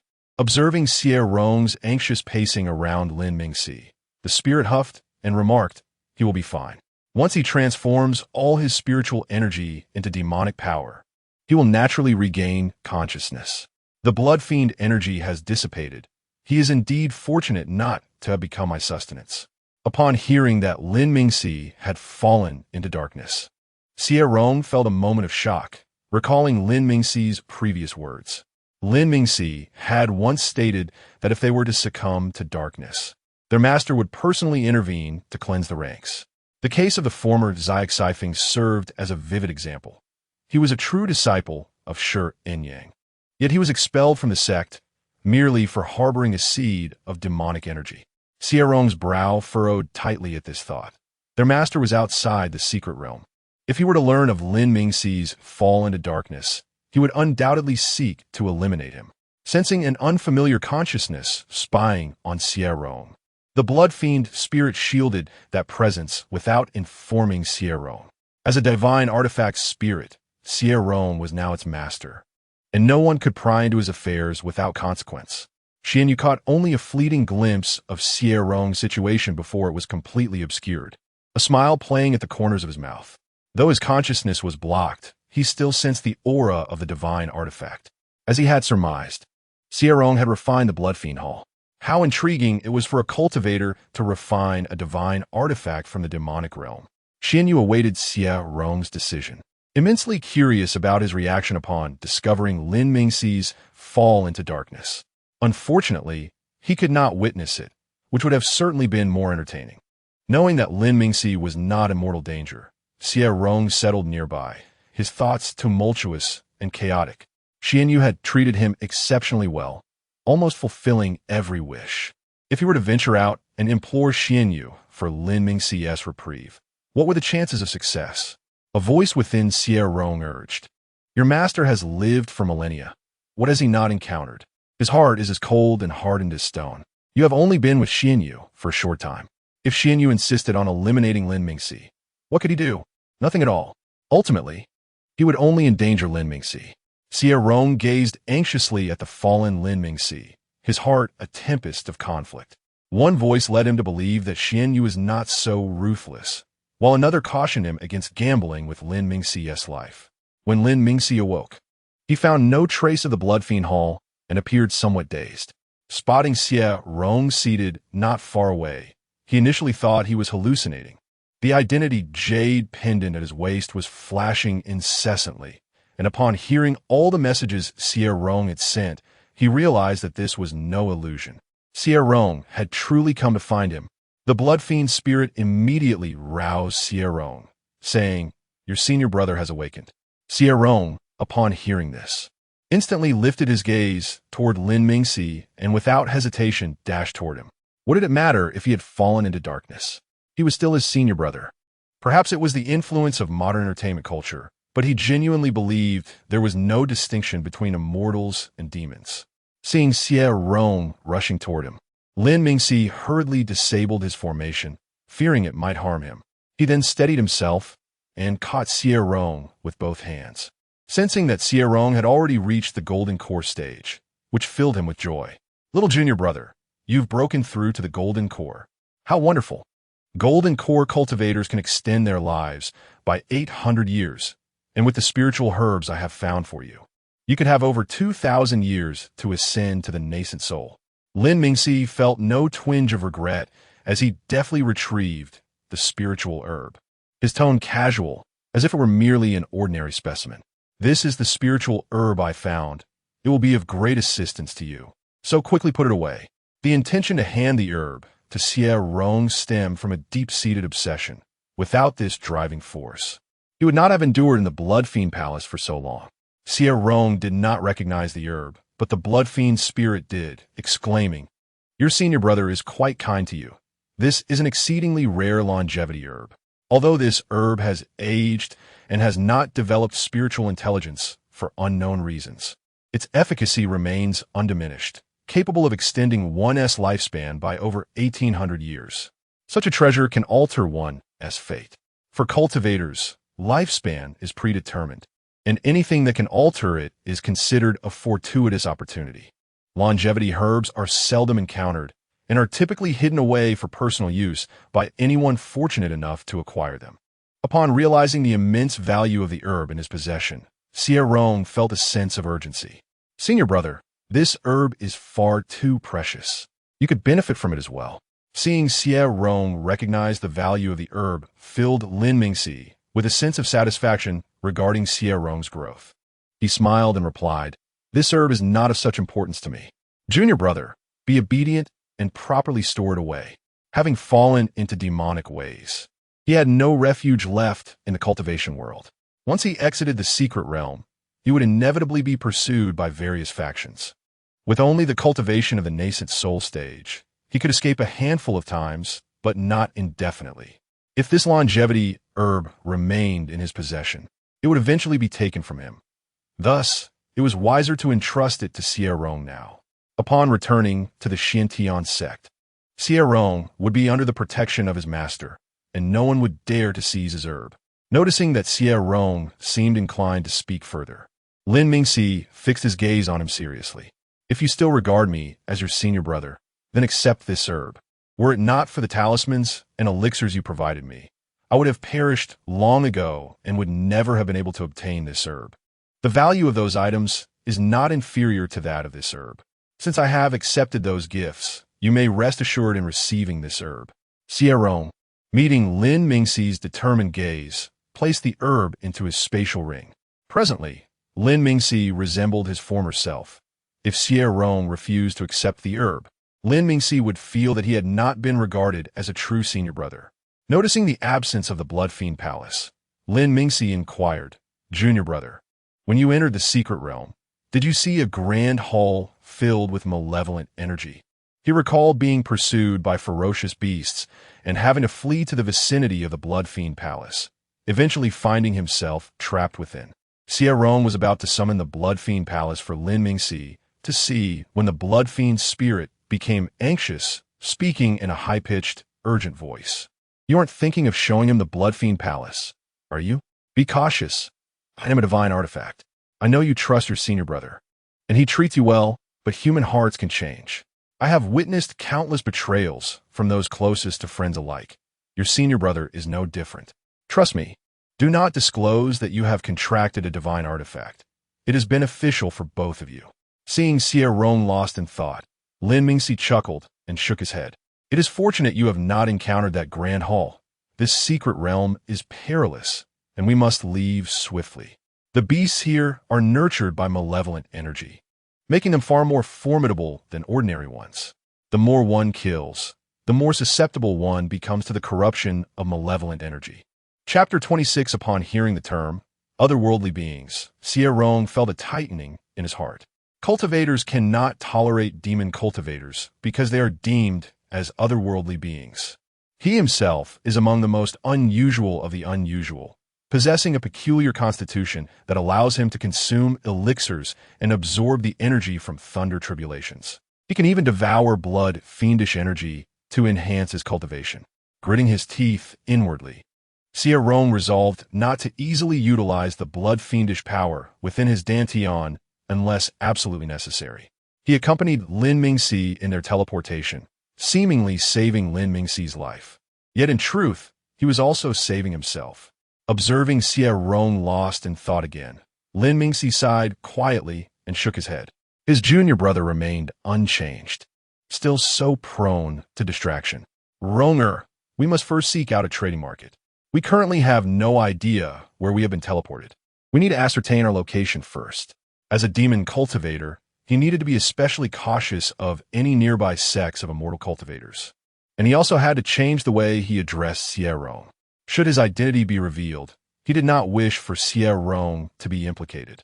If he were to encounter disciples from a sect, they would pursue him like venomous bees until he was dead.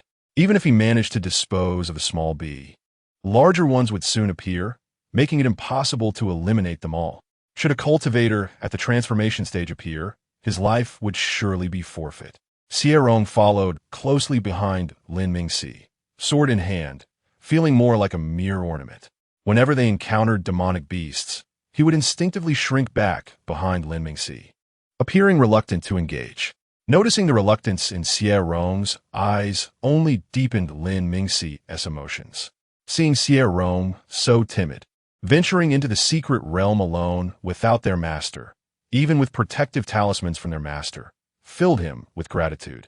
He had initially thought that his days after succumbing to darkness would be cold and bleak, yet it was Xie Rong who brought warmth and light into his life. Once they emerged from the dense forest, Lin Mingxi concealed his own aura but could not help but ask Xie Rong, "What made you think to come to the secret realm to find me?" Walking beside Lin Mingxi, Xie Rong replied, "Our master and ancestor came to the secret realm in the Thunder Domain seeking opportunities. After the matter was concluded, my identity jade plate indicated that I was not far from you, so I sent you numerous messages. When you did not respond, my anxiety grew, prompting me to beseech our master to help me find you. Cultivators possess a certain intuition regarding perilous situations. He sensed something was amiss with Lin Mingxi, and his instincts proved correct. Had he not entered the secret realm, Lin Mingxi would have ultimately become nourishment for the Blood Fiend Palace." Lin Mingxi gazed at Xie Rong with gentle eyes, wanting to ask why he would venture alone into such a dangerous secret realm. Truly unafraid? Xie Rong thought to himself, "How can I not be afraid?" My hand trembled as I held the sword, and I nearly turned back upon seeing those fearsome beasts. What Xie Rong contemplated internally was one matter, while what he expressed aloud was quite another. Not particularly afraid.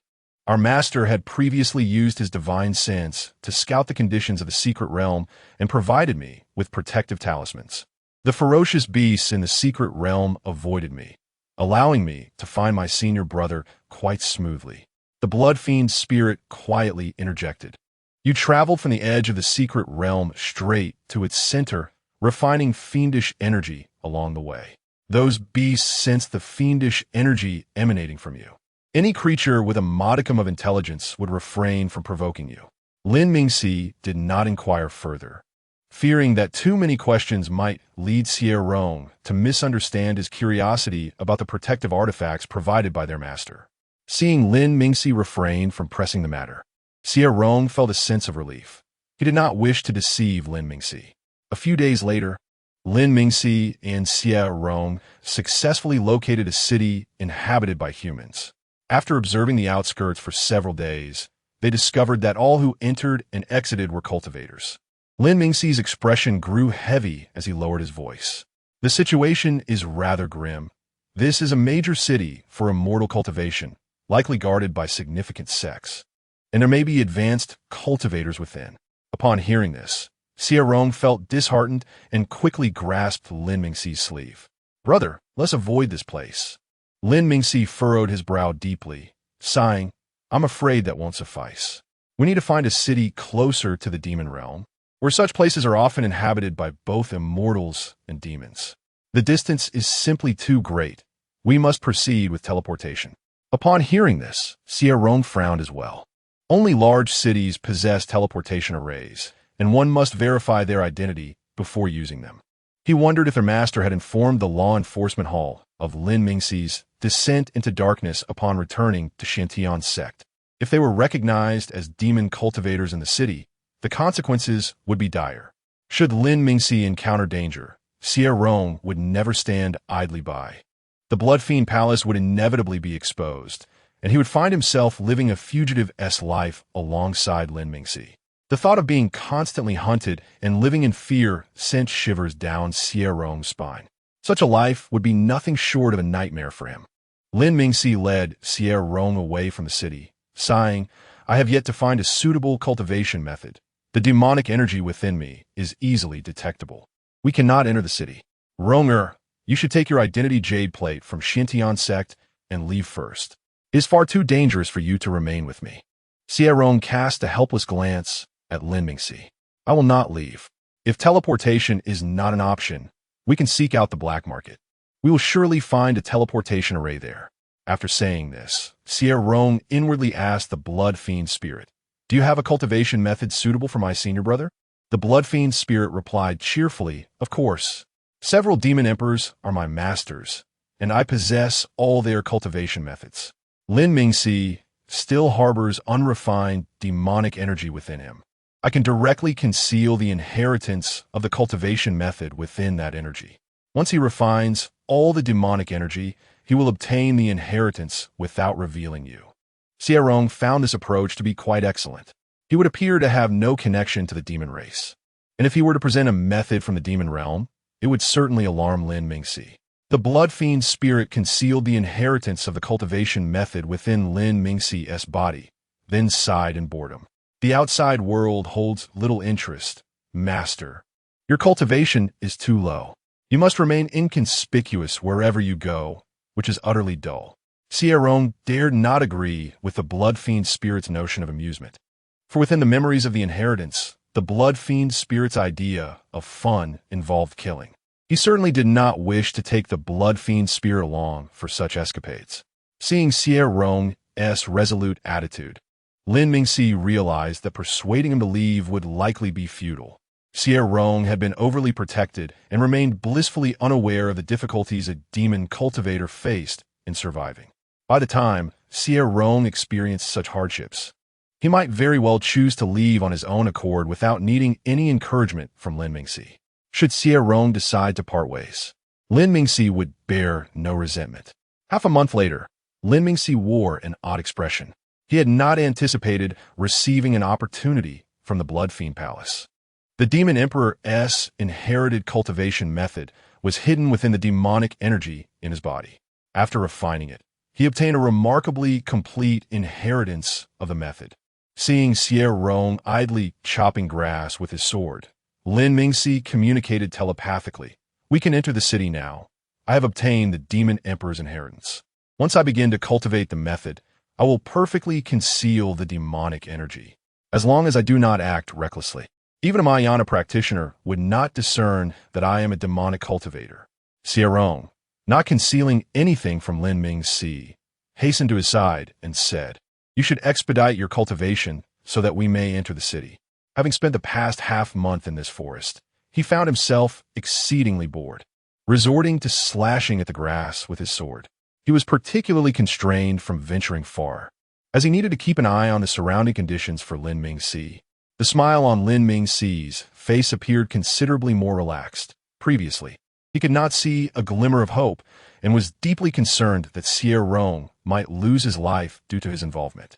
Now that he had acquired the Demon Emperor's legacy, given time to grow, he could attain greater strength to protect Xie Rong. After all, who would willingly embrace death when there remained a flicker of hope for life? We currently find ourselves within the domain of the Yunqing sect, and Wuye City is the nearest chaotic city to us where immortals and demons coexist in relative harmony. Lin Mingxi, with a serious expression, gazed intently at Xie Rong and asked, Ronger, I shall inquire once more. Do you truly wish to accompany me to Wuye City? This journey may expose us to countless perils, and I might be unable to safeguard you. I have obtained the legacy technique, which allows me to better conceal the demonic energy within me. You need not worry about my safety any longer. Perhaps it would be best for you to return to the sect, since our master has graciously granted me a chance at life. He is unlikely to impose difficulties upon you. After all, their master was so fond of Xie Rong and had personally taken him under his wing for guidance. The more Lin Mingxi spoke, the more he felt that Xie Rong returning to Xintian sect was the wisest choice. Xie Rong was filled with bitter laughter. Carrying the blood slaughter spirit root back to the sect, should the blood slaughter hall be exposed, even their master might not be able to protect him. Xuanyue had once told him that even he could not contend against the sect. With a forlorn expression, Xie Rong inhaled deeply. Do you find my cultivation lacking? Fearing that I will become a burden to you, which is why you have persistently urged me to leave. The ancestor has perished within the secret realm, and our master's mood is already quite somber. I fear that at this critical juncture, I have deceived him with lies. I dread returning only to be confined. My path of cultivation is arduous, and my lifespan is finite. I wish to explore and experience more within the limited time I have. Lin Mingxi was taken aback by the news of Zhong Mo Bai's demise and hastily inquired about what had transpired. Xie Rong recounted the events that unfolded within the Thunder Domain. After listening, Lin Mingxi regarded Xie Rong with a complex gaze. Are you saying that our master, after recuperating, did not return to the sect immediately, but instead honored your request to seek me out? He even took you to the secret realm, clearly intending to procure an opportunity for you.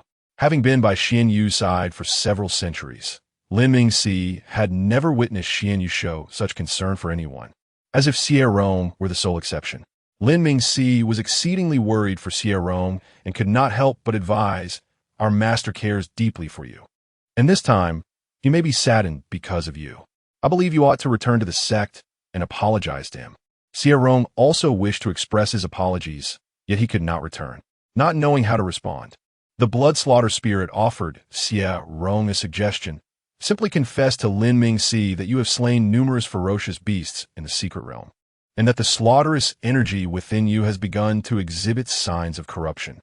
Trust me, once he learns of your condition, Lin Mingxi will certainly refrain from urging you to return to Xiantian's sect.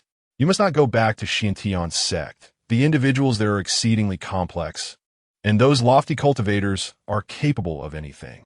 I have witnessed firsthand the actions of several demon emperors. Those immortal lords are the true embodiments of malevolence.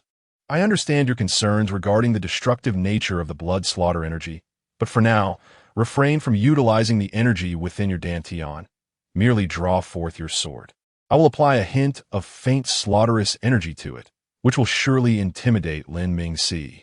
Noticing that Xie Rong remained silent, Lin Mingxi assumed he was contemplating his words and patiently awaited his response. Chapter 27. Lin Mingxi, displaying great generosity, donned garments of fine quality and wielded an exquisite spirit sword, unmistakably a disciple from a prestigious sect. "My friend, you are too modest. I shall keep an eye out for you," Lin Mingxi said with a smile, gently nodding at the individual before taking Xie Rong's hand and departing. Once they were out of earshot, the individual began to express his thoughts to a companion. Now, that is the demeanor expected of a disciple from Grand Sect.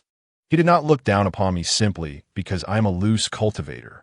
His friend glanced around, relieved to find no one else nearby, and sighed softly. Indeed, disciples of sects possess a certain arrogance.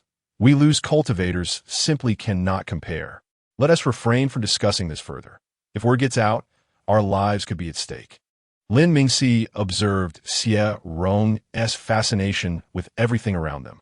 Any item that captured Xie Rong's attention for more than 3 seconds found its way into his possession. In a brief span, Xie Rong amassed a collection of peculiar items, trinkets, playful dolls, and several books with covers that suggested they were far from serious literature. Though he was not particularly inclined to read them, the covers intrigued him enough to steal a few glances, as more strange, illustrated books were stuffed into his arms. Xie Rong grew anxious. "Brother, please stop buying. I'm merely curious. I don't genuinely want these."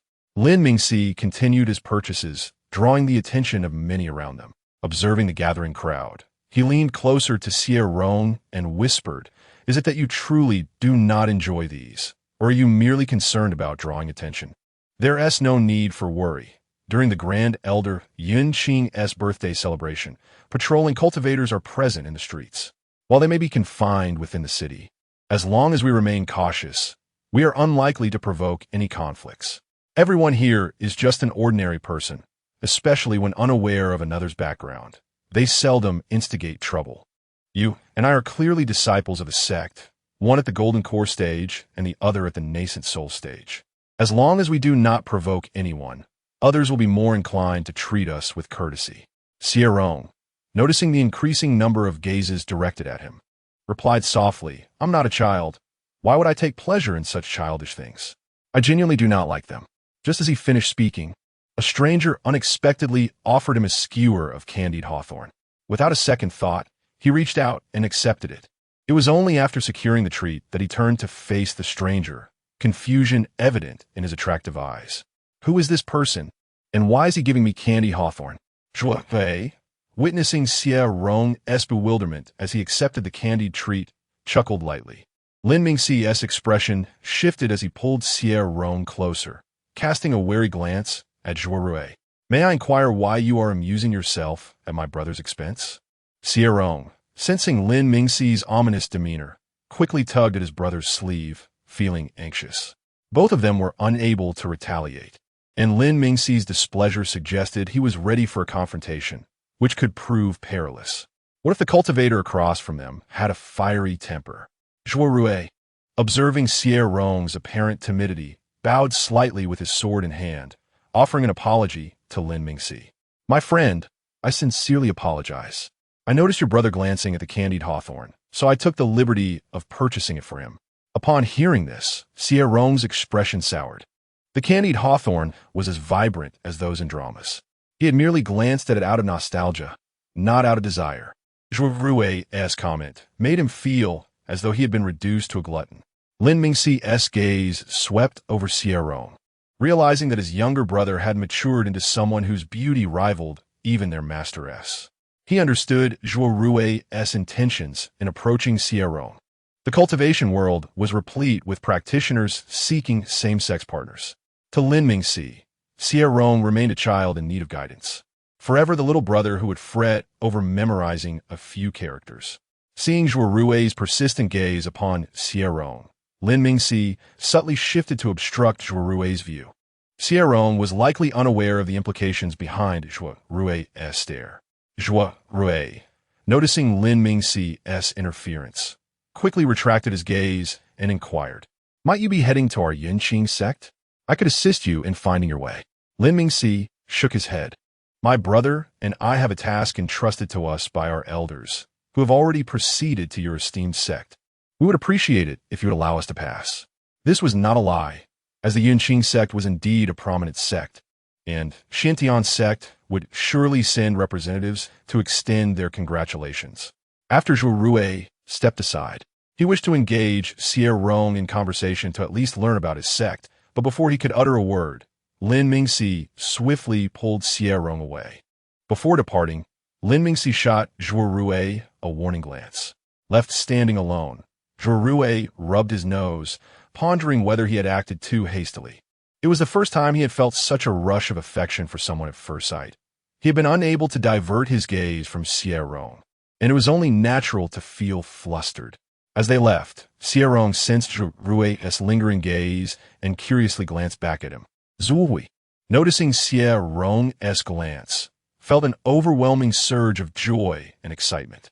Surely, Xie Rong harbored feelings for him, having broken through to the nascent soul at the age of 200, and with a master who was a senior elder of the Yunqing sect.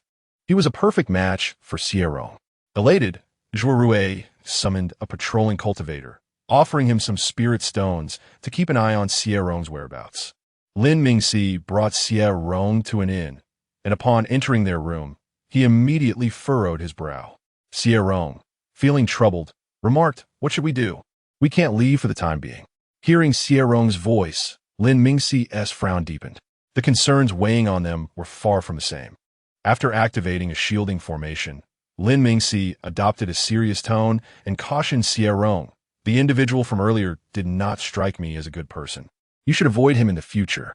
At this, Xie Rong straightened his back slightly, his expression turning grave as he asked, "Brother, could it be that he sensed something amiss with us? Was his offering of candied hawthorn a deliberate test?" Lin Mingxi hesitated for half a second before affirming, "Yes, his gaze towards you is undoubtedly malicious. Simply disregard him." Xie Rong nodded earnestly, realizing that cultivators possessed remarkably keen insight, able to discern the discrepancies in their demeanor at a glance. Could he still eat the candied hawthorn? Surely, it wouldn't be poisoned, would it? The following day, while Lin Mingxi practiced in their room, Xie Rong, feeling bored, ventured downstairs for a meal. He had promised Lin Mingxi the night before not to leave the inn, but he reasoned that dining downstairs was permissible. As soon as Xie Rong placed his order and sat down, the very person who had offered him candied hawthorn the previous day took a seat across from him. "Friend, do you mind if I join you?" Zhuo Rui inquired, already settling onto the bench despite seeking Xie Rong's consent. Upon seeing Zhuo Rui, Xie Rong's heart raced with anxiety, inwardly lamenting, as my senior brother said, "This person harbors ill intentions. He has returned to test me again this morning." Feeling discontent, Xie Rong's expression reflected his unease, and his tone was anything but cordial as he replied, "I do not know you. Why should we dine together?" Zhuo Rui perceived Xie Rong's wariness and speculated that Lin Mingxi had shared something with him. The previous day, Xie Rong had not displayed this level of caution or displeasure when looking at him. It is indeed a pleasure to encounter a fellow cultivator. I am Xie Rong from the Yunqing sect. Our meeting yesterday felt remarkably familiar, and today, while surveying the inner city, I fortuitously came across you once more. I perceive a distinct affinity between us, hence my audacity in approaching you. I hope you can forgive my boldness. Xie Rong noted that Xie Rong spoke with warmth and enthusiasm, yet he remained vigilant. Lin Mingxi's social experience surpassed his own. If Lin suspected Xie Rong to be a threat, then Xie Rong must indeed be a figure of danger. A moment's carelessness or an unexpected turn could lead both him and Lin Mingxi to peril. Thus caution was paramount. Xie Rong refrained from revealing his discomfort, fearing that Xie Rong might react with hostility. What was intended to be a delightful breakfast turned rather bland in Xie Rong's presence, as Xie Rong found it difficult to enjoy. Observing Xie Rong's evident discontent, Xie Rong sighed inwardly, realizing he had acted precipitously. He produced 2 invitation cards and extended them to Xie Rong. Our sect is on the verge of hosting a grand celebration, and we wish to invite you and your brother to attend. May I inquire as to which sect you belong? Xie Rong declined to accept the invitations, stating, "My sect has long advised against acting under its banner while away from home." Upon hearing this, Xie Rong placed the invitations on the table, saying, "Then I shall not impose further. Should you find yourself in need, do not hesitate to seek me out." After Xie Rong departed, Xie Rong did not touch the 2 invitations. Nearby, other cultivators recognized Xie Rong and, noticing Xie Rong's status as a mere early gold core cultivator, approached him hesitantly. "Esteemed friend, the individual you just encountered is a true disciple of the Yunqing sect, and his master is a venerable elder of the ascension stage. Xie Rong possesses not only remarkable talent, but also hails from an illustrious family. Those invitations he presented are extraordinary. They grant access to the inner hall to personally deliver gifts to the sect leader." Xie Rong's unease deepened upon hearing this. He had no intention of mingling with those of the ascension stage, let alone attending the grand celebration at the Yunqing sect. Xie Rong's intentions were indeed dubious, as it seemed he sought to lure both Xie Rong and Lin Mingxi into a trap. Xie Rong concealed the invitations and expressed his gratitude to the cultivator who had provided clarification. "Thank you, kind sir, for your enlightenment. Please allow me to express my appreciation with a bottle of the house's renowned spirit." He summoned a waiter, paid with spirit stones, and then retreated to his room upstairs. Once Xie Rong departed, the atmosphere on the first floor grew lively. His generous gesture suggested he was indeed a true disciple of a significant sect. It was merely a revelation of Xie Rong's identity that prompted such hospitality, as the young man treated others to a bottle of spirit wine worth 100 high-grade spirit stones. One could surmise that the young man's demeanor was exceptional.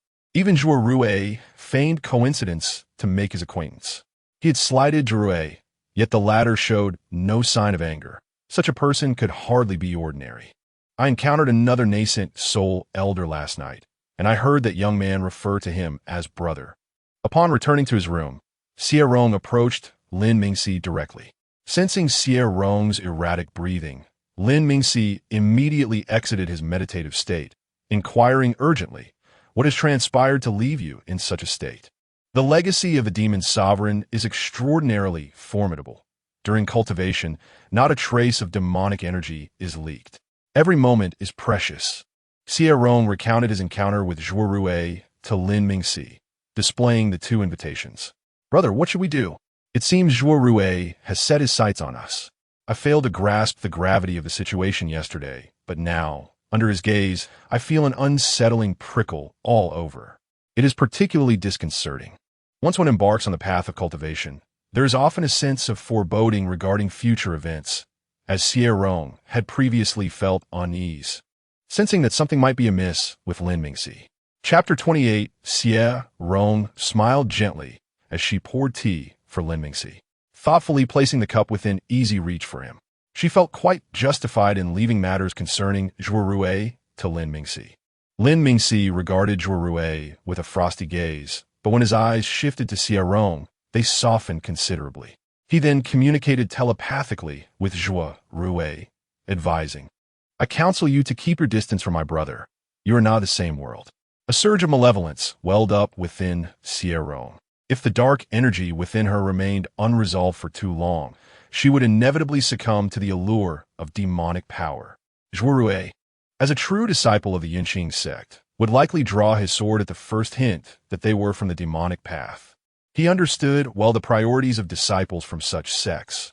Reputation, opportunity, and face all took precedence over romantic attachments.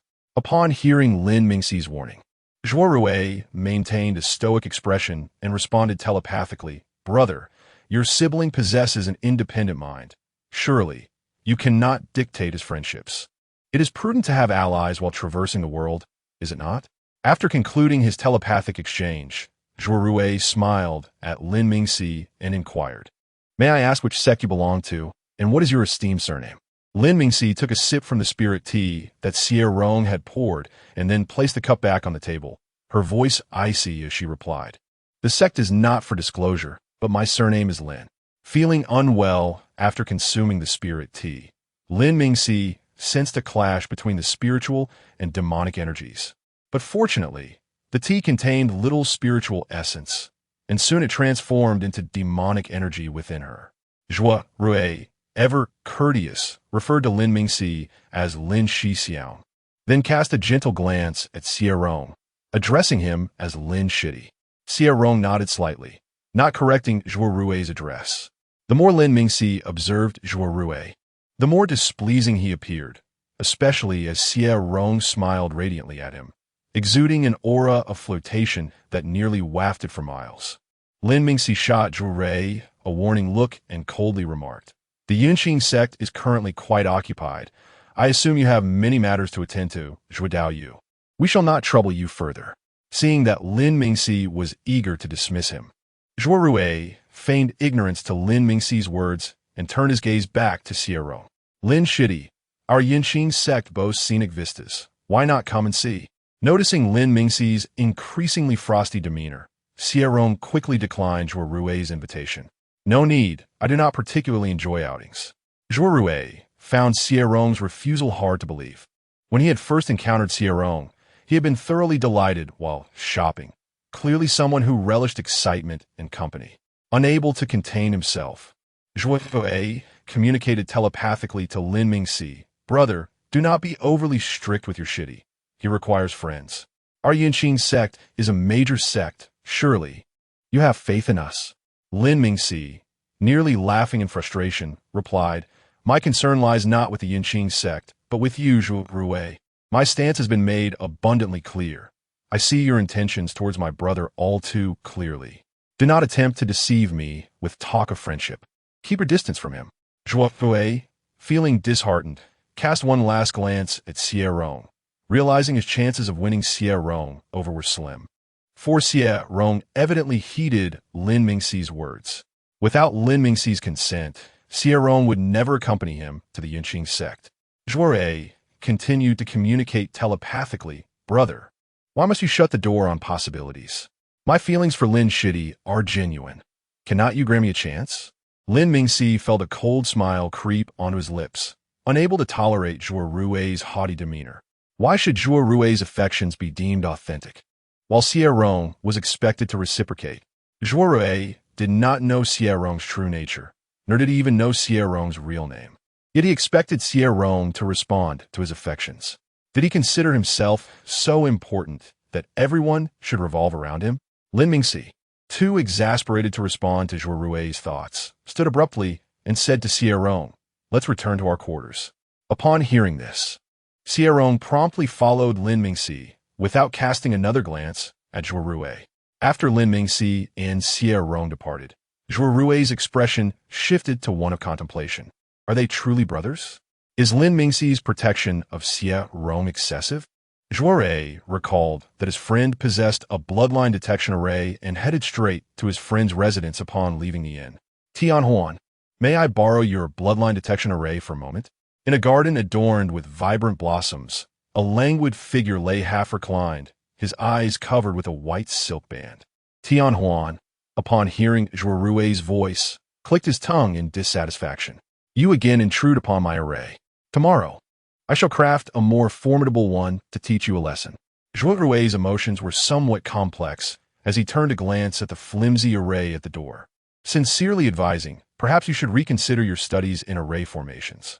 After all these years, the arrays you set up cannot deter anyone. Your health is so frail. Dealing with arrays is overly taxing on you. With a resigned cough, Tian Huan questioned, with your sect master's grand birthday celebration, what brings you here instead of attending to your duties? You mentioned borrowing the bloodline detection array. Has some long-lost offspring of a senior come knocking? If such a commotion were to arise in the Yunqing sect, he would certainly want to witness it. Xuanyue settled beside Tian Huan, observing his friend's bandaged eyes, and could not help but sigh softly. Their families had been close for generations, and while Tian Huan had far greater innate talent, a sudden illness in adulthood had rendered him blind and exceedingly frail, despite consuming countless spirit medicines to no avail. Tian Huan had to meticulously allocate time for his training, as sitting for extended periods was taxing on his frail body. Had it not been for this strange affliction, Tian Huan would undoubtedly have surpassed Xuanyue in cultivation level by now. Despite the lack of familial support and resources, Tian Huan had still managed to reach the early stage of the nascent soul realm through sheer talent. Without the aid of family and sect, achieving the golden core stage would have been remarkable. Xuanyue suppressed his feelings of pity and, forcing a smile, declared, I have developed feelings for someone. Tian Huan detected the suppressed excitement in Xuanyue's voice and inquired with curiosity, what connection does your affection have with the bloodline detection array? Do you suspect that the person you like might be related to you? That sounds rather melodramatic, almost like something from a story. Xuanyue quickly interrupted Tian Huan's wild conjecture. Nonsense. The person I like has an older brother. That man is very wary of me, and I suspect they are not truly siblings. However, the way he looks at Lin Shidi seems perfectly normal, devoid of any romantic undertones. Tian Huan slowly rose, brushing imaginary dust off himself. Noticing Tian Huan's intent to leave, Xuanyue hastily asked, what are you doing? With a slight smile, Tian Huan replied, what else? I'm going to take a look at the object of your affection. Xuanyue, known for his discerning taste, had not shown interest in anyone for centuries.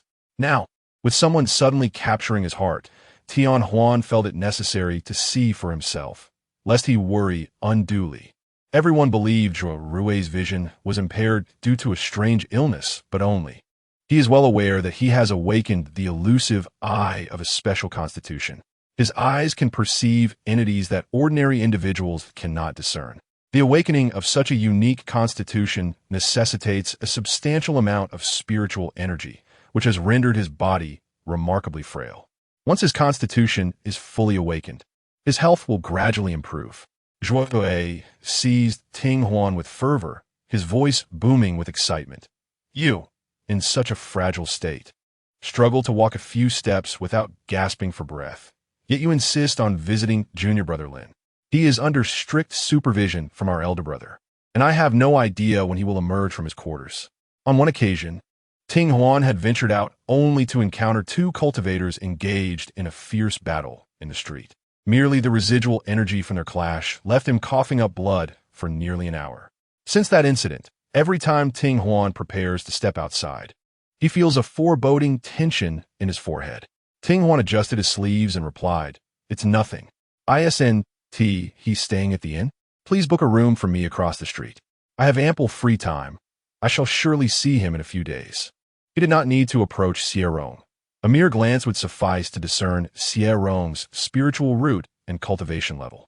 Each individual's spiritual root exudes a unique aura, which he believes is somewhat related to their personality. Unable to dissuade Ting Huan, Xuanyue reserved a street-facing room for him at the inn opposite Xie Rong's lodging, where the window would provide a clear view of the first floor. After finalizing the arrangements, Xuanyue informed Ting Huan, I must return to the sect for a short while. The most striking and clear-eyed among them is undoubtedly junior brother Lin. Following his breakthrough to the nascent soul stage, Ting Huan could utilize his spiritual sense to perceive objects, alleviating his previous concerns about visibility. Once Xuanyue departed, Ting Huan brewed a pot of spiritual tea and settled by the window, anxious not to miss Xie Rong descending. He waited at the inn for half a month, consuming so much spiritual tea that he nearly fell ill, yet Xie Rong still did not come down.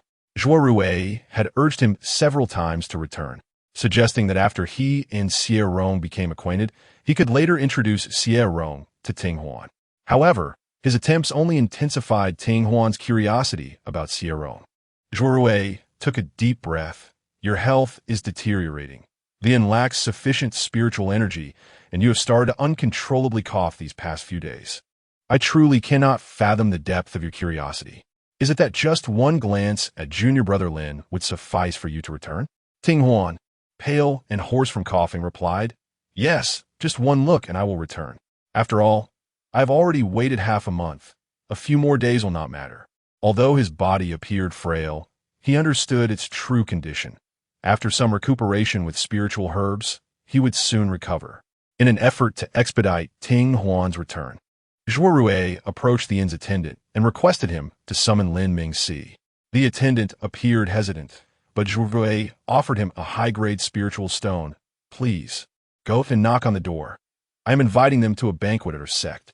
Lin Mingxi and Xie Rong had not contacted him during this time, and their intentions were quite clear. They were not inclined to visit Yinqing's sect. To allow Ting Huan a glimpse of Xie Rong, he had to muster the audacity to extend another invitation, as both he and Lin Mingxi were in the late nascent soul stage. Even if Lin Mingxi held a grudge against him, he would have to address him directly rather than sending the attendant as a messenger. Lin Mingxi's demeanor did not suggest he had been nurtured by a small sect. He was unlikely to trouble the attendant, opting instead to confront Xuanyue directly if he had grievances. Sure enough, shortly thereafter, Lin Mingxi descended the stairs, his expression cold as he regarded Xuanyue.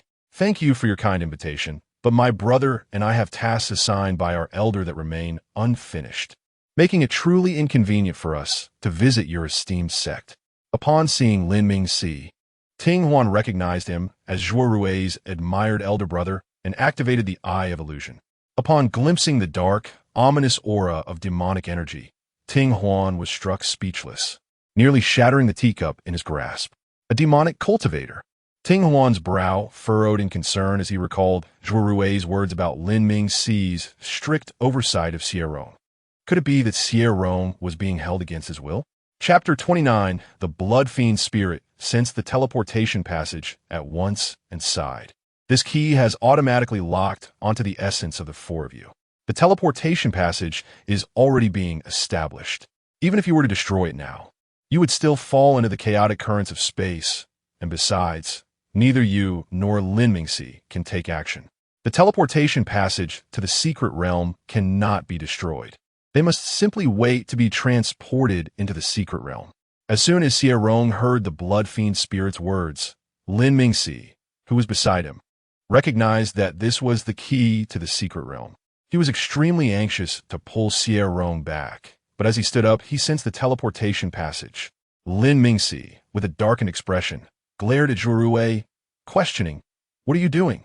Xuanyue, taken aback by Lin Mingxi's anger, responded with an unfriendly tone, "Brother Lin, I have worked hard to obtain the qualification for the secret realm and offered to invite you to form a team for free.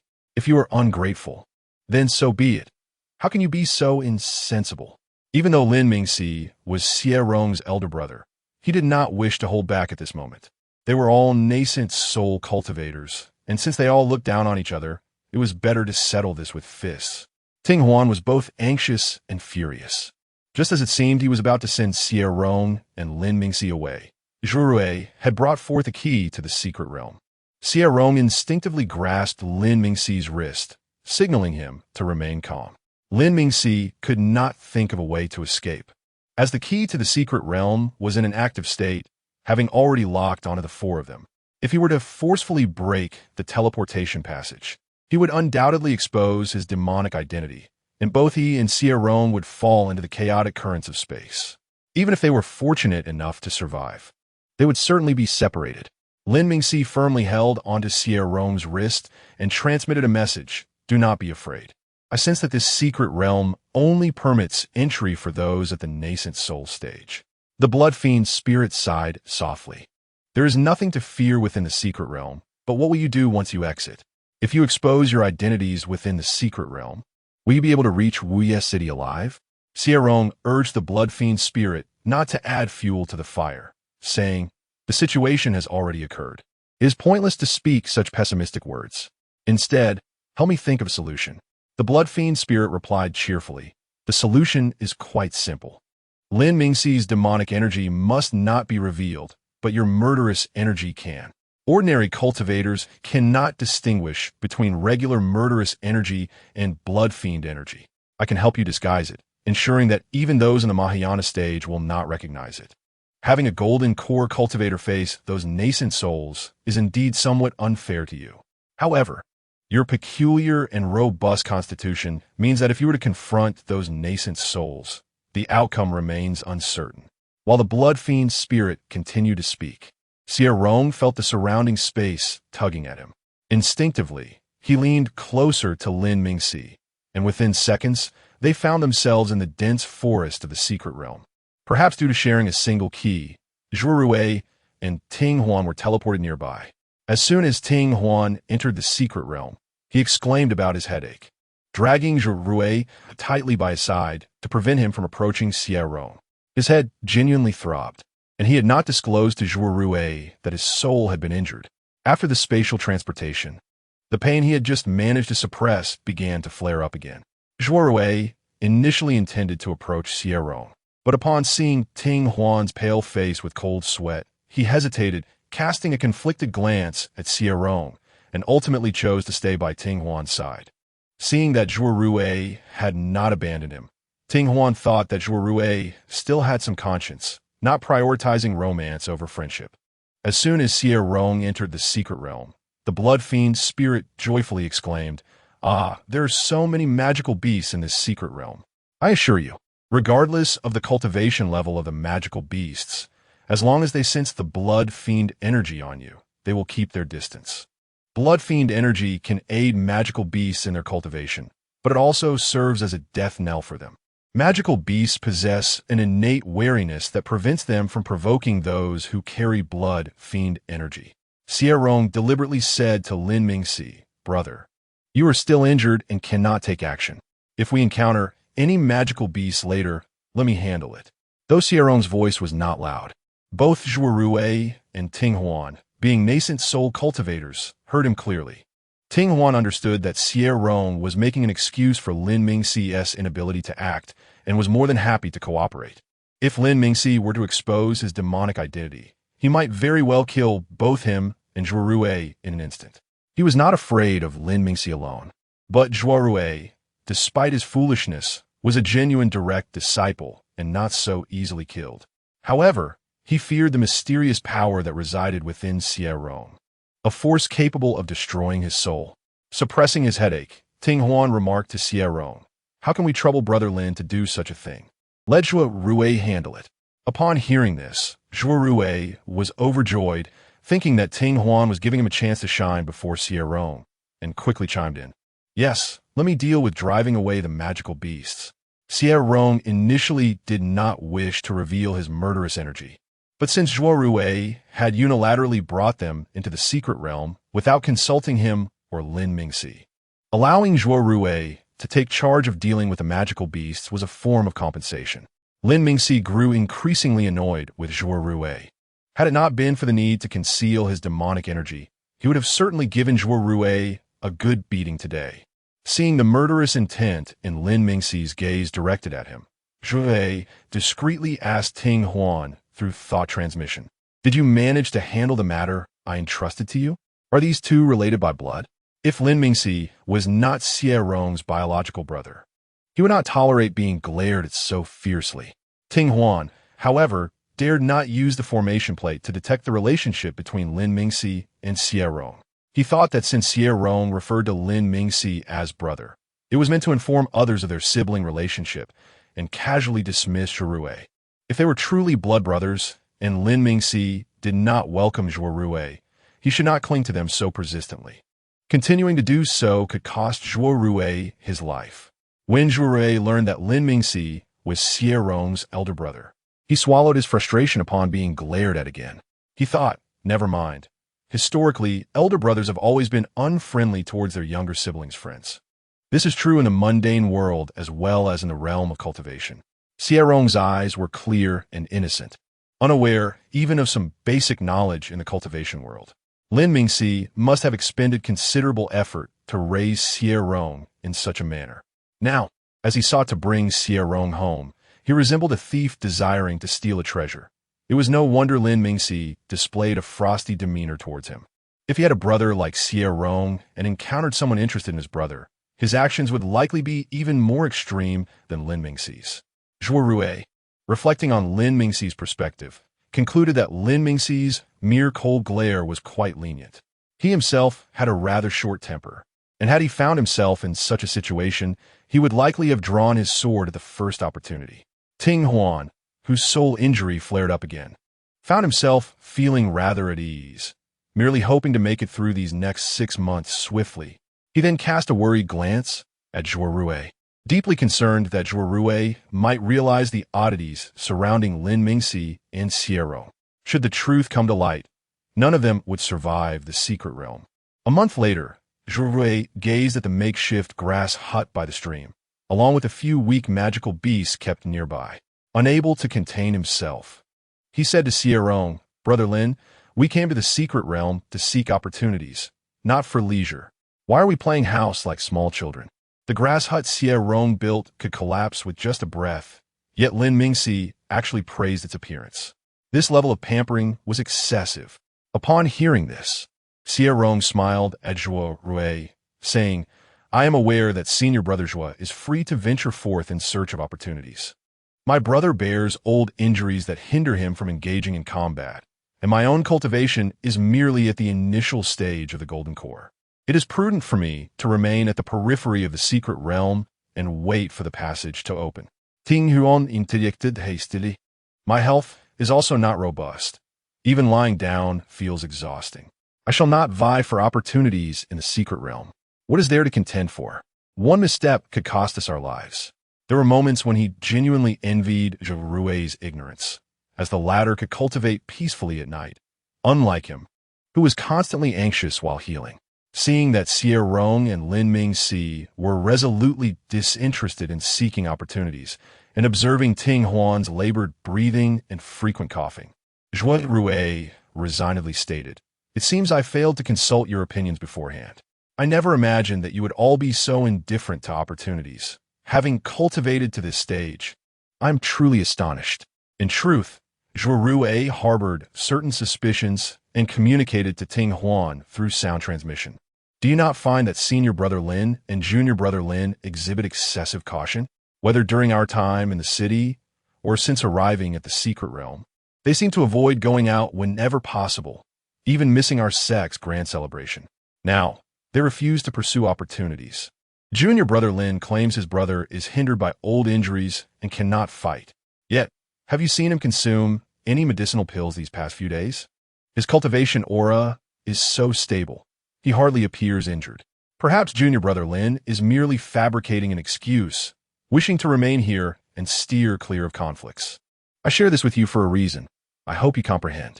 It is possible that senior brother Lin and his brother possess some significant treasures, hence their wariness. No wonder senior brother Lin regarded me with such murderous intent when we entered the secret realm. If my presence were to reveal their treasures, I would have no hope of pursuing junior brother Lin thereafter. It would suffice to not become enemies with them." Ting Huan wished to caution Zhuo Rui against using sound transmission, but after Xie Rong turned to him and smiled, he dared not utter a word. His heart hung in suspense upon hearing Zhuo Rui's transmission, his expression revealing a myriad of complex emotions. He initially thought Zhuo Rui had sensed something amiss with Lin Mingxi, only to find he suspected them of possessing treasures. However, this conjecture was not entirely unfounded. The entity that could effortlessly annihilate his soul, residing with Xie Rong, could indeed be considered a treasure. Noticing Ting Huan's unwavering gaze, Zhuo Rui pressed, "Why do you seem so peculiar lately? Is your old ailment affecting your mood?" Ting Huan's temper had grown increasingly erratic, often interrupting Zhuo Rui in mid-sentence and deliberately shifting the topic whenever he conversed with Xie Rong.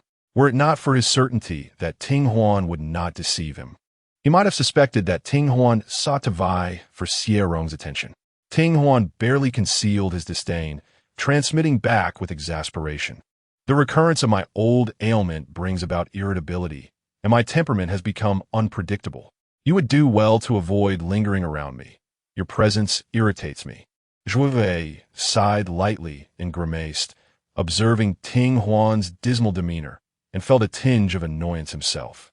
Misinterpreting the situation with Xie Rong and Lin Mingxi as one involving treasures, he ceased urging Xie Rong to seek opportunities. Meanwhile, concerned for Ting Huan, he maintained a distance, spending his days foraging for spiritual herbs. As the time for the opening of the secret realm approached, the situation within grew increasingly chaotic. Several severely injured cultivators had fled to their vicinity. Xuanyue rescued numerous disciples from prominent sects and learned of an artifact from the heart of the secret realm. Xuanyue turned his gaze toward Lin Mingxi, feeling a surge of excitement as he inquired, "Senior Brother Lin, is that indeed an artifact? Do you not intend to contend for it?" Chapter 30. Lin Mingxi cast a cold glance at Xuanyue, her voice laced with irritation as she remarked, "We have already wasted quite enough time.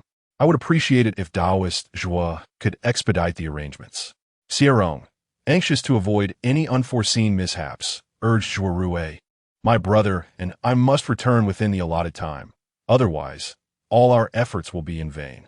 Upon hearing Xie Rong's words, Xuanyue's mind began to race with conjectures, and he discreetly communicated his suspicions to Ting Huan.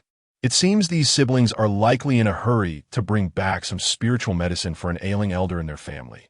Otherwise, they would not stress the need to return promptly. Brother Lin's injuries appear quite severe. His pallor is worse than yours.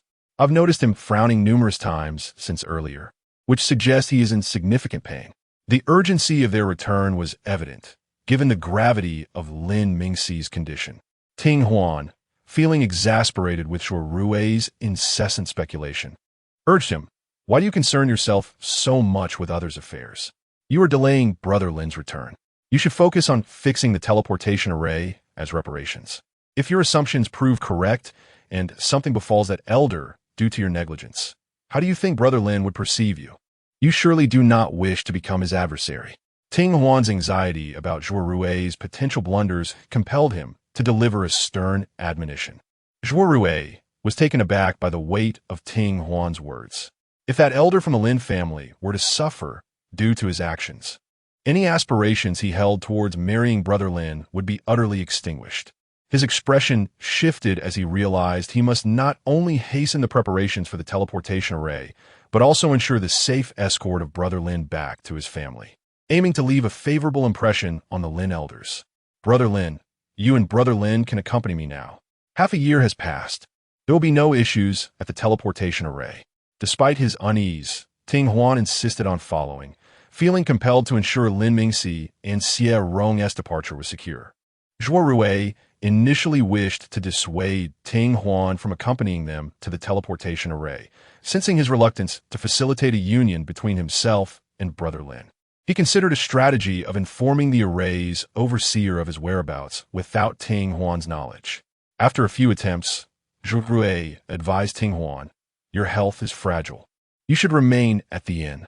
Ting Huan, however, retorted impatiently, "Spare me your nonsense and lead the way.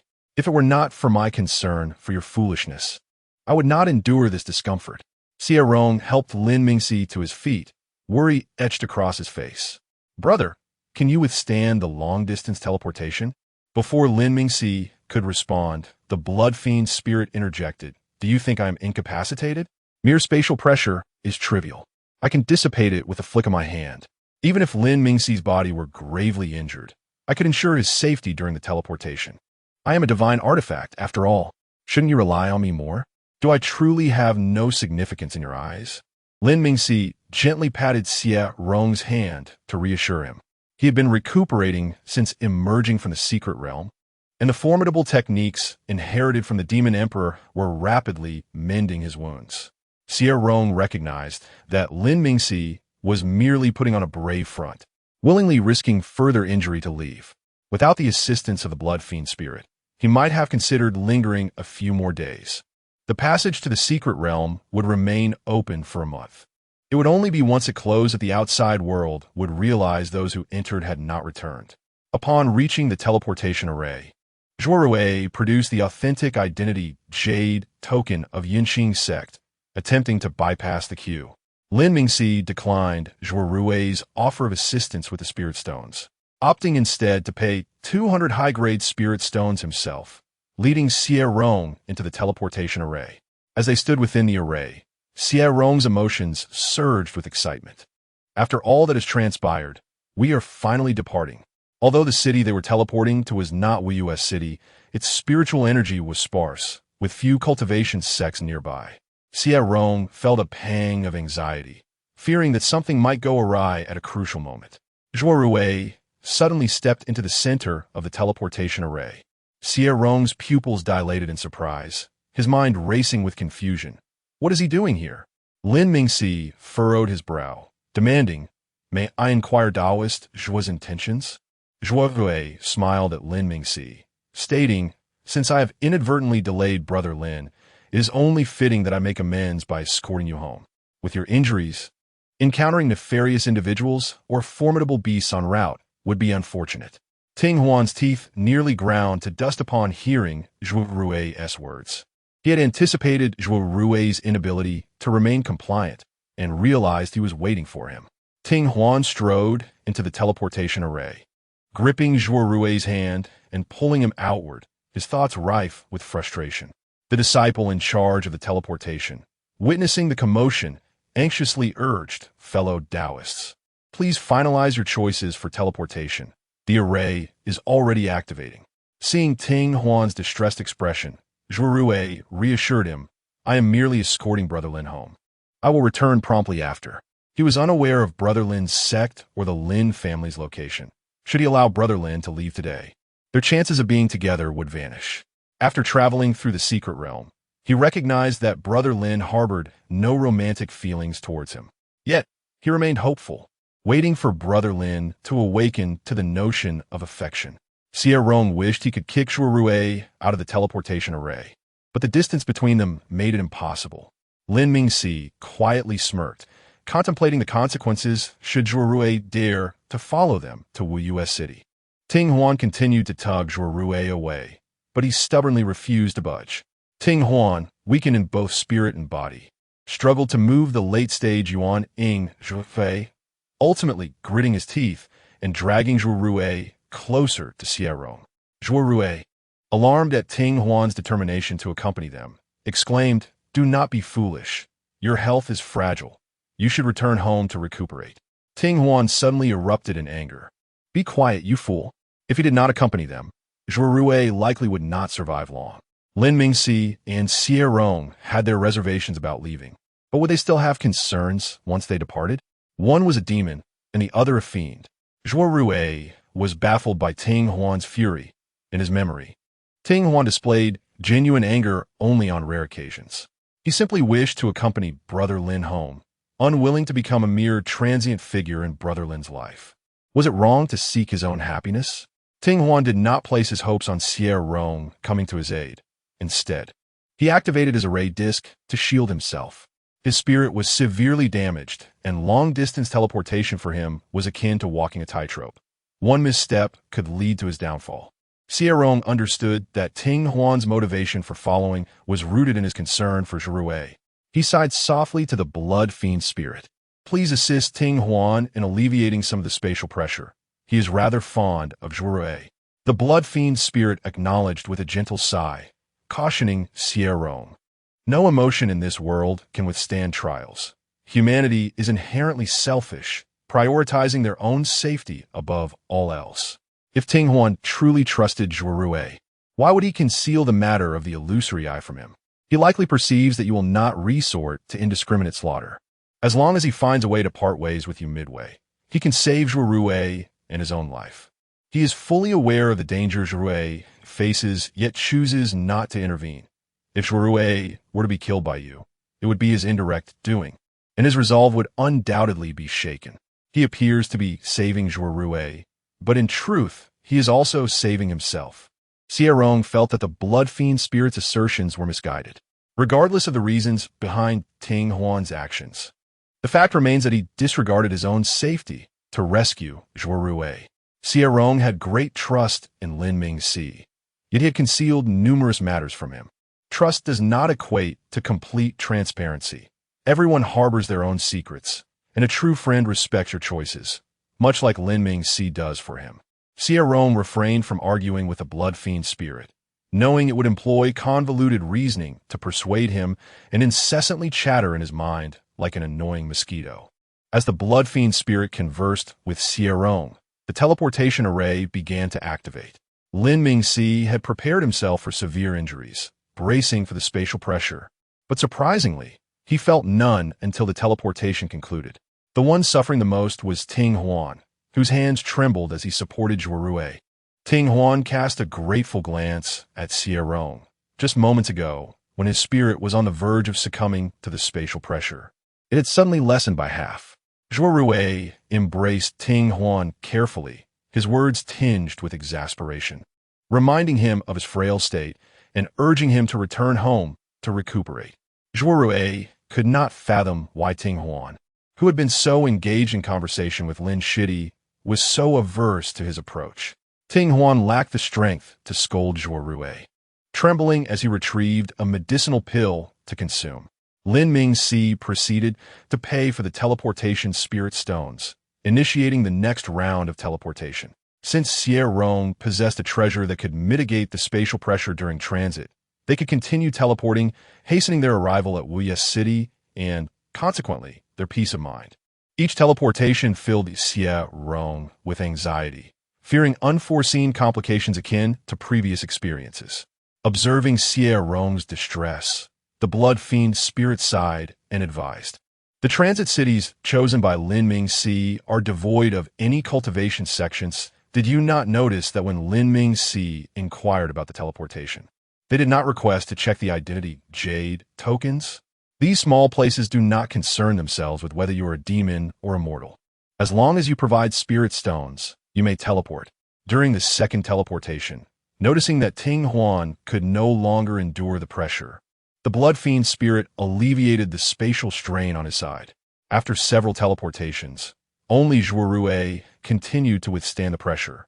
Initially perplexed, Zhuo Rui later observed Ting Huan's expressionless face after the teleportation and bit his lip, directing a glance at Lin Mingxi. Lin Xixiang, do you truly despise me so? You watch me suffer in silence during this journey, while all I wish is to ensure your safe passage home. Could it be that Lin Mingxi misunderstood his intentions towards that treasured immortal artifact, thus deliberately warning him through the teleportation? Zhuo Rui contemplated. If he possessed a significant treasure and an immortal artifact, anyone approaching him, regardless of their reasoning, would seem to harbor ill intentions. Feeling somewhat wronged, Zhuo Rui held onto the belief that time would vindicate him. He truly bore no ulterior motive concerning the immortal artifact. Lin Mingxi cast a cold glance at Zhuo Rui and spoke with a tone devoid of courtesy. If you cannot withstand the spatial pressure, you may leave at once. I never requested your company. Chapter 31. With a cold snort, Lin Mingxi pulled Xie Rong away, casting a warning glance at Zhuo Rui as she transmitted her thoughts. If you wish to return alive, my friend Zhuo, do not seek my brother again. After a moment's hesitation, Xie Rong turned back to Zhuo Rui and Ting Huan, saying, My brother and I have arrived home. You may return now. Upon hearing this, Zhuo Rui's brows furrowed tightly. How could Lin Shidi claim that Wuye City was his home? Such words were hard for him to believe. Ting Huan, having just rented a courtyard, looked towards Zhuo Rui and suggested, Since Lin Xixiang and his brother have arrived home, shall we not return? Zhuo Rui, skeptical of Xie Rong's assertion regarding Wuye City, believed she was lying to him. His purpose in coming was to uncover Xie Rong's true identity, and now that he had not achieved that aim, he was reluctant to leave. Noting that Ting Huan had already settled into the courtyard, Zhuo Rui remarked, Since we have already rented the courtyard, let us remain in Wuye City for a while as a form of training.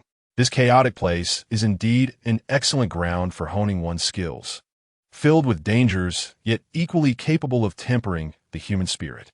Ting Huan, weary of voicing her opinions, observed that Jure was entirely fixated on Xie Rong. Disregarding her counsel, Zhuo Rui and Ting Huan took up residence next to Lin Mingxi. Once inside the courtyard, Xie Rong immediately discarded the unnecessary items and replaced what was required. Lin Mingxi joined in the tidying efforts, and before long, the courtyard transformed into a clean and lively space. Seeing Xie Rong so cheerful, the blood fiend's spirit doused her enthusiasm with cold reality. Do not think that renting a courtyard is so simple. You must be able to defend this house for it to truly belong to you. Yes, you. Visitors will come at night. Well then, would you like me to intervene? Xie Rong paused in her tasks. What would be the outcome if you intervened? And what would happen if you did not? The blood fiend's spirit replied, casually, if I intervene, those who come will meet their demise in droves. It has been ages since I last absorbed nourishment. You do not think the blood fiend's aura grows from thin air, do you? The blood fiend's essence must be nurtured. And you know what can cultivate that essence? Xie Rong's brows knitted slightly. She had not understood before, but now, the blood fiend's spirit's words made sense. Noticing her hesitation, the blood fiend's spirit continued, I know your heart is kind, but those who will come to ambush you at night do not come with good intentions. Which good person would trespass into another's courtyard at night? If you do not allow me to act, then Lin Mingxi will undoubtedly expose his identity as a demon cultivator. What if a demon cultivator discerns that Lin Mingxi's cultivation method is extraordinary? Have you considered the consequences? Lin Mingxi is only at the nascent soul stage. Can he evade the schemes of the discerning? Lin Mingxi cannot leak demonic energy while wielding his sword. Do you think those demon cultivators will not covet his cultivation method? I am not trying to frighten you. Once news of Lin Mingxi's demon emperor inheritance leaks, even high-level demon cultivators will take an interest in him. They might even capture him to search his soul. Seeing Xie Rong begin to waver, the blood fiend's spirit pressed on. I understand your concerns. I will not harm the innocent. I can discern the sins within humans. I only require those steeped in guilt. Those tainted by deep sins are not worth lamenting. The deeper the sin, the purer the blood fiend's essence that could be cultivated. Still feeling uneasy, Xie Rong thought, I am not the king of hell. Even if those people are deeply sinful, it is not my place to judge them. Yet, she realized the blood fiend spirit was right. Lin Mingxi's cultivation method must not be exposed. Reluctantly, Xie Rong agreed to let the blood fiend spirit protect the courtyard and even erected a wooden sign at the entrance, boldly stating, trespassers will die. She had issued her warning. If anyone dared to enter after seeing those words, there was little she could do. Lin Mingxi, spotting the crooked sign with its ominous words, nearly stifled a laugh. After clearing his throat to suppress his amusement, he took out a formation plate to secure the courtyard. Observing this, the blood fiend spirit scoffed. His formations would not even withstand a late nascent soul cultivator. However, you two should rest easy tonight. I will ensure that no disturbances reach you. Taking the blood fiend palace from her consciousness, Xie Rong buried it deep beneath the courtyard. The soil at the depths visibly turned blood red, yet the blood fiend aura did not leak out a trace. That night, Lin Mingxi urged Xie Rong to sleep early, advising, no matter what sound you hear tonight, do not come out. The malevolent energy within you is deeply rooted. You must not act recklessly. Xie Rong nodded and reminded Lin Mingxi, brother, your cultivation method is different from ordinary demon cultivators. They cannot control the leakage of demonic energy. If you engage in a confrontation, you must be cautious. Lin Mingxi, unfamiliar with demon cultivators, had not recognized this fact before. Now, having heard Xie Rong's warning, he realized his understanding was lacking, which could lead to problems. He practiced the cultivation method of the demon emperor inheritance, which was certainly unlike that of ordinary demon cultivators. He needed to conceal the aspects that differentiated him from them. As the night wore on, Lin Mingxi practiced while remaining alert to the sounds outside. By the late hours, he had heard nothing. The courtyard's formation offered no warnings, prompting him to check the yard, where calmness reigned. The blood fiend spirit, seizing the opportunity as Lin Mingxi stood, devoured those trapped in the killing formation. The cool night breeze rustled the large tree in the courtyard, its leaves creating a melodious sound. Lin Mingxi lingered at Xie Rong's door for a moment, listening to her steady breathing, and smiled. Xie Rong was always like this, preferring sleep over cultivation at night. He found it curious how peaceful the night in Wuye City was. After standing in the courtyard for a while, he returned to his room. Outside the courtyard, onlookers watched as one after another entered and subsequently vanished, none daring to probe further. These individuals seemed rather strange. Without understanding the situation, they refrained from acting impulsively. Wasn't he that common sense? Those without self-defense capabilities would not dare venture into Wuye City. The more peculiar their abilities, the more treasures they likely possessed. The principle of seeking fortune amidst danger was not lost on anyone. Go ahead and fight among yourselves. I, old Duan, shall take my leave. No matter how extraordinary the opportunity, it is meaningless if one loses their life. As the discussions continued, some quietly incited others to act, but until dawn broke, no one dared to enter the courtyard. One person chuckled at the sign Xie Rong had placed beside the entrance. What an amusing warning. Trespassers will die. Initially dismissed, the sign gained significance as individuals entered the courtyard only to vanish, prompting everyone to become more vigilant. As the first rays of sunlight broke through the clouds and illuminated Wuye City, Lin Mingxi stood in the courtyard, still pondering. On their first night in Wuye City, nothing had occurred. Had this event not transpired in his own experience, he would have found it utterly unbelievable. Upon awakening, Xie Rong was greeted by the voice of the blood slaughter spirit, inquiring, "Do you have any idea how many individuals visited yesterday?" Even those at the transformation stage of the demonic path came. Alas, my true form lies beneath the courtyard. The blood slaughter aura coalesced into a lethal formation that clouded their minds. Once affected by this aura, neither body nor soul can escape.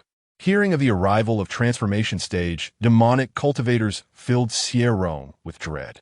Had he not consented to the blood slaughter spirit's assistance the previous day, given Lin Mingxi's injuries, victory over that demonic cultivator would have been unattainable. The transformation stage surpasses the nascent stage by a significant margin. Xie Rong sensed the blood slaughter hall continuously infusing him with blood slaughter aura, and the thought of how this aura was cultivated stirred a slight unease within him. He initially believed he would find it intolerable, yet after a momentary discomfort, his emotions settled into tranquility. In this world, all things are energy. The blood slaughter aura is akin to spiritual and demonic energy. His spiritual root had transformed into a blood slaughter root, making the blood slaughter aura the most suitable energy for his cultivation. The individuals who intruded upon the courtyard last night were driven by murderous intent. Had he not possessed the blood slaughter hall, the casualties would have been he and Lin Mingxi. With this thought, his fleeting pang of compassion vanished entirely. The realm he inhabited was devoid of legal order. Unyielding kindness could endanger not only oneself, but also those nearby. After rising from his bed with a gentle sigh, Xie Rong addressed the blood slaughter spirit, saying, "Please refrain from informing me of unimportant matters that transpire at night." The blood slaughter spirit replied, "The storage bags of those cultivators are within the hall. I have organized them for your convenience. You may retrieve what you need." Though the blood slaughter hall was buried beneath the courtyard, Xie Rong could summon it to his consciousness with but a thought, regardless of the distance. The blood slaughter hall itself served as a spatial artifact, allowing him to perceive its contents. As he had not yet taken those items for use, he and Lin Mingxi were momentarily free from the worry of spirit stones. Noticing that Xie Rong had not even glanced at the spoils, the blood slaughter spirit sighed. "You are truly the least greedy person I have encountered. With such an abundance of treasures, you display no interest whatsoever, leaving them behind in the hall. Even that celestial sword from the secret realm remains untouched." At the mention of the celestial sword, Xie Rong retrieved it, realizing that had the blood slaughter spirit not brought it up, he might have forgotten its existence. Observing the sword, the blood slaughter spirit remarked, "This sword possesses a golden attribute, rendering it unsuitable for your use. Of course, you may wield it forcibly, but its power would be diminished compared to an ordinary celestial sword. The blood slaughter aura within you is not comparable to spiritual or demonic energy. The latter two do not affect the sword itself, but your blood slaughter aura can transform the celestial sword into a slaughter sword." Xie Rong waved the celestial sword. feeling an inexplicable awkwardness in handling it, finding it even less agreeable than his own wind-following sword. Hearing this, the blood-slaughter spirit expressed confusion, saying, "This shouldn't be the case. After all, this is a celestial sword, while your wind-following sword is merely a spiritual artifact." After a few more attempts within the room, Xie Rong grew increasingly dissatisfied with the celestial sword, ultimately placing it on the table. "I truly cannot wield this celestial sword comfortably, and since it possesses a golden attribute, which coincidentally aligns with senior brother's golden spiritual root, I shall give it to him."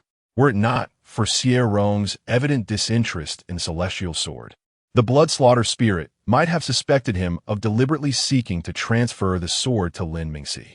In truth, the blood-slaughter spirit preferred that Xie Rong not contract the celestial sword, as its spirit would awaken in a few years. Chapter 32. Xie Rong takes action in less than half a stick of incense. News of Xie Rong began circulating throughout Wuye City. Surname Lin, younger brother. At the initial stage of golden core cultivation, capable of instantaneously slaying mid-stage nascent soul cultivators with his malevolent aura. Possesses an otherworldly beauty akin to a celestial being descended to earth, with a gentle and innocent demeanor, and eyes as clear as those of a sect disciple. Skilled in disguise, he may have an inherent propensity for bloodlust. Within and in, demonic cultivators were discussing the burgeoning excitement in Wuye City. Noting the arrival of 3 sect disciples and a golden core cultivator infused with malevolent energy.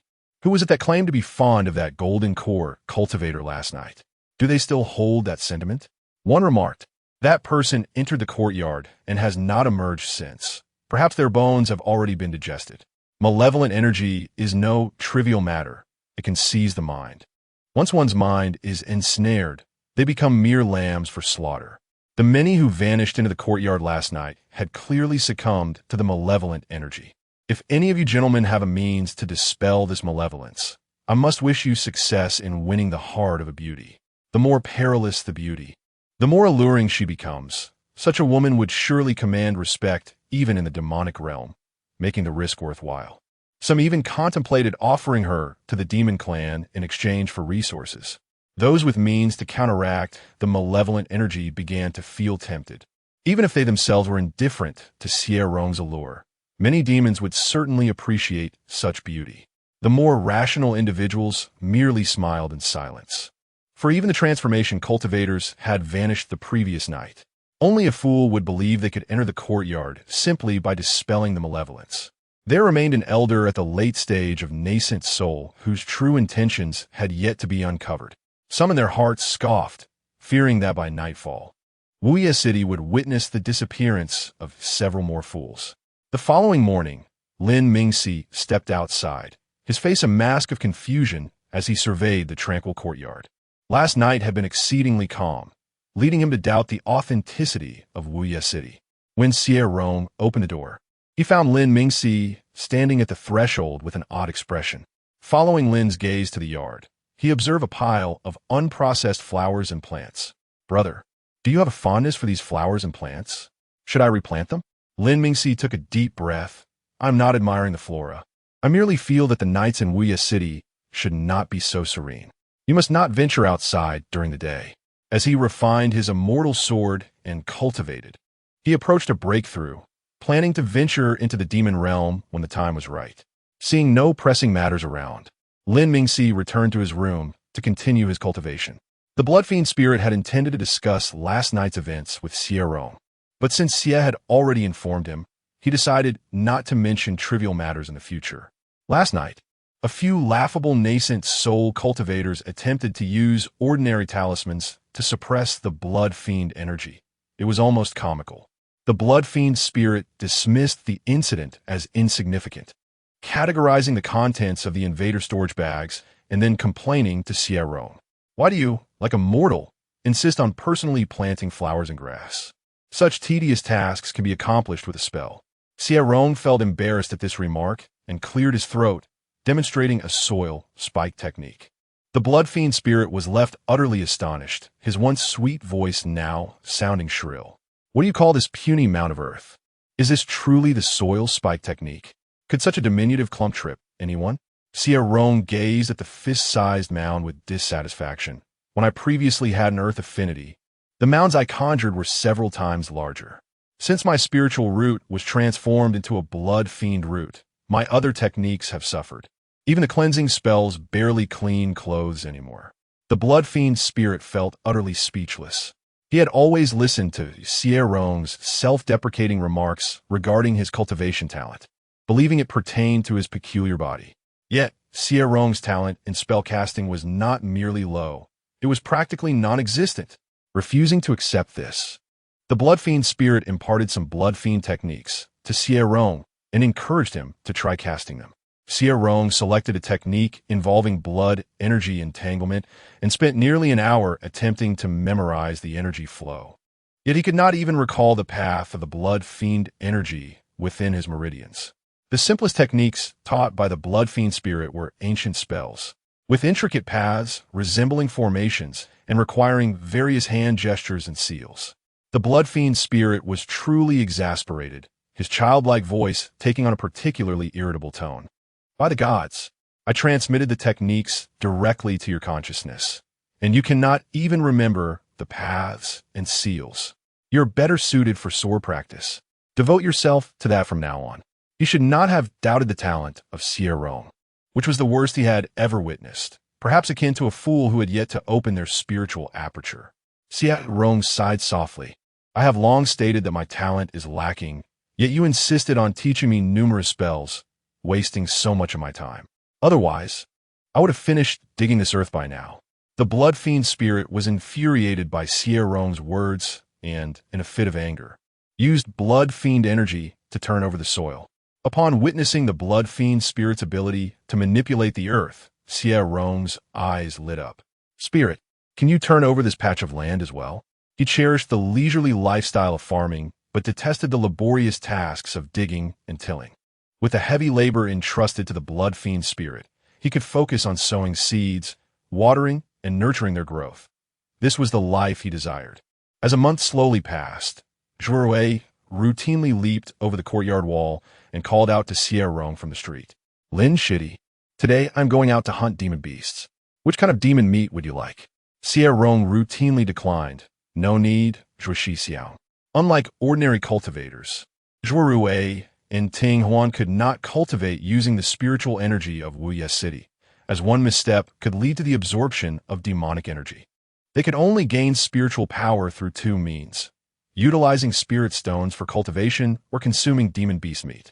Zhuorui met with another refusal, wore a faint smile of resignation.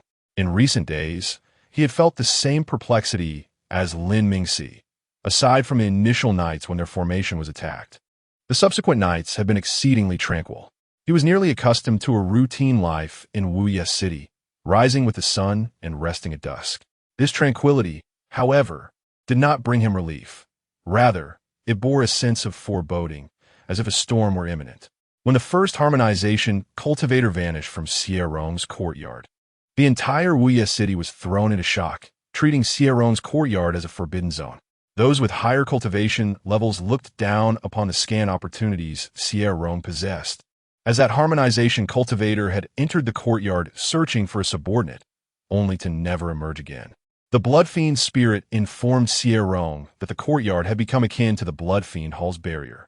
Any cultivator below the tribulation stage who entered this barrier would inevitably be consumed by the blood fiend hall. You must hasten your breakthrough. Otherwise, if a tribulation cultivator is drawn here, I may not be able to withstand it. Xie Rong shared in this concern.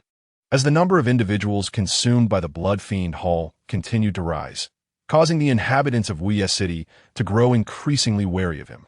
Once this wariness reached a certain threshold, it would undoubtedly attract the attention of high-level cultivators. Who knows, perhaps a bored tribulation cultivator might come to investigate the circumstances. Xie Rong had already prepared to discuss with Lin Mingxi the possibility of leaving Wuye City to take refuge for a while. On the snowy peak of Xintian's sect, Xuanyue received a message via a paper crane. His scouts had managed to uncover the whereabouts of Xie Rong and Lin Mingxi.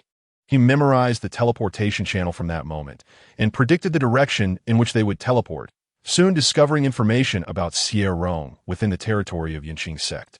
Xie Rong's portrait had spread like wildfire throughout the city, with debates stirring regarding whether he would enter the ranks of the Immortal Realm's beauty list, while others criticized his low cultivation level, suggesting he was merely superficial. Xuanyue's brows furrowed slightly, his mood soured. Since returning from the secret realm, he had diligently perused the ancient jade slips of the sect, seeking to understand why Xie Rong could subdue demonic energy.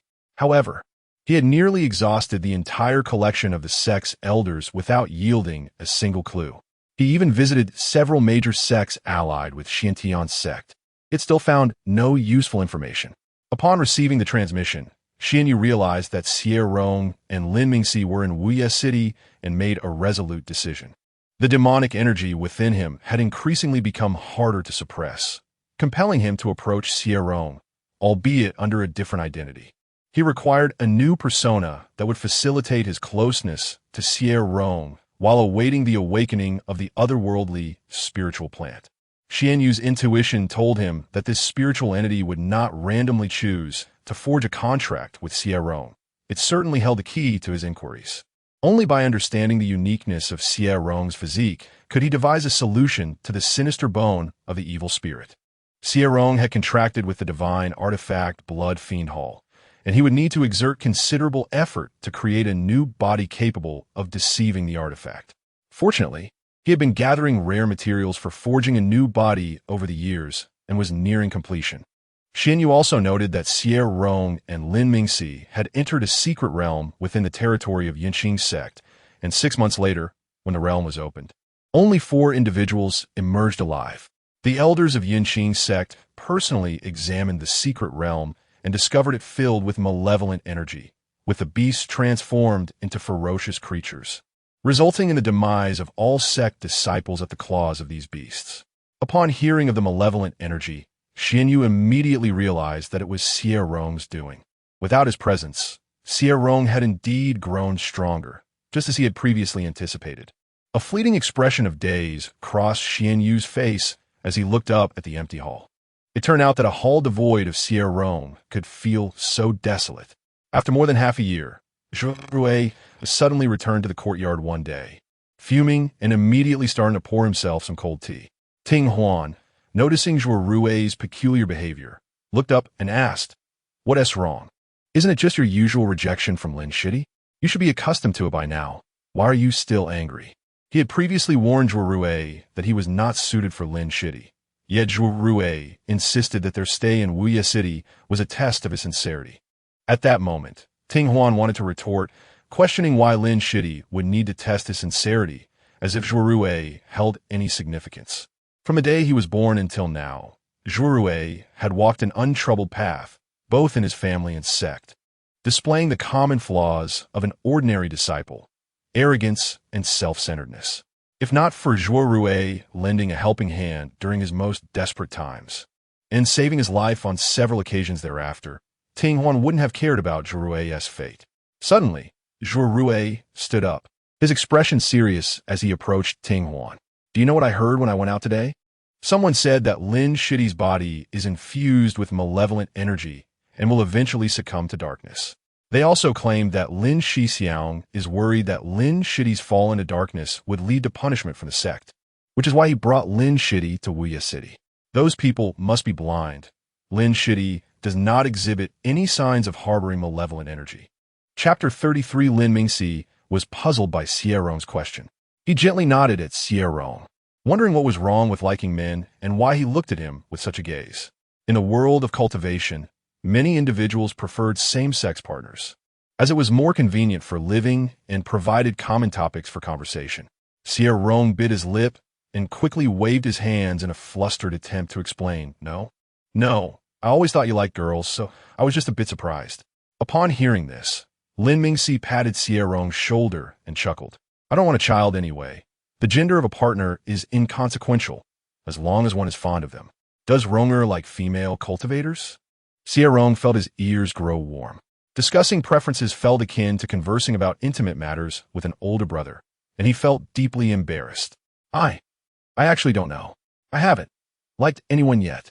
Xie Rong stammered, biting his lip in embarrassment. Lin Mingxi did not mock Xie Rong, but gazed at his face for a while, sighing internally. Ordinary female cultivators cannot protect you. He pondered who could possibly be Xie Rong's partner, and the only figure that flashed through his mind was his master.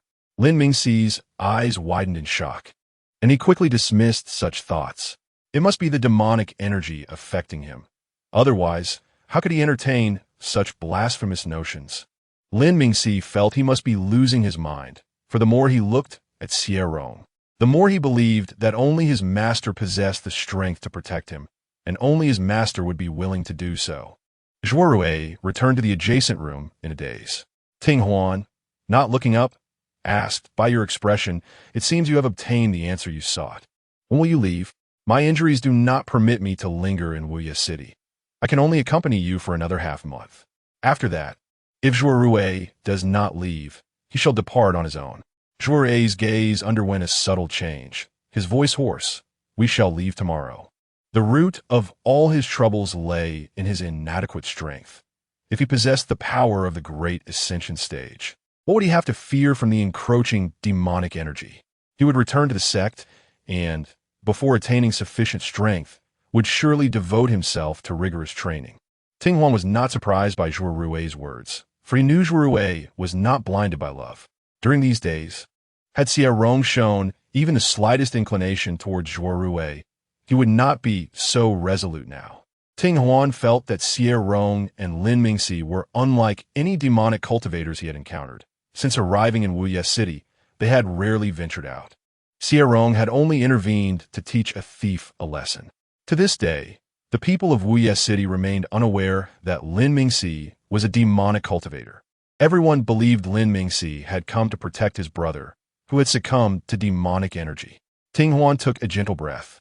Regardless of who Lin Mingxi and Xie Rong were, they would no longer concern him. The next morning, Xuanyue and Ting Huan departed from Wuye City. Both Lin Mingxi and Xie Rong were aware of this, but did not go out to bid farewell. They felt that their encounter with Xuanyue and Ting Huan had been fleeting, and they would not see them again. After Xuanyue and Ting Huan left Wuye City, they encountered an ambush. Xuanyue executed his moves with chilling intent, channeling all the pin-up rage within him against those demonic cultivators. As Ting Huan observed the increasing number of pursuers, he called out to Xuanyue, "Stop fighting. More are coming." Those individuals dared not invade Xie Rong's courtyard, but they were intent on targeting Xuanyue and Lin Mingxi. Xuanyue forcibly suppressed his murderous intent and activated the teleportation talisman with Ting Huan, allowing them to escape. A year and a half after Xuanyue and Ting Huan's departure, Xie Rong and Lin Mingxi also left Wuye City, preparing to journey to the demon realm for tribulation. Along the way, Xie Rong turned back several times and softly asked, "Brother, aren't we going to deal with those behind us?" The blood fiend spirit mentioned that those demonic cultivators have been following us since we left Wuye City. Lin Mingxi's gaze was cold as he looked back, producing a flying vessel for Xie Rong to rest in. He was aware that Xie Rong possessed a formidable protective artifact. Initially confused by the tranquility of Wuye City's nights, he later learned that their courtyard was one of the 10 forbidden places in Wuye City, where even those of the god integration stage risked never returning. At that moment, he understood that the calmness of the night was due to Xie Rong. Those who pursued Lin Mingxi and Xie Rong felt fear upon seeing Lin Mingxi. They had received no information about him. The unknown was what terrified them most. One individual, noticing the fear in his companions, sneered, "What is there to fear? This is not that courtyard.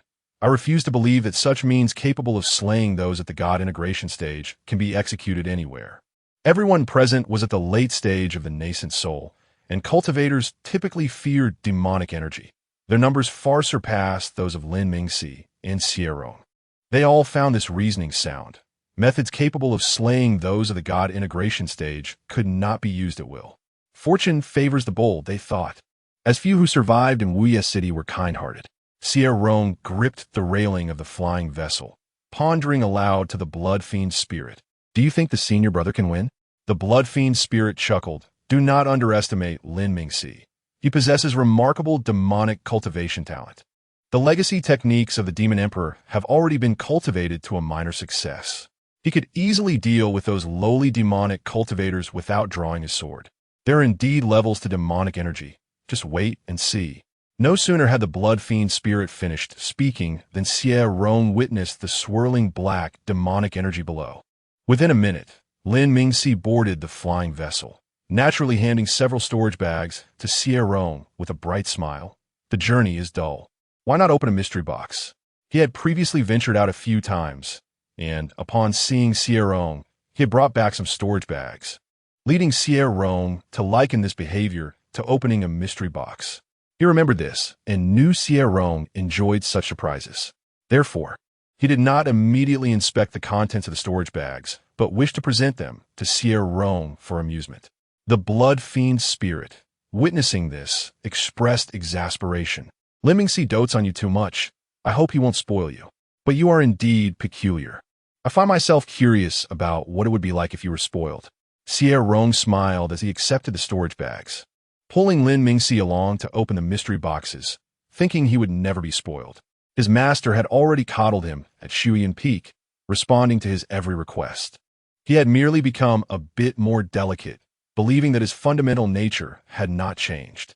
He had departed from his master without so much as a word, uncertain if his master still harbored any anger towards him. Lin Mingxi accompanied Xie Rong in his playful exploration, watching as Xie Rong meticulously examined each item from the storage bags, offering comments before categorizing and organizing them. Were not the inhabitants of Wuye City said to be impoverished? The treasures on these individuals were anything but meager. Spirit stones and demonic stones piled high, alongside numerous refining materials and talismans. Lin Mingxi glanced at what could be considered refuse and could not fathom why Xie Rong regarded these items as treasures. Curiosity overcame him, and he inquired, "Ronger, did your master not take you to the treasure vault at Shuyan Peak?" Xie Rong's perspective is rather narrow and somewhat petty. Hasn't the master ever shown Xie Rong the true treasures of the world? That seems unlikely, considering how much the master dotes on Xie Rong. With a puzzled look, Xie Rong glanced at Lin Mingxi and replied, "I have seen them. I still possess the key to the Snow Cloud Peak treasury given to me by the master. He told me to take whatever I like, but I do not recognize those items, even if I memorize their names from the records. I will forget them after half a month. I neither cultivate alchemy nor refine artifacts, so those treasures hold no value for me. The treasury contains some elixirs, but the master has already given me plenty of divine origin elixirs. During my time at Snow Cloud Peak, I consumed them for several years until they ceased to be effective. Each divine origin elixir is worth 100,000 high-grade spirit stones, and I consumed many of them." Lin Mingxi, upon hearing this, was even more perplexed and pointed at the pile of junk before Xie Rong, asking, "If you do not recognize these items, how can you consider them treasures?" Xie Rong raised an eyebrow and smiled brightly, saying, "Brother, I am not evaluating these items from the standpoint of a golden core cultivator. Rather, I am viewing them as an ordinary person. Regardless of the level of these talismans or the grade of these elixirs, they are treasures to a mortal. Although my previous life was brief, deep within my heart, I never regarded myself as a golden core cultivator, but rather as an ordinary person from my past life." Lin Mingxi found it hard to comprehend Xie Rong's thought process, yet he expressed that as long as Xie Rong was happy, that was sufficient. After all, it was merely a fondness for collecting trinkets, nothing of great consequence. In the future, he would seek out a vast spatial treasure for Xie Rong, providing him with ample room for storage. If one became full, they could simply acquire a second. Aware of Xie Rong's poor memory, Lin Mingxi patiently introduced him to the talismans and materials. Xie Rong understood that he could not retain much information, yet he still endeavored to remember. Seeing this, the blood fiend spirit couldn't help but lament, "If there are things you do not recognize, why not just ask me? If you encounter treasures, would I not remind you? Your memory truly is lacking. To this day, you have yet to remember the cultivation techniques I imparted to you. If it were not for your ability to actively absorb and refine the blood fiend energy, you might face a lifetime of stagnation." Xie Rong also felt helpless. It was not that he did not wish to learn the cultivation techniques, but he simply could not retain the information. The Blood Fiend Palace's legacy techniques were exceedingly complex, making him feel like an elementary student trying to grasp university-level calculus, confused and bewildered. Although he recognized every character, he could not comprehend their combined meaning. Xie Rong's innate thriftiness prevented him from discarding items that might still be useful. In the modern world, he would save the plastic bags from grocery shopping, and he had not shed this habit upon arriving in the cultivation realm. Regardless of whether he might use an item in the future, as long as it was useful, he could not bear to throw it away. After all, the Bloodfiend Palace had numerous spacious rooms that could accommodate an abundance of items. If it ever became too full, he would deal with that when the time came. After arriving in the demon realm, Lin Mingxi and Xie Rong encountered several instances of demon banditry. Each time, Lin Mingxi would disembark from their flying vessel and return shortly after with a storage ring. Upon seeing demons for the first time, Xie Rong felt they bore little difference from cultivators, the only distinction perhaps being their colder demeanor and more striking appearances. Noticing Xie Rong's curiosity about the demons, the blood fiend spirit began to explain, the only difference between demons and cultivators is that they possess the bloodline of the demon god flowing within them. This bloodline is somewhat akin to that of demonic beasts, yet it is distinctly different. Chapter 34. Xie Rong tightly gripped the transmission jade talisman, watching Lin Mingxi leap into the abyss of demonic energy, feeling a surge of anxiety as he inquired of Xue Xiaoling, "Is there truly nothing we can do to assist our senior brother?" With a resigned sigh, Xue Xiaoling replied, "Though I am a divine artifact, the lightning tribulation is my nemesis. Lin Mingxi is not my master, even if he were to lend him my essence. He would only be able to harness a fraction of my true power, and there is a peril of his soul being tainted by the blood evil. All I can do is deter those outside, preventing them from descending to disrupt Lin Mingxi's tribulation. The demons are notoriously reckless.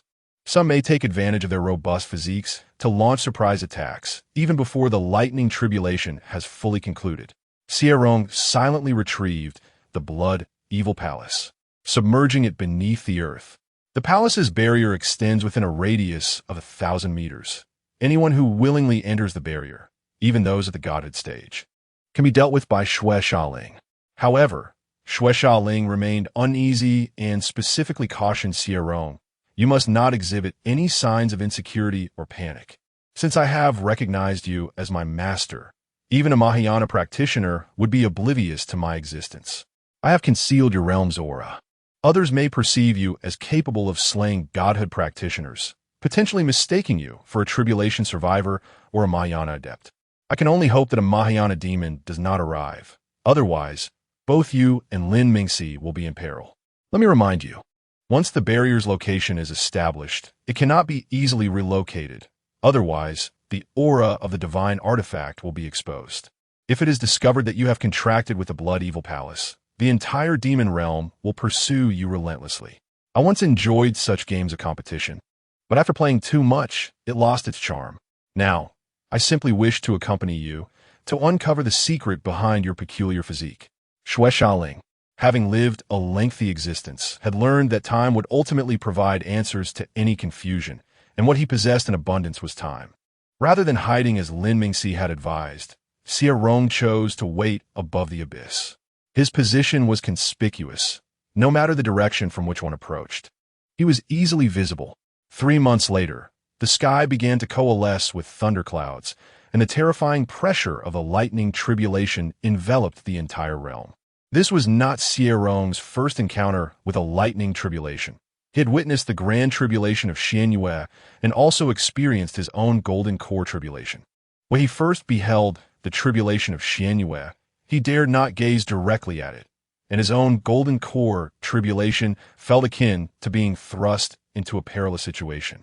Yet now, facing the lightning tribulation again, he was engulfed by an indescribable fear. The godhood lightning tribulation comprises 36 strikes, which is 1.5 times that of the Yuan Ing tribulation. As the first lightning bolt descended with overwhelming force towards the abyss, Xie Rong's heart constricted, and his breath became erratic. He believed in Lin Mingxi's ability to endure the tribulation. Yet what if an unforeseen calamity were to occur? Noticing Xie Rong's deepening worry, Xue Xiaoling gently reminded him, "Your concerns will not aid Lin Mingxi. he is far from fragile. He has inherited the Demon Emperor's legacy, and his demonic powers have already transformed his body into that of an ancient demon cultivator. His physical form is too resilient to be easily felled by several strikes of the godhood lightning tribulation. Had Lin Mingxi been an ordinary demon cultivator, his chances in this tribulation would have been grim. However, equipped with the Demon Emperor's legacy and a celestial sword as his ultimate trump card, this tribulation might even serve as his opportunity. Focus your mind. Demonic entities are approaching to assess the situation.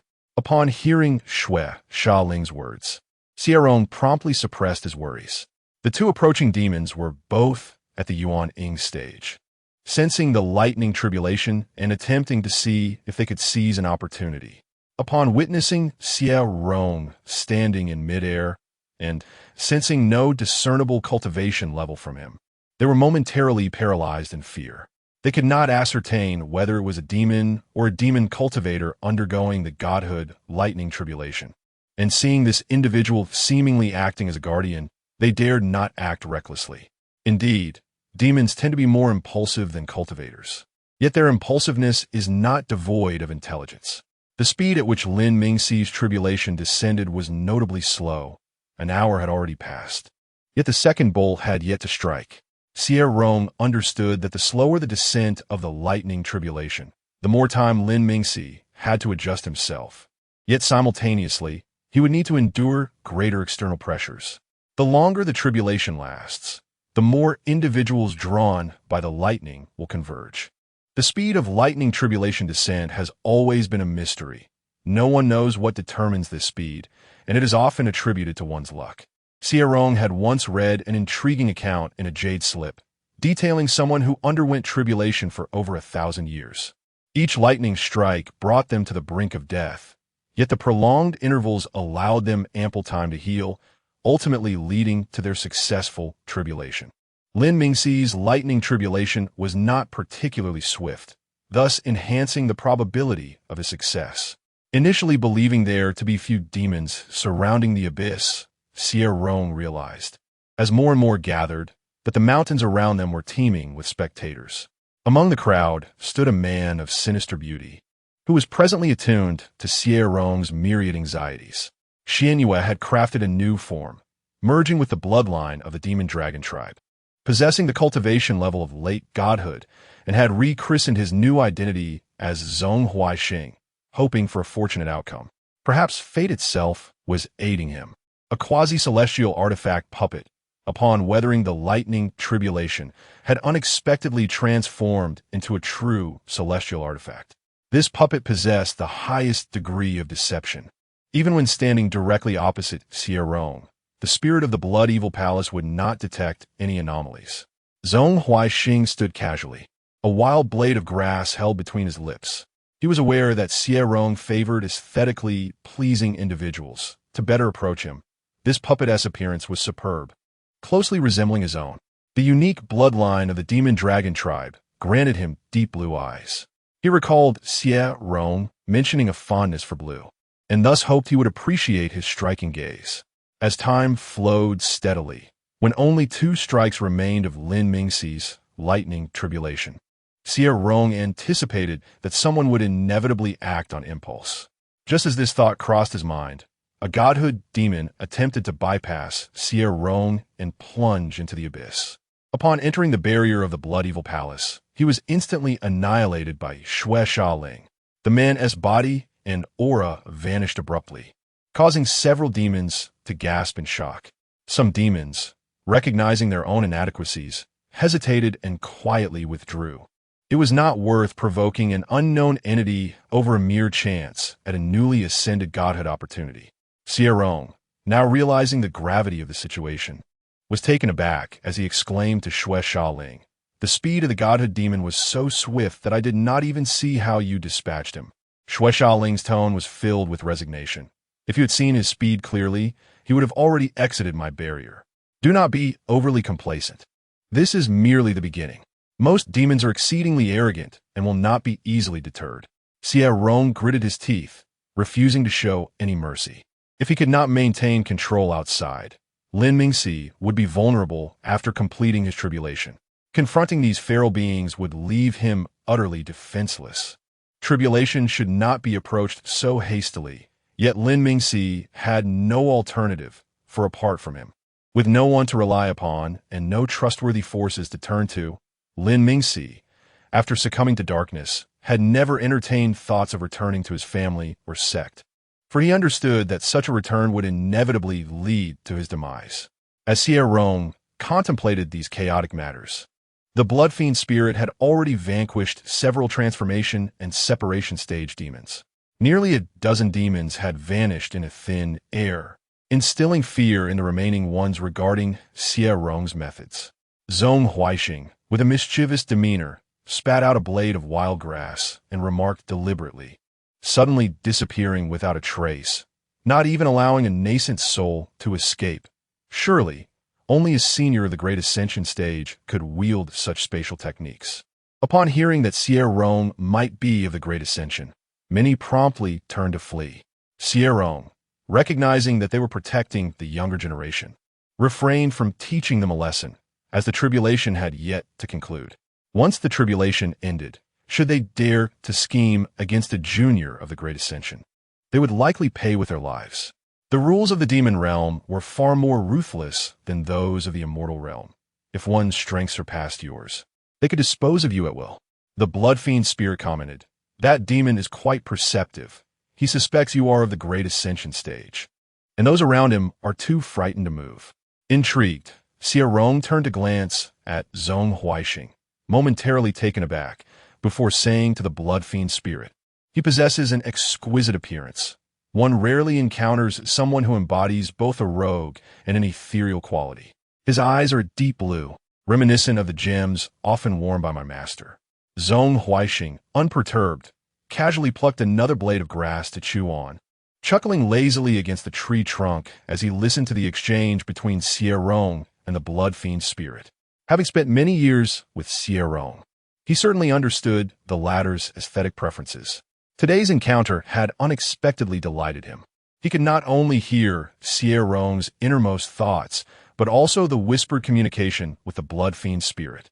Noticing Zong Huaixing with a blade of grass in his mouth, Xie Rong remarked, "Yao Yao Ling, did you see that? His languid demeanor while chewing on grass is quite charming. Isn't it?" The blood fiend spirit, lacking a human sense of aesthetics, could still discern beauty.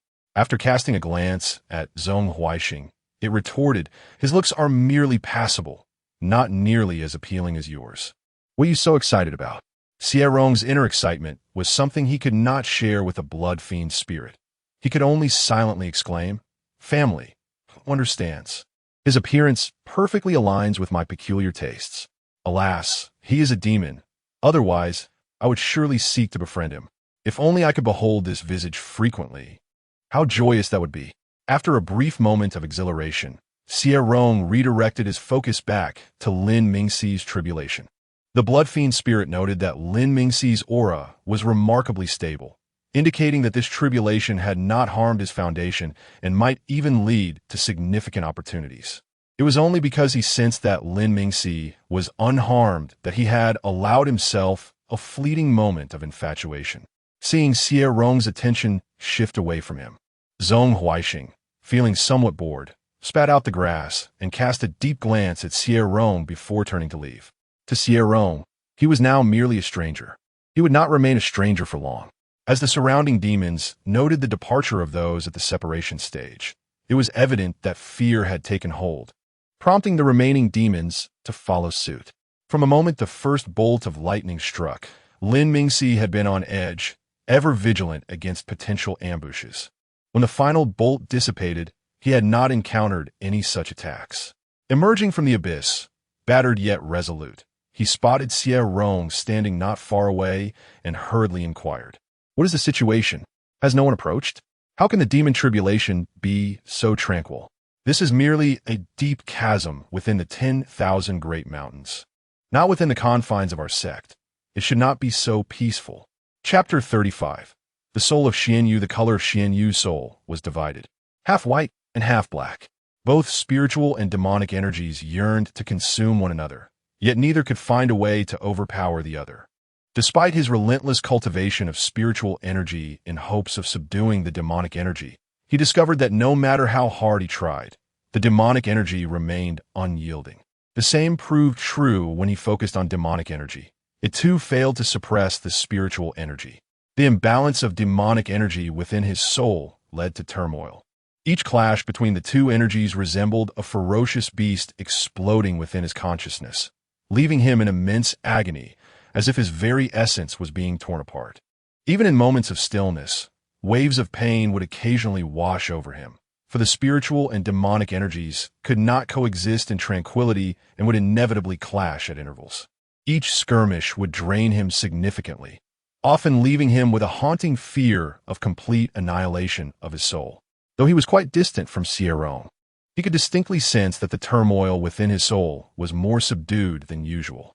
He speculated that proximity to Xie Rong would further calm the conflicting energies, as if they would be silenced by her presence. Xie Rong was fond of his visage, yet she was closely accompanied by Lin Mingxi, who had her ear. To approach Xie Rong, he would need a prudent strategy. Xie Rong and Blood Slaughter Spirit had dedicated an entire day to tidying up the cave dwelling, ultimately transforming it into a semblance of a home.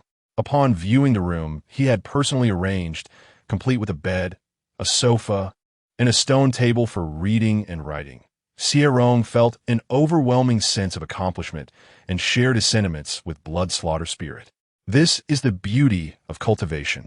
What an ordinary person might take 10 days to accomplish, I can complete in a single day. Blood Slaughter Spirit laughed heartily, offering no quarter. You spent an entire day merely arranging the cave, and now you are feeling proud? If Lin Mingxi had undertaken this task, he might have done it in a few spells. Immediately, Xie Rong suppressed his grin. Why should I compare myself to senior brother? I find solace in recognizing my own achievements, knowing I am better off than some, while also aware of those who surpass me. Without hesitation, Blood Slaughter Spirit countered. What comparisons? You simply lack ambition and diligence. To put in your own words, you revel in mediocrity. Xie Rong disregarded Blood Slaughter Spirit's remarks, pondering instead. What is wrong with mediocrity? It brings a certain joy. Effort does not guarantee success, but mediocrity ensures ease. One may impose difficulties upon others, but never upon oneself. If effort were to yield visible rewards, he would embrace it wholeheartedly. Yet, when hard work bore no fruit, akin to his past life, where he labored to the point of exhaustion without acquiring a home, what was the point of exertion? Embracing mediocrity felt liberating. At times, one must learn to forgive oneself. Xuanyue, overhearing Xie Rong's flawed reasoning, chuckled softly within the cavern. The notion of imposing hardships upon oneself, yet not upon others, seemed absurd upon reflection. As Lin Mingxi's cultivation stabilized, he emerged to observe Xie Rong engaging in wilderness survival training in the valley, opting not to intrude and silently retreated to the cultivation chamber. Blood Slaughter Spirit, too, refrained from informing Xie Rong of Lin Mingxi's presence, instead delving into a discussion on how to construct a chicken coop. The duo, one a golden core cultivator and the other ascension artifact spirit, spent 3 days in heated debate without reaching a consensus. Do you intend to build a wooden house with ordinary timber? Do you even know how to construct? Do you think the chickens in the 10,000 Great Mountains are easy to raise? They are all ferocious beasts. A mere wooden structure could be toppled with a flap of their wings. Listening to Blood Slaughter Spirit criticize his wooden house plan, Xie Rong countered with doubts about the feasibility of raising chickens within a cave. Building a coop into the mountainside? With stagnant air and unsanitary conditions. What then? My spells are inadequate. Carving out a 3-room apartment with just a sword would take an eternity. From a distance by the lake, Xuanyue had heard enough of their nonsensical banter. Blood Slaughter Spirit remained oblivious to Xie Rong's physique, continuing to engage in such wilderness survival discussions. It was ludicrous. A golden core cultivator did not require sustenance, and a spirit lacked a corporeal form. How could one even speak of survival in the wild? Finding a serene spot to rest would suffice for survival. Since moving to the valley, Xie Rong had seldom ventured outside, and his soul had endured several episodes of excruciating pain. The most recent instance had almost driven him to seek Xie Rong out recklessly. Previously, he had been unaware that the torment inflicted by the demonic bone could be alleviated. No matter how intense the pain, he had managed to endure it. However, now that he knew Xie Rong could lessen his suffering, his capacity to bear pain had diminished significantly. Xuanyue felt something had to change. He had witnessed Xie Rong's reclusive nature during his time at Shuyan Peak. If a solution was not devised to draw Xie Rong out, he might well remain in that valley for decades, if not centuries. His soul could not be absent from its corporeal form for extended periods. It had to return within 300 years. One morning, Xie Rong suddenly heard a tremendous roar from the distant sky, followed by an enraged beast howl. Blood Slaughter Spirit, sensing the presence of a powerful beast, spoke urgently. Someone has provoked a formidable monster. Judging by that furious roar, it seems someone has stolen its young. You must summon Lin Mingxi to leave the valley quickly. I cannot control a wrathful beast of such magnitude. After forming a contract with Xie Rong, his strength had been constrained by Xie Rong's cultivation level, limiting him to managing powers below the tribulation stage. Hearing the urgency in Blood Slaughter Spirit's voice, Xie Rong turned to call for Lin Mingxi, only to find him emerging from a cave. With a thought, Xie Rong stored away the Blood Slaughter Hall from the mountainside and addressed Lin Mingxi. It appears to be a formidable beast. Lin Mingxi, with a serious demeanor, led Xie Rong away on his sword. Hovering in the air, they beheld a vast expanse of chaos, as countless colossal trees lay shattered by the aftermath of battle. Lin Mingxi quickly guided Xie Rong to safety, though Xie Rong's gaze lingered longingly on the valley. If it were to be destroyed, he would need to seek a new dwelling. The fields within the valley had been painstakingly cultivated by him, and the flowers had been personally transplanted, each one a testament to his labor. Xuanyue, also soaring nearby on his sword, listened to Xie Rong's heartfelt lament for the valley's flora and fauna. In the midst of this urgent situation, Xie Rong had no time to change clothes, still clad in the light-colored garments typical of cultivators, appearing every bit the naive disciple of a sect. Noticing the attention of the surrounding demon clan members drawn to Xie Rong, Lin Mingxi hurriedly produced a cloak to drape over him. Upon seeing Xie Rong's visage, one demon let out a catcall. When did two little white rabbits hide in the 10,000 Great Mountains? If you are afraid, why not come a big brother? His warm embrace will surely make you braver. Xie Rong, perplexed by the comment, tilted his head to glance at Lin Mingxi, inwardly questioning. Did that person have an issue with their eyesight? How could senior brother possibly resemble a little rabbit? The white rabbit and Yao Yao Ling remarked that the senior brother was increasingly exhibiting the traits of the demonic race, although Xuanyue initially intended to refrain from intervening.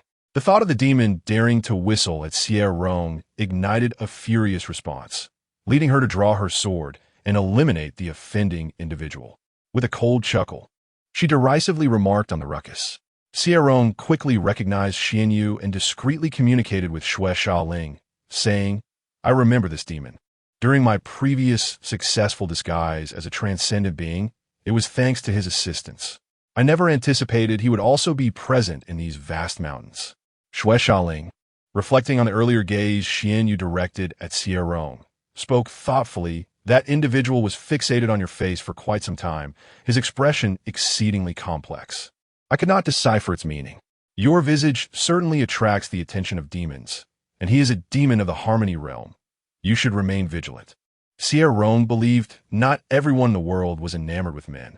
Perhaps the man had merely been curious as to why a cultivator appeared in the demon realm and had scrutinized him out of intrigue. Having unexpectedly revealed our location today, it seems we cannot return to the valley.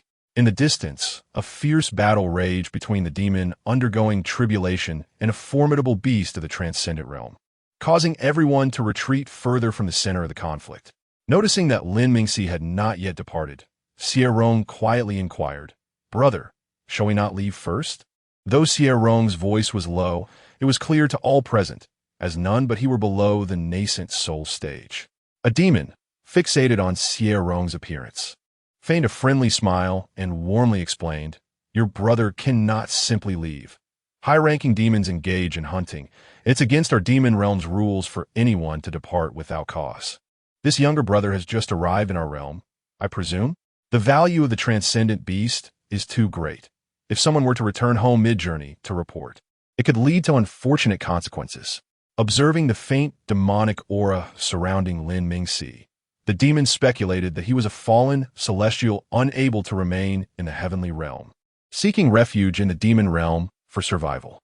The demonic aura emanating from Lin Mingxi was intentional.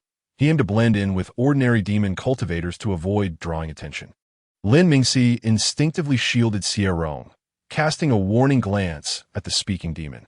The demon, undeterred by the glare, chuckled. "Why do you glare at me? Am I mistaken? Or do you dare to take your brother and leave? I must remind you, you cannot escape the scrutiny of the Tribulation Elder's perception. Using teleportation items in such a chaotic environment is exceedingly perilous. Were it not for Lin Mingxi's appealing appearance, the demon would have preferred not to engage in idle chatter." Afterward, he turned to Xie Rong with a grin. "I am unlike other demons. I do not consume cultivators nor revel in corpses. My sole passion is the appreciation of beauty. I am a rather respectable demon." Xie Rong, upon hearing this, coughed lightly and shared with Xue Xiaoling, "Goodness. Demons speak so candidly? Their only passion is the appreciation of beauty, yet they claim to be respectable?" He, too, was guilty of lingering on others' appearances, hardly in a position to label himself as honorable. Xue Xiaoling replied, "He speaks the truth. Demons that devour their kin for cultivation emit a foul stench, a scent that originates deep within their souls. He bears no such odor. In the vernacular of the demon realm, he is indeed a respectable demon." Xue Xiaoling pointed out several demons who consumed their kin for power, although Xie Rong could not detect the foul stench described. He felt a shiver of revulsion upon observing them. "You certainly cannot perceive it.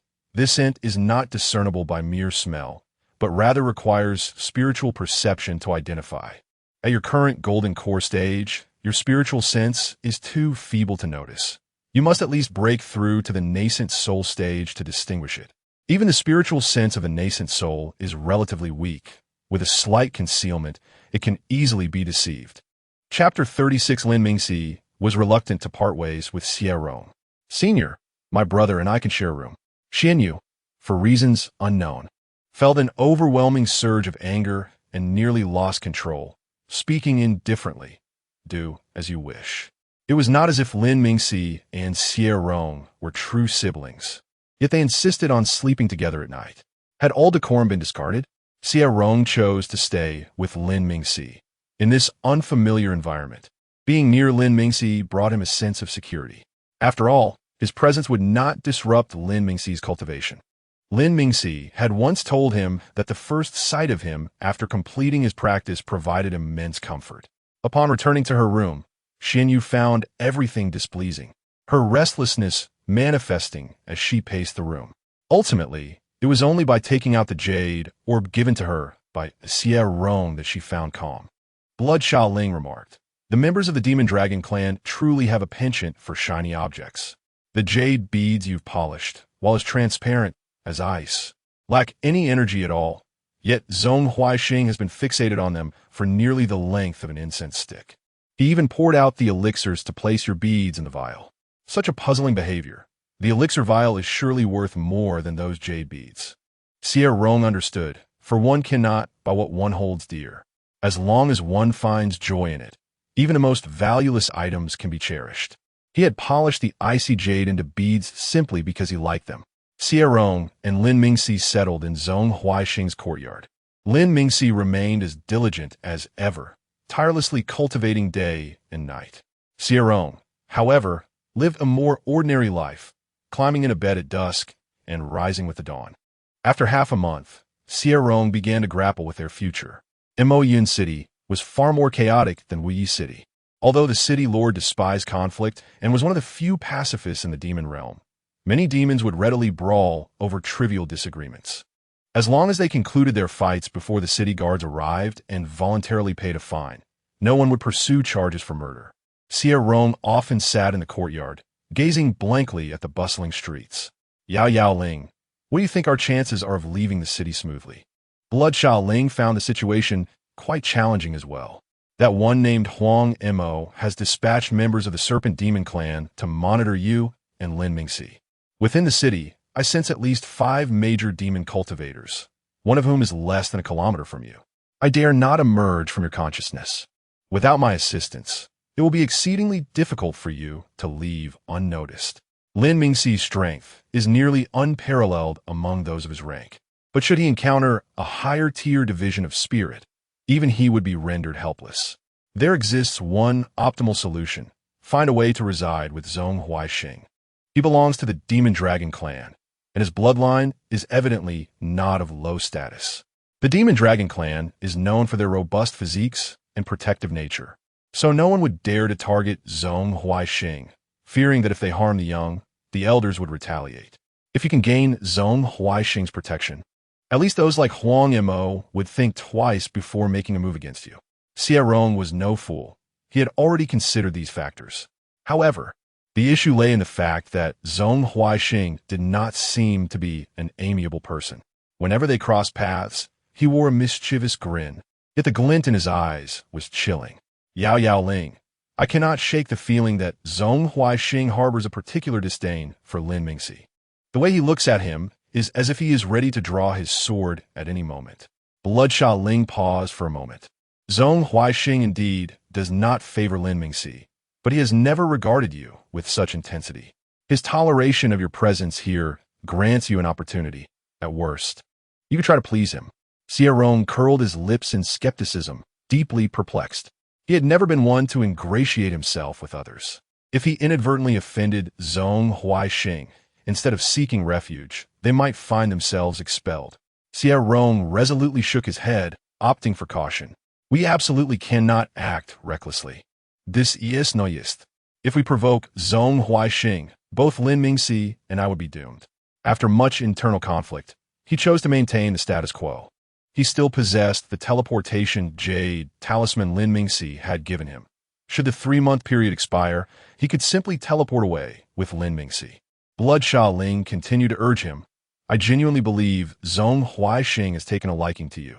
He is quite the esthetician and has remarked on your appearance, suggesting that conversing with him might hold a different weight for you.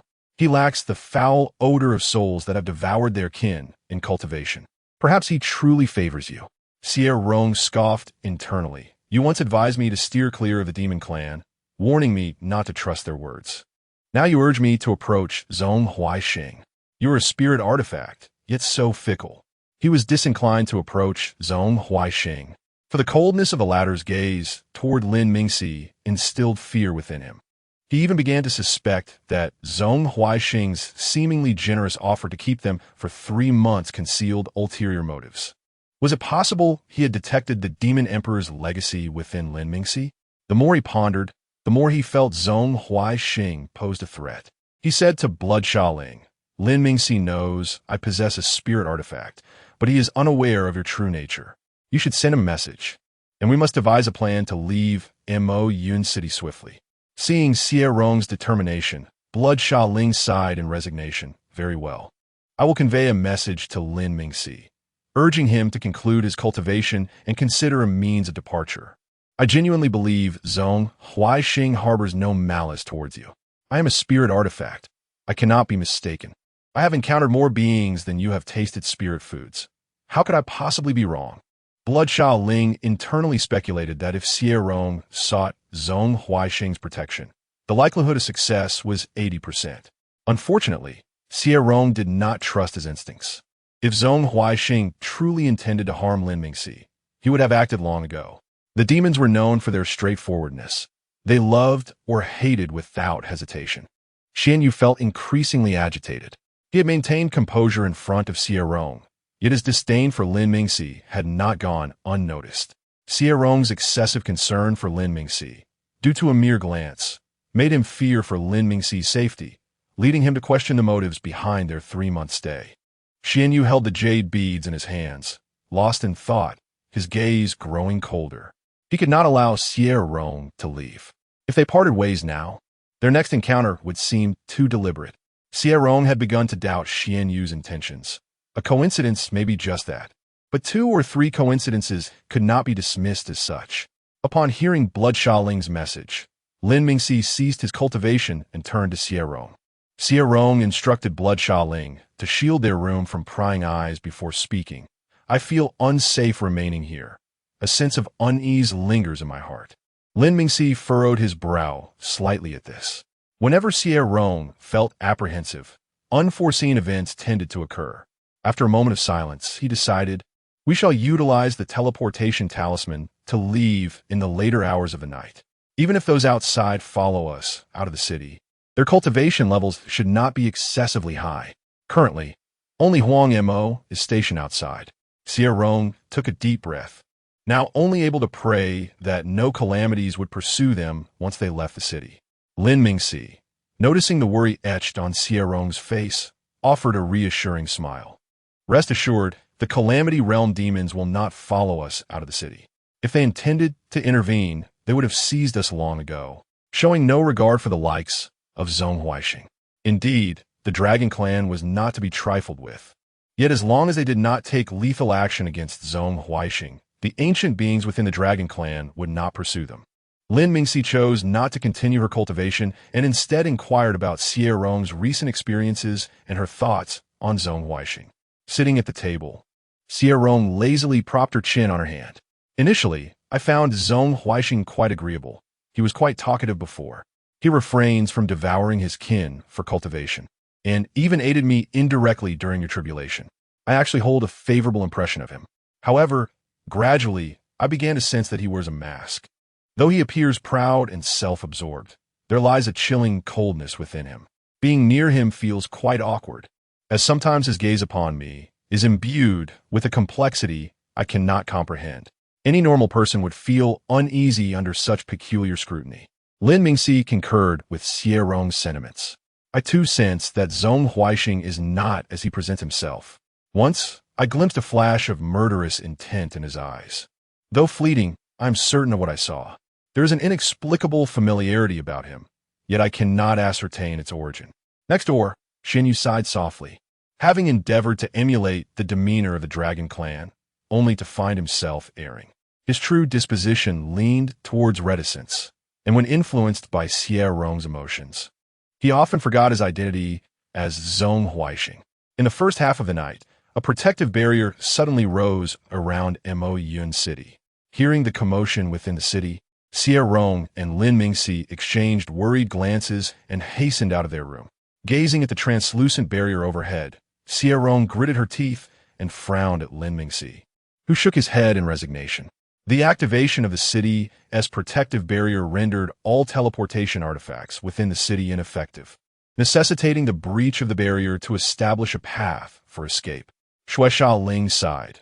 Though the protective barrier of Mo Yun City is not formidable, it still requires a substantial level of cultivation to break through. You should not hesitate until the latter part of the night. Xie Rong lamented internally. I felt an inexplicable unease in the afternoon, and I suspected that our departure would not proceed smoothly. Yet, I held a sliver of hope, thinking my intuition could not be accurate each time. Shuai Ling replied with a tone of resignation. As it turns out, your intuition is remarkably precise. You find yourselves ensnared once again. It would be prudent to seek assistance from Zhong Huaixing. It's nearly been a month since 3 months have passed without finding a reliable ally. Trouble will inevitably find you. Xie Rong had no desire to approach Zhong Huaixing, knowing the latter harbored intentions against Lin Mingxi. The more she pondered, the more suspicious she grew of Zhong Huaixing, who had deceived them into Mo Yun City under the pretext of not wishing to owe them a debt of gratitude for merely a few ordinary jade beads. Xie Rong found it rather coincidental that the protective barrier was activated just as they decided to depart in the latter half of the night. With seriousness, she questioned Shuai Ling. Is your cloaking barrier truly infallible? Seeing Xie Rong's doubt, Shuai Ling grew anxious. Of course, it is without error. Only a master of substantial power could penetrate my barrier to eavesdrop on your conversations. Yet, the Calamity Realm demons cannot perceive my existence, let alone sense my cloaking barrier. I am a divine artifact, after all. Chapter 37 at the outset. Xie Rong was apprehensive that the desert would inform the city guards of his disguise. However, the desert merely stood at a distance, watching him with a smile, taking no action whatsoever. wishing to avoid provoking the desert.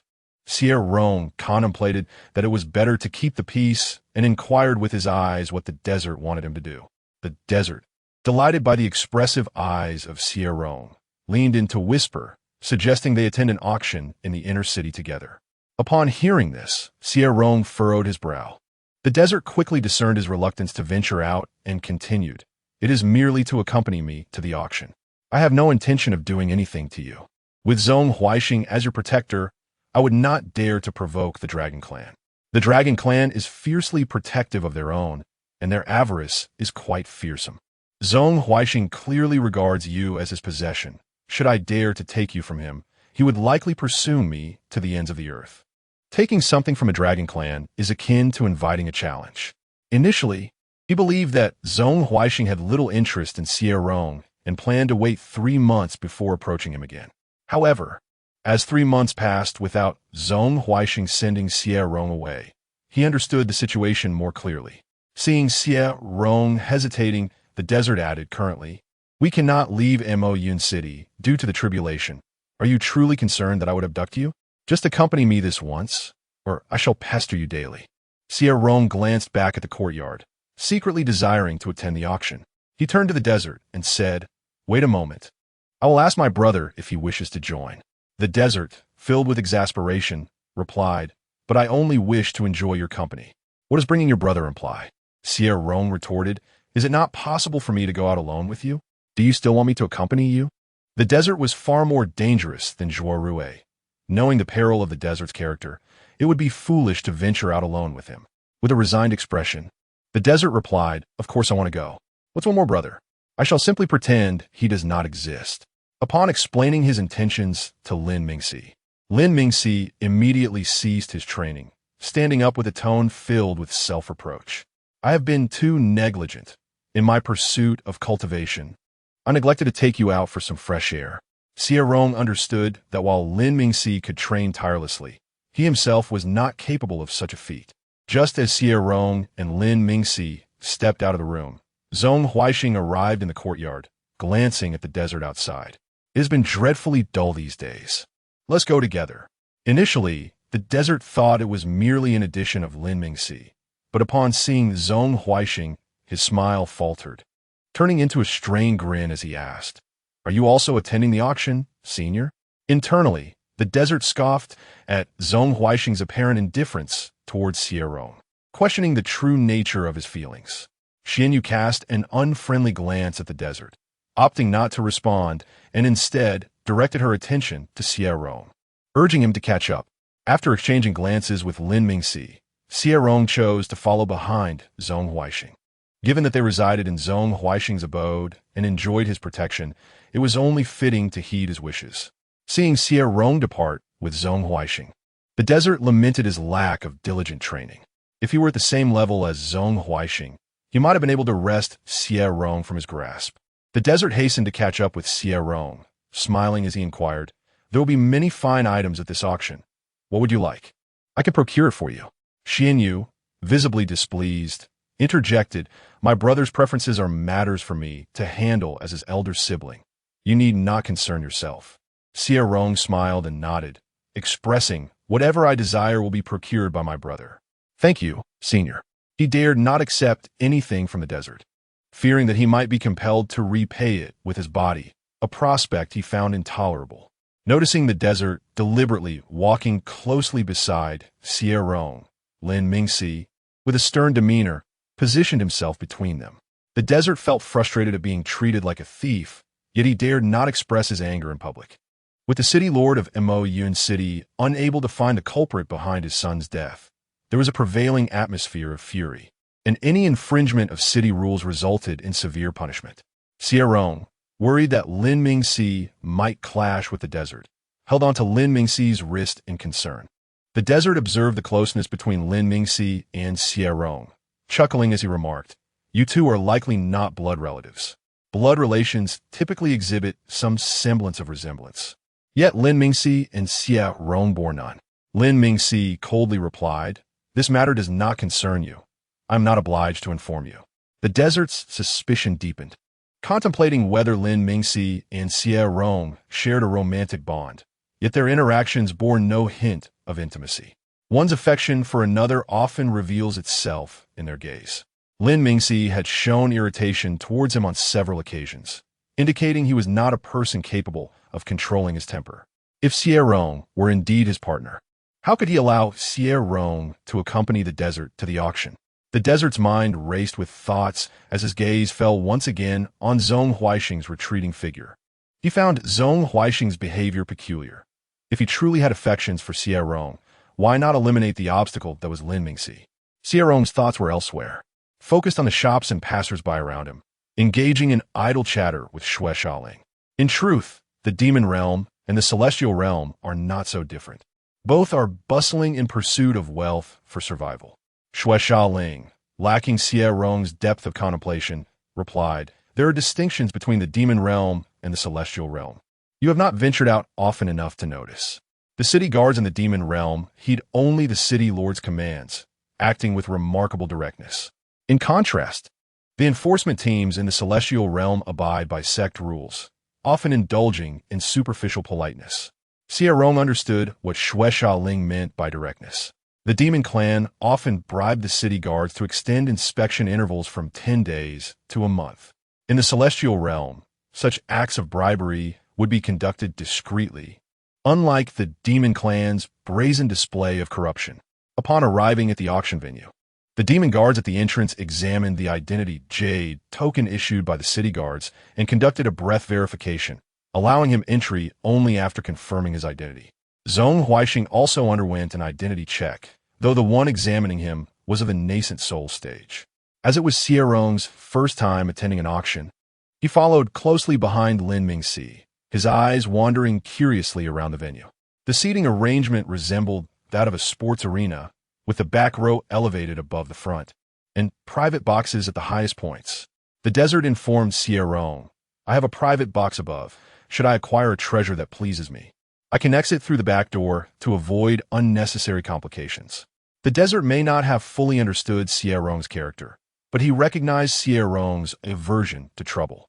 Xuanyue, with a mischievous grin, approached Xie Rong, provocatively smiling at the desert, before seizing Xie Rong's wrist and turning to ascend to the top floor. The desert's expression was one of bitter disappointment. He had invited Xie Rong to the auction, yet now felt overshadowed. Concerned that Lin Mingxi might become upset, Xie Rong quickly grasped Lin Mingxi's hand. Lin Mingxi was initially filled with anger as he grasped Xie Rong's hand, but soon regained his composure. No matter how furious he felt, he realized that even if he drew his celestial sword, he would not stand a chance against Zhong Huixing. If he were to be injured by Zhong Huixing, Xie Rong would undoubtedly be heartbroken. After Xuanyue brought Xie Rong to the private room, she released her grip. Her eyes filled with disdain as she remarked, "Though I find your cultivation level lacking and did not take you under my wing, you have performed tasks for me and can be considered a subordinate, albeit begrudgingly. Should you accept the overtures of the desert, it would be tantamount to betrayal. I have a deep-seated aversion to treachery. Should you and your brother dare to betray me, I will cast you outside the city to feed the demon wolves." Xie Rong exchanged a glance with Lin Mingxi, finding Zhong Huixing's behavior utterly unreasonable. He was perplexed, pondering how his role in polishing beads for Zhong Huixing had somehow positioned him as a subordinate. Was this a blessing or a curse? Noticing Xie Rong's silence, Xuanyue feigned a cold demeanor and sarcastically inquired, "What is it? Do you believe I am unworthy? The ugly serpent outside would treat you far worse. The demon serpent clan is notoriously treacherous. 9.5 of their words are lies. If you trust them, you shall eventually find yourself sold off." Seeing Zhong Huixing's displeasure, Xie Rong quickly smiled and said, "Predecessor, we are not discontented. We were merely taken aback by our overwhelming joy. My brother and I have no one to rely on in the demon realm.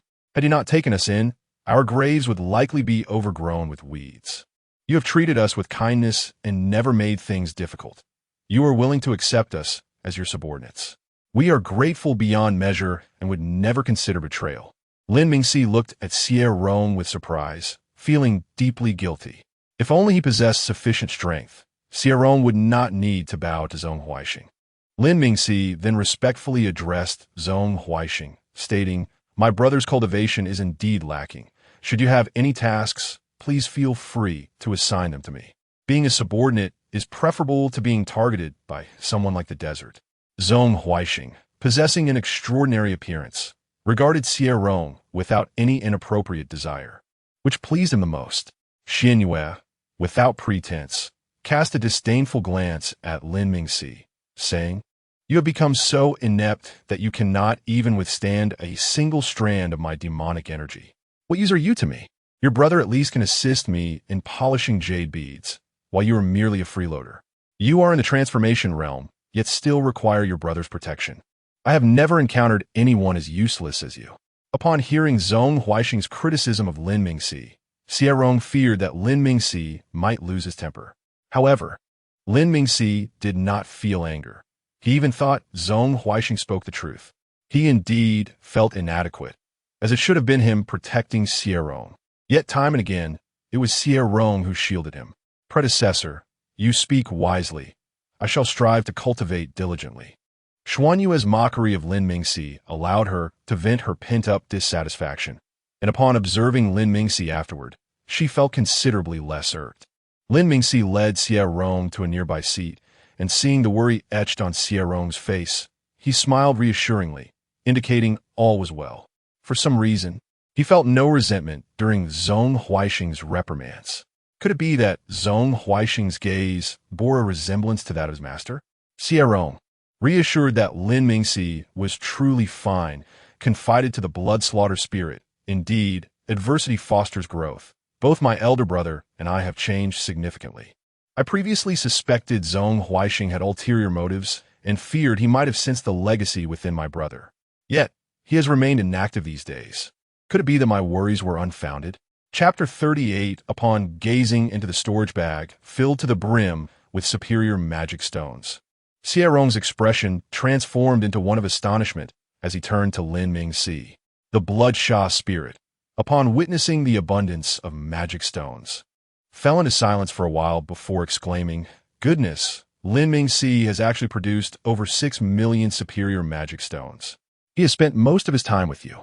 Where could he have acquired such a fortune? I thought Lin Mingxi was as impoverished as you. It seems that only you are destitute." Xie Rong understood the significance of Lin Mingxi's gesture. He was aware that Lin Mingxi did not wish to accept anything from Zhong Huaixing, nor did he desire to owe him a favor. They were family, and there was no need to keep such meticulous accounts. The debts between him and Lin Mingxi had long since become as convoluted as his master's, impossible to tally. With a smile that resembled a crescent moon, Xie Rong handed the storage bag brimming with magic stones to Zhong Huaixing, saying, "Esteemed ancestor, these stones are to settle the matter of the blood-colored coral from earlier. I apologize for the trouble cost. He had no idea his brother was so wealthy. Had he known sooner, he would not have hesitated." The bloodshot spirit sighed deeply. "Had I known earlier, I would not have needed to speak so extensively to persuade you. Yet in the end, my efforts were in vain. You cannot fathom how anxious I was. I hardly recognized myself." Zhong Huaixing accepted only 2 million magic stones, tossing the remainder back to Xie Rong. "This blood-colored coral is worth merely 2 million magic stones. Keep the rest for yourself. As my subordinate, how could you be so destitute as to be unable to afford a single piece of coral? It would be a disgrace to me if word got out." Xie Rong initially intended to give the magic stones to Zhong Huaixing, but sensing his displeasure, he refrained and handed the storage bag to Lin Mingxi instead. Lin Mingxi urged Xie Rong to keep it, saying, "The ancestor is correct. You should retain some magic stones for yourself. In the future, should you wish to purchase anything, you can do so independently. If you find yourself short, do not hesitate to inform me. I still have some." The 6 million magic stones represented Lin Mingxi's entire fortune amassed in Wuye City. Aware of the immense energy required for Xie Rong's breakthrough, he had always felt a sense of urgency, devising ways to accumulate wealth each time he ventured out. Soon, the blood-colored coral was delivered by the auction house staff. Zhong Huaixing paid 5 million superior magic stones without even glancing at the coral, handing it directly to Xie Rong. The courier discreetly scrutinized Xie Rong, pondering how the dragon clan was indeed frivolous, spending 5 million merely to please someone close to him. Regrettably, the recipient was of rather ordinary appearance, with only his eyes standing out. The courier felt a pang of sympathy for Xie Rong, believing that Zhong Huaxing's affection for him would not endure. Once that affection faded, Zhong Huaxing would undoubtedly seize Xie Rong's eyes for his collection. Xie Rong accepted the blood-colored coral, while the Bloodshaw spirit urged him to return, fearing the coral could not be nurtured within the Bloodshaw Hall at the auction house, given the presence of two formidable magic clans overseeing the event. Another intriguing item soon appeared at the auction. This bracelet, originating from the outer battlefield, was identified as an ancient artifact, yet it bore no rank. Its sole function was to conceal one's demonic aura. For those present wishing to visit the celestial realm, this bracelet was an invaluable tool for hiding one's identity. However, despite the auctioneer's extravagant descriptions, the magic clans showed little interest. Their diverse bloodline traits meant that merely masking their demonic aura would not suffice to disguise themselves as cultivators. The bracelet was only of use to those who had fallen midway into demonhood. Any attempt to act would inevitably reveal their true identity. The Bloodshaw spirit remarked to Xie Rong, "This bracelet would greatly benefit Lin Ming-Si. With it, he need not constantly emit demonic energy. Even if others notice the absence of aura, the bracelet will serve as a shield." Xie Rong, already aware of the bracelet's potential, resolved to purchase it for Lin Ming-Si. He refrained from bidding initially, wishing to conceal his eagerness from others, fearing malicious bidding. As the bracelet approached the brink of unsold status, he finally raised the bid by 100,000, offering 50 million superior magic stones. The auctioneer, noticing the bid, extolled the bracelet's virtues and, after a moment's hesitation, concluded the sale. Lin Ming-Si turned to Xie Rong with a smile, knowing that even if Xie Rong had not bid, he would have made an offer, having already prepared to barter. Once the bracelet was presented, Xie Rong joyfully produced the magic stones to complete the transaction. The Bloodshaw spirit sensed the bracelet's aura and remarked, "You have struck gold."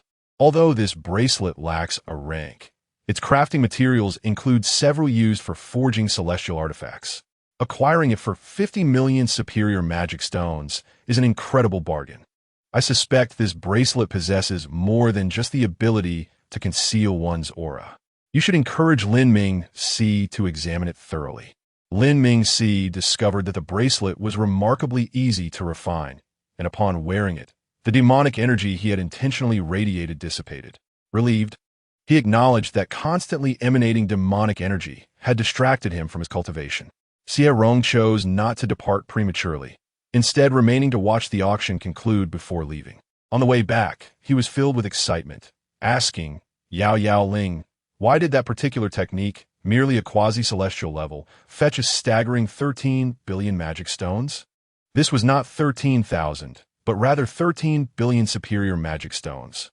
It was Xie Rong's first experience witnessing the demon clans fiercely bidding against one another, their tempers flaring as if they might come to blows at any moment. Regardless of whether in the celestial realm or the demonic realm, the rankings of techniques remain consistent, the lowest being the yellow level, followed by the mysterious earth, heaven, spirit, quasi-celestial, celestial, divine, and the legendary holy level techniques. What level of technique did you bestow upon senior brother? The Bloodshaw spirit replied proudly, "The techniques I have compiled are all at least quasi-celestial in level. The one I provided to Lin Ming-Si is divine level. However, there exists a divine level technique that is exceedingly domineering, which he cannot cultivate due to the absence of any demonic bones within him." Xuanyue, walking ahead, heard the mention of demonic bones and retrieved a demonic herb from her spatial ring, chewing on it. Xie Rong inquired curiously, "What are demonic bones?" The Bloodshaw spirit, having given up hope for Xie Rong's understanding, sighed in resignation and explained, "Demonic bones are quite similar to celestial bones. If a demon possesses even a single demonic bone, their innate talent allows them to break through to the Great Ascension realm. Demonic bones can also enhance one's physique and aid demons in overcoming thunder tribulations, facilitating ascension." Xuanyue's expression darkened, yet she smiled with the herb still in her mouth. Xie Rong's curiosity surged. "Are demonic bones and celestial bones considered special physiques? What is the most powerful special physique? The Bloodshot spirit pondered for a moment before responding. The most formidable physique is undoubtedly the evil demon bone. A perfect fusion of one-half celestial bone and one-half demonic bone. Consider this. A single celestial bone can easily allow one to break through to the great ascension realm. How much more so if every bone in one's body were celestial? Unfortunately, since the disappearance of the holy artifacts from this realm, the evil demon bone has not been seen for countless millennia.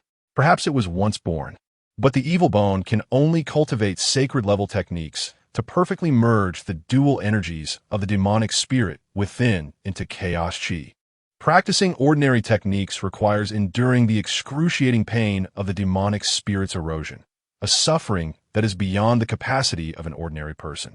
Xie Rong merely considered this an intriguing tale and inquired, how formidable would the strength of an evil bone cultivating sacred-level techniques be? Xie Ling chuckled softly and replied, "Let me put it this way.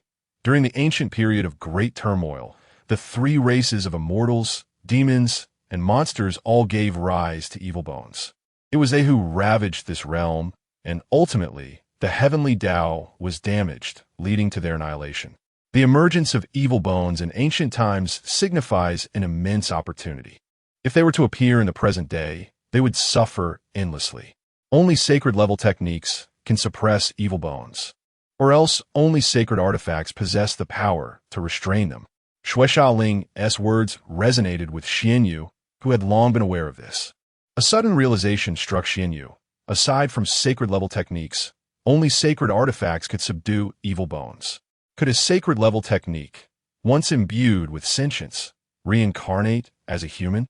If Xie Rong were the reincarnation of a sacred-level technique, what would that imply about his comprehension? At that moment, it felt as if a veil had been lifted from Xuanyue's eyes, rendering the world vividly clear. What if Xie Rong were not the reincarnation of a sacred-level technique, but rather that of a sacred artifact's spirit? Xie Rong appeared unaffected by the malevolent energies, his peculiar constitution absorbing energy like an insatiable abyss. Doubts lingered in Xuanyue's mind. If Xie Rong were indeed the reincarnation of a sacred artifact spirit, why would he fear taking lives? Xuanyue tucked these thoughts away, preparing to further investigate whether Xie Rong was a reincarnated spirit of a tool or a book. The ancient records of spirit reincarnations were scarce, and none had ever mentioned the reincarnation of a sacred artifact spirit. Where could he find means to verify this? Meanwhile, Xie Rong continued his casual conversation with Xie Ling, saying, "I previously asked my senior brother, and he mentioned that there are no sacred artifacts left in the current cultivation world." Xie Ling sighed lightly. Indeed, after the heavenly Tao was damaged, it consumed all sacred artifacts to mend itself. Otherwise, it would not have had the strength to delineate the demon realm. Upon hearing Xie Ling's words, Xuanyue felt a resurgence of doubt. If the heavenly Tao actively consumed sacred artifacts, it was unlikely that any would have been overlooked, thereby further diminishing the possibility of Xie Rong being the spirit of a sacred artifact. Curious, Xie Rong asked, "Do you possess any sacred-level techniques?" Xuanyue nearly halted his breath at this inquiry. If Xie Ling had sacred-level techniques, he would no longer need to seek a solution to the evil bone through Xie Rong. Xie Ling, wearing an expression of resignation, stated, "Sacred-level techniques can no longer be considered ordinary. They're the spirits of heaven and earth. When the heavenly Tao was gravely damaged, they returned to this realm to mend the Tao. It is impossible for the cultivation world to still possess sacred-level techniques. I am unaware of the conditions in the upper realms, but perhaps there exist sacred-level techniques there. I am but a divine artifact, yet at that time, I was exceedingly weak. I was an abandoned entity of the ancient demon tribe. It is precisely my abandonment and frailty that have allowed me to survive until now. I have neither witnessed sacred-level techniques nor encountered sacred artifacts. I did not even participate in the ancient turmoil. When I finally grew to understand, half of the mortal realm had been thrown into chaos, becoming what you now refer to as the outer realms." Xie Ling did not embellish his tale. Feeling no shame in admitting his weakness, Xie Rong did not look down upon Xie Ling. Instead, he offered words of comfort. Being weak has its advantages. Had you not been sufficiently weak, you would have perished in the outer realms during ancient times. If I were not adequately weak, I would not have been so cautious. And perhaps I would not have survived until now. Xie Ling chuckled softly, and Xie Rong joined in the laughter. Upon returning to his dwelling, Xuanyue resolved to investigate the forbidden places of the various demon tribes to seek records pertaining to sacred artifacts. His first destination would be the Dragon Demon clan. His puppet had fused with the bloodline of the Dragon Demon tribe, allowing him to stand before a powerful dragon demon without revealing his true nature. Chapter 39, The Blood Fiend Spirit paused for a moment before regaining its cheerfulness. I know of a forbidden area within the territory of the Dragon Clan, where I can utilize the formations to obscure the commotion caused by the Blood Coral S tribulation. Once you consume the celestial grade magical plant, you will undoubtedly break through to the nascent soul stage. If there happens to be a celestial grade magical plant in the Dragon Clan's territory, you might even have the chance to advance to the mid-nascent soul stage. The Blood Fiend Spirit did not entertain the possibility of Xie Rong failing to break through. It would be absurd if a celestial grade magical plant could not facilitate such an advancement. Aware of Xie Rong's peculiarities, the Blood Fiend Spirit refrained from mentioning that the forbidden area was the burial ground of the Dragon Clan. Xie Rong possessed an unusual mindset, believing that after death, one should rest in peace without disturbing the spirits of the deceased. Once the soul dissipates, how could there be any lingering spirits? If Xie Rong were to learn of the intention to excavate graves in the Dragon Clan's territory, he would vehemently oppose it. Xie Rong considered the Blood Fiend Spirit's notion to be fanciful. Celestial-grade magical plants are not so easily obtained. Did you not say that the spiritual energy of this realm has diminished significantly, and such plants only thrive beyond the realms? Moreover, merely accumulating malevolent energy will not suffice to break through to the nascent soul stage. I might not even grasp the necessary insights to overcome my bottleneck. The Blood Fiend Spirit chuckled softly. It is impossible for you not to break through. Your body can devour even the energy of the Thunder Tribulation. You may not realize what that signifies. I assert this. While others require profound understanding to break through, you do not. Xie Rong, capable of absorbing the rules of the Thunder Tribulation, needed no epiphany to elevate his cultivation. The Dragon Clan had always been formidable, boasting several demon emperors throughout its history. It was possible that the forbidden area truly harbored celestial-grade magical plants, and even if not, there would surely be treasures to be found. Xuanyue sensed the presence of two formidable members of the demon clan in the sky, testing each other's strength through oppressive pressure, causing the very fabric of space in Mo City to become unstable. Noting Xie Rong's curiosity as he leaned against the window, she warned, "Tonight, the city is far from tranquil. Do not wander about." Xie Rong nodded promptly, signaling his intention to remain safe indoors.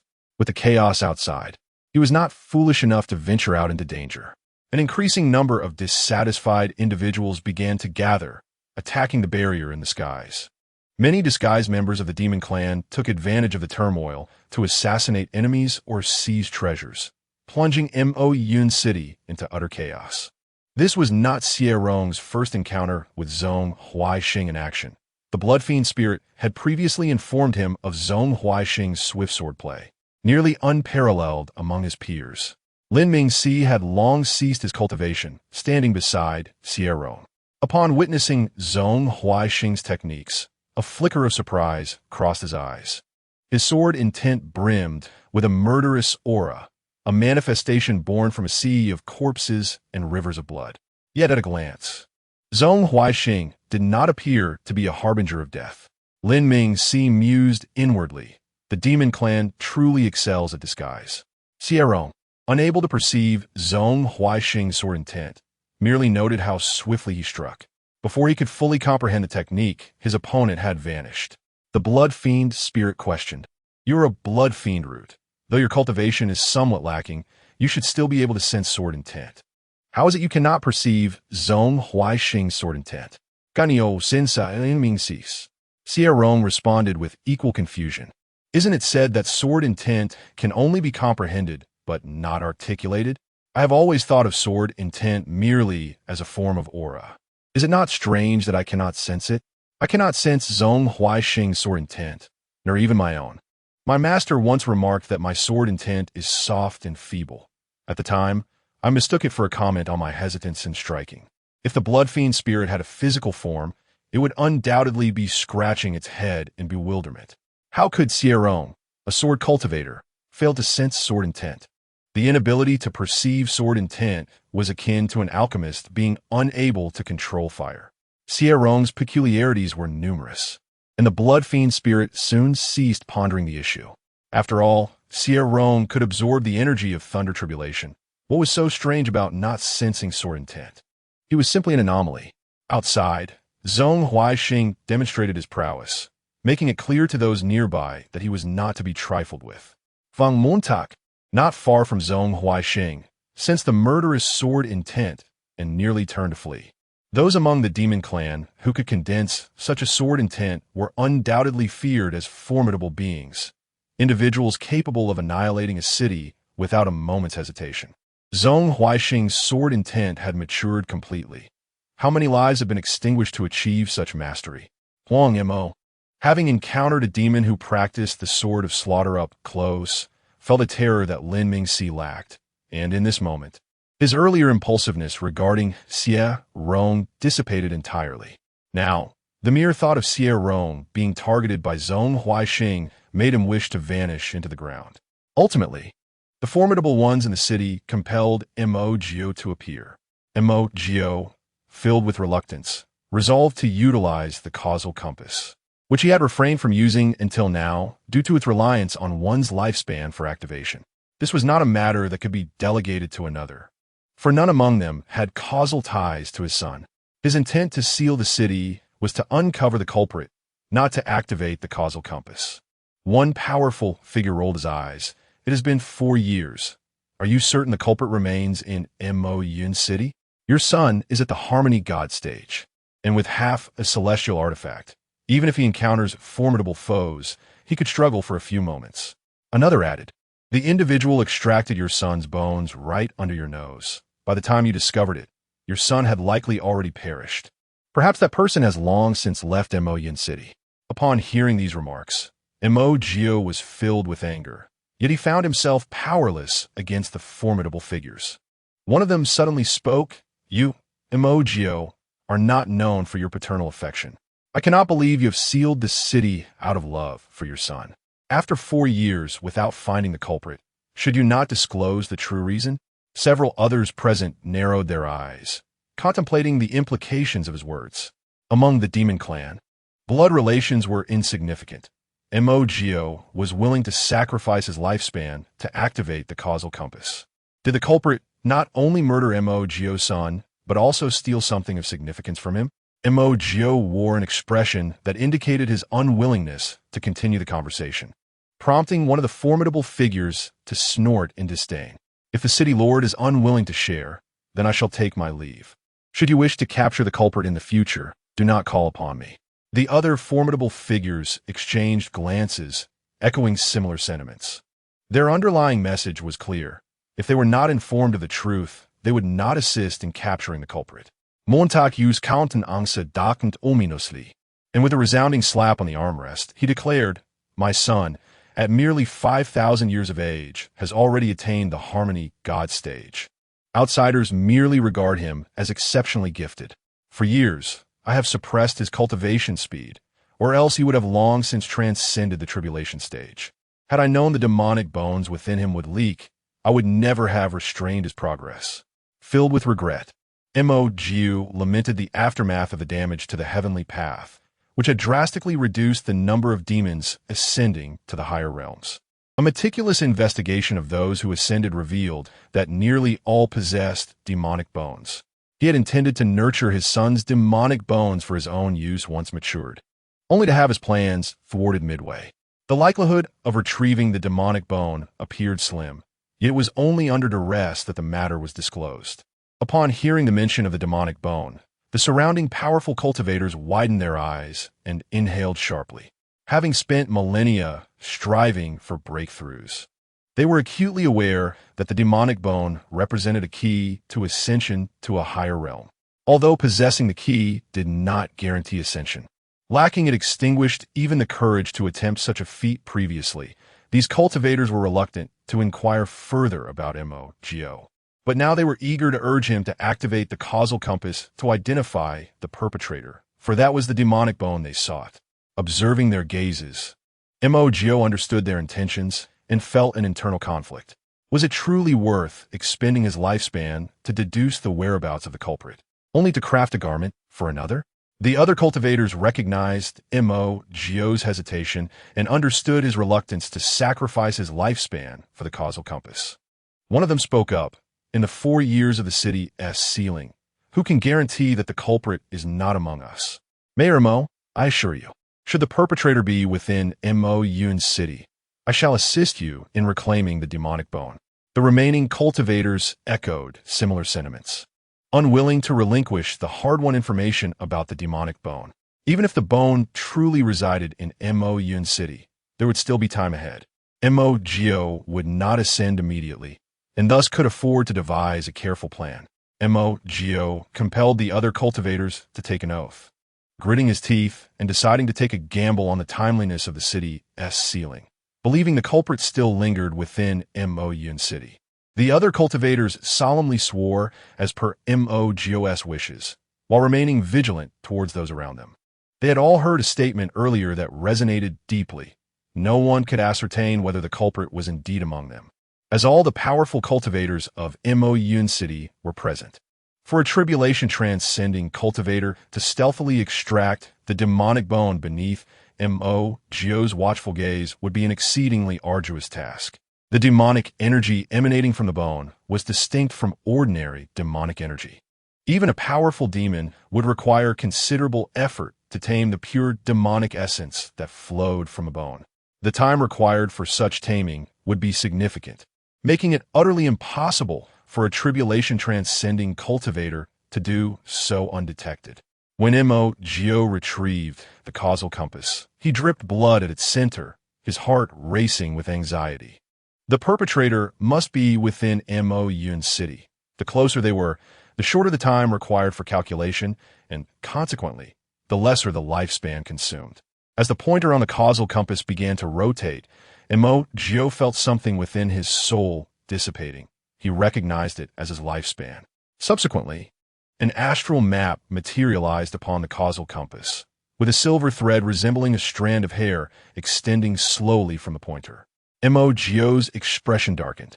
The direction indicated by the pointer led to the immortal realm, suggesting that the culprit was not in Mo's city. Realizing this, Mo halted further calculations, aware that alone he could not reclaim the demonic bone. Even if he reported to his family and managed to retrieve it, it would not be permitted for his use. Ceasing now would result in a loss of nearly 1,000 years of lifespan, and if he were to continue, he feared it might consume several thousand years. The other cultivators perceived Mo's inclination to abandon the endeavor.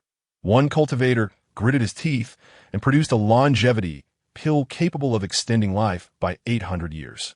Mayor Mo, this longevity pill can extend your life by 800 years. The cultivator's gaze turned cold as he addressed the others. If you cannot present something of equal value, then you may take your leave. To seek the whereabouts of the demonic bone without offering anything in return is rather presumptuous. Some produced materials for crafting celestial artifacts. Others presented cultivation techniques of a near-immortal tier, and yet others unveiled demonic flora for longevity. Chapter 40. The Blood Fiend Spirit observed Lin Mingxi for a moment before addressing Xie Rong. Lin Mingxi's cultivation might truly be in jeopardy. Ever since Zhong Huixing departed, he seems somewhat distracted. He is not like you. Your daydreaming is commonplace, but his is rather unusual. Upon hearing this, Xie Rong's gaze turned to Lin Mingxi with concern. Brother, has something gone awry with your cultivation? Lin Mingxi smiled reassuringly. It's nothing serious. Perhaps, as Zhong Sr. mentioned, my mind has been slightly affected by demonic energy. A period of rest should suffice. Please don't resort to leaving a note and running away. I would go mad if I couldn't find you, Xie Rong replied, rolling her eyes. I would never do such a thing. If you ever receive a letter from me, it would mean something has happened. Why resort to secretive escapades when we can discuss matters face to face? A multitude of tragedies in past dramas stemmed from a lack of communication. You claim to act in my best interest, and so does he, yet such misunderstandings often lead to calamity. Lin Mingxi felt a surge of joy at Xie Rong's words. He appreciated her straightforward nature, always willing to consult him rather than making decisions in solitude. Xie Rong had been directionally challenged in her past life, and this life proved no different. With the blood fiend spirit having not ventured outside for many years, relying on it for navigation would likely lead them astray. Having determined their next destination, Lin Mingxi and Xie Rong soon set off. To avert unnecessary troubles, Lin Mingxi removed the bracelet that perpetually emanated demonic energy, while Zhong Huixing returned to the Demon Dragon clan in merely 3 months. Lin Mingxi and Xie Rong took over 6 years to reach the territory of the Demon Dragon clan. Their journey had transformed Lin Mingxi's demeanor. His once bright eyes now bore a somber intensity akin to that of a demonic cultivator. Yet, upon seeing Xie Rong, the darkness in his gaze dissipated, revealing the gentle warmth of his true self. Xie Rong, too, had become considerably more resilient after witnessing the malice of humanity along their path, encountering both farmers and serpents. Understanding the nature of the demon race, she felt increasingly fortunate to have crossed paths with a benevolent soul like Zhong Huixing. Had it not been for the blood fiend spirit's support during several dire moments, they might not have reached the Demon Dragon clan at all.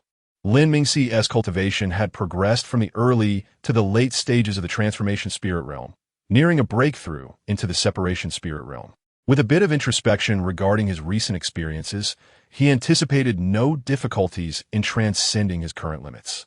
Upon arriving at the Demon Dragon clan, Lin Mingxi began to inquire about Zhong Huixing's whereabouts. After probing 6 cities consecutively without success, despair crept into Xie Rong's heart at the thought of the thousands of cities surrounding the Demon Dragon clan. The blood fiend spirit urged her, "Do not concern yourself with Zhong Huixing for now. Focus on finding a way to access the Dragon Island of the Demon Dragon clan. Only by reaching the island can we devise a plan to enter the Forbidden Grounds. If the blood coral continues to be suppressed, it may risk self-detonation," it added. "Should the blood coral explode, all our efforts over the years would be in vain." The territory of the Demon Dragon clan was vast, surrounded by countless cities, with thousands arranged in formations to protect the Dragon Island at its core. The Forbidden Grounds of the Demon Dragon clan lay upon the island itself. Xie Rong had heard that only those with high-level bloodlines among the demon race were permitted to reside on the island. She urged the blood fiend spirit to remain patient, although she felt urgency as well, forcing herself to remain calm. "Even with your assistance, I cannot stealthily infiltrate the island. We must find a legitimate means to gain entry. You once mentioned that Zhong Huixing possesses a high-level bloodline. He must be qualified to reside on the Dragon Island. Finding him is our only chance to access it." The blood fiend spirit sighed in resignation. "It's not that I wish to pressure you, but if we cannot locate Zhong Huixing within a year, you must take the risk of entering the Dragon Island. I truly cannot contain the blood coral any longer. Had it not been for your body's insatiable absorption of the blood corals emanating demonic energy over the years, I could not have maintained this suppression. Your physique is indeed peculiar. No matter how much energy you absorb, it does not enhance your cultivation level."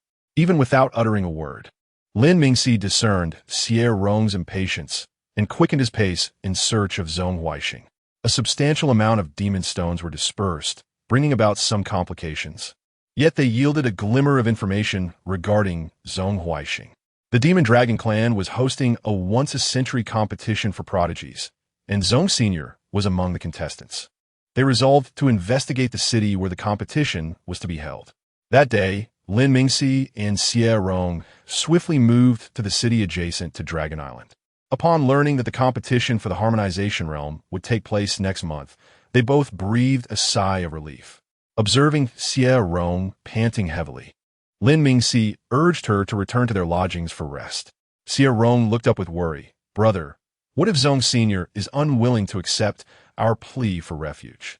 Lin Mingxi noticed the unease in her heart and gently reassured her. That will not happen. Zong Sr. is quite cordial and different from the typical demon race. He does not regard us with disdain, and we have prepared gifts. There should be no issues. Refrain from consuming anything from the inn. If you desire something, merely tell me. Xie Rong spent a month in anxious anticipation, and eventually, the day of the competition arrived. For 5 consecutive days, they searched for Zong Huaixing without catching a glimpse of him, and Xie Rong's hopes began to dwindle. The blood fiend spirit advised her, the demon dragon clan is vast. Since Zong Huaixing did not leave you a communication talisman, searching for him is akin to finding a needle in a haystack. Perhaps we should consider alternative methods to infiltrate the Dragon Island. Xie Rong sighed in resignation. It seems we must devise another plan. If only Ting Huan were here. His illusory, I could help identify weaknesses in the barrier. The blood fiend spirit chuckled softly. Ting Huan is only at the nascent soul stage. How could he possibly discern the weaknesses of the Dragon Island's barrier? He would be more capable once he reaches the crossing tribulation stage. Xie Rong merely expressed her lament, while the blood fiend spirit casually dismissed the topic of Ting Huan. In the distance, Xuanyue furrowed his brows. Who is the person Xie Rong is so concerned about? Recalling, Xuanyue remembered the name of Zhuo Rui's friend. It was a frail youth who had accompanied Lin Mingxi and Xie Rong to Wuye City. His vision impaired by a strange ailment, but he had awakened the illusory eye. Upon Lin Mingxi and Xie Rong's arrival at the territory of the Demon Dragon clan, Xuanyue received the news. Their pace was slower than he had anticipated. Below the inn, Xie Rong walked with a face full of disappointment when suddenly a peanut struck her forehead. As the peanut posed no threat, the blood fiend spirit chose not to intervene. Confused, Xie Rong looked up at the inn's upper floor. Ever since she donned a shark's silk mask, most demons regarded her with disdain. Who would throw peanuts at her in jest? Upon lifting her gaze, she saw Zong Huaixing sitting by the window, munching on peanuts. In that instant, she froze, and soon a radiant smile illuminated her face. Xuanyue observed the joyous smile on Xie Rong's face as she slowed her movements while peeling peanuts, her lips curling up slightly in delight. Xie Rong, accompanied by Lin Mingxi, dashed up the stairs, heading straight towards Zong Huaixing with an excited voice. Senior, I finally found you. Lin Mingxi, exhibiting greater composure than Xie Rong, respectfully performed a bow before Zong Huaixing. Zong Huaixing handed Xie Rong the peanuts he had just peeled, and she cheerfully stepped forward to accept them, consuming them without a hint of caution. Xuanyue shook his head with a grin, remarking on how, after years apart, she remained both foolish and naive. Thinking of Zong Huaixing's previous kindness towards him in Moyun City, although Xie Rong felt a twinge of fear, he could not help but desire to draw closer. This conflicting emotion left him bewildered, unsure whether his fear of Zong Huaixing outweighed his inclination to be near him. Xuanyue gestured for Xie Rong and Lin Mingxi to take a seat and personally poured a cup of tea for Xie Rong before inquiring, "What brings you here?" Lin Mingxi glanced at the tea before Xie Rong, realizing that Zong Huaixing was not particularly pleased with him, and thus he filled his own cup. Xie Rong, feeling tense, fixed his earnest gaze upon Zong Huaixing, stating, "My brother and I wish to seek refuge with you, but we are uncertain if that is permissible." Lin Mingxi placed a storage ring on the table, continuing, "This is a token of our appreciation for you, Senior. We hope you will not find it lacking." Xuanyue cast a glance at the contents of the storage ring, which was filled with gleaming gemstones. Though most were of little value, some were clearly polished by Xie Rong himself, still bearing traces of his essence.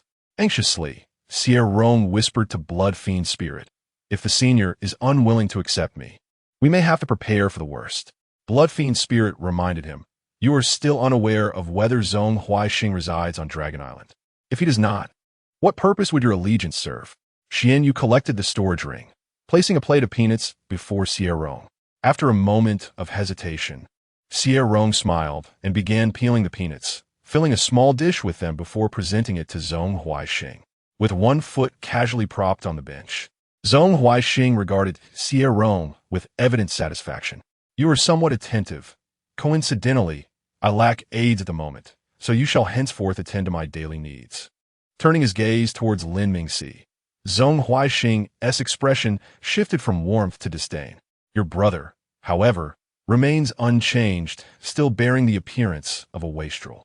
He should train diligently. He is not even at the spirit-severing realm. How can he be of service to me? Lin Mingxi, unperturbed by Zhong Huaixing's scorn, accepted it with equanimity, for he had rehearsed such scenarios with Xie Rong multiple times. He understood that Xie Rong had significant matters to address on Dragon Island, and had learned to temper his temper over the years, no longer easily provoked to anger. Upon hearing those words, Xie Rong felt a wave of relief, thinking, the senior remains unchanged, rather easy to converse with.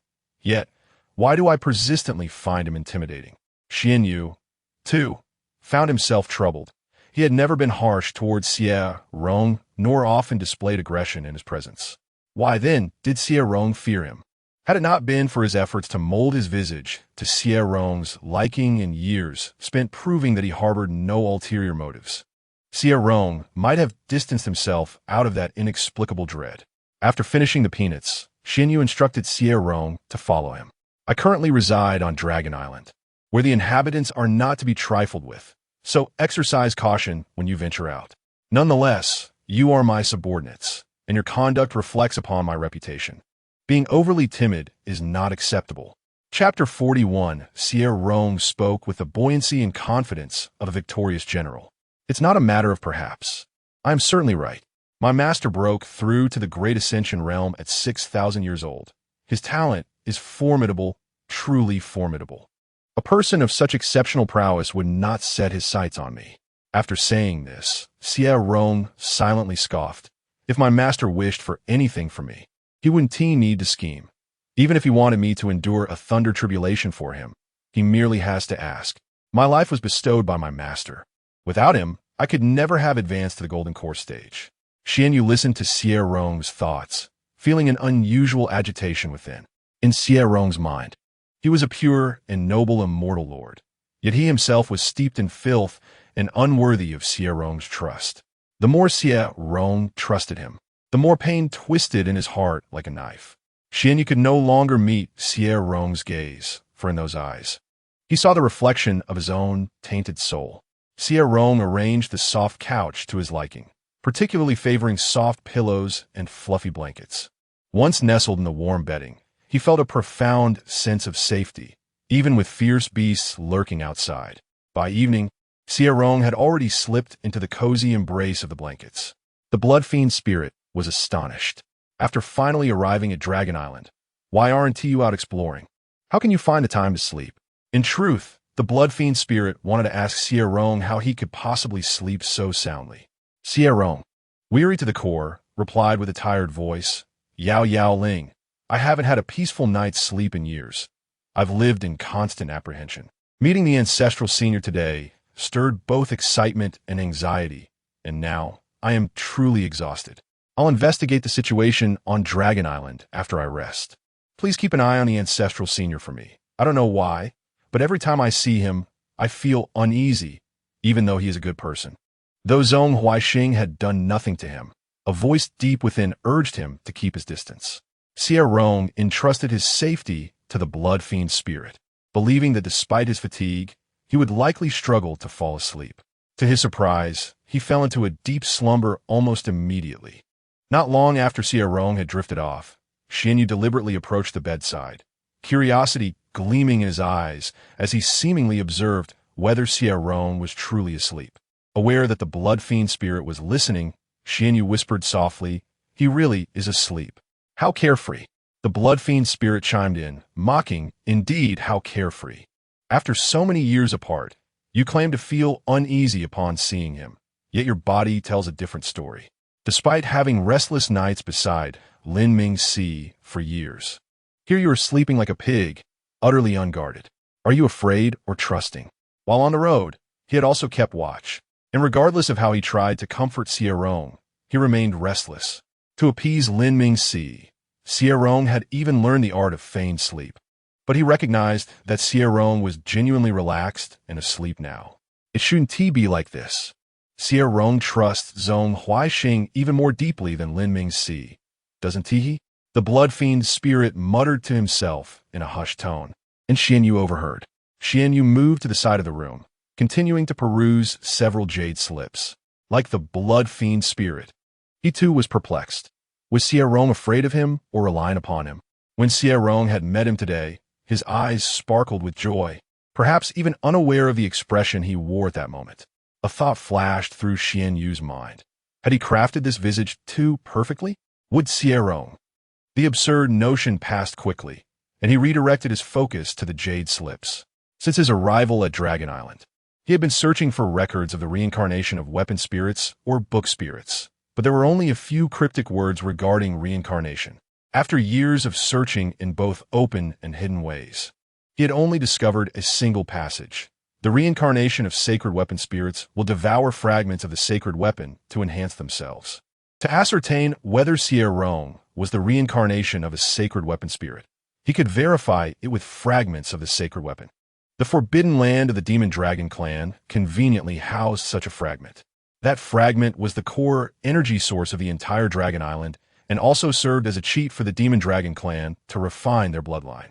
Without that sacred weapon fragment, the Demon Dragon clan would be incapable of birthing high-purity bloodlines, leading to their gradual decline into mediocrity, ultimately becoming akin to the other demon clans. Xuanyue was indifferent to the fate of the Demon Dragon clan without that sacred weapon fragment. The Blood Fiend Spirit's intervention to conceal the heavenly secrets and assist the blood-colored coral in transcending tribulation was the perfect opportunity for him to take the fragment. When Xie Rong awoke the next day, he remained dazed for a moment, his voice filled with disbelief. Yao Yao Ling, did I truly sleep so well last night? Could it be that something is amiss? He had been unable to sleep easily beside Lin Mingxi, and though he had been quite tired last night, he still fell on edge. Why had he slept so deeply? His years of cautious habits should have been etched into his very bones. The blood fiend spirit chuckled lightly. If you ask me, I wouldn't know either. There was no incense in the room, and Zhong Huaixing did nothing. Perhaps you felt entirely secure here, allowing you to relax completely. Aside from the blood fiend spirit's explanation, Xie Rong could think of no other reason. In the morning, he ventured into the kitchen to prepare a meal, as he could not use magic and had to wash and chop the vegetables himself. Upon witnessing this, the blood fiend spirit was rendered speechless. Your time is precious. You shouldn't squander it like this. You need to find a way to explore the island and then seek a path into the Forbidden Land. I need time to set up the formation as well. Xie Rong replied leisurely, I understand your urgency, but there is no need to rush. Yesterday, the ancestral senior asked me to cook. If I were to wander aimlessly today, it might vex him and lead to my expulsion from Dragon Island, which would be quite dire. The blood fiend spirit pondered this and found some merit in Xie Rong's reasoning. Indeed, he should first placate Zhong Huaixing and then seek the path into the Forbidden Land. If they were expelled from Dragon Island, it would be disastrous. At noon, Xie Rong prepared a dozen dishes, unsure of Zhong Huaixing's tastes, creating a variety of flavors, sweet, spicy, and salty. Zhong Huaixing sampled each dish, taking a larger serving of the sweeter one. The flavors were quite pleasing. He particularly enjoyed the sweet dish, but the impurities were too many, and he was too lazy to spend time refining them, so whether he ate or not was inconsequential. Xuanyue, aware of Xie Rong's intention to investigate, feigned impatience to prompt Xie Rong to leave. After Xie Rong tidied the table and kitchen, he proceeded to the trading market on Dragon Island. The blood fiend spirit guided Xie Rong while sensing the dragon energy on the island. Once we locate the source of the dragon energy on the island, we can find the entrance to the Forbidden Land. Xie Rong paid extra attention to the areas guarded by others, but discovered that those structures were either auction houses or treasure pavilions. The blood fiend spirit confirmed that the source of the dragon energy was not within those buildings. After wandering outside for an entire day with no results, Xie Rong asked, Yao Yao Ling, do you think the ancestral senior knows where the demon clan's Forbidden Land is? The blood fiend spirit was particularly astonished by this question. You wouldn't actually consider directly asking Zhong Huaixing where the Forbidden Land is, would you? I advise you to abandon that thought. The Forbidden Lands of the Demon Clan are nearly all prohibited to outsiders. If Zhong Huaixing discovers your desire to enter the Forbidden Land, I fear he will expel you from Dragon Island or give you a harsh lesson. What a jest! The forbidden land of the demon dragon was the resting place of the ancestors of the demon dragon clan throughout the ages. Zhong Huaixing's mind was not to be trifled with. Only a fool would assist outsiders in digging up their ancestors' graves. Blood Fiend's spirit contemplated the secret he had been keeping regarding the forbidden ground, which was, in fact, a graveyard. Would Xie Rong be angry upon discovering the truth? Xie Rong raised his hand to touch his nose, saying, "I merely mentioned it casually. Why would I actually inquire about it? Senior, I'm not one to have such questions." Zhong Huaixing belonged to the Demon Dragon clan, although he merely borrowed the space of the forbidden ground. Who could say if the Demon Dragon clan had any peculiar rules, such as those who step into the forbidden ground must die? It was unnecessary for him to deliberate. He should know that Zhong Huaixing would aid his own kin rather than assist a subordinate who could be replaced at any moment. On the first day, there were no gains, and Xie Rong did not feel anxious. On the second day, the third day, a month later, Xie Rong still had not made any progress and dared not boldly pursue matters concerning the forbidden ground. Xuanyue noticed that both Xie Rong and Blood Fiend Spirit were despondent, lamenting daily. At this rate, it was astonishing they could discover the forbidden ground. Blood Fiend Spirit was indeed a divine artifact. Previously, it had a master from the Demon Dragon clan, yet did not even know the location of the forbidden ground. Xuanyue thought that if he did not intervene, even with another decade, neither Xie Rong nor Blood Fiend Spirit would likely find the entrance to the forbidden ground. Early the next morning, Xie Rong overheard numerous people in the market discussing events concerning the island in the lake center. The island was a part of Dragon Island, and Xie Rong often passed by the lake's edge. Have you heard? Last night, people from another clan brazenly trespassed onto the island and were devoured by the ferocious beasts lurking in the water as they approached the lake's surface.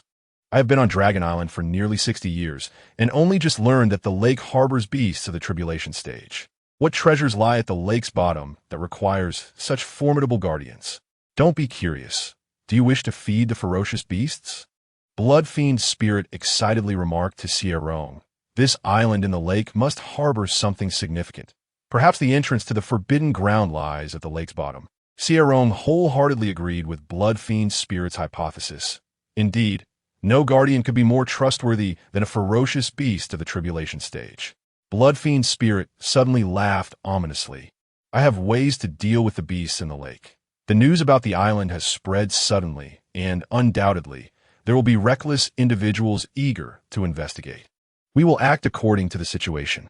Xie Rong found himself speechless and earnestly advised Blood Fiend Spirit, "Please refrain from that cackling laugh. It sounds like the laugh of a villain who won't survive long.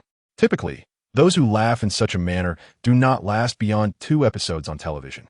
Blood Fiend Spirit paused in surprise. He was not a conventional divine artifact, and such laughter was indeed imposing. "You still have the leisure to critique my laughter. Perhaps you should focus on how to explain your absence to Zhong Huaixing." Xie Rong felt pressured and gasped, pondering how to convey to Zhong Huaixing that he needed to leave for a time. He could think of no suitable excuse until he returned to the courtyard. That night, he suddenly heard Zhong Huaixing say, "My competition has reached the final stage. I shall be leaving the island for a while. Will you accompany me, or remain here to cultivate?"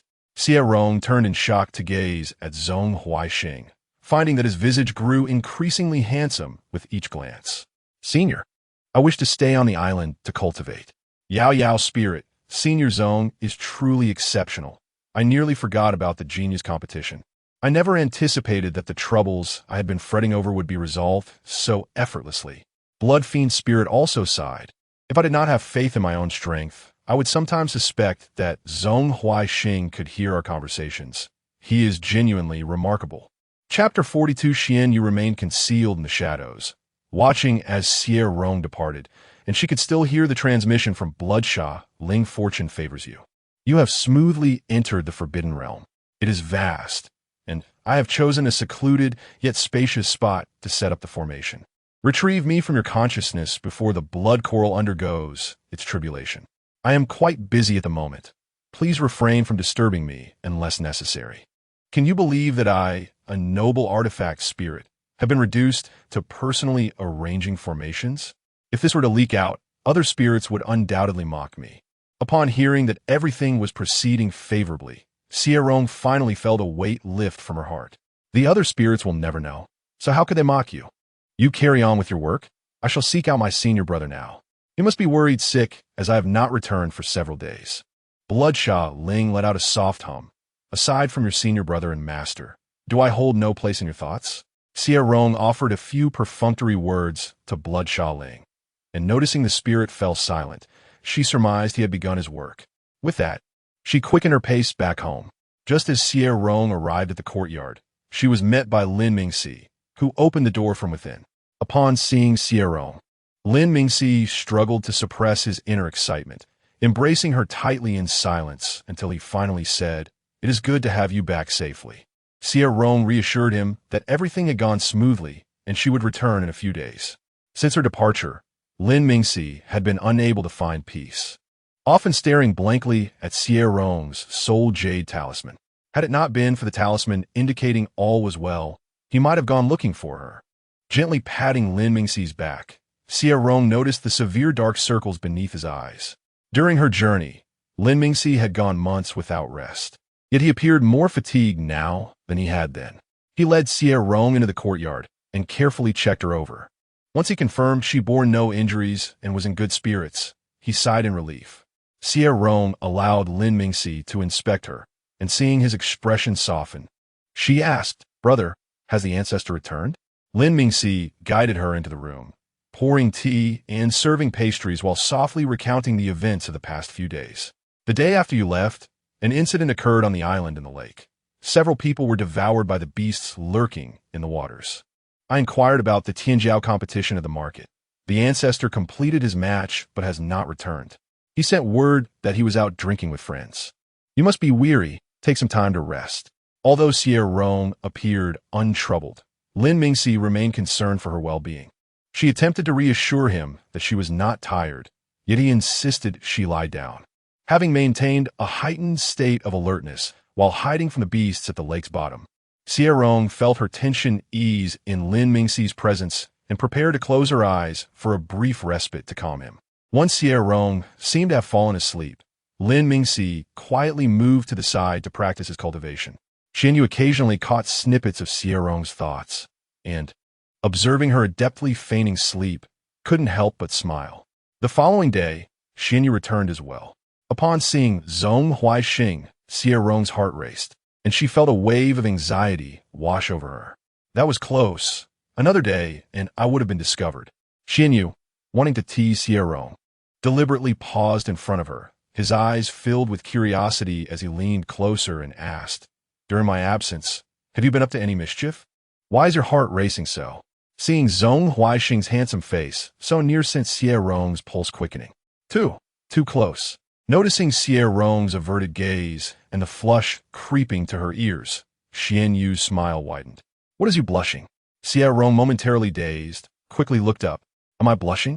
As Xie Rong raised her head, Xuanyue quickly stepped back a bit, realizing that had he not, she would have collided with him. Suddenly aware of how close they had been, Xie Rong felt the heat of Zhong Huaixing's breath against her ear. "Did you wear some fragrant incense? It has a delightful scent of cedar, a rather chilly aroma, not typical of you." Xie Rong felt a mix of helplessness. She was a sucker for good looks, and Zhong Huaixing's visage was tailored to her preferences. At such close quarters, remaining indifferent was a near impossibility. Lin Mingxi, observing the way Xie Rong gazed at Zhong Huaixing, furrowed his brow, filled with concern for her. Did she truly believe she was being discreet?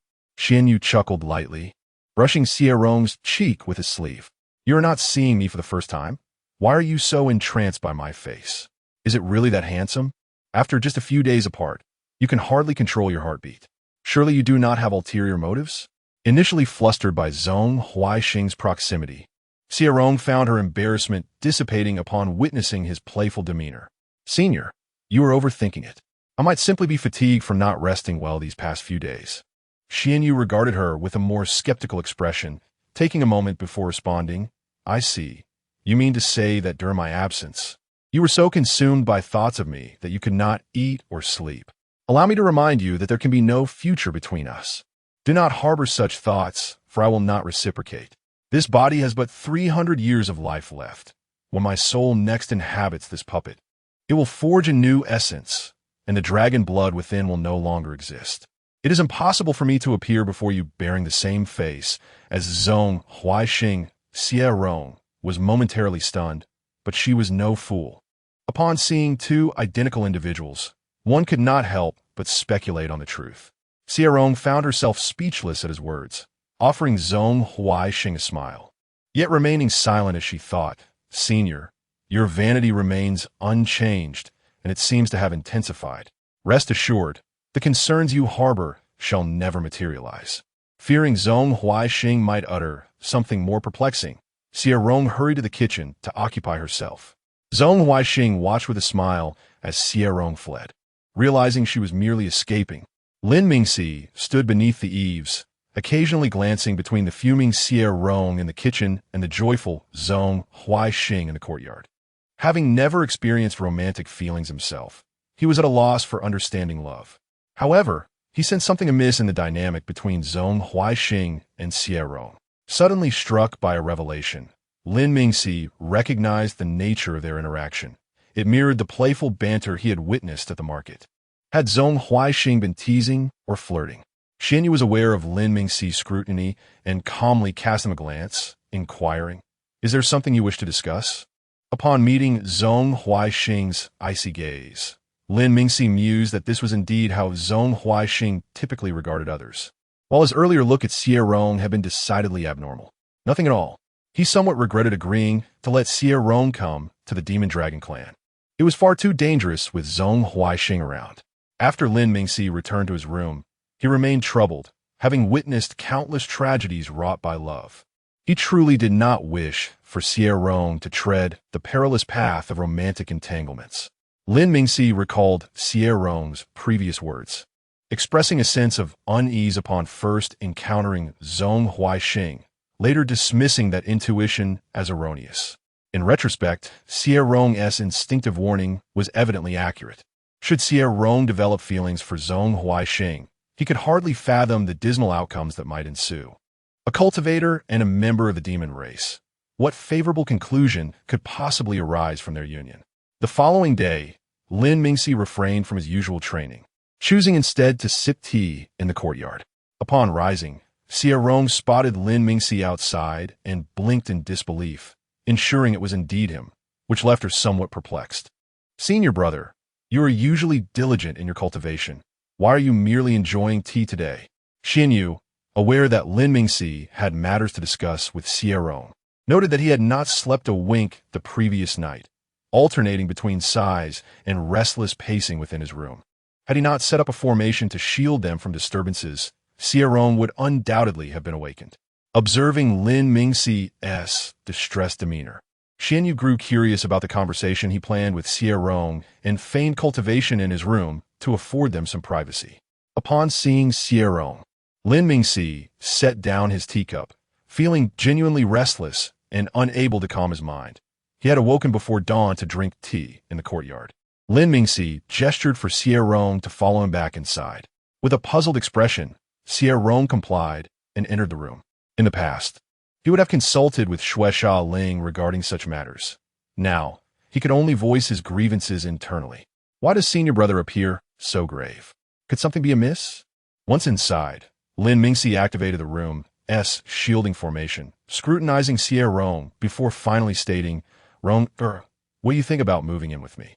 Xie Rong, confused, glanced at Lin Mingxi, noting his serious demeanor, and her expression shifted to one of concern. "Brother, is something wrong?" She suspected that something must have happened. Otherwise, why would he suddenly suggest she move in? Sensing her alarm, Lin Mingxi quickly donned a smile, reassuring her, "Nothing is amiss. I merely wondered if living with the senior might disturb their cultivation." Observing Xie Rong's bewildered expression, he hesitated to shatter this fragile veil of misunderstanding. What if she realized her feelings for Zhong Huaixing and became impulsive out of love? A flicker of doubt crossed Xie Rong's eyes. It seems the senior seldom cultivates. They're often engrossed in studying knowledge jade slips, seemingly focused on learning formations. "I sleep quietly," So how could I possibly disturb the senior? Xie Ling had previously jested that she slept like the dead. With a skeptical look, Xie Rong asked, "Brother, is there really nothing wrong? You seem off today."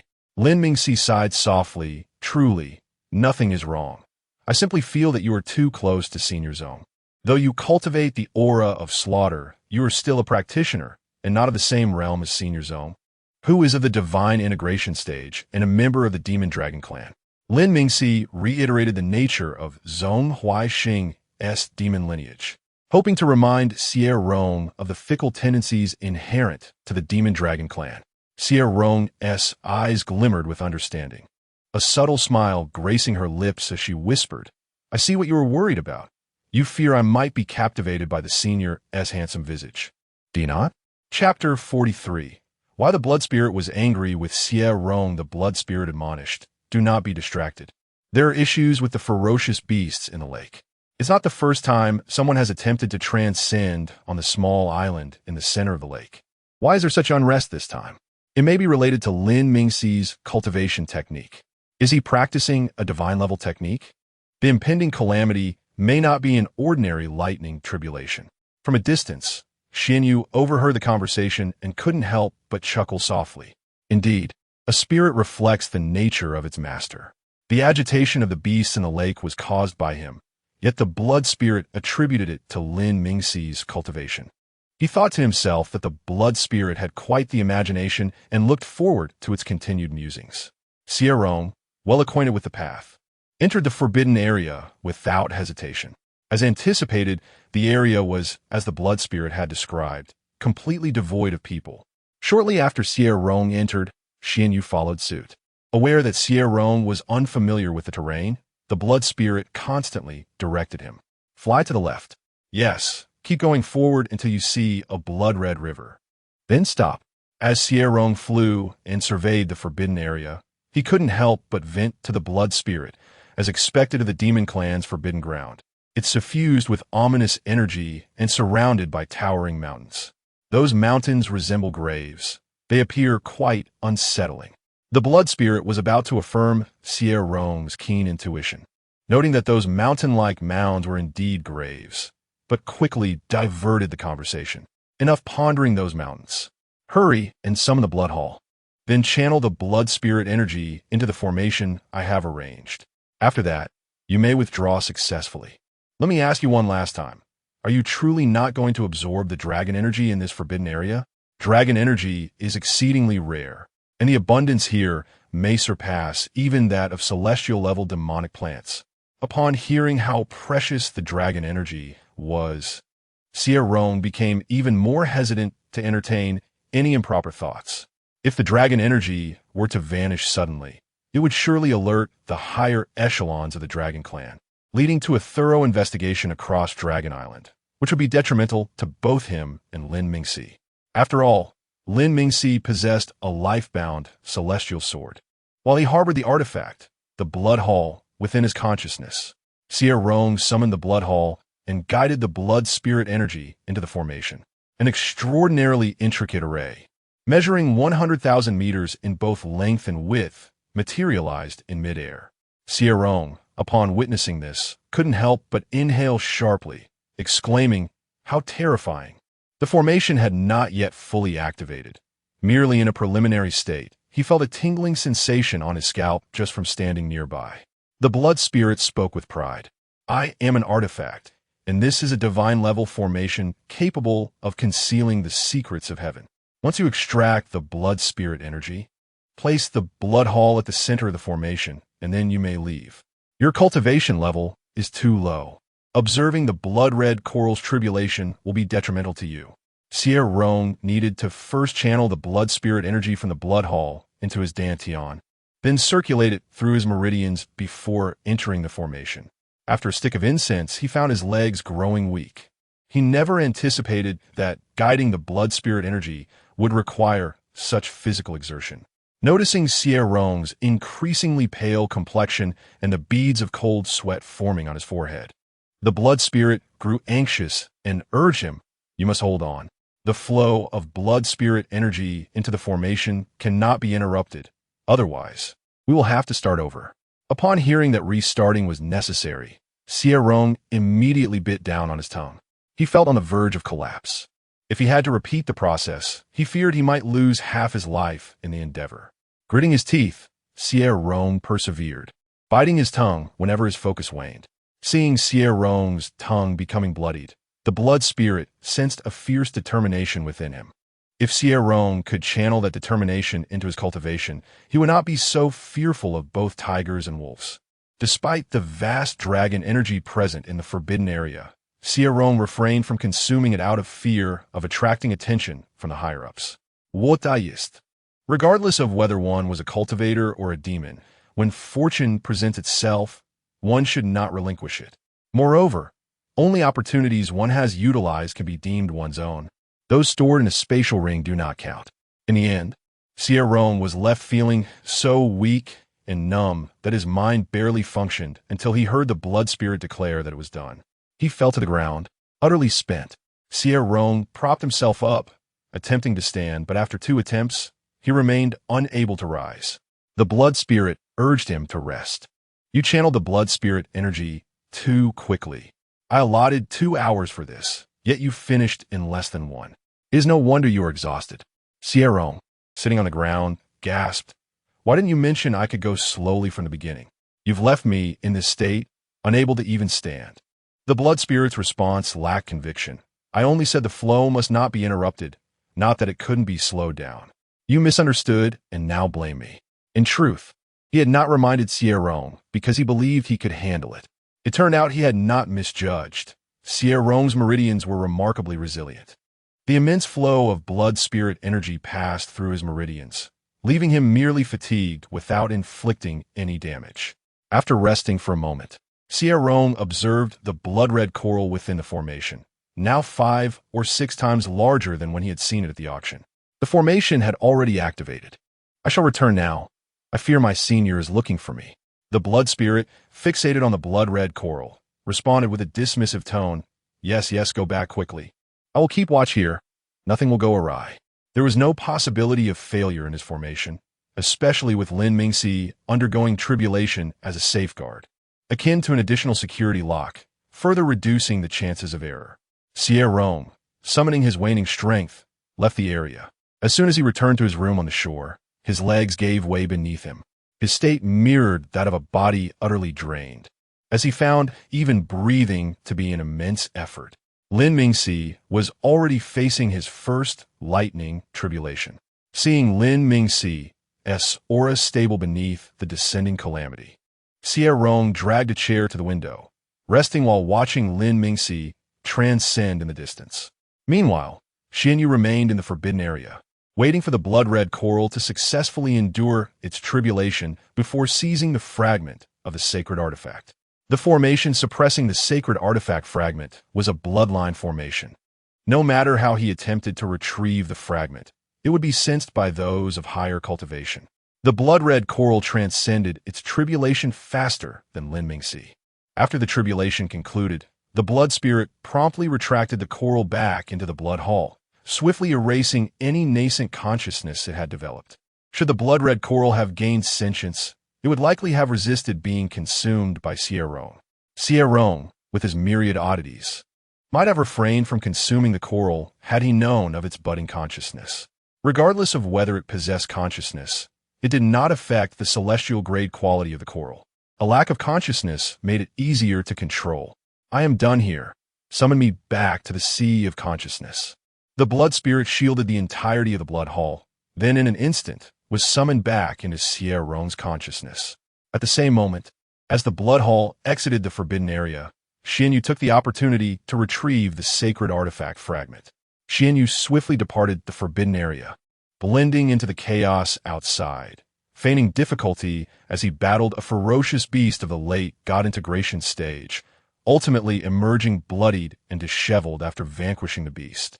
Just as he dispatched the God integration beast, 8 higher beings appeared overhead. Aside from the reclusive Mahayana practitioners, members of the Dragon Clan also emerged from Dragon Island. One of the Mahayana practitioners extended a hand towards the lake, summoning a wisp of soul incense that drifted from its depths. Enraged, He struck down the restless beasts with a single blow, his gaze sweeping over Xuanyue and the others. A practitioner clad in green spoke up, questioning the presence of these young ones, as they lacked the strength to even delve into the lake's depths.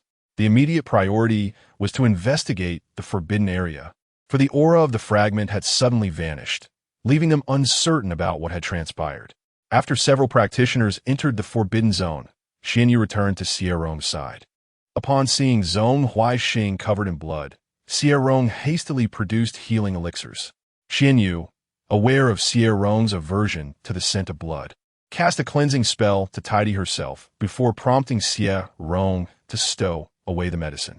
This blood is not mine. It belongs to the beasts of the lake. I've sustained no serious injuries, merely fatigue from prolonged combat. A few high-ranking practitioners arrived unexpectedly, and we are merely waiting for your brother to complete his tribulation while observing the situation. Xie Rong had also caught sight of the earlier practitioners. The oppressive aura of demonic energy felt akin to the foreboding atmosphere preceding a storm, weighing heavily upon his heart. Confused, Xie Rong questioned the blood evil spirit. Did you not say that once I break through to the late golden core stage, you could temporarily conceal your movement? Why then are we still detected by the Mahayana practitioners on Dragon Island? The blood evil spirit replied, equally puzzled. That should not be the case. You were not discovered during the tribulation, so how could they sense you now? The formation has dissipated, and the forbidden area is laden with the pressure of thunder tribulations. Any time reversal artifacts would prove ineffective. They may only ascertain that someone has set up a god-level formation within the forbidden zone, yet they will be oblivious to the type of formation it is. Rest assured, though the source of the error eludes us, those Mahayana practitioners will undoubtedly not trace it back to you. Even if you were to claim that you had entered the forbidden grounds of the Dragon Clan, they would merely regard it as a jest. The formation at the lake's bottom, along with the ferocious beasts, can deter typical tribulation practitioners as a golden core cultivator. Approaching the lake's edge would only render you prey to the beasts. Listening to the blood evil spirit's reassurances, Xie Rong gradually calmed his anxious heart. However, shortly thereafter, an immensely furious consciousness swept across Dragon Island. Panic-stricken, Xie Rong instinctively glanced towards Zhong Huaixing Xuanyue, feigning a grave expression, whispered to Xie Rong, for reasons unknown. The ancestor is angry. Stay close behind me and refrain from wandering or speaking out of turn. Nodding quickly, Xie Rong positioned himself beside Zhong Huaixing. Observing the broad and sturdy silhouette of Zhong Huaixing, he found his own trepidation somewhat alleviated. The blood evil spirit continued to console Xie Rong. Do not frighten yourself. If you behave excessively out of the ordinary, it may inadvertently attract the attention of the Mahayana practitioners. I can help you evade detection from such a sweeping consciousness.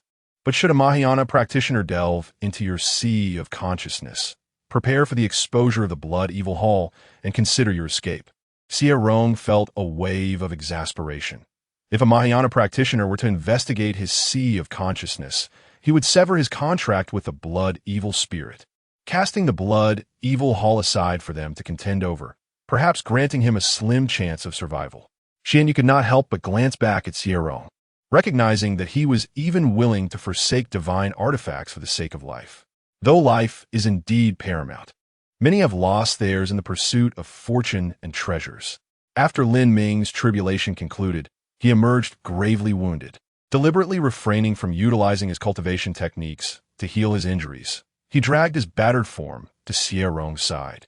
Chapter 44. The blood spirit understood what Xie Rong cherished and deliberately targeted his vulnerabilities, saying, however, if you do not eliminate Zhong Huaixing, and he harbors ill intentions towards you or leaks fragmented information, you may end up endangering Lin Mingxi's life. I know you are a peculiar individual, seemingly indifferent to your own life. But what of Lin Mingxi's life? Do you not value it? Xie Rong's forehead wrinkled into a horizontal line, his agitation manifesting as he paced the room, his mind wrestling with the dilemma of whether to kill or not.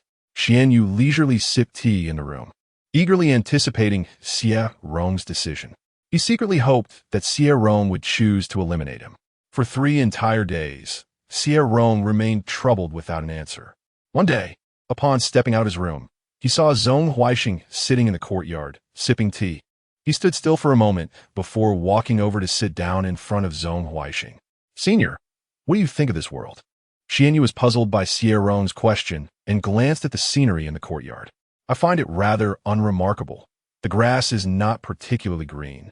The sky lacks blueness, and the water in the river is not very clear." At Xie Rong's words, he suddenly chuckled softly, and when he raised his head to meet Zhong Huixing's gaze, it was filled with a sense of ease and joy. "Yao Ling, I have decided to take a gamble. If I lose, I will dissolve our contract and ask you to ensure my senior brother's safe departure from the demon realm. I know you possess the ability for long-distance teleportation, and the blood coral has restored some of your strength. I have recalled some of your legacy memories." The blood spirit was infuriated. "There are clearly better solutions, yet you choose the worst one. Haven't you been hesitating? Why the sudden change? Killing Zhong Huixing is the safest course of action. What are you truly thinking?" Xuanyue was equally bewildered. He had listened to Xie Rong's thoughts over the past 2 days, which had gradually solidified. Having resolved to kill him last night, why the sudden reversal? Xie Rong, with a complicated mood, spoke to the blood spirit. "I asked Senior for his thoughts on this world. Although you claim it's unremarkable, your world contains green grass, small rivers, and a sky. Yao Ling, can someone who can see such scenery genuinely believe this world to be unremarkable? I simply cannot bring myself to do it. I cannot strike down a person for something that may never come to pass. I am not the king of hell. I do not possess the authority to reap the lives of others.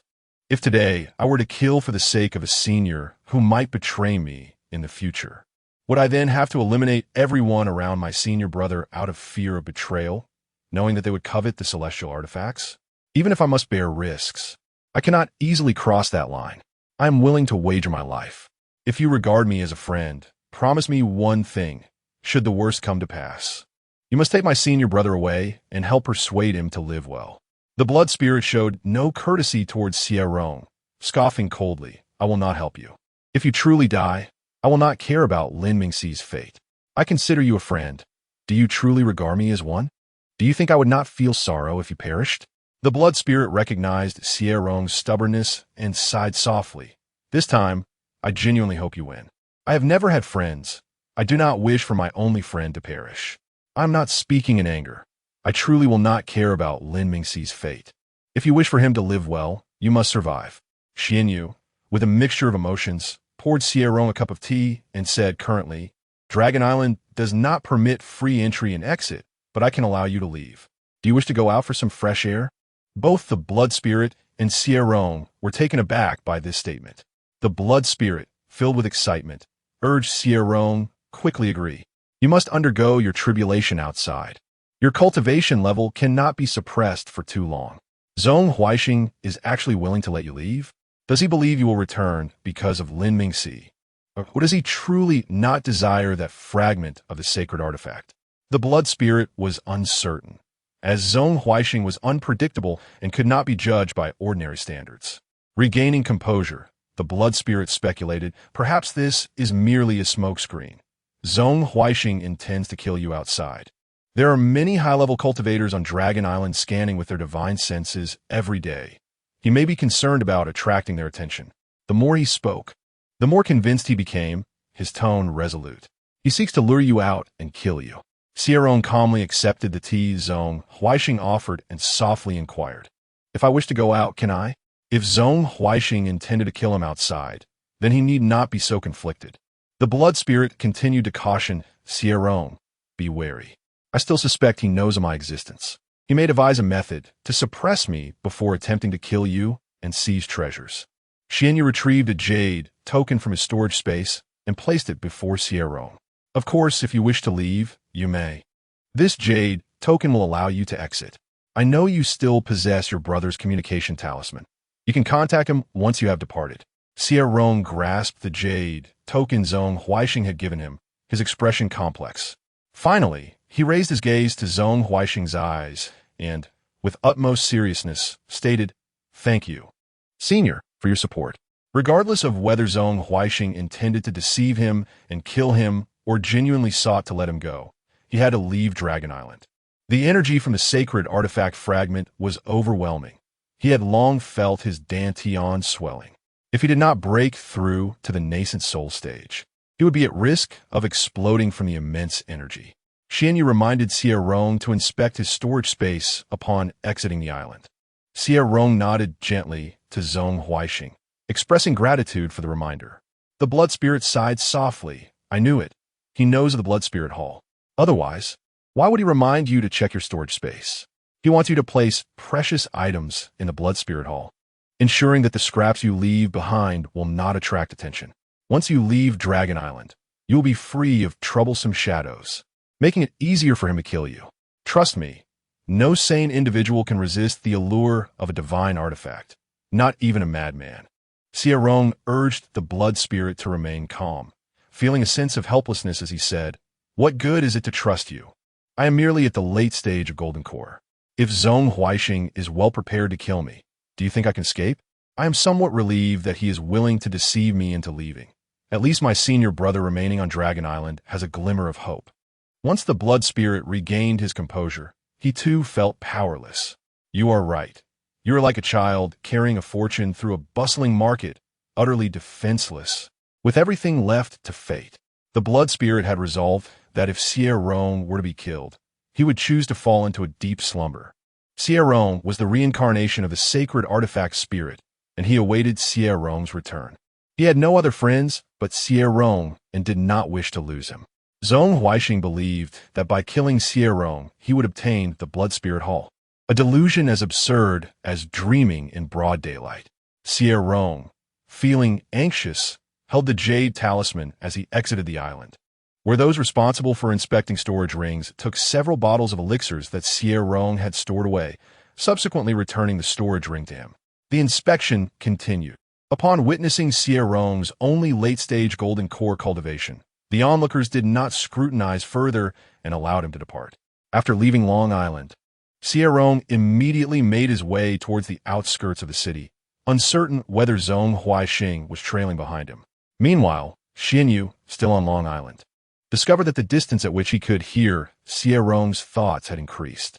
When Xie Rong broke through to the late-stage golden core, this distance remained unchanged. However, once he began to absorb fragments of the sacred artifact, the distance began to expand. Previously, he could hear Xie Rong's thoughts from a distance of 100,000 meters, but now it had grown to 130,000 meters, and this distance continued to increase. He estimated the energy contained within that sacred artifact fragment and predicted that once Xie Rong fully absorbed it, the distance could extend to 250,000 meters. Both Xie Rong and the blood slaughter spirit suspected that he was following closely, fearing he might resort to murder and theft. Xuanyue sighed softly, reflecting on how simple things would be if it were truly as straightforward as killing for treasure. Upon arriving at the city outskirts, the blood slaughter spirit urged Xie Rong to activate the long-distance teleportation talisman.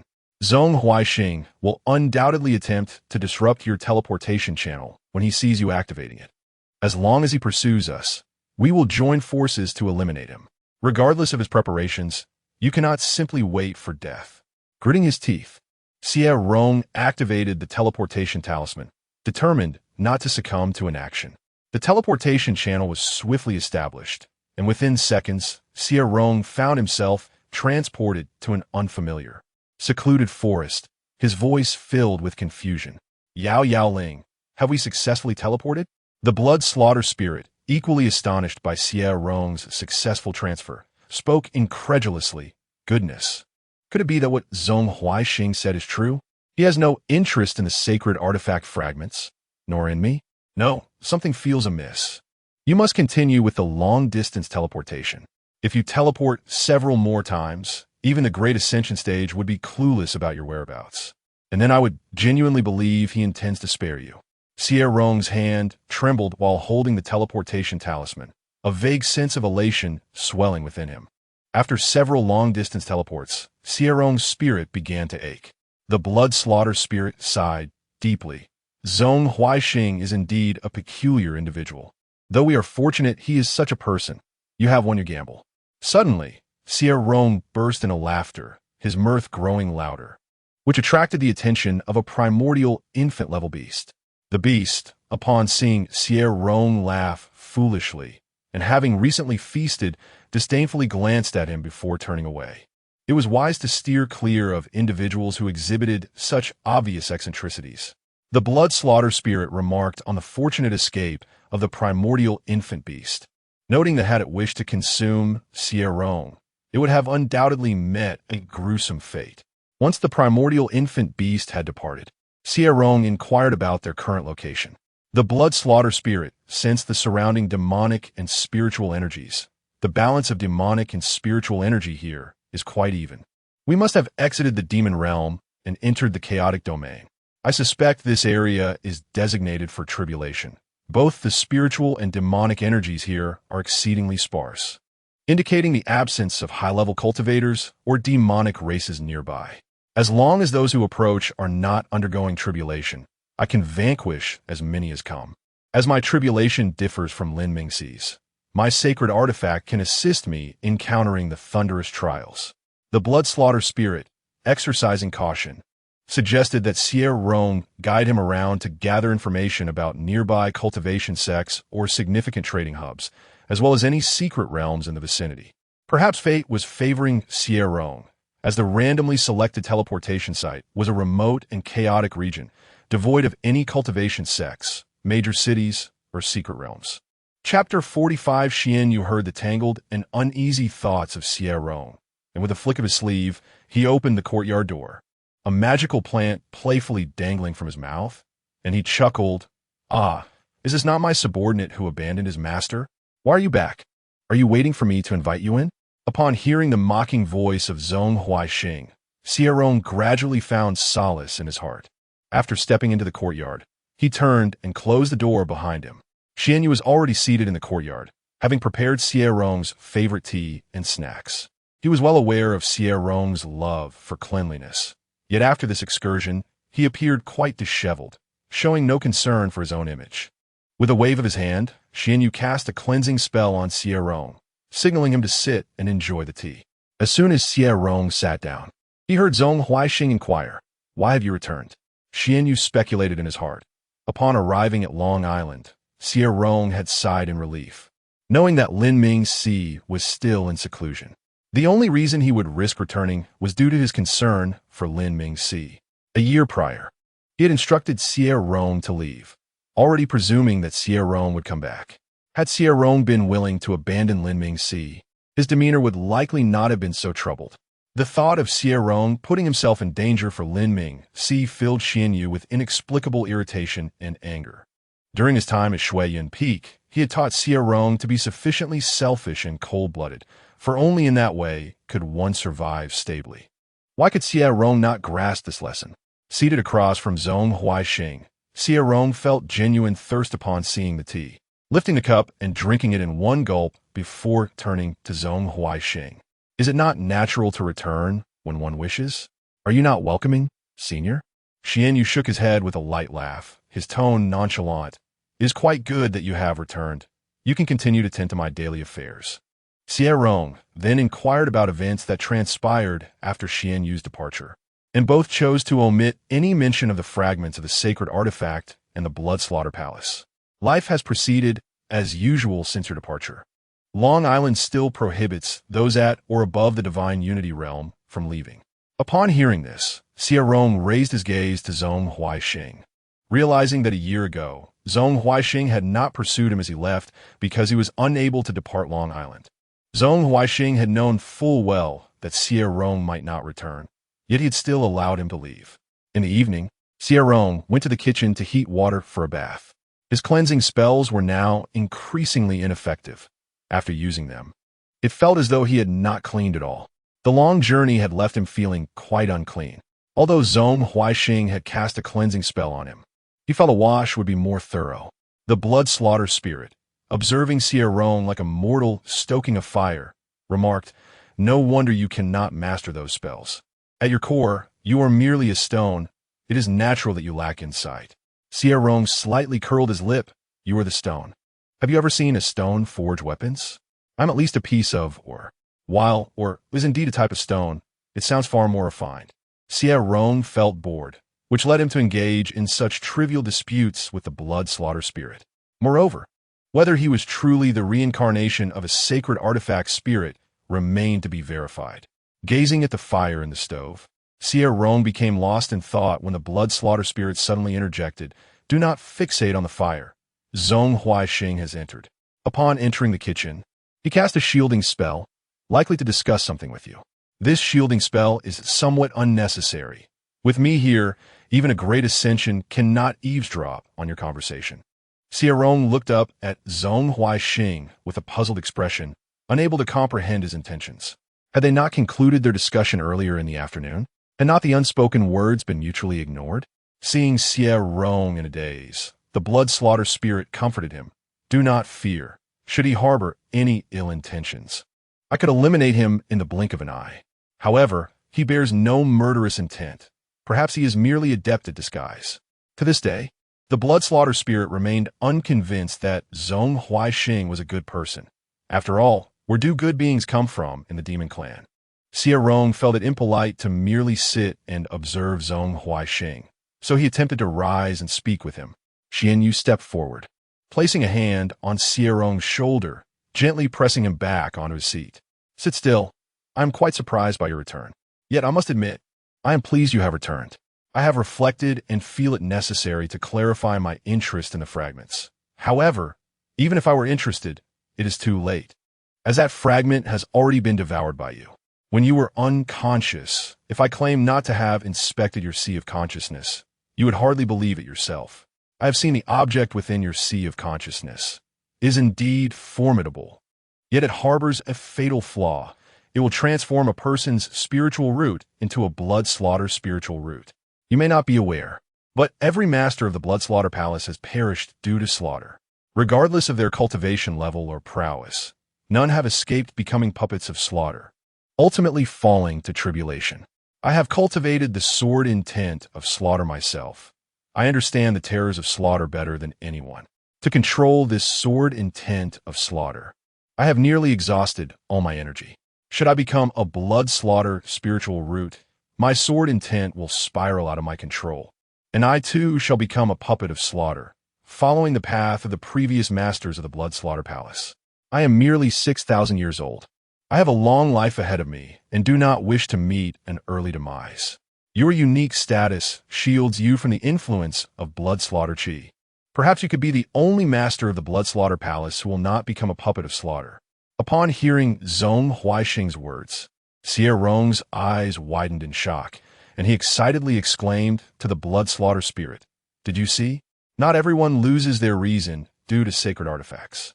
Senior, he and I are kindred spirits. Had you not forcibly bound us, I would not have signed a contract with you." The blood slaughter spirit was quite displeased. Once he emerged, he would incite contention from all sides. He had never been scorned before.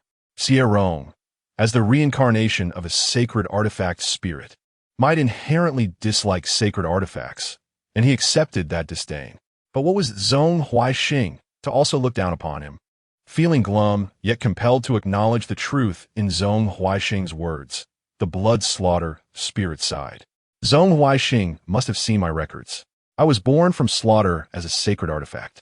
My predecessors became puppets of slaughter due to the influence of blood slaughter chi. But it was their wavering will that led to their downfall. Blood slaughter chi does not transform one into a puppet of slaughter. It is their insatiable thirst for power and greed that ultimately turns them into puppets. For the first time, the blood slaughter spirit regarded Zhong Huaixing properly and remarked to Xie Rong, "This world is vast and varied. All kinds of people exist. If Zhong Huaixing's words are true, then he ought not to have been born into the demon clan. It is truly remarkable that he has grown up in such an environment." Xuanyue gently squeezed Xie Rong's shoulder, instantly calming the tumultuous demonic energy within his soul. He smiled and said, "There is no need to fear or doubt me. Had I desired the blood slaughter palace, I could have taken action when you were unconscious." This statement left the blood slaughter spirit speechless, for when he was stunned by the sacred artifact fragment, Zhong Huaixing had an 80% chance of eliminating Xie Rong to refine him. Resigned to his fate, the blood slaughter spirit sighed. acknowledging that Zhong Huixing truly regarded him with disdain. After making his remark, Xuanyue departed without waiting for Xie Rong's response. He speaks no falsehood. His heart has never been swayed by the blood slaughter palace. Should his cultivated sword intent of slaughter be nourished by the essence of blood slaughter, his reason would ultimately be devoured by the desire to kill. After Zhong Huixing departed, Xie Rong remained in a daze, staring at the kitchen door, then, feeling perplexed, raised a hand to clutch his heart. Yao Ling, why has my heartbeat suddenly spiraled out of control? The blood slaughter spirit was equally puzzled. Why do you ask me? I possess no understanding of human emotions. Zhong Huixing said nothing significant. Why then does your heart race so? Xie Rong furrowed his brow tightly, a look of melancholy washing over his face as he slowly lowered the hand over his heart. It was precisely due to the ignorance of the cause that he felt this disquiet. Xuanyue returned to the room and heard Xie Rong's troubled thoughts, smiling inwardly as he mused, fool. While Xie Rong was unaware of the reason, Xuanyue was acutely aware. For when he gazed upon Xie Rong, his own heartbeat would also become uncontrollable. Xuanyue had no desire to pierce the veil of understanding between him and Xie Rong. For Zhong Huixing could only exist for 300 years. Xie Rong was a person deeply attuned to his emotions. Should he realize the nature of his feelings, he might never escape their grasp in this lifetime. Xuanyue, having done little good throughout his life and having never been truly loved, regarded Xie Rong's affection as the most precious treasure he had ever received. He wished to spare Xie Rong from sorrow upon Zhong Huixing's departure. Xuanyue was reluctant to confront the wretchedness of his own heart. He merely wished for Xie Rong not to fall for Zhong Huixing, for he was Xuanyue, not Zhong Huixing. Xie Rong's heartbeat gradually returned to its normal rhythm, believing himself to have merely been moved by Zhong Huixing, and thus he dismissed any further thoughts of his erratic heartbeat. Life on Long Island returned to its previously languid and mundane state. In the past, he would venture out to dine or partake in a lively atmosphere. Now, he remained confined within the courtyard, scarcely stepping outside. Xie Rong had never realized how much of a homebody he truly was. 3 years passed with each day mirroring the last, yet he found no tinge of boredom, nor did he feel stifled. Senior, how about some sauerkraut fish for lunch today?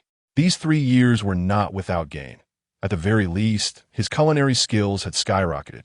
Zhong Huixing, who once dined infrequently, now accompanied him for meals daily, perhaps out of sense of not wanting to waste the food that Xie Rong prepared so generously. Whenever Xuanyue beheld Xie Rong, delight sparkled in his eyes. Your cooking is excellent. I have no particular preferences, he remarked. Xie Rong nodded in agreement, his tone imbued with a proximity he was unaware of. Indeed, Senior, although your tastes lean towards the sweeter side, you truly eat anything, which makes you easy to please. Xuanyue raised an eyebrow at this, pondering whether Xie Rong truly understood the implications of his words. Was he, in fact, being sustained by Xie Rong? He soon broke into laughter, his eyes brimming with joy. Consuming Xie Rong's meals daily, to call himself nourished by Xie Rong seemed hardly an exaggeration. During their meals, Xuanyue adeptly and naturally picked out fish bones for Xie Rong, placing the boneless morsels into his bowl. Xie Rong remained oblivious to any oddity, smiling as he enjoyed his food. Upon learning of his reincarnation as a sacred artifact spirit, Zhong Huixing comforted him, stating that lacking talent in magic was perfectly normal. He then naturally took on certain mundane tasks requiring magical skill, such as removing fish bones. The blood slaughter spirit felt troubled and perplexed. Although he did not fully grasp the complexities of human emotions, he sensed that Xie Rong's interactions with Zhong Huixing over the years seemed somewhat amiss. He had cautioned Xie Rong, yet Xie Rong merely insisted that this was the nature of friendship. Chapter 46 Blood Fiend Spirit felt an unshakable anger. Even if I may not comprehend human emotions, I am aware that there might be issues between you and Zhong Huixing. You fail to recognize it yourself, and still believe you share a friendship. Where can one find friends who interact in such a manner? Xie Rong saw nothing amiss. In his previous life, he shared everything with his roommates, even their wardrobes. Blood Fiend Spirit had simply never witnessed such camaraderie, leading him to believe it was non-existent. In the center of the square, Xuanyue overheard the conversation between Xie Rong and Blood Fiend Spirit, suddenly letting out a light laugh. Xie Rong's continued misunderstanding was beneficial. It allowed him to manage his own emotions. Blood Fiend Spirit had already sensed the underlying issues, and once Lin Mingxi emerged from seclusion, it would be evident to him what was transpiring between Xie Rong and himself. Zhong Huaixing's lifespan was merely 300 years. He possessed knowledge of the locations of several fragments of sacred artifacts, which he intended to retrieve for Xie Rong. The more sacred artifact fragments Xie Rong consumed, the stronger his capacity to suppress evil would become. Blood Fiend Spirit had taken note of a casual remark. If Xie Rong devoured enough fragments, could he not become the first living artifact in this realm? Currently, Blood Fiend Spirit found himself powerless against Xie Rong. However, enhancing Xie Rong's strength and cultivation was undoubtedly advantageous. With just over 2,000 years of life, Xie Rong's time was still too brief. As Xuanyue became lost in thought while observing Qi unleash forbidden techniques, he swiftly drew his sword with a grin, making a gentle slash forward. A flash of sword light appeared, and Qi looked on in disbelief as his heart was pierced by the sword intent. Zhong Huaixing's sword intent was extraordinarily swift. By the time Qi realized what had occurred, it had already penetrated his heart, leaving him no time to evade. In the next moment, Xuanyue appeared before Qi, firmly driving the sword into Qi's dantian, allowing the murderous sword intent to erupt within, instantly obliterating Qi's spiritual roots. Qi's eyes brimmed with resentment. Why was he so powerful? Why, despite practicing forbidden techniques, could he not prevail against Zhong Huaixing? This was not how it was meant to be. Why had it come to this? Xuanyue's voice was cold as he transmitted to Qi. Those who dare to touch him shall perish. Upon hearing that word perish, the murderous sword intent surged into Qi's sea of consciousness, swiftly annihilating his soul. In his final moments, Qi turned to the crowd and caught sight of Xie Rong's exceptionally beautiful eyes. In that moment of clarity, he realized that perhaps the moment he desired Xie Rong's gaze, his demise was already predestined. The previous match had also been orchestrated by Zhong Huaixing. All for today's outcome. Qi harbored many regrets, but ultimately, they all faded away. Xuanyue smiled as he withdrew his sword, disdainfully flicking the blood off the blade before casting a glance at Xie Rong through the crowd, offering him a smile. Following Xie Rong's sentiments, he had ensured that Qi was sent to reincarnation, freeing Xie Rong from any lingering attachments. Xuanyue acted with such swiftness and decisiveness that the two great ascendants surrounding them could not rescue Qi in time. One ascendant communicated telepathically with another. Qi has practiced forbidden techniques and succumbed to inner demons. He is no longer worth cultivating. Let's allocate his resources to Zhong Huaixing. The other ascendant remained silent, clearly in tacit agreement. In the 8th year of Lin Mingxi's seclusion, he finally stabilized his cultivation and emerged. The spirit of the immortal sword nurtured in his dantian gradually matured, and Lin Mingxi named the sword Wuxuan. As Lin Mingxi exited his room, he found Xie Rong in the kitchen preparing sweet and sour ribs, a dish favored by Zhong Huaixing, when he suddenly heard Blood Fiend Spirit's voice. Your senior brother has emerged. Upon hearing this, Xie Rong disregarded everything and rushed outside, seeing Lin Mingxi standing in the courtyard. He ran towards him, exclaiming, "Brother, you have finally emerged." Lin Mingxi extended his arms, catchingly embracing Xie Rong, lifting him as one would a small child, commenting, "You seem a bit heavier." Xie Rong laughed at Lin Mingxi's antics, his eyes sparkling as he gazed at Zhong Huaixing, who leaned against the door with a playful smirk. "It's all your senior's fault. 3 meals a day are all meat. It's hard not to gain weight." After releasing Xie Rong, Lin Mingxi gently nodded at Zhong Huaixing, expressing gratitude for his care over these years. Xuanyue, overhearing Lin Mingxi's words, felt immediate irritation. Lin Mingxi's statement implied he was an outsider. Aware that Zhong Huaixing held no fondness for him, Lin Mingxi noted Zhong Huaixing's sudden cold demeanor, yet felt nothing was amiss.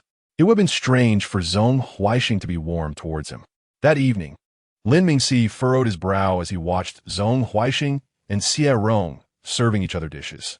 Blood Fiend Spirit was elated, Lin Mingxi has finally emerged. He must surely see the discrepancies in your relationship with Zhong Huaixing. You do not heed my counsel. Surely you cannot disregard Lin Mingxi's? Now that Lin Mingxi has emerged, shall you not devise a way to leave Dragon Island? Dragon Island forbids those at the divine integration stage and above from departing. Lin Mingxi, being at the spirit division stage, may leave, and you, at the nascent soul stage, may also depart. You often said, there is no banquet that does not end. Xuanyue, upon hearing Blood Fiend Spirit advise Xie Rong to leave, noticed Xie Rong's hesitation and placed a piece of rib into his bowl, smiling as he inquired, "What plans do you and your brother have?" In the short span of half a day, Lin Mingxi had already perceived the unnatural dynamic between Xie Rong and Zhong Huaixing. Xie Rong was clearly beginning to depend on Zhong Huaixing, even accepting food served by him, which was not a favorable sign. However, he saw the confusion in Xie Rong's eyes, likely stemming from unrecognized affection. Lin Mingxi was puzzled as to why Zhong Huaixing did not address this unspoken tension. Yet he found Xie Rong's current state advantageous, interjecting, "My brother and I had previously agreed that after I stabilized my cultivation, we would leave the demon realm. I am grateful for your care during this time." Upon thinking of leaving, a wave of reluctance washed over Xie Rong as he turned to Lin Mingxi and said, "Brother, Dragon Island currently prohibits entry and exit." Blood Fiend Spirit scoffed, "Do not use the prohibition of Dragon Island as an excuse. You clearly do not wish to leave. Lin Mingxi's cultivation is now stabilized. He possesses the immortal sword in his dantian, and you have the Blood Fiend Hall in your sea of consciousness. Dragon Island is routinely scanned by ascendants. Remaining here poses the greatest danger. Why not depart? Are you intending to stay for Zhong Huaixing?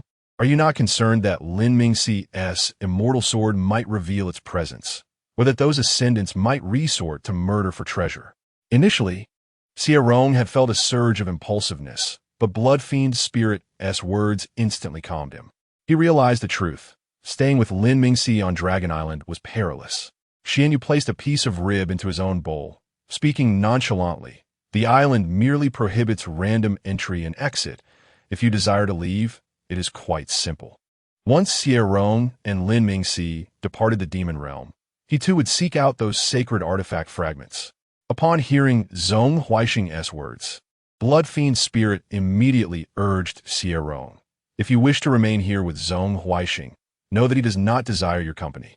I do not believe you cannot discern his subtle hints urging your departure." Xie Rong remained silent, slowly placing down his chopsticks.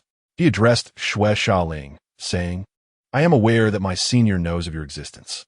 Like you, he believes my stay on the island is perilous, which is why he advised me to leave. My senior truly cares for me, hence his counsel to depart." This statement left Xue Shaoling without rebuttal. The very fact that Zhong Huaixing was willing to let Xie Rong leave once more affirmed his genuine intentions. That evening, Xuanyue finished all the dishes prepared by Xie Rong, knowing that it would be challenging to savor his cooking again in the future. Li Mingxi, observing the way Xie Rong gazed at Zhong Huaixing, felt a surge of unease and steadied himself by grasping Xie Rong's wrist beneath the table.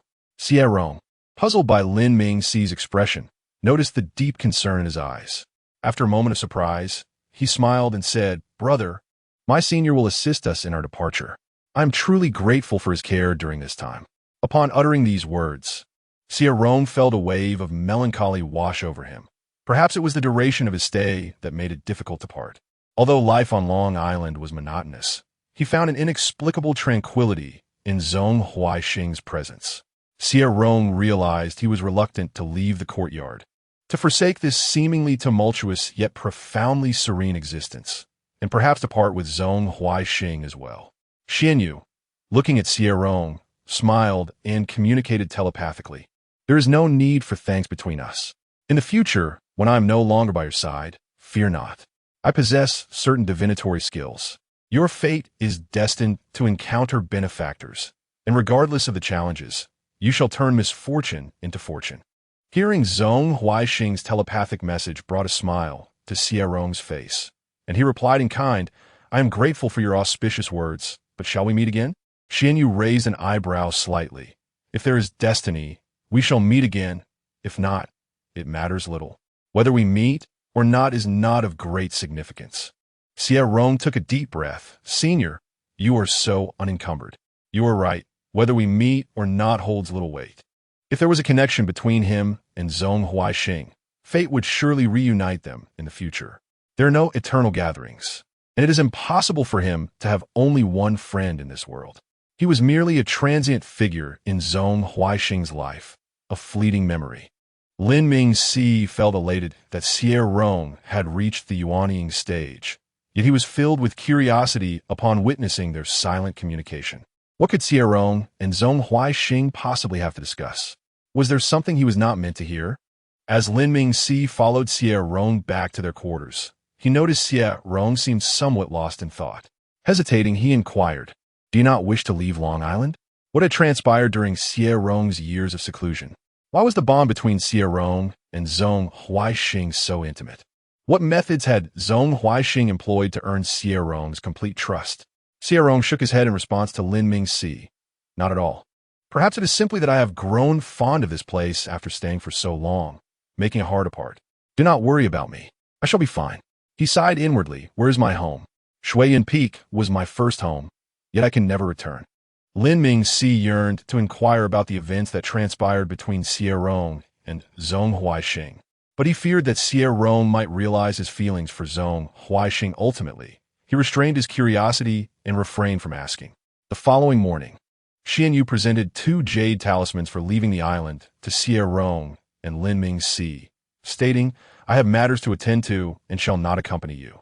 Lin Mingxi, eager for Zhong Huaixing to vanish from Xie Rong's sight, immediately brightened at the news that Zhong Huaixing would not be seeing them off. "We would never dare to trouble our senior. There is no need for your concern regarding our departure." Chapter 47. After Lin Mingxi and Xie Rong entered, the innkeeper personally came out to welcome them. "Please, esteemed guests, ascend to the upper floor. The private rooms above are more tranquil and comfortable." Lin Mingxi understood that the innkeeper wished to establish a good rapport with him, considering they were neighbors. Furthermore, Xie Rong would likely be wandering around the town for leisure in the days to come. With a gentle nod, he led Xie Rong upstairs. As Xie Rong perused the menu, he paused when he spotted sweet and sour ribs. Noticing Xie Rong's distraction, Lin Mingxi glanced at the menu and inquired, "Is there something amiss with the dishes?" The innkeeper, visibly anxious, hurried to explain, "Rest assured, our establishment sources its ingredients from the freshest supplies.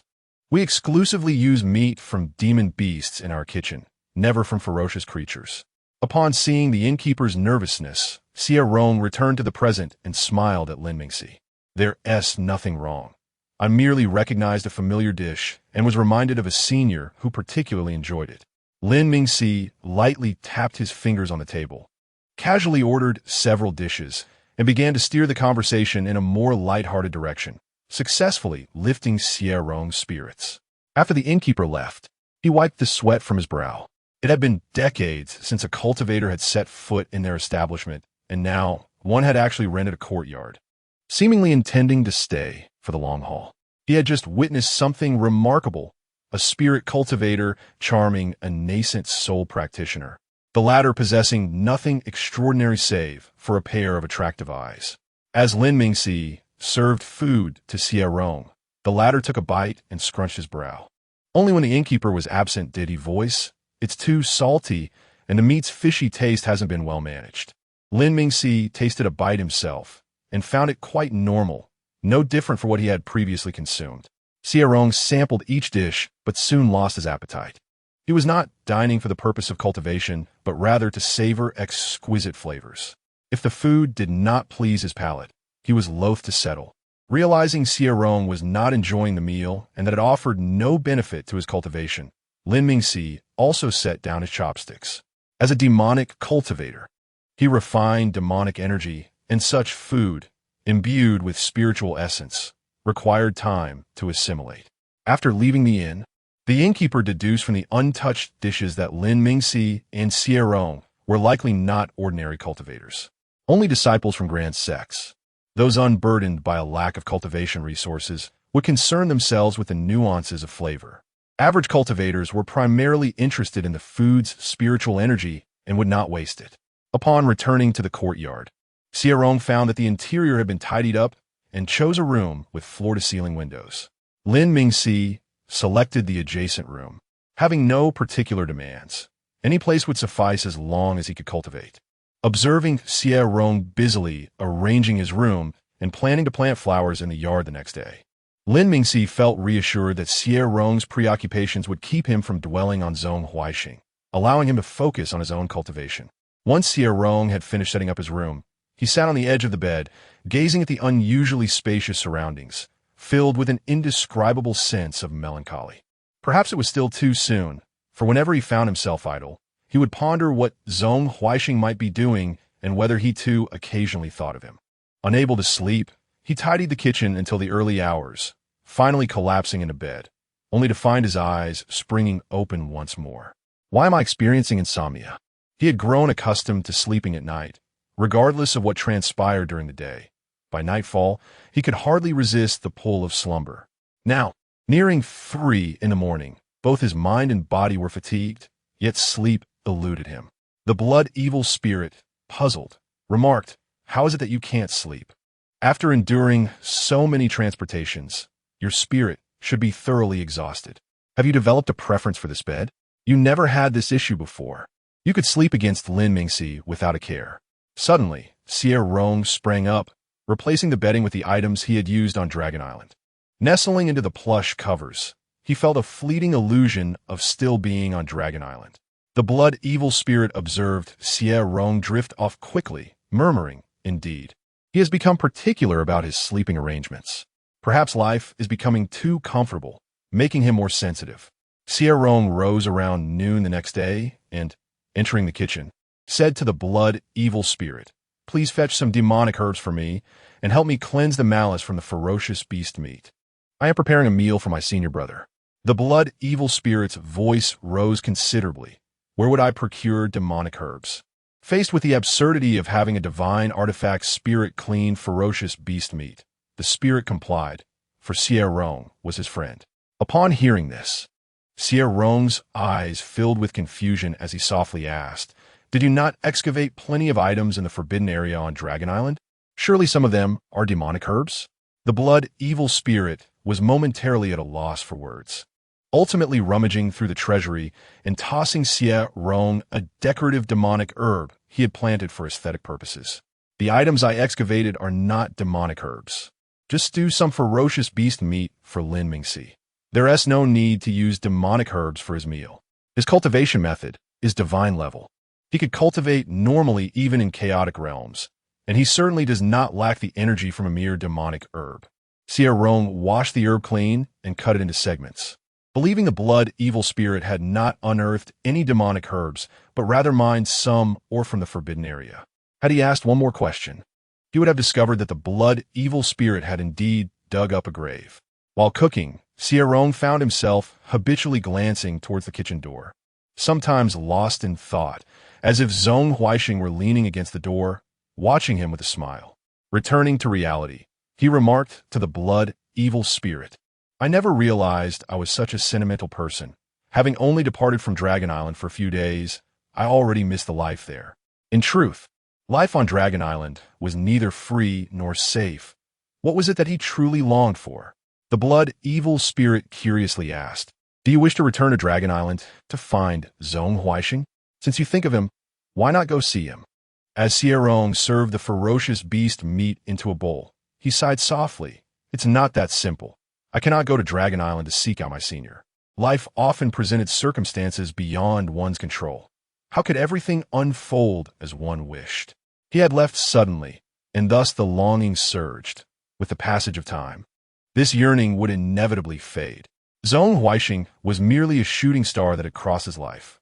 He would reminisce and feel joy, but would not seek to capture that star, for grasping it was simply impossible. At noon, when Lin Mingxi tasted the meal prepared by Xie Rong, he understood why Xie Rong had been unable to eat the inn's food. The inn's offerings were merely edible compared to Xie Rong's culinary skills. As Lin Mingxi ate, he listened to Xie Rong's plans for the courtyard, his eyes reflecting a gentle smile. "Feel free to modify it as you wish. No need to cook for me daily. I can manage with an occasional meal." The blood evil spirit reminded Xie Rong, Lin Mingxi's dining with you hinders his cultivation. He is already sacrificing his training time to spend moments with you. Xie Rong, already aware of this without needing the spirit's prompting, urged Lin Mingxi to focus on his cultivation. I possess a communication talisman. Should anything arise outside, I will inform you. Brother, concentrate on your training and do not waste any more time on me. I assure you, I am well. What could possibly be wrong with him? It was merely a sense of emptiness within. As Xi gazed upon the smile gracing Xie Rong's face, thoughts of her never returning to Long Island, perhaps never to meet Zhong Huaixing again in this lifetime, diminished the worries within her heart. Lin Mingxi, before retreating to his room for cultivation, repeatedly cautioned her not to hesitate in disturbing him should any matters arise. Xie Rong, finding Lin Mingxi's admonitions overly verbose, nearly pushed him away to pursue his practice. Once Lin Mingxi had immersed himself in his cultivation, Xie Rong rolled up her sleeves, preparing to tidy the flower bed and plant flowers. The blood fiend spirit, observing Xie Rong laboring, voiced a gentle admonition. Why not hire someone with a few spirit stones to handle the tidying? Why must you take on this menial task yourself, when you have always despised such dirty and laborious work? Pulling weeds from the flower bed and casting them aside, Xie Rong responded, as you mentioned, hiring someone requires spirit stones. I can manage this myself at a leisurely pace. In truth, she found the days in the small town to be overly long, and with no tasks at hand, time felt excruciatingly slow. The blood fiend spirit perceived Xie Rong's idleness, astonished that she would scrimp on a few spirit stones. The hours spent weeding the flower bed could have been employed in hunting, potentially reaping hundreds of times the spirit stones. By evening, Xie Rong had cleared the flower bed of weeds and ventured to the town's trading market to procure ingredients. The marketplace bustled with activity, selling talismans, magical artifacts, and a plethora of various demon beasts, both dead and alive. The vendors of demon meat, mostly golden core cultivators, dared not quote exorbitant prices to Xie Rong. While she was unfamiliar with market values, she possessed a knack for bargaining. Whenever a price was offered, she would suggest a lower figure. Noticing the pained expressions on the sellers' faces, she felt assured that she had not overpaid. Over the span of half a month, Xie Rong leisurely tended to the flower bed each day. Her life transformed into a routine, visiting the trading market each evening for ingredients or to see if there were any overlooked treasures. Though the items she purchased were of no personal use, she derived immense satisfaction and joy from acquiring something worth 100 spirit stones for merely 10. Once the flower bed was in order, Xie Rong turned her attention to the courtyard. She excavated a small pond to plant lotus flowers and constructed a pavilion in the corner for tea and relaxation. Upon surveying the courtyard, she realized there was little left to occupy her time. With a sudden abundance of leisure, a sense of restlessness enveloped her. Eventually, she strolled through the town, visiting the tea house to listen to tales of the various happenings in the realms of cultivation and demonic entities. Thus, Xie Rong's life settled into a rhythmic pattern, with thoughts of Long Island and Zhong Huaixing only surfacing in the quiet of the night. Initially, the patrons of the tea house regarded her with trepidation, but gradually they recognized her as a spirited observer with a penchant for conversation, and familiarity blossomed among them. Lin, esteemed elder, back again for tea? Is it the usual fare? The tea house attendant greeted Xie Rong with a smile. She returned the gesture with a nod and settled into her customary seat. Regardless of the crowd, that particular spot remained unoccupied, as no one dared to take it. After all, the only divine transformation cultivator in the town was her brother. News within the realm of cultivation spread rapidly, with discussions of significant events echoing even in the most remote corners. Today, the topic of conversation centered on the Dragon Demon clan. Xie Rong raised an eyebrow upon hearing. As someone nearby inquired curiously, Elder Lin, what is your perspective on the Dragon Demon clan's loss of the sacred artifact fragment? It is said that the fragment has been missing for over a decade, with Long Island previously under a semi-sealed state. It seems a major figure has fallen, prompting this news to circulate. Chapter 48, Gu Xingchen lightly laughed as he looked at Xie Rong and inquired, when did you acquire an elder brother? I was completely oblivious. For years, he had been desperately searching for Lin Mingxi's whereabouts, yet he had received no news. Over a decade ago, he had discovered an image of Xie Rong in the cities surrounding Yinqing sect, and later learned that Xie Rong was accompanied by an elder brother, whom he had confirmed at great expense to be Lin Mingxi. Lin Mingxi had destroyed the communication jade talisman he had given, unwilling to maintain any connection. Yet he had remained by Xie Rong's side, which fueled his anger. The more he smiled at Xie Rong, the more he yearned to eliminate him. Upon hearing that Gu Xingchen was Xie Rong's second senior brother, the patrons of the tea house collectively sighed in relief. Xie Rong was such an amiable person. Surely, his second senior brother would be equally easy to get along with, especially since he always wore a smile. Gu Xingchen was already aware that Lin Mingxi resided in town and knew he seldom ventured outside, engrossed in his cultivation. He was in no rush, gesturing for Xie Rong to sit beside him. He had returned to the sect once, and Lin Mingxi and Xie Rong had not returned since, having resided in this remote and chaotic small town for over a decade. He feared something might have gone awry. He intended to clarify these matters before visiting Lin Mingxi. As Xie Rong approached Gu Xingchen, the voice of Bloodshot Ling cautioned him seriously, "Your second senior brother is not simple. He is brimming with hostility. He might be a hidden threat." The Xie Rong of the past had been unable to discern people's intentions, but he was no longer the naive individual he once was. Although Gu Xingchen wore a smile, it was insincere and hollow. When Xie Rong first laid eyes on Gu Xingchen, he felt an unsettling sensation, as if a venomous serpent was fixated upon him. That instinctive feeling could not have been mere illusion. Xie Rong's heart was filled with wariness towards Gu Xingchen, yet his expression remained unchanged. As he had grown significantly over the years, Gu Xingchen poured a cup of tea for Xie Rong, then asked, "What brings you to settle here? Was your senior brother injured? If not for an injury, why would they linger in such chaotic territory?" Xie Rong promptly shook his head, asserting that his senior brother was unharmed. However, he could not disclose the reason for their stay to Gu Xingchen. The townsfolk were unaware that Lin Mingxi was a demon cultivator or that he trained in malevolent energy. They merely speculated in the shadows that they remained here to evade enemies. Upon hearing that Lin Mingxi was unharmed, Gu Xingchen breathed a sigh of relief and continued to question Xie Rong. "What transpired after you departed with your master? Why did he announce his seclusion upon returning? How did you encounter your senior brother? And how did he become your elder brother?" Gu Xingchen's barrage of inquiries left Xie Rong at a loss for words. Noticing Xie Rong's silence, Gu Xingchen took a sip of tea, recognizing that the bustling atmosphere was not conducive to conversation. "Take me to your residence," he insisted. "I am weary from travel, and it would be no trouble to stay temporarily."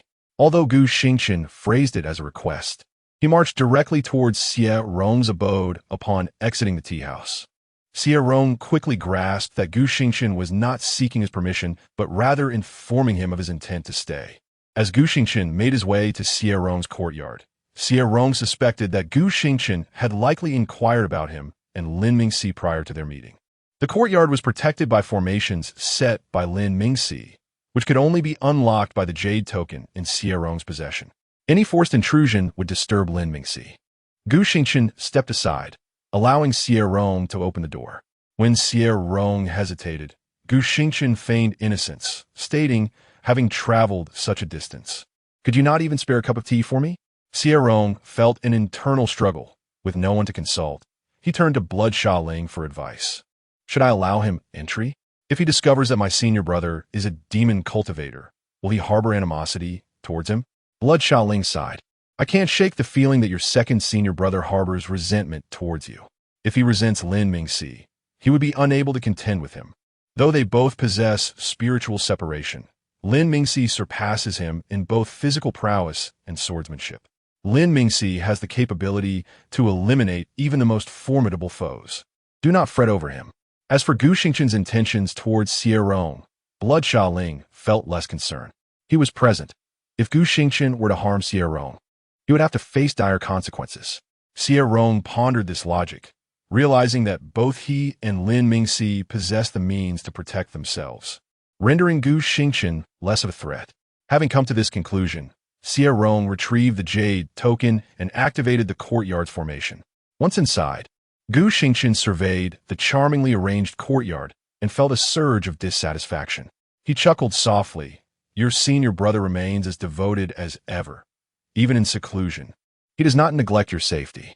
He tethered the courtyard's formation to himself, unbothered by the risk of being disturbed during his cultivation. Xie Rong bit his lip, remaining silent, thinking that Lin Mingxi, being a demon cultivator, had little to fear from losing control. Gu Xingqian scanned the courtyard and selected an unoccupied room for his stay. Feeling awkward in Gu Xingqian's presence, Xie Rong suggested, Second senior brother, why don't you rest for a while? I shall prepare some food. Although beings of the divine realm do not require sustenance, Xie Rong occupied himself in the kitchen out of sheer boredom. Gu Xingqian did not hide his disdain towards Xie Rong while in the room, his expression betraying his feelings. A grown man bustling about the kitchen was hardly impressive. Xie Rong deliberately took his time in the kitchen, wishing to avoid Gu Xingqian's company. He had been unable to answer any of Gu Xingqian's previous questions. In the evening, Xie Rong laid out the meal in the center of the courtyard and called for Gu Xingqian to join him. Blood Ling remarked, You resemble a servant.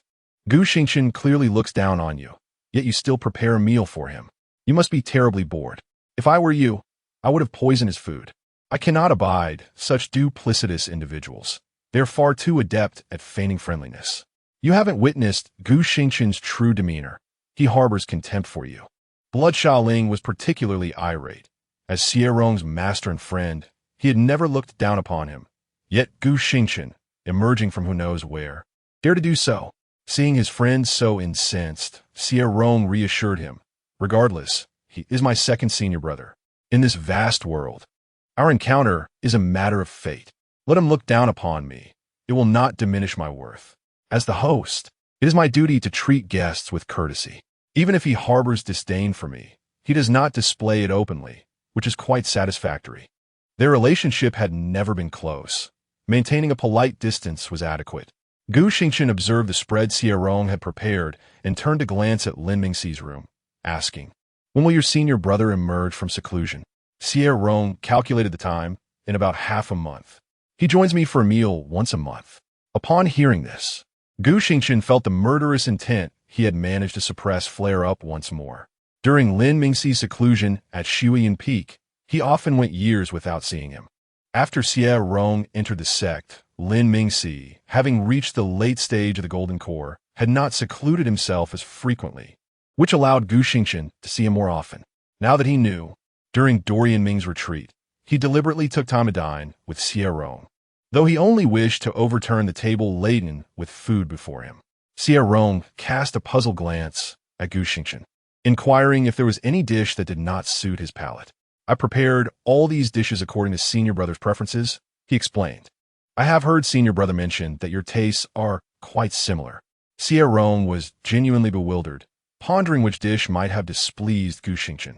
Gu Xingqian regarded the table with a frigid gaze, the veins in his hand tightening around the chopsticks, as if he might indeed flip the table. Just as he felt his temper on the verge of eruption, the realization that Lin Mingxi remembered his tastes brightened his mood. Xie Rong found Gu Xingqian's behavior rather peculiar. One moment he appeared ready to create a scene, and the next, he exhibited a joyful demeanor as he ate. Upon tasting the first dish, Gu Xingqian glanced at Xie Rong and remarked, Your culinary skills are commendable. Lin Mingxi's companionship with Xie Rong seemed less about the latter's company and more a desire for the exquisite dishes. This thought calmed Gu Xingqian considerably. He was not adept at cooking. The inclination to do so had yet to manifest in his mind. If Lin Mingxi had a passion for gourmet food, would it not be too late for Gu Xingqian to learn? After finishing his meal, Gu Xingqian revisited a question he had previously posed in the tea house.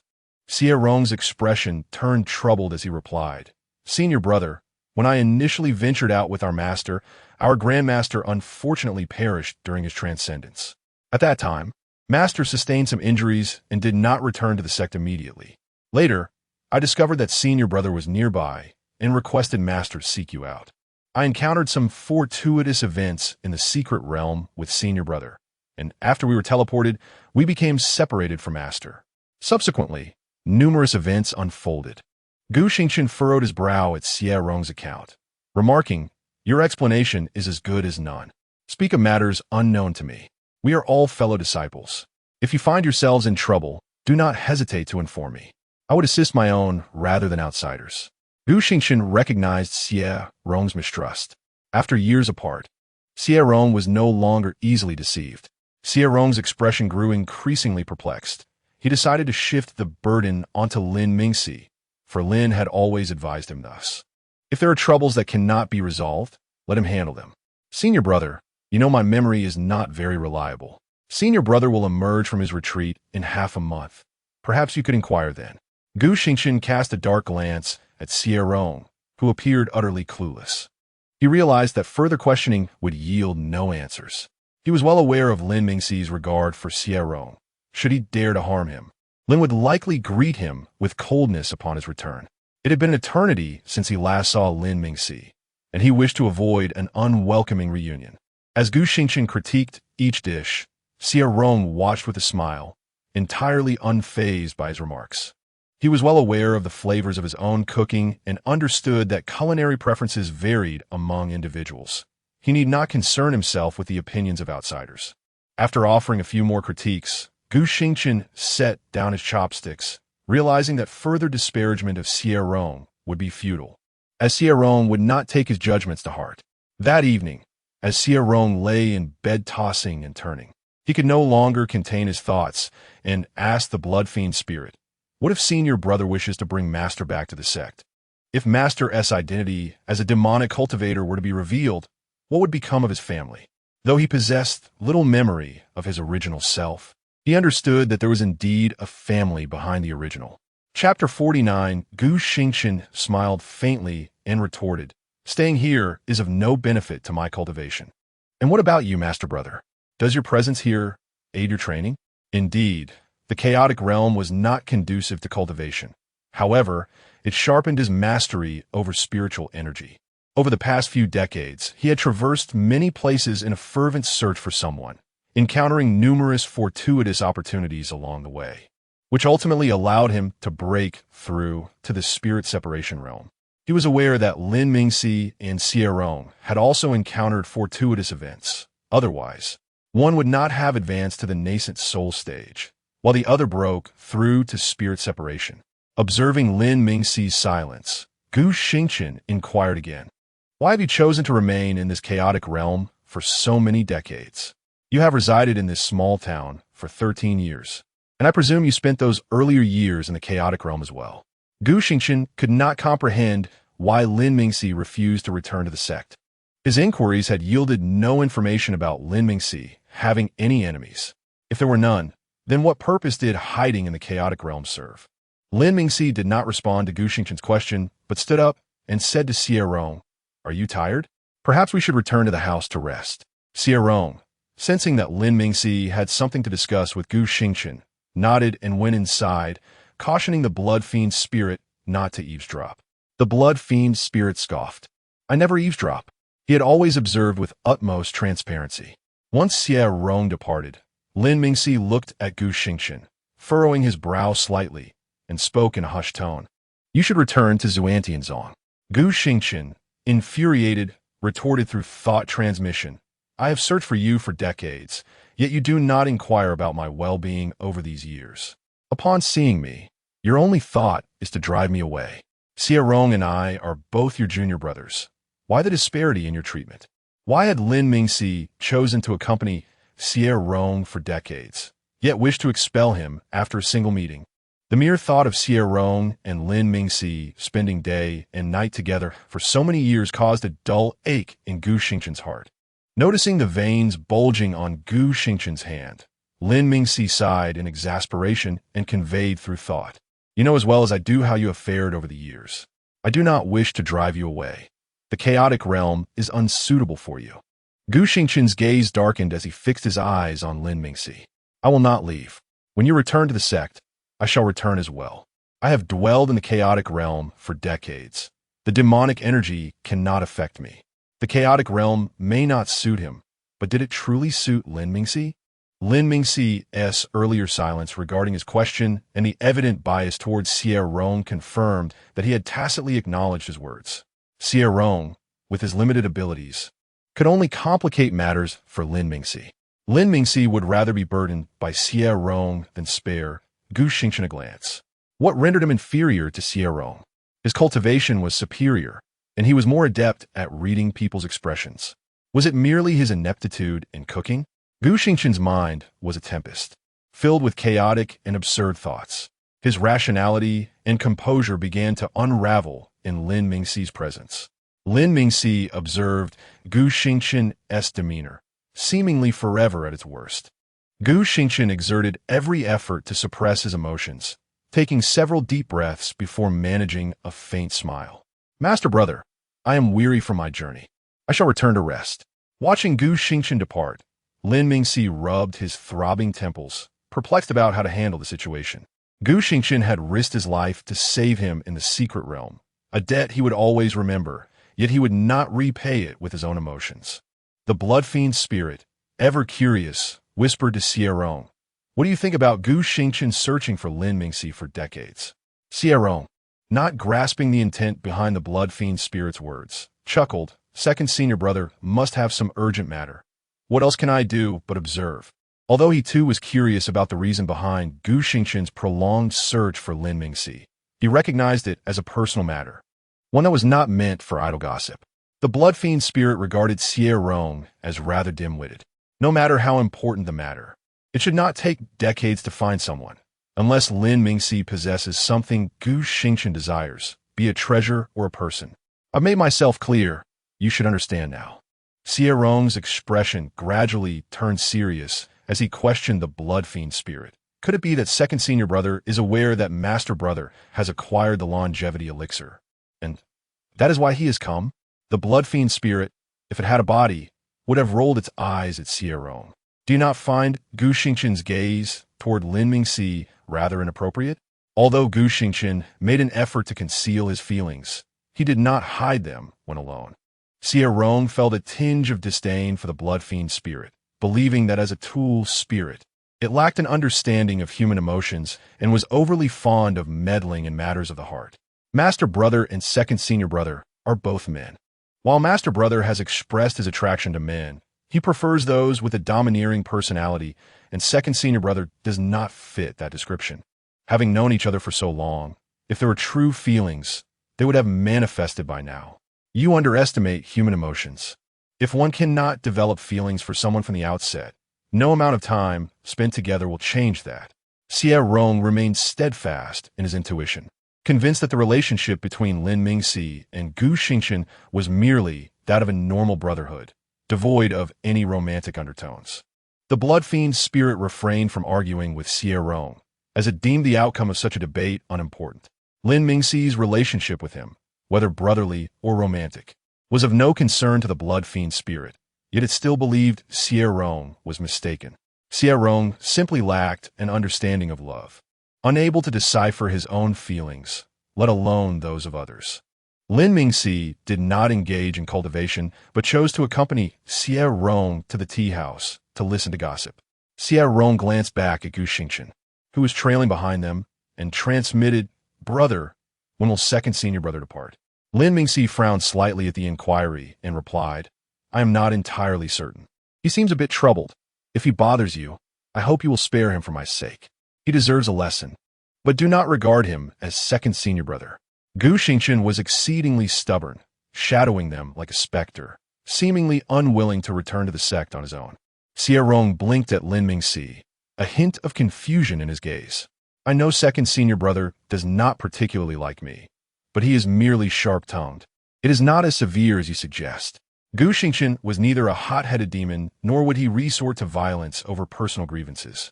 Unjustly harming a fellow disciple was a disgrace in a prestigious sect. If Gu Xingchen were to learn of Xie Rong's dark aura and aim to eliminate him, Xie Rong would have no choice but to resist, for he had no desire to meet his end. Lin Mingxi only hoped that Gu Xingchen retained a modicum of reason. Otherwise, he would be unable to save him. Xie Rong frequented the tea house almost weekly, but after a sudden absence of half a month, patrons began to speculate about his activities. Some claimed he was cultivating, while others countered that he had never been seen training since arriving in the town. Spending his time either shopping or immersed in tales at the tea house. Lin, you have arrived. Recent rumors have surfaced regarding the demon clan. I wonder if they pique your interest? The tea house attendant greeted warmly, and as per usual, Xie Rong offered a low-grade spirit stone as a tip. A low-grade spiritual stone holds little significance for Xie Rong, yet it is quite valuable for the waiter. After all, it represents several days' wages. And Xie Rong often provides such tokens, occasionally receiving 2 or 3 in a single day. Gu Xingqian did not await Lin Mingxi's invitation, but promptly seated himself beside him, fully aware that waiting for Lin Mingxi to beckon would likely result in standing throughout the day. Gu Xingqian tossed a high-grade spiritual stone to the waiter, ordering a pot of the finest spiritual tea. Knowing that Lin Mingxi preferred less potent fare, Xie Rong instructed the waiter to bring the ordinary tea he had previously enjoyed, as he had grown accustomed to it. Gu Xingqian's expression darkened as he regarded Xie Rong, questioning, "Are you truly in such need of spiritual stones? Do you not understand the impurities present in ordinary spiritual tea? How could you serve such inferior quality to your senior brother?" His disdain was palpable. He could overlook his own preferences, but he could not allow his likes to ensnare his senior brother in mediocrity. Lin Mingxi shot Gu Xingqian a cold glance, his hand beneath the table grasping Xie Rong's reassuringly. "Do not take his nonsensical words to heart," he comforted.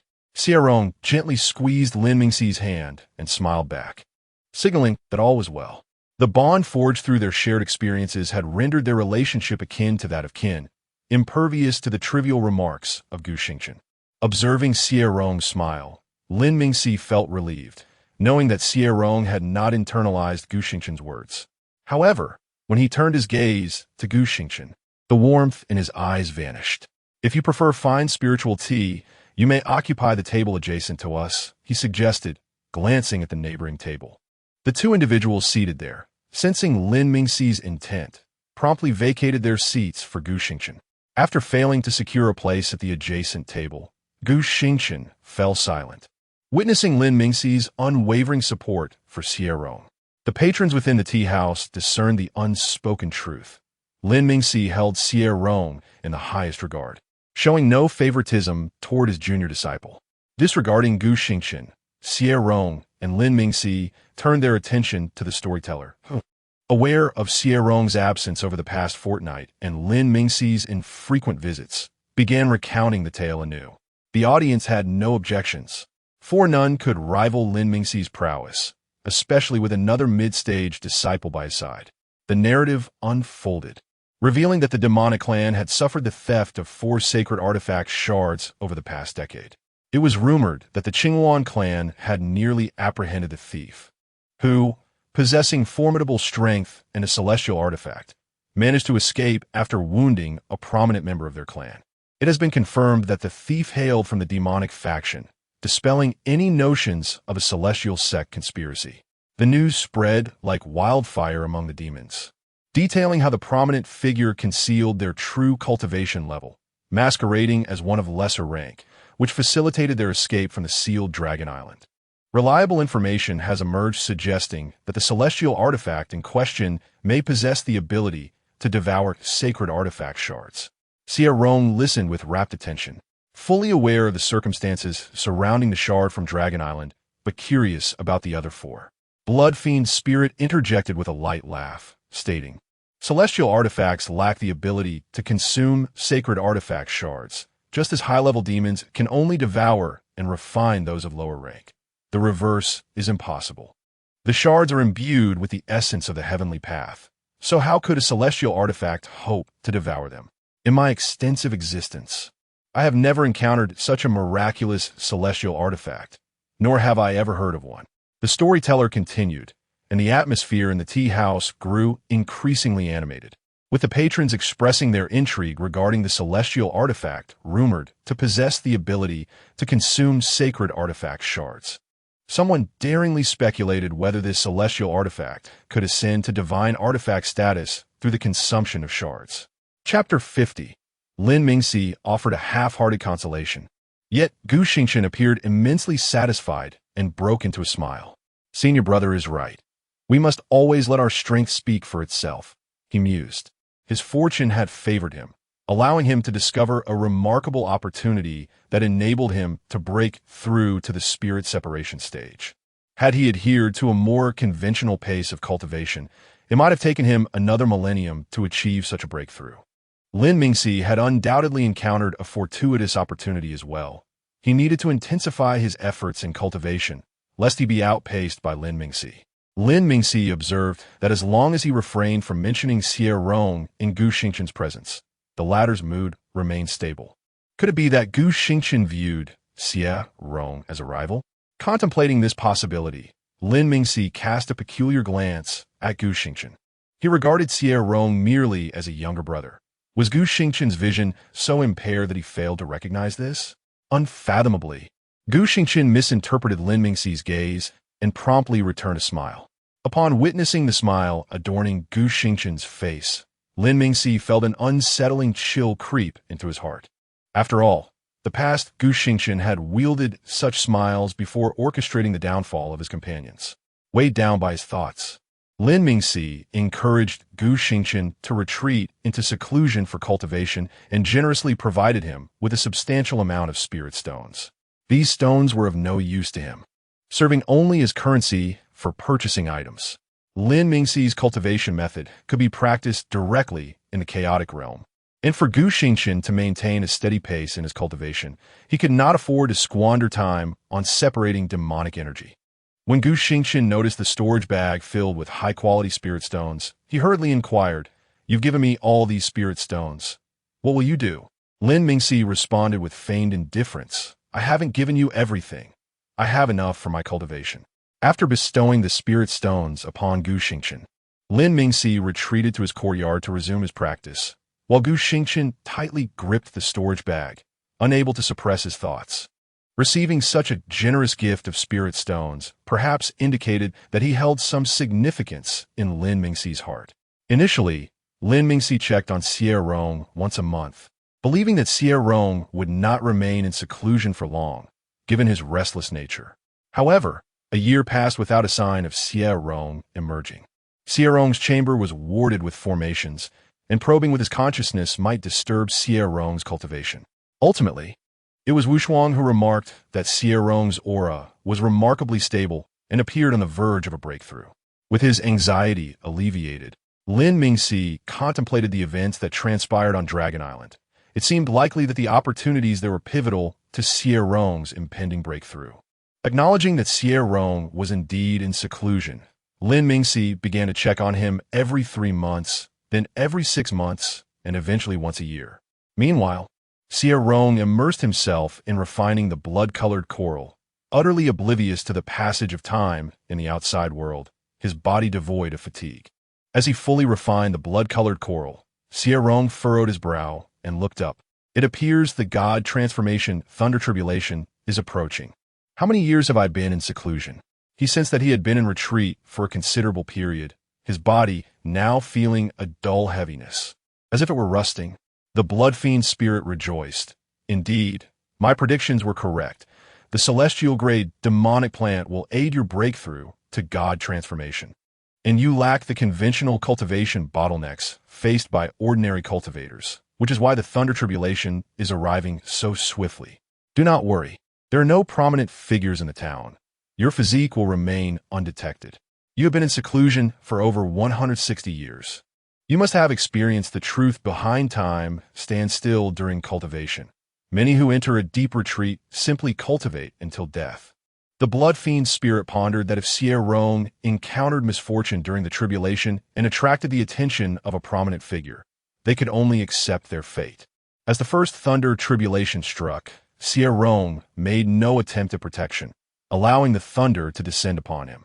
His enigmatic body voraciously consumed the violent energy of the thunder, resulting in no harm, much like during the previous nascent soul tribulation. However, the second thunder tribulation was delayed, and the gathering of calamity clouds in the sky progressed sluggishly, having completely absorbed the energy from the first tribulation. Xie Rong began to feel anxious as the second thunder did not descend. The blood fiend's spirit expressed concern. This time, the tribulation may encounter unexpected complications. The speed at which the thunder descends is alarmingly slow. The God transformation thunder tribulation consists of 36 strikes. And if the second strike does not arrive within half a month, you might be facing a prolonged ordeal. The most alarming factor is your peculiar body. The stimulation from the thunder energy has already accelerated your absorption rate. The blood fiend temple's energy has shielded you until now, but it is nearly depleted, and your body will soon start absorbing the surrounding demonic aura. If your body begins to voraciously consume the surrounding demonic energy under the influence of the thunder, it could attract the attention of passing prominent figures. Xie Rong grew tense. Is there any way to escape? The blood fiend's spirit sighed deeply. Under the pressure of the thunder, how can you flee? Even if you could withstand the thunder's pressure, where would you go? Your body will absorb energy wherever you go, drawing attention. Fleeing would only hasten your demise. At this point, we can only hope that no prominent figures pass by and take notice of you. A month later, the second thunder tribulation finally descended, and Xie Rong's body, once again stimulated by the thunder, swiftly consumed the remaining demonic energy within the Blood Fiend Temple. The Blood Fiend spirit devised a plan. Why not let the Blood Fiend Temple absorb the townsfolk as nourishment? This would replenish some demonic energy and buy you time to consume the surrounding demonic aura. Without hesitation, Xie Rong rejected the idea, sighing as he questioned, how much time can we gain by consuming everyone in the town? Once the town is depleted, will we have to turn to distant cities? To conceal the fact that my body can absorb energy, how many lives must I take? Let the exposure happen. If it comes to that, I will prepare for a fight for survival. A prominent figure cannot forcibly interrupt my tribulation. As long as I successfully endure it, I will achieve God transformation, and we may find a way to survive together. The Blood Fiend spirit laughed heartily. I knew you would choose such a path. The blood-colored coral enhances not only your abilities, but mine as well. You speak truly. Once you ascend to God transformation, I too shall possess the strength to contend with prominent figures. At worst, he would sacrifice his slumber, but no matter the circumstances, he must ensure Xie Rong's survival.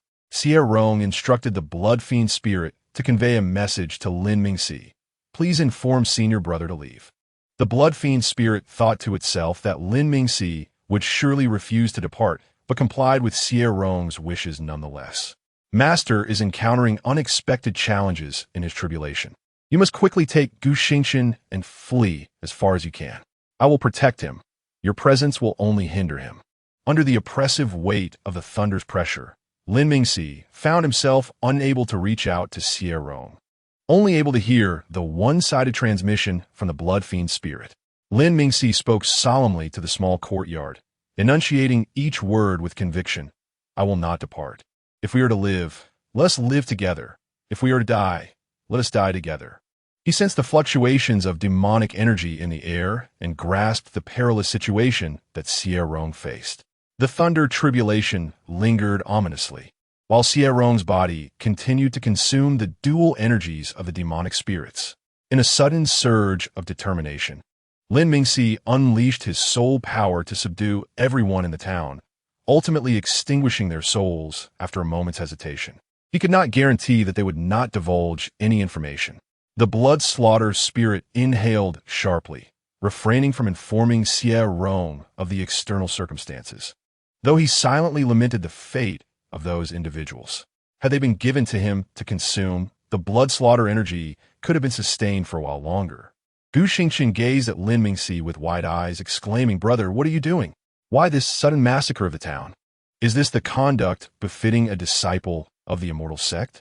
Should word of this reach the Xuanyue Zong, Lin Mingxi would face rigorous interrogation and punishment from the law enforcement hall. Lin Mingxi cast a dark expression towards Gu Xingqian, commanding leave. This place is not for you to linger. He understood that Xie Rong would vehemently oppose his actions, but the stakes were too high. Xie Rong's ability to absorb the dual energies of the demonic spirits was exceedingly peculiar. If anyone in the town were to contact the outside world, it could summon great calamity, resulting in death for both him and Xie Rong. One must prioritize their own survival. Otherwise, the heavens shall bring calamity. In this harsh world, only the ruthless could hope to survive. Gu Xingqian was bewildered by the unfolding events. Lin Mingxi had suddenly uttered words of life and death, then proceeded to slaughter as if possessed. Observing the corpses surrounding him, Gu Xingqian gritted his teeth and utilized a formation to cleanse the area of evidence. He could not leave any traces, nor could he allow Lin Mingxi to be questioned by the law enforcement hall.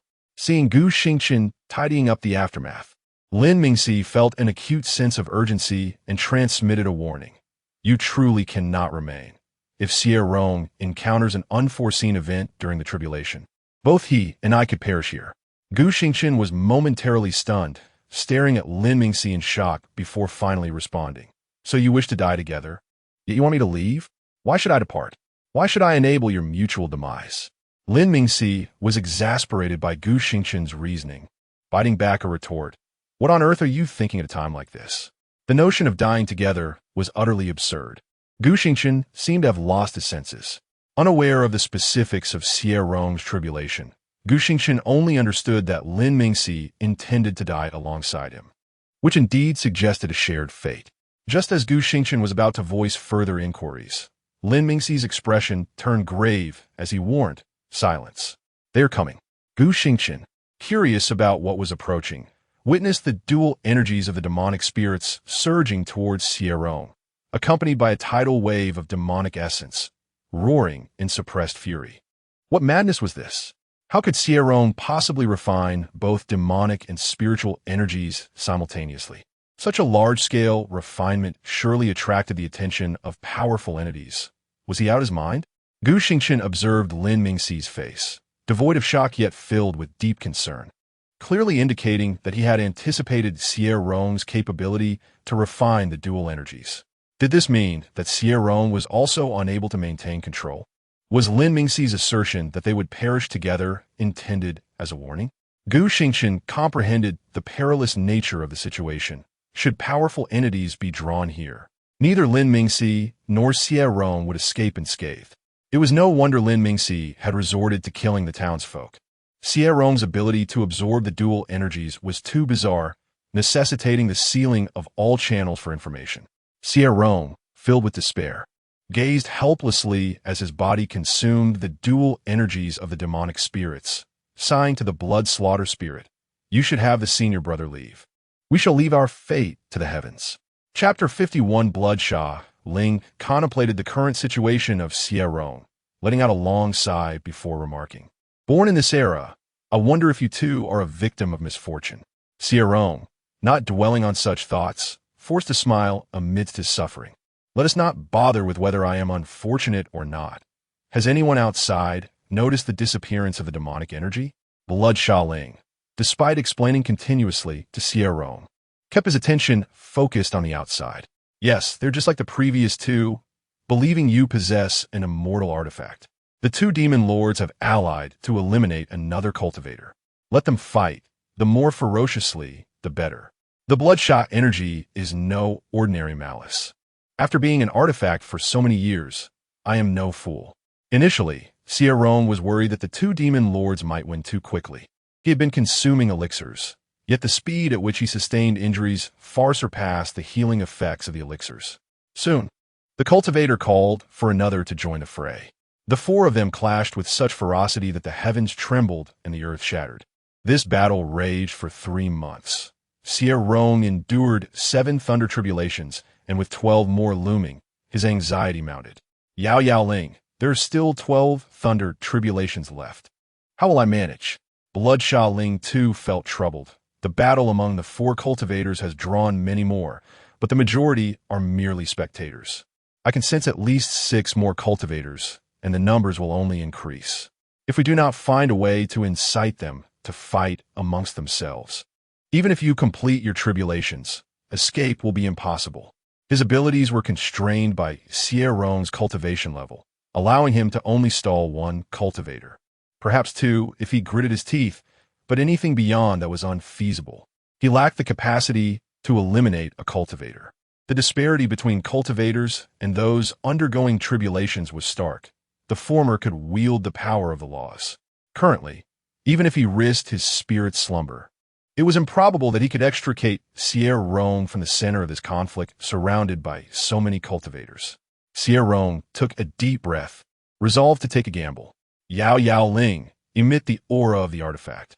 He did not believe that the observing cultivators would remain indifferent to the presence of a divine artifact. Bloodshaw Ling asked earnestly, "Are you certain? The cultivators here believe you possess an artifact that devours demonic energy. If you release the aura of a divine artifact, who knows how the situation might shift? Although they are watching, you could use this opportunity to endure until the tribulation concludes." Xie Rong shook his head with a bitter smile, fully aware. Those observing cultivators are waiting for me to complete my tribulations. Once that happens, it will be my end. I must carve out a path for my survival. Bloodshaw Ling decided to join Xie Rong in this gamble.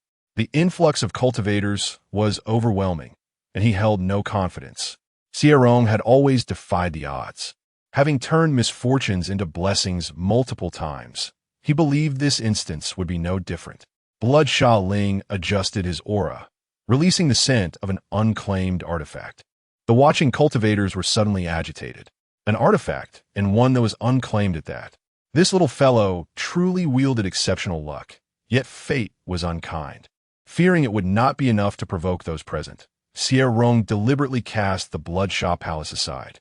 Bloodshaw Ling also maneuvered the Bloodshaw Palace away from Xie Rong's tribulation site, sending it soaring into the distance, creating the illusion of an artifact attempting to flee. Upon witnessing Xie Rong discarding the artifact, the cultivators immediately abandoned their focus on him and pursued the Bloodshaw Palace. The first demon lord to grasp the Bloodshaw Palace went into a frenzy. It was a legendary artifact of the demon realm, a relic of the demon emperors of old. No sooner had the demon lord seized the Bloodshaw Palace than he was ambushed, his physical form obliterated and his spirit gravely injured by two other cultivators.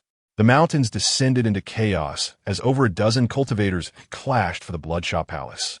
Bloodshaw Ling intentionally lingered near the demon lord, then shifted to the cultivator side, striving to maintain a balance among the number of cultivators present. He was genuinely concerned that either the demon lords or the celestial cultivators might unite against him. However, Bloodshaw Ling's worries were unfounded. All cultivators, under the influence of the Bloodshaw energy, had become cold-hearted and selfish, trusting no one but themselves. Each believed they could claim the Bloodshaw Palace for themselves and become its master. One demon lord self-destructed, causing Xie Rong to notice the speed of the thunder tribulations condensing increased once more. Bloodshaw Ling reassured Xie Rong, "These cultivators are going mad. Several of them have had their souls tainted by Bloodshaw energy. They will all perish here today. Take your time with the tribulations. I will keep them entertained for a while." Xie Rong gritted his teeth, enduring the aftermath of the self-destruction of a cultivator, weakly reminding Bloodshaw Ling, "Be sure to conceal your aura. If they discover you are claimed, I will be doomed." The cultivators were fixated solely on the unclaimed artifact, and due to the punishment from the heavens for intruding into the tribulation zone, they ignored him. If they realized the artifact had an owner, their rationality would likely return, and they would become aware of the deception. The speed of the thunder tribulations continued to accelerate, and Xie Rong's injuries worsened. Yet, he felt fortunate that his body had intensified its capacity to absorb energy.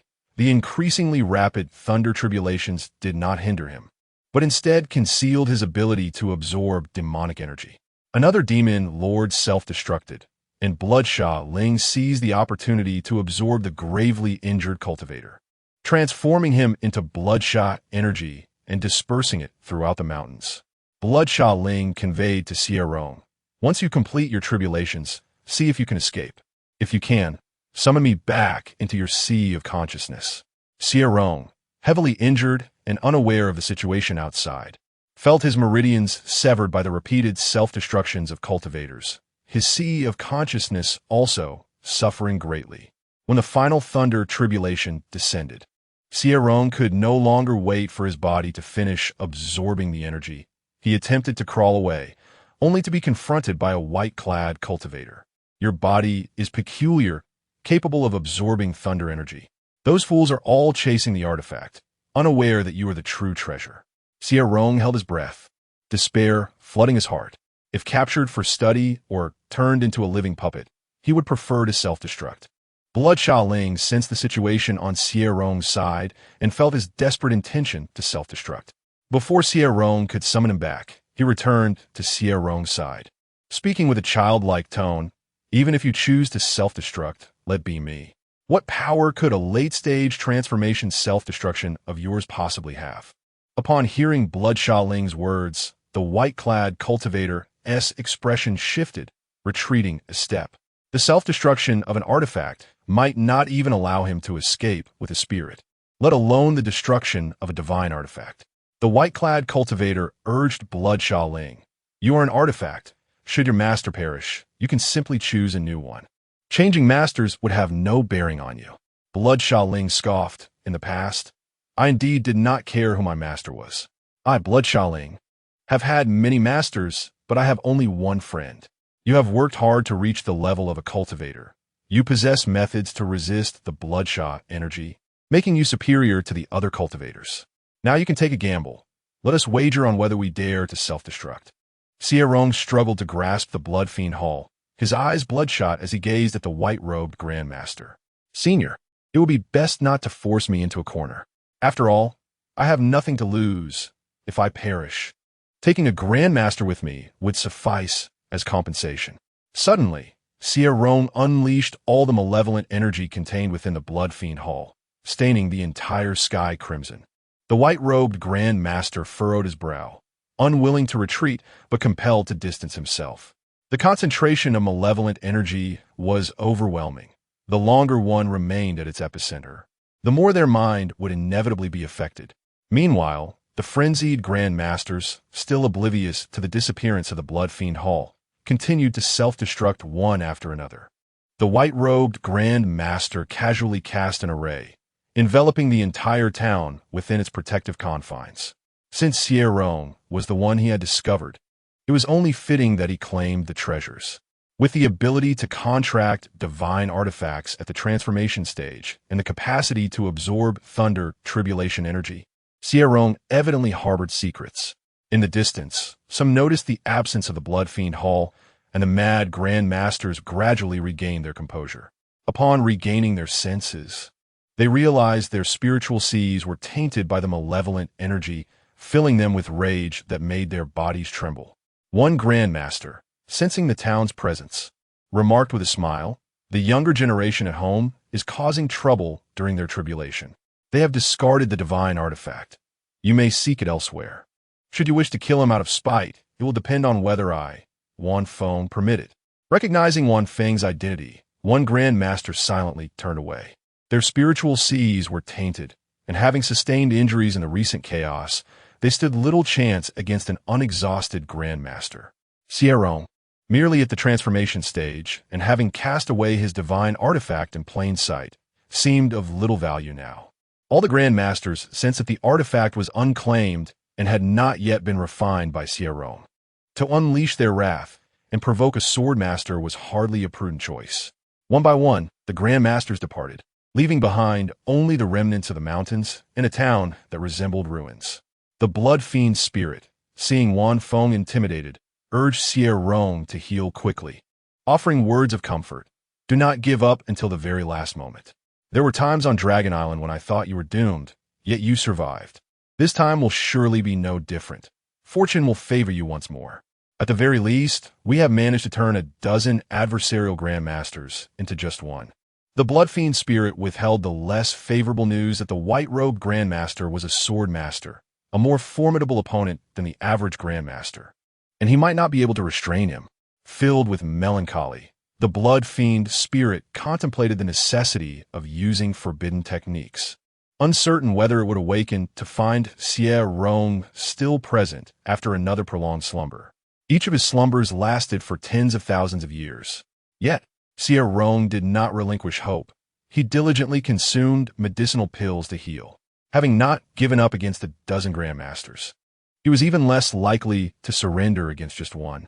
The news of the divine artifact's emergence in the mountains spread swiftly, prompting many Grandmasters to arrive for verification. Upon confirming the artifact's aura, they began to search the vicinity. Xie Rong's body gradually returned to normal, no longer stimulated by the thunder tribulation. He ceased to actively absorb the surrounding demonic energy, stabilizing his cultivation at the late transformation stage. As time passed, Xie Rong's injuries slowly healed while outside. Wan Feng continued to analyze the situation with him. Which sect do you belong to? Having contracted the blood fiend hall, your spiritual root must have been transformed into a blood fiend spiritual root. I am Wan Feng, the master of the Wujua sect. Our sect is not far from the chaotic realm. If you have nowhere to go, you may seek refuge with us. Chapter 52, The Blood Fiend Spirit, was astonished for 3 months. Even now, recalling Zhong Huaixing still left a profound impact. Upon hearing Xie Rong inquire about Zhong Huaixing, the pent-up words within him surged forth. Let me tell you, Zhong Huaixing is nothing short of a madman. He possesses a personal immortal artifact. Do you know what he ultimately did? He dragged that Grand Ascendant and self-destructed the immortal artifact. The explosion of an immortal artifact is far more powerful than that of a Grand Ascendant. That Grand Ascendant didn't manage to escape even with his soul. He perished alongside Zhong Huaixing. What was Zhong Huaixing thinking? Is there something amiss in his mind? He exhausted his soul to construct a teleportation gateway for you, and then detonated the artifact to clear your escape route. What was he aiming for? He even sought out 4 fragments of sacred artifacts for you. And despite only attaining the divine realm, he managed to acquire those 4 fragments. A talent like him, as long as he doesn't T-fall, is destined to be the next demon lord. Why, when everything was going well, and a brilliant future was within reach, did he choose to walk a path towards death? Xie Rong was dumbfounded upon hearing the blood fiend spirit's first words. Her face pale as she struggled to rise and asked, "What do you mean?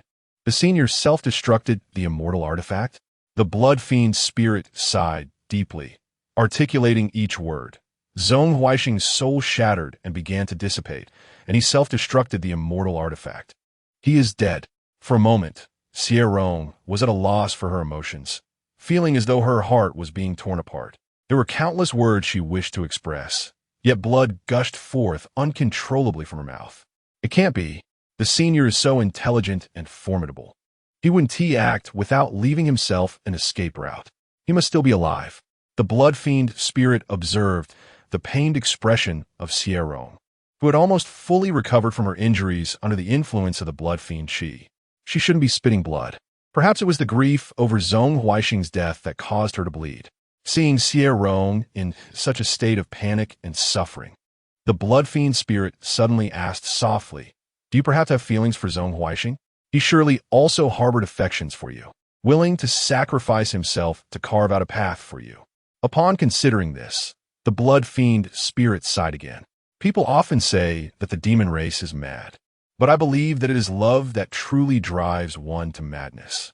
Zhong Huaixing never uttered the words, "I love you." Yet every action he took spoke volumes of his love for you. You never professed your love for him either, but if you were to search your heart, is it truly devoid of affection? Xie Rong closed her eyes, taking a deep breath as she said, "The senior would never act without leaving a contingency plan. He must have left himself an escape route. He is certainly not dead." The blood fiend spirit understood her emotions, but did not wish for her to dwell in a world of illusions. He spoke earnestly. "I witnessed with my own eyes as Zhong Huaixing's soul shattered and began to dissipate. I also saw him self-destruct the immortal artifact, perishing alongside the Grand Ascendant. Zhong Huaixing is truly dead." As tears streamed down her face, Xie Rong shook her head vehemently, her tone resolute. "No, he cannot be dead. He once told me that his talents were exceptional, and he would ascend smoothly. He also mentioned that he would settle in a tranquil place, living as a recluse, free from worldly affairs. He said that fate would eventually bring us together again, and we had only just met." Slowly, she raised her hand to cover her heart, feeling the 4 sacred artifact fragments within. She was unsure if she liked Zhong Huaixing, for she had never truly liked anyone before. If her willingness to exchange her life for his survival is a sign of affection, then indeed, she must have feelings for him. When did Zhong Huaixing enter her heart? Perhaps it was the first time they met, with his charming smile and playful demeanor. She had always sought a companion who would stand by her side, even if it meant opposing the entire world. Yet, Why did it take Zhong Huaixing's death for her to realize that she had already found that person? Another bout of blood escaped her lips, her heart filled with rage. Why? I have diligently cultivated without ever seeking trouble. Yet why do those individuals refuse to leave me a path to live? If I were stronger, would the senior not have died? Surely he took the risk of obtaining the sacred artifact fragments because he saw my struggles in cultivation. Why was he so foolish? Compared to these fragments, I desire his safety far more. Had I known it would lead to this, when he was trapped by Wan Feng, he should have self-destructed then. If he had died, Zhong Huaixing could have lived. In agony, Xie Rong covered her eyes, feeling as though a dark beast was tearing at her soul. And she surrendered to the relentless pull into the abyss of darkness. The blood fiend spirit observed as Xie Rong succumbed to unconsciousness, letting out a long sigh. He had witnessed this state before. One of his previous master's partners had been killed, and the overwhelming grief had plunged her into a deep slumber. Upon awakening, she devoted herself to cultivation, annihilating the sect that had slain her partner, bringing several grand descendants to their doom. The blood fiend spirit felt that Xie Rong's slumber was a blessing, allowing her to heal. Perhaps, as time passed, she would gradually let go of her feelings for Zhong Huaixing. The blood fiend spirit remained by Xie Rong's side in the blood fiend hall, observing as her realm stabilized and her body absorbed the 4 fragments of sacred artifacts. Unknown to anyone, beneath this ordinary mountain range lay a hidden artifact. Ancient Star, carrying the sealed soul of Lin Mingxi, left the chaotic realm, intending to bring Lin Mingxi back to the Xintian sect. However, fearing unforeseen circumstances due to the long journey, he settled in a nearby cultivation city. Ancient Star rented a courtyard to accommodate Lin Mingxi, spending most of his days gazing blankly at her. He had heard whispers of the artifact's emergence in the chaotic realm.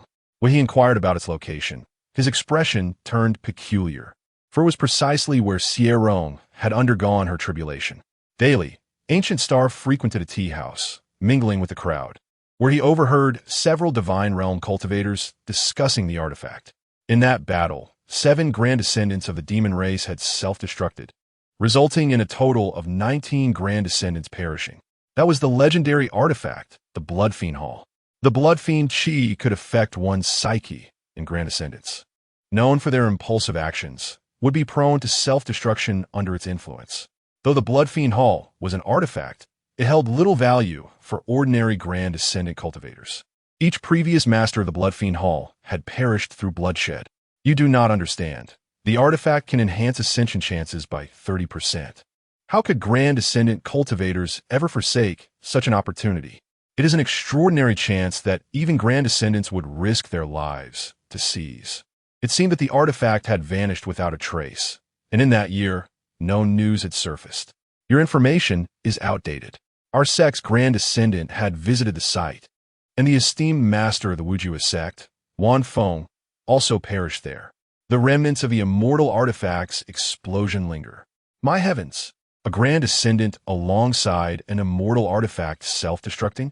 This is truly a catastrophic event. It has been millions of years since such devastation occurred. With the emergence of the artifact, the demon realm is bound to be thrown into chaos. After listening for an hour, Ancient Star finally heard the news he had longed for. It was said that the artifact, the Blood Fiend Hall, had been obtained by a newly ascended cultivator.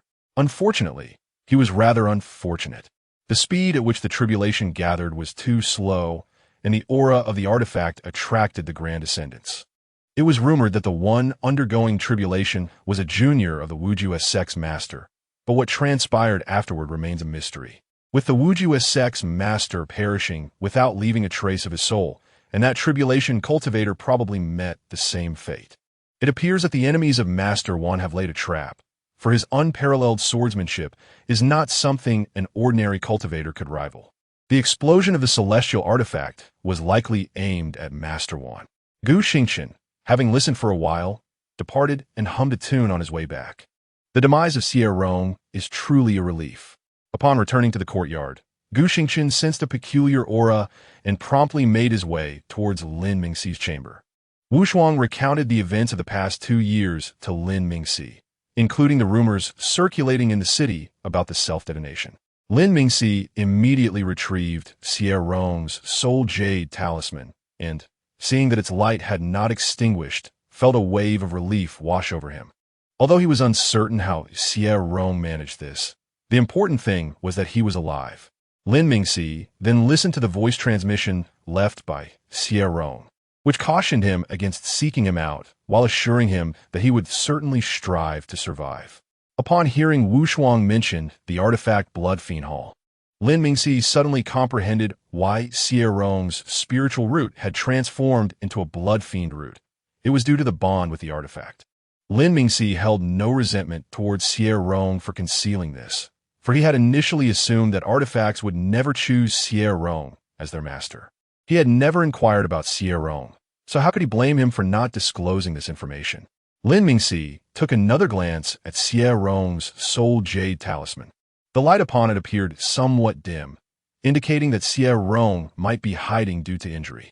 Now that he had awakened, Lin Mingxi could rely on the talisman to locate him. With the Blood Fiend Hall as Xie Rong's life artifact, there was no need for his assistance. Lin Mingxi felt completely at ease and, upon hearing the sound of a door creaking open, concealed Xie Rong's soul jade talisman. Wu Shuang mentioned that Gu Xingchen had not sought to investigate his Dantian and spiritual sea over the past 2 years, often sitting by his bedside in a daze. Lin Mingxi observed Gu Xingchen entering the room, unable to overlook the joy etched on his face. Noticing Lin Mingxi's silence, Gu Xingchen, presuming he was unaware of recent events, quickly approached him and said, "Xie Rong's life artifact spirit sealed your soul, allowing me to bring you away. Brother, though our junior has passed, do not be too sorrowful." All of Gu Xingchen's grievances towards Xie Rong dissipated upon learning of his death. There was no need to compete with a deceased person. Lin Mingxi, seeing Gu Xingchen feign sorrow, averted his gaze, realizing that if not for the soul jade talisman in his possession, he too might have believed Xie Rong was truly dead. The artifact Blood Fiend Hall, which he encountered alongside Xie Rong, perhaps recognized him as its master precisely because Xie Rong remained unaffected by the Blood Fiend aura. Wu Shuang urged Lin Mingxi, "This is a city of the Immortal Sect. It is perilous for you to remain here. You should leave." Most importantly, there was no demonic energy present. If Lin Mingxi cultivated using demonic stones, it would be inevitable for him to leak demonic energy. Should any cultivator of great renown detect this, Lin Mingxi would be doomed. Lin Mingxi reassured Wu Shuang, "My cultivation technique is adept at concealing my demonic energy. As long as I refrain from utilizing the energy from my Dantian, even a prominent cultivator would not perceive my anomaly. Moreover, you are here as well. Surely, no one could surpass you to silently probe into my Dantian and spiritual sea. In this world, people like Ting Huan are indeed a rarity." As Lin Mingxi exited the courtyard, he felt a remarkable coincidence. The city he resided in was under the jurisdiction of Yinqing's sect, firmly within its sphere of influence. After Lin Mingxi left, Gu Xingchen followed closely behind, sensing that Lin Mingxi's mood was unusually abnormal. Chapter 53. Lin Mingxi sought to locate Xie Rong by utilizing Ting Huan's deceptive eye. Regardless of the conditions imposed by Ting Huan, he was willing to accept any terms as long as he could find Xie Rong. Both Ting Huan and Zhuruei were merely at the nascent soul stage and should not dare to make excessive demands of him. Ting Huan, unable to fathom Lin Mingxi's intent to stay, suspected he wished to keep a close watch on him, and feigned great enthusiasm, saying, "Of course, it is quite convenient. Brother Lin, your willingness to stay will indeed enhance the splendor of my humble abode." Gu Xingchen, observing Ting Huan's reluctance, sensed an unspoken tension in their interactions, which, while appearing to be ordinary conversation, seemed to harbor deeper complexities beyond his comprehension. Naturally, Gu Xingchen also decided to stay with Lin Mingxi, intending to seize an opportunity to inquire about his reasons for choosing to reside at Ting Huan's place. Was it a discontent with the courtyard he had selected? Zhuruei was genuinely the happiest among them, fervently cultivating upon returning from Wuye City. Yet the more he yearned for a breakthrough, the more elusive it became. Eventually, he accepted his mediocrity and gradually found peace. Now, he could speak of Xie Rong with a calm heart. though he felt a pang of regret. It was not the tumultuous anger of years past. In truth, Xie Rong himself was uncertain whether his feelings for Xie Rong stemmed from youthful folly or a lingering sense of unfulfillment. He ordered a lavish array of spiritual delicacies and, while dining, posed a question to Lin Mingxi. "Brother Lin, why is it that we do not see junior brother Lin with you?" Ting Huan suddenly kicked Xie Rong, causing him to recall the matter of Xie Rong's malevolent energy, and he sighed. "Junior brother Lin need not fear. As long as he refrains from acting, others will remain oblivious to his secret." Xie Rong truly wished to ask, after all these years, had Lin Mingxi not found a spiritual remedy to alleviate Xie Rong's malevolence? Ting Huan, with his blindfolded eyes, rolled them to the heavens, exasperated by Xie Rong's ignorance, who still believed Xie Rong was merely afflicted by ordinary malevolent energy. Ting Huan's courtyard contained ample rooms, and both Lin Mingxi and Gu Xingchen chose to reside separately. In the dead of night, Lin Mingxi emerged from his chamber and stood before Ting Huan's door. Ting Huan, who had not slept, opened the door silently upon Lin Mingxi's arrival and swiftly closed it behind him. Ting Huan activated the formations within the room, and Lin Mingxi, aware that Gu Xingchen was a formation master, discreetly conveyed through sound transmission, "Do not mention my identity as a demonic cultivator." Ting Huan invited Lin Mingxi to take a seat and poured him a glass of water. "Brother Lin, may I inquire what brings you to seek me at this late hour?" After posing his question, Ting Huan transmitted, upon returning from Wuye City, "I have not divulged to anyone your status as a demonic cultivator. Xie Rong still believes that your journey to Wuye City was to protect junior brother Lin." Following this, Ting Huan suddenly broke into a fit of violent coughing, shortly thereafter expelling blood. Lin Mingxi furrowed his brow and gently asked, "What ails you?" Breathing laboriously, Ting Huan sighed in resignation. "As you can see, brother, my body is beyond salvation." He then transmitted, "The illusory, I remains dormant, continuously draining my bodily energy. Once I regress beyond the nascent soul stage, my body will be utterly ruined. The failure of my unique constitution to awaken portends that I may have only a few years left to live. In truth, I am quite pleased to see you. Brother Lin, I have few friends, and you and junior brother Lin are scarcely considered acquaintances." Brother Lin, Xie Rong inquired about junior brother Lin's whereabouts tonight. "And you have been evasive. Is something amiss with him?" Lin Mingxi, recalling the missing Xie Rong, felt a surge of pent-up emotion that threatened to overwhelm him, and he sighed to Ting Huan. "The artifact, Blood Fiend Hall, has emerged. The one who was nearby during the tribulation was my brother." Upon hearing this, Ting Huan's pupils constricted. So Xie Rong's Blood Fiend spirit root was due to the Blood Fiend Hall. Lin Mingxi communicated through sound transmission. "I am aware of your unique constitution. I wish to utilize your illusory eye to help locate Ronger. The realms of cultivation and demonic forces are vast, and he feared that a lifetime of searching might yield no results."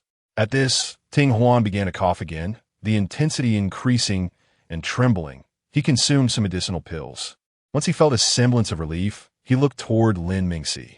"I have merely been enduring. Had it not been for Xie Rong's insistence that I persevere, I would have long since relinquished my will to continue. The daily consumption of pills only addresses the symptoms without curing the root cause. Xie Rong could have advanced to the transformation stage, yet he has devoted all his resources to my pills, remaining in the late nascent soul stage to this day. If I can assist Brother Lin, I am more than willing." Ting Huan understood full well that utilizing the power of the illusory, I would inevitably accelerate the deterioration of his body. Yet, he could no longer concern himself with such matters. Witnessing Xie Rong's sacrifices, including selling his life as spirit artifact, he had often contemplated fleeing. His desire to avoid being a burden to Xie Rong was genuine. Lin Mingxi offered Ting Huan some medicinal pills he had procured that day, as well as a herb capable of restoring the soul. Ting Huan accepted the items and conveyed through sound transmission, "I shall graciously accept these. But might I ask Brother Lin for a favor? Tomorrow, please tell Xie Rong that you have a senior who may cure me. But this senior prefers not to see others and can only take me along." He wished to spare Xie Rong the knowledge of his impending demise. allowing him to believe that he was alive somewhere. Lin Mingxi understood Ting Huan's intentions and nodded thoughtfully. Ting Huan was genuinely curious why Lin Mingxi was so certain that Xie Rong still lived. He had heard of the Blood Fiend Hall incident as well. If Xie Rong had indeed been undergoing tribulation at that time, it was impossible for him to have survived amidst the numerous catastrophic explosions, not to mention the presence of celestial artifacts detonating as well. Lin Mingxi, perceiving Ting Huan's doubt, produced Xie Rong's soul jade talisman. Upon seeing the talisman, Ting Huan immediately comprehended. Although the light emanating from it was dim, it confirmed that the person was indeed alive. Lin Mingxi set up a tracking formation and placed Xie Rong's soul jade talisman within it, gazing at Ting Huan with anticipation. After a moment's observation, Ting Huan shook his head, stating, "It is futile. My body is too frail to wield the power of the illusory eye. However, I can sense a vague space. Should I manage to activate the illusory eye, I could ascertain junior brother Lin's whereabouts." Lin Mingxi did not feel disheartened. The fact that Ting Huan could sense locations without the full awakening of the illusory eye was already remarkable. He was unafraid of investing time in the search, but worried that he might pursue the wrong direction. If the direction were incorrect, no amount of time or effort would yield results.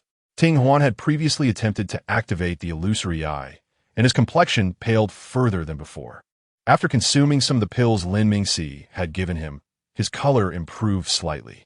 The awakening of his unique spiritual body required a substantial influx of spiritual energy.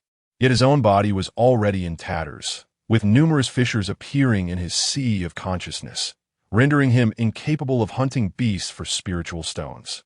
Lacking a family or sect, he was unable to procure spiritual stones to purchase remedies. Upon realizing his need for copious medicinal pills, Xie Rong began to economize, seizing every opportunity to hunt beasts, often risking his life in near-fatal encounters with transformation stage beasts. He had advised Xie Rong to disregard him, even expressing anger towards him. Yet Xie Rong did not abandon him. Instead, he proclaimed that they were friends for life, vowing to support one another until death. The weight of the phrase "friends for life" was too burdensome for him to bear. Upon exiting Ting Huan's room, Lin Mingxi encountered Gu Xingchun, who stood in the courtyard with a smile dancing in his eyes. Gu Xingchun, unable to contain his temper, approached Lin Mingxi and silently grasped his wrist, pulling him into his room. "Senior brother, why are you awake at this late hour, visiting someone else's room? Is there something of such significance that it can only be discussed at night?" Gu Xingchun's gaze was resolute as he demanded an explanation from Lin Mingxi. In truth, it was not only Gu Xingchun who sought an answer. Xie Rong, lurking in the shadows of the courtyard, also yearned for clarity. What was so urgent that Lin Mingxi had to visit Ting Huan's room in the dead of night? Xie Rong's brow furrowed deeply, and after much hesitation, he refrained from knocking on Ting Huan's door. He had heard Ting Huan coughing earlier when Lin Mingxi exited, and he knew that Ting Huan hated to cough in front of him, enduring discomfort in silence. He wished for Ting Huan to find relief, believing that even a cough would bring some comfort. Xie Rong felt he was not eavesdropping, but rather he was listening openly, as Gu Xingchun and Lin Mingxi had not established any soundproof barriers, and the courtyard was not vast. Lin Mingxi signaled for Gu Xingchun to release his grip, but Gu Xingchun, biting his teeth, held on stubbornly. His eyes fixed on Lin Mingxi as he inquired, "What is your relationship with Ting Huan?" At this, Xie Rong tensed up, recalling how Ting Huan had always appeared displeased whenever he mentioned Lin Mingxi.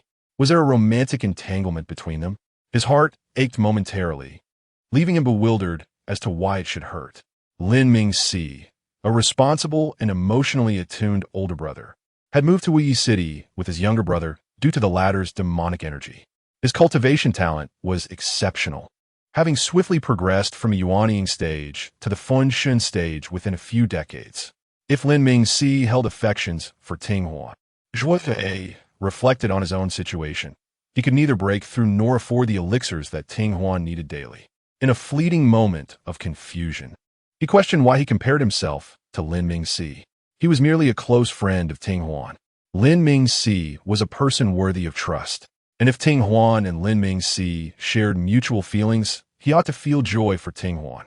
Yet, why did his heart ache so intensely? Zhuo dared not delve deeper into why he felt this way, for the answer was one he could not bear to accept. As Lin Mingxi noticed Gu Xingchen's eyes growing increasingly frantic, he offered a soothing response. I have no special relationship with Ting Huan. We are merely ordinary friends. I was reminded of a senior I encountered previously who mentioned a situation akin to Ting Huan's, which is why I intended to inform him. As for why I couldn't tell him during the day, I feared that greater hope would lead to greater disappointment. Upon hearing that Lin Mingxi and Ting Huan were not involved romantically, the madness in Gu Xingchen's eyes gradually dissipated, replaced by a gentle smile. Realizing that he had reddened Lin Mingxi's wrist, Gu Xingchen, startled, quickly released his grip. Lin Mingxi then informed Gu Xingchen, I consulted Ting Huan, and he is willing to accompany me to seek out that senior. This senior does not favor the presence of strangers. You should return to the sect and await my return. Gu Xingchen, knowing Lin Mingxi well, understood that he was being coaxed to return to Xiantian's sect. Chapter 54 Zhuo discerned the meaning behind Ting Huan's expression and smiled gently, pushing the spiritual herb back towards him. My soul remains unscathed. This herb holds no benefit for me. You've suffered from persistent headaches over the years. This herb is truly meant for you. Ting Huan, with a stern countenance, shoved the herb into Zhuo embrace, insisting, I am not ignorant. How could this herb be of no use to you? It might just help you break through to the transformation stage. Having lingered in the nascent soul phase for so long, you only need a slight nudge to ascend. He reflected on how he had burdened Zhuo, consuming all his cultivation resources over the years. Zhuo, holding the herb, beamed with joy, declaring, You need not worry about me. I've already brushed against the threshold of breakthrough. Ascending to the transformation stage is merely a matter of time. This herb is for you to utilize. Do not argue with me. You know, regardless of the cost, I wish for your survival. Zhuo demeanor was resolute as he placed the herb in Ting Huan's hands. In truth, he had touched upon the brink of breakthrough after realizing his feelings for Ting Huan. He had completely let go of Xie Rong, reconciling with his former self, and, upon acceptance, had approached the edge of advancement. Zhuo guided Ting Huan to sit on the couch, leading his consciousness through the depths of his mind and dantian, demonstrating through action that he spoke the truth. He could indeed achieve the transformation stage without the herb. With a deliberate seriousness, he remarked, You know the root of my heart's ailment has always been you. Your condition shows no signs of improvement, and I fear that even cultivation may become a distraction for you. At that point, forget about breaking through. Merely avoiding demonic deviation would be a blessing. Seeing Zhuo increasingly grave tone, Ting Huan could no longer contain his irritation and lightly struck Zhuo's arm. Following the gentle blow, Zhuo's smile grew even warmer and more radiant, almost pleadingly beseeching Ting Huan, Please refine the herb. Only then can I focus on my cultivation. I will strive diligently, becoming exceedingly formidable, and I promise to procure various rare treasures to enhance your health. Ting Huan sighed softly, genuinely wanting to gift the herb to Zhuo. He felt as though he was already a man marked for death, believing that refining the herb would be a waste. If it could enable Zhuo to break through to the transformation stage, then when his time came, Zhuo would heal more swiftly from any injuries incurred. Ting Huan was uncertain whether Zhuo's words about his heart's affliction were sincere, yet he feared they might be true, deeply concerned that his state would impede Zhuo's cultivation. After a moment's hesitation, he sat cross-legged on the couch, beginning to absorb the spiritual energy from the herb to mend his sea of consciousness and soul. His headaches stemmed from fissures in his consciousness, a consequence of peering through the illusory eye at Xie Rong, which had backfired. Reflecting on the artifact Blood Fiend Hall associated with Xie Rong, he realized that at the time, he had only sustained a minor injury to his consciousness. Gradually, Ting Huan immersed himself in his cultivation, soon dismissing the chaotic thoughts of the past. Zhuo sat nearby, observing Ting Huan's practice, growing increasingly fond of him. Had he not encountered Lin Mingxi, he might never have realized that his true affection lay with Ting Huan, nor would he have mustered the courage to forge a partnership contract with him. Lin Mingxi had unwittingly acted as the thread tying Xie Rong and Ting Huan together. Did he have feelings for Xie Rong? Initially, yes. However, that affection was superficial, akin to a castle of ice that melts under the sun, transient and unsustainable. He worried that Ting Huan might bring up his past feelings for Xie Rong, but Ting Huan never mentioned it. Unbeknownst to Ting Huan, Xie Rong's thoughts were far from his own. Had he known, he would have surely laughed at Xie Rong. When one is acutely aware of their impending demise, trivial matters become inconsequential. What mattered was making the most of the limited time left. Xie Rong's feelings for Xie Rong were irrelevant now. He remained oblivious to the nature of his own feelings for Xie Rong. Such as life. Muddling through is the norm. After fully absorbing and refining the herb, although the wounds in his sea of consciousness were not entirely healed, they had improved significantly, no longer causing the intense pain they once did. Upon opening his eyes, Ting Huan saw Xie Rong steadfastly watching over him, urging, "I am well. My consciousness has healed considerably. You should return to your cultivation." Xie Rong noted that Ting Huan's complexion had improved, feeling a pang of guilt. If only his strength were greater, he would not have struggled to find a remedy for the soul, and Ting Huan would not have endured headaches for so many years. Xie Rong smiled at Ting Huan, choosing not to retreat to another room for cultivation, instead settling into meditation within Ting Huan's space. The chambers aboard the flying vessel were equipped with spirit-gathering arrays, powered by spirit stones placed by the ancient star, eliminating the need for additional expenditure. Lin Mingxi, lacking a specific objective, decided to explore the small town within the chaotic realm, pondering whether Xie Rong had indeed not strayed far. After several transfers and a journey aboard the vessel, Lin Mingxi and his companions finally arrived at the town. Before them lay a desolate landscape, devoid of any remnants of the small town. The tremendous power unleashed by the self-destruction of numerous large vessels, coupled with the detonation of celestial artifacts, had rendered the area unstable to this day. Lin Mingxi discreetly glanced at the soul jade talisman belonging to Xie Rong, failing to sense his presence. Recognizing that Xie Rong must have teleported away rather than retreating to recover. Along the way, Ting Huan informed Xie Rong about Xie Rong's tribulation. He refrained from mentioning Xie Rong's contract with the Blood Fiend Hall, instead relating the tale that Xie Rong had acquired the artifact, but had not yet established a contract before being discovered during his tribulation. Upon learning that the fall of several large vessels in the chaotic realm was instigated by Xie Rong, Xie Rong was momentarily stunned, staring blankly at Ting Huan.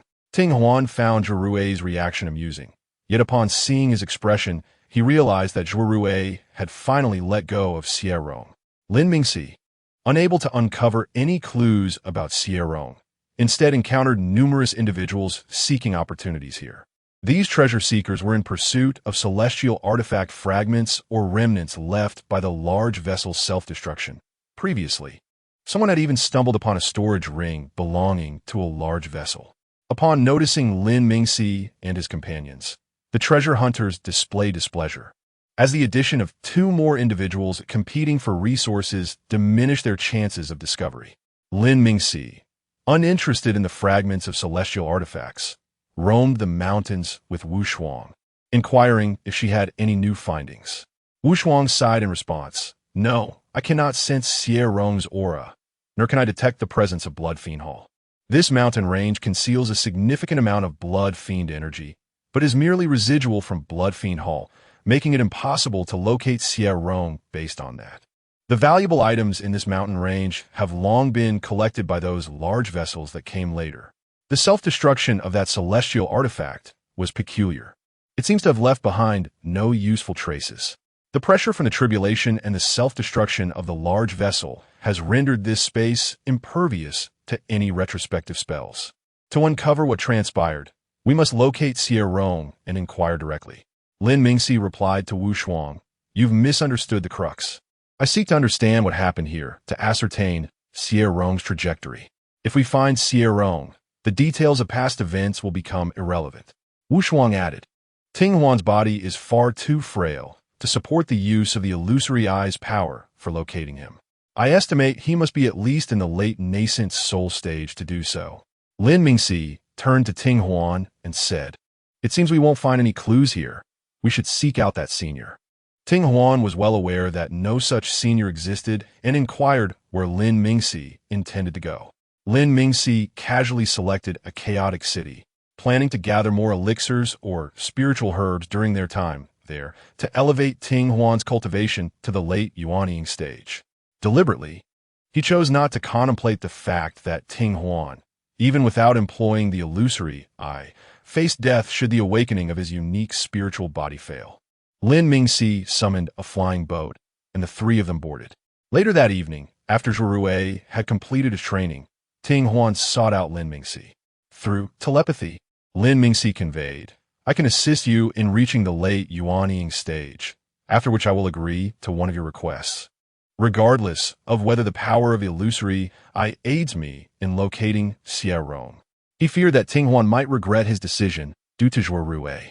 Once seated, Ting Huan smiled at Lin Mingxi and replied through telepathy, "Brother Lin, I assure you that I will not renege on my promise. Since you have offered to fulfill one of my requests, I shall not hesitate. As you can see, my greatest concern lies with Xie. I hope that, considering my willingness to assist in finding Brother Lin, you will take care of him in the future." Lin Mingxi frowned slightly, saying, "Your notion of care is too vague. It would be better to state a specific request." Ting Huan pressed his lips together and continued, "Xie should soon break through to the Huashan stage. I wish for you, Brother Lin, to look after him until he fully recovers after my demise. I will not disclose the true reason for my death. He will only know that I perished due to the failure of the illusory eye's awakening, and he will harbor no resentment towards you. After his passing, Xie would undoubtedly be heartbroken and weakened for quite some time. During this vulnerable period, without someone to care for him, he might tragically follow in his footsteps." Lin Mingxi nodded in acknowledgement and offered words of comfort. "I accept your condition. Take these elixirs for now. Do not be so pessimistic. Awakening the illusory eye requires substantial spiritual energy, and should you succeed, you need not face death." Ting Huan accepted the elixirs from Lin Mingxi, smiling as he shook his head and sighed. Awakening a unique spiritual body is not so easily achieved. Initially, I thought it was merely a matter of absorbing spiritual energy, but I soon realized it was far more complicated.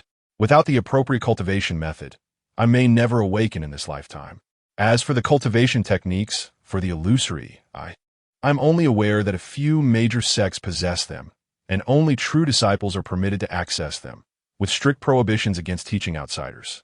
If my illusory I were to be exposed, not only would I be unable to join a celestial sect as a true disciple, but I would likely have my eyes gouged out that very night. Before awakening, my eyes were excellent materials for crafting.